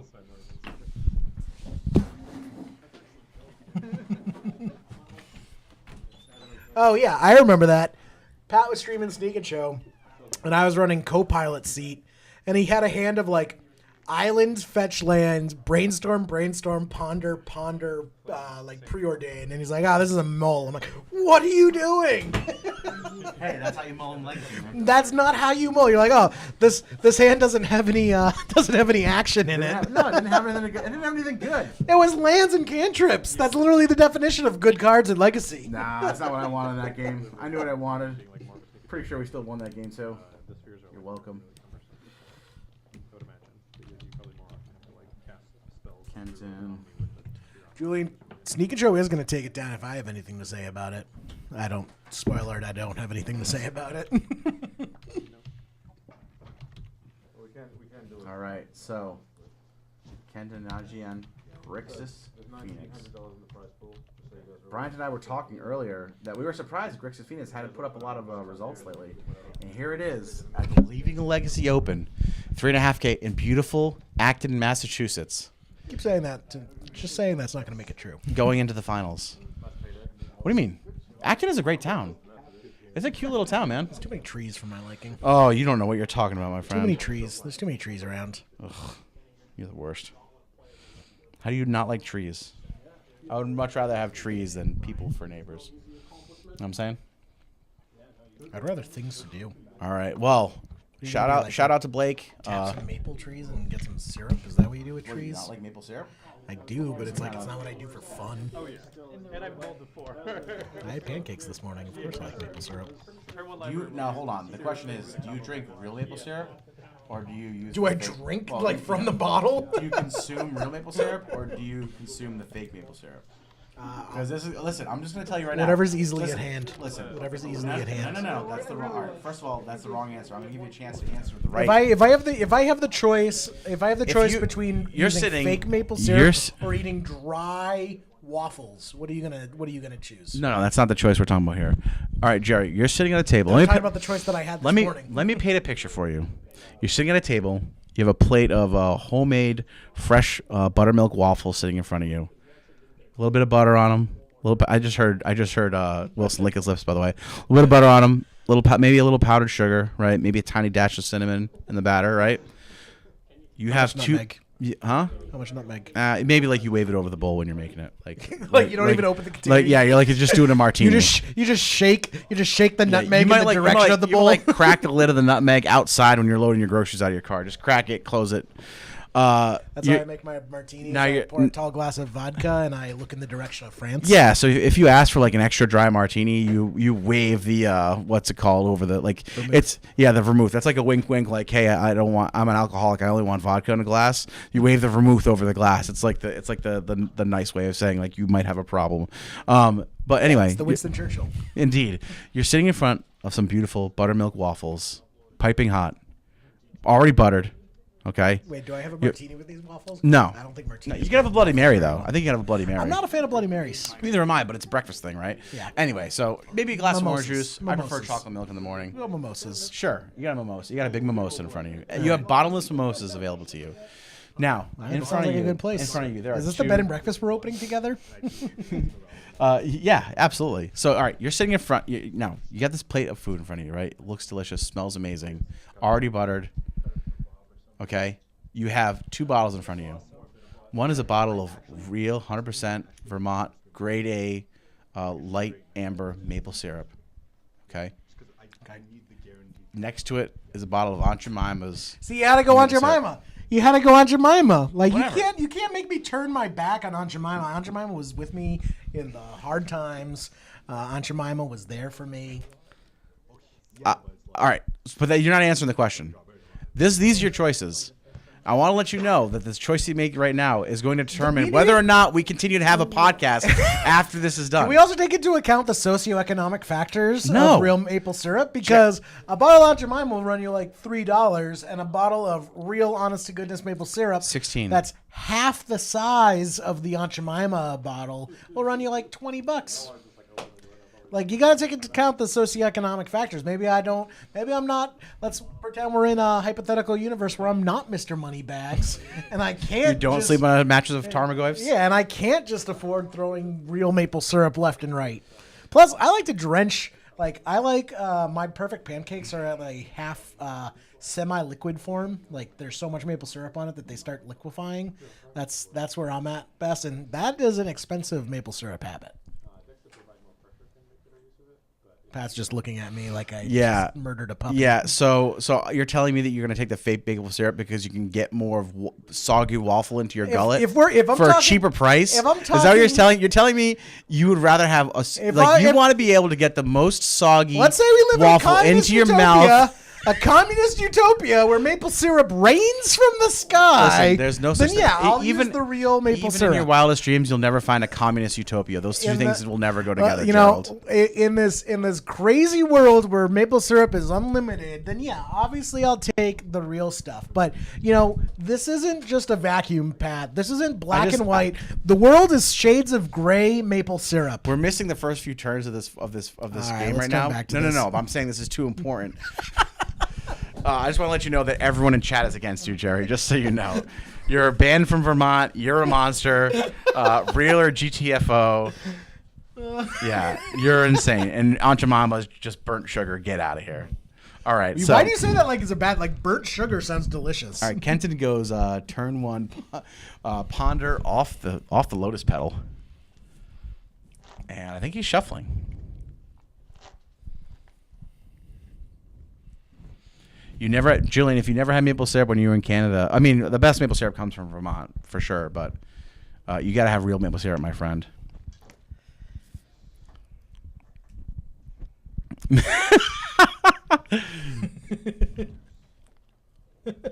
Yeah, ponder off the lotus, finds a land, plays the Thoughtseize, and looks like he Thoughtseizes the brainstorm out of Adam's hand. Adam's looking like he has Volcanic City, Island, Scalding Tarn, and what are those 2 cards right there, Jerry? Islands? No. The 2 Flusterstorms. 2 Flusterstorms. Okay. Not the best Wow, hand from Adam with double Flusterstorm.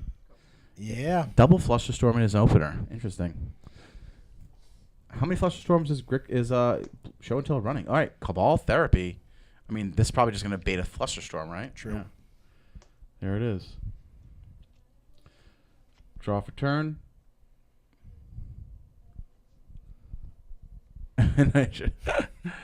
Here's another Ponder. Let's see if Adam can find some action. Nope, there's an Omniscience. There's looks like an Intuition. Omniscience, Intuition. That's everything Adam needs to win the game. He just needs to stay. Alive.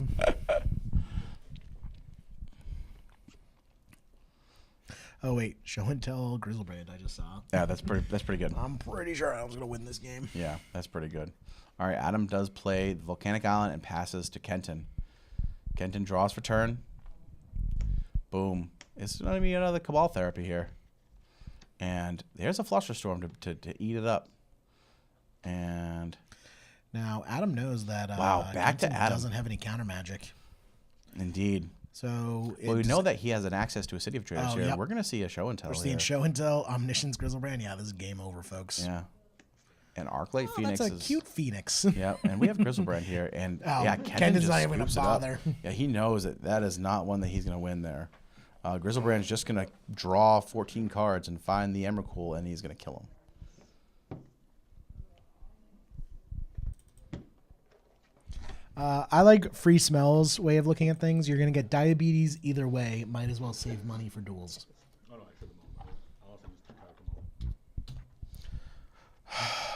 Listen, you know what?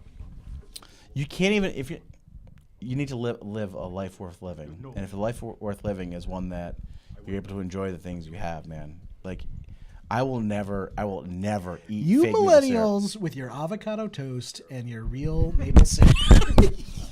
That is beating me with the microphone. It's like a wholesome version of the Iron Fist. Julian. All right, so we got Grixis Phoenix Sneak and Show in the finals here. I actually messed up the record here. My apologies, guys. Yeah, wishful thinking, Pat. Wishful thinking. Yeah, I mean, I don't have a dog in the fight here. I don't mind if either deck wins. Sneak in. Chat is indeed working. Lands did lose. Yeah. Lands lost to Sneak and Show here. Now we got Kenton on Grixis, and we have Adam on Sneak and Show. We're going into game 2 here. Jerry, you favor in this matchup? You think you favor Sneak and Show? So, I think what's interesting here, right, is that Grixis has access to a lot of main deck. Discard is proactive right. and is much better than counter magic. Also, Grixis Phoenix does have a fast clock that Sneak and Show doesn't really have a way to answer. Like, once those Phoenixes are in play, unless Adam is bringing in like Echoing Truths or something like that, like those things are there to stay. And Adam's counter magic doesn't stop the Phoenixes from coming. So, like, Adam's really focusing on just comboing off before Kenton does. I think Kenton's slightly favored in this matchup. So I mean, Adam's probably going to keep in some of his Flusterstorms, right, just to stop the discard, because if Kenton's able to rip apart his hand, there's not much Adam can do. And I think in the long game, like, who do you think is favored here? Like, if the game goes 6, 7, 8 turns, do you think Adam's able to get to critical mass here, or do you think Kenton's able to just grind away? If it goes 6, 7, 8 turns, it means Adam doesn't have any action. Yeah. So Like, I think the goal here is Adam wants to win as quickly as possible. He wants to just turn, slam, show and tell, omniscience, Grizzle Brands, Yep. or Emrakul. Yep. Well, we're going to see some action here really soon. Thank you very much, guys. I really appreciate that you guys are enjoying the stream. People came to the event. Some people came to the event and are watching the stream now from home. So we really appreciate all the support you guys gave us. It was a great event. Biggest one we've had so far. 153 players here playing Legacy in beautiful Acton, Massachusetts at Gaming, etc. Yeah, 3.5K. It's been a great time. And yeah, we're here in the finals. We're going to game 2 here, guys. And we got Grixis Phoenix on versus Sneakin' Show. We're going to see who's going to be taking home the Leaving a Legacy trophy today. Yeah, it's a sweet trophy. I'm hoping we're putting a show and tell in that trophy later tonight, in my unbiased opinion. Okay, so then I guess I have to say I want to see a Arclight Phoenix put in there. I guess I so. think a Buried Alive would be cooler, actually. That would be cool. That'd be cool. People are wondering when the VODs are going to go up. Do you know when the VODs are going to be available? So the videos will be available on Twitch as soon as the stream ends. You'll be able to find them there, and then I can push them to YouTube. I'll probably do it sometime tomorrow. Probably by the time I get home tonight, I'm not going to want to, because my whole computer setup is here, so I'm going to have to break it all down and throw it in the car. I don't think I'm going to set it all up and fire it up and start working on it tonight when I get home. So, Caro syrup goes hard. I don't even know what that is. Yeah, I don't know what Caro syrup is. All right, so Adam taking a look at his opening 7 here. Wilson, how you doing back there, buddy? I'm great. How are you? Wilson says he's great in a very disgruntled voice, so I don't really believe him. That was actually less endearing. We actually have to go to a Target after this to get an air mattress for Wilson because I think. What happened to your last air mattress? It was it got a hole in it. Oh, so that's why they work a lot less. They work a lot less well when there's holes in them. I've heard. I say that about kids.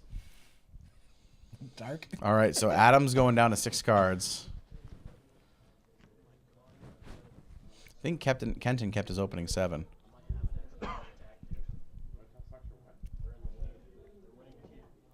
Cliffy, congratulations on the Moto PTQ. That's fantastic. Woo! Adam just gave a fist pump, so I think he's happy with his hand. He is resolving his mulligans here. Scries keeps it on top. Young Pyromancer.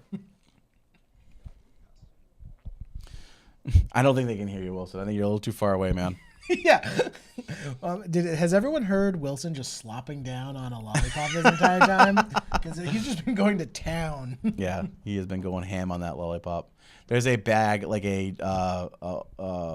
BJ's size bag of lollipops back there. Hey, there's a young Pyromatch token on the field for Kenton. Looks good. There's a Flusterstorm to fluster away the Thoughtseize. Thoughtseize has been effectively flustered.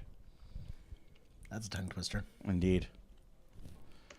Sword snaps swords is the. I just did it again. Snords. Snord snap snords is the worst tongue twister of all time. Snordlax. Here's another Thoughtseize. Bang. There goes another elemental token. Thoughtseize is going to see surgical. Is that a sulfur elemental? It does look like a sulfur elemental. Is that a Noxious? What is that card? There's an Omniscience. I think that's a Noxious Revival underneath that Cunning Wish. That's some spice right there. Noxious Revival.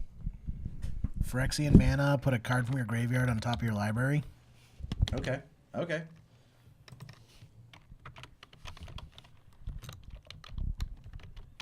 Oh, jeez. Did you guys see Cliffy's going to the Pro Tour? I saw that. That's fantastic.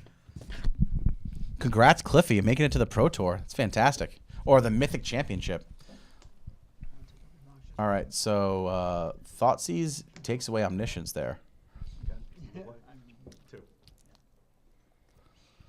But again, Noxious Revival can certainly put it back on top of your library. Mm-hmm. Well, it pulls double duty in this matchup because he can also get a Phoenix out of the graveyard, right? Yeah, put it on top of the library, which is not where Grixis Phoenix wants its Phoenixes. Indeed, indeed.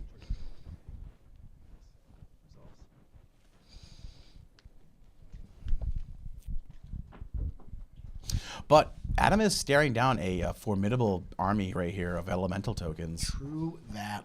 I mean, he's got 5 power on board right now. That puts Adam at a I mean, Adam on a 4-turn clock here.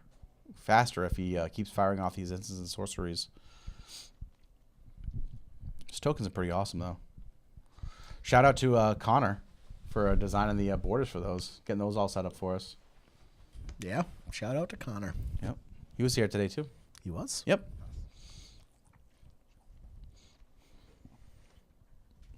Oh, Drew and Omniscience, not the best draw. Yeah, Adam is short on mana. I don't think this game is going Adam's way. Yeah. Adam down to 14. Kenton goes down to 16 himself. I mean, if Adam needs to draw, like, you know, any land and show and tell, and he's off to the races, right? Yeah, that's a tough ask when he's tearing down 5 damage a turn. Indeed. Yeah, indeed. He just needs to go runner. Well, even show and tell I don't think does anything because I will happily turn any swords to plowshares into snords. Snords. Beta swords to plowshares altered to say snords. Not even snores to plowshares, just snords. just cross it out and write snords. I think William Gotzi was here today playing in the tournament, and he was trying to convince me to start playing Miracles, and I might just do it so I can say snords your Delver.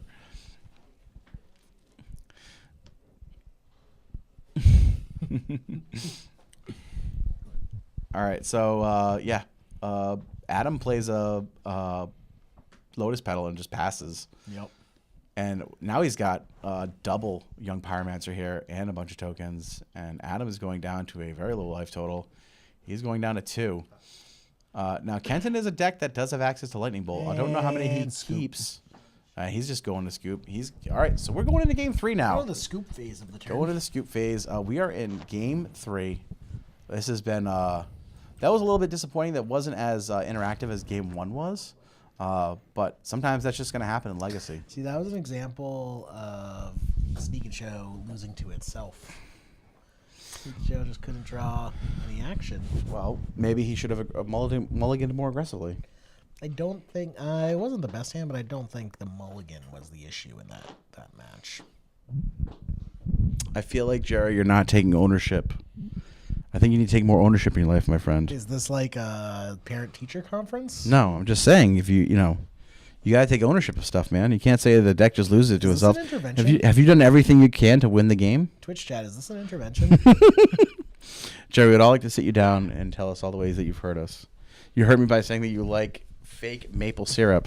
I'm not like saying, a heathen. I'm not saying I like fake. You live in Massachusetts. How can you even eat it? I'm not saying it's better. I'm saying in the real world, you don't always have the luxury of having real maple syrup. That wasn't the question. The question wasn't like. I don't look at things in a vacuum, Pat. Come on, it's the real world. Is that why you played Nahiri and Sneak and Show? Because you don't look at things in a vacuum. That's a low blow, man. That's a real low blow. How'd that work out for you, Jerry? I got a 4 Black Border Tundra out of it. I won an event playing that deck. What event? Would you beat your niece in a 1-on-1? No, the Wormwood Open. It's like 100%. You had Nahiri in that deck? Yeah. Wow. I know because what kind of scrubs went to that Open? Jerry, yeah, we love you. However, I beat Rich Shea in that tournament. I beat Rich Shea in that tournament. Hey, all right.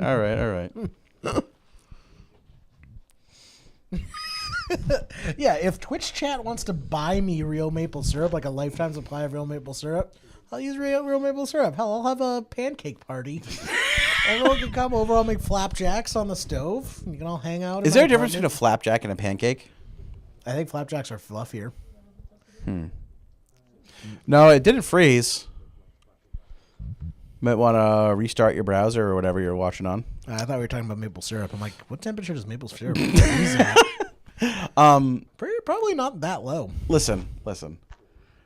I'm still a little disturbed that you live in Massachusetts and you don't like real maple syrup. I never said I don't like real maple syrup. I'm saying taking into account the socioeconomic factors. Would you stop with socioeconomic? This is the only time I've ever heard you talk about socioeconomic factors. I talk about socioeconomic factors all the time. In fact, I teach classes on socioeconomic factors. Yeah, and all I hear about is all your students complaining about you as a teacher. I'm getting discredited.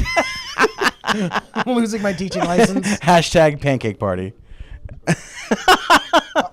I also edit all the textbooks to be more liberal. Oh, all right. So Adam leads off on Scalding Tarn Lotus Petal.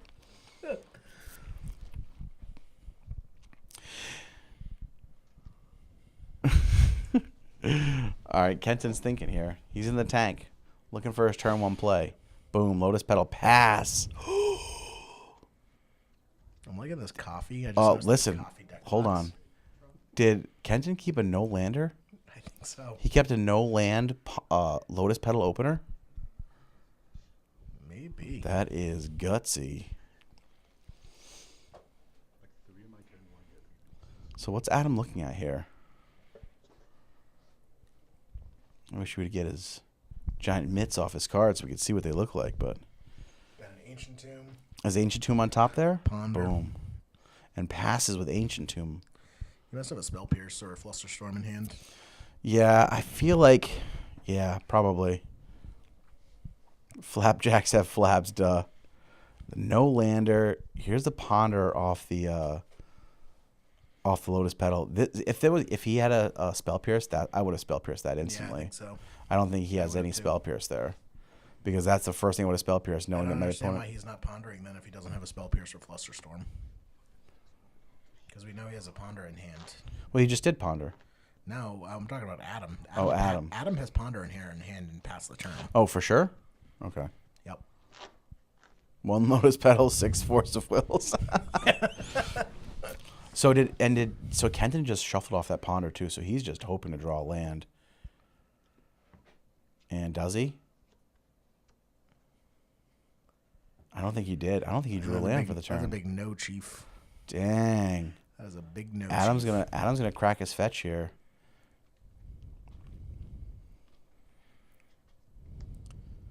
And grab that Volcanic Island. We might be seeing Kenton did mold a 5 in this match. It is important to realize. Oh, he did. Okay, I didn't see that. We were too busy having our maple syrup debate. So Kenton on a mold of 5, not seeing what he wants in his 6 and 7. Taps the top of Adam's deck. Adam's going to ponder here. Yeah, you're right. He did have ponder in hand. He's going to look at 3 cards right now. Go back to the hand. Sneak I see sneak attack on top there, yeah. So all he's looking He's for got is a sneak creature. and he's got sneak attack mana. I mean, not right now, but he's going to have it next turn. True that. And he's going to shuffle him away. He's going to shuffle that away. I think he's looking for a creature here. Yeah, I think he already has the show and tell.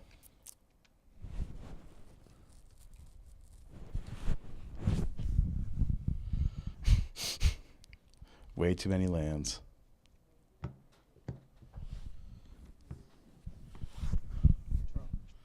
Draw for the turn. Or draw off the Ponder, rather.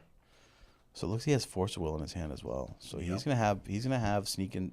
He's gonna have no more land for Kenton here. And now he's got Grizzlebrand. So he's got Show and Tell and he has the Grizzlebrand. City of Traders. Yeah, he can go City of Traders, cast Sneak Attack, and that's what he's casting Sneak Attack and then using Lotus Petal to put Grizzlebrand into play. Yeah. That's pretty much lights out from there. Yep. This is gonna give him an extra mana floating as well. Yep. He's going to draw cards off Grizzlebrand. If he finds a Lotus Petal Emrakul, it's just game over. Grizzlebrand, yep. Or can we get there? I think, he's going to draw 7 here. 2, 3, 4, 5, 6, 7. He's looking for Lotus Petal Emrakul here. He's got Emrakul. Do you draw another 7 here? I think you draw another 7 here. He thumbs up it. Yeah, your opponent doesn't have. All right. Goes to 17. I don't agree with Puts that. him down to 13. Okay. I think the play here is you draw one more time. Your opponent has nothing else. He has no lands in play. Yeah, that Lotus Petal's in the graveyard, so Yeah. there's no way he can get bolted. He has Forcible backup. Yeah, that would be my only concern, right? Is getting bolted in response, but Yeah, the thing is, even if you even if you got bolted, like he had Force of Will in hand. yeah, Forcible, so. but it's also like he can connect and gain 7 life before his opponent can play a land. Yeah, exactly. So he would have been at 10 anyway. Maybe he's worried. I mean, look, Grixis does have that. Grixis Phoenix does have that hand sometimes where they're able to go like Dark Ritual, Thoughtseize you, Buried Alive. and they have 9. They have 9 power in play, and if you just went down to 9, if you went down to 9 there, you're dead. So he's got. So here's the thing: Adam's got the Emrakul in hand right now.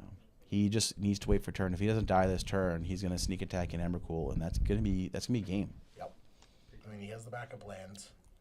Surgical extraction on Griselbrand isn't gonna do anything. Yep, that's fine. Adam's fine with that. I think he's gonna see the Emrakul and Ken's gonna see the Emrakul in his hand and call it a day. That's it. Gives a handshake. GG.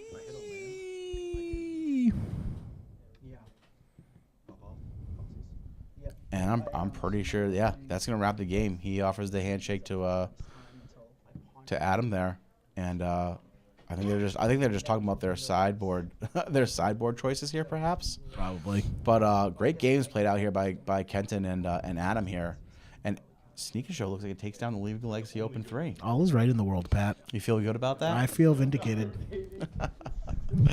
Well, we're gonna get out there. We're gonna go talk to the players, but we are going to end the stream here, up in beautiful Acton, Massachusetts. Beautiful Acton, Massachusetts. We want to thank everyone for hanging out Yes. all day, for people talking in the chat and really enjoying the stream, and absolutely people who came out today. The event, 153 players coming out to gaming, etc., and playing Legacy. Man, the best format. Great day. Really appreciate you all for hanging out, chat. It has been a long day. I am ready for bed. And like a again, dinner. yeah, for sure. Hey, thanks everyone for hanging out, and we're gonna catch you guys all next time. Oh yeah.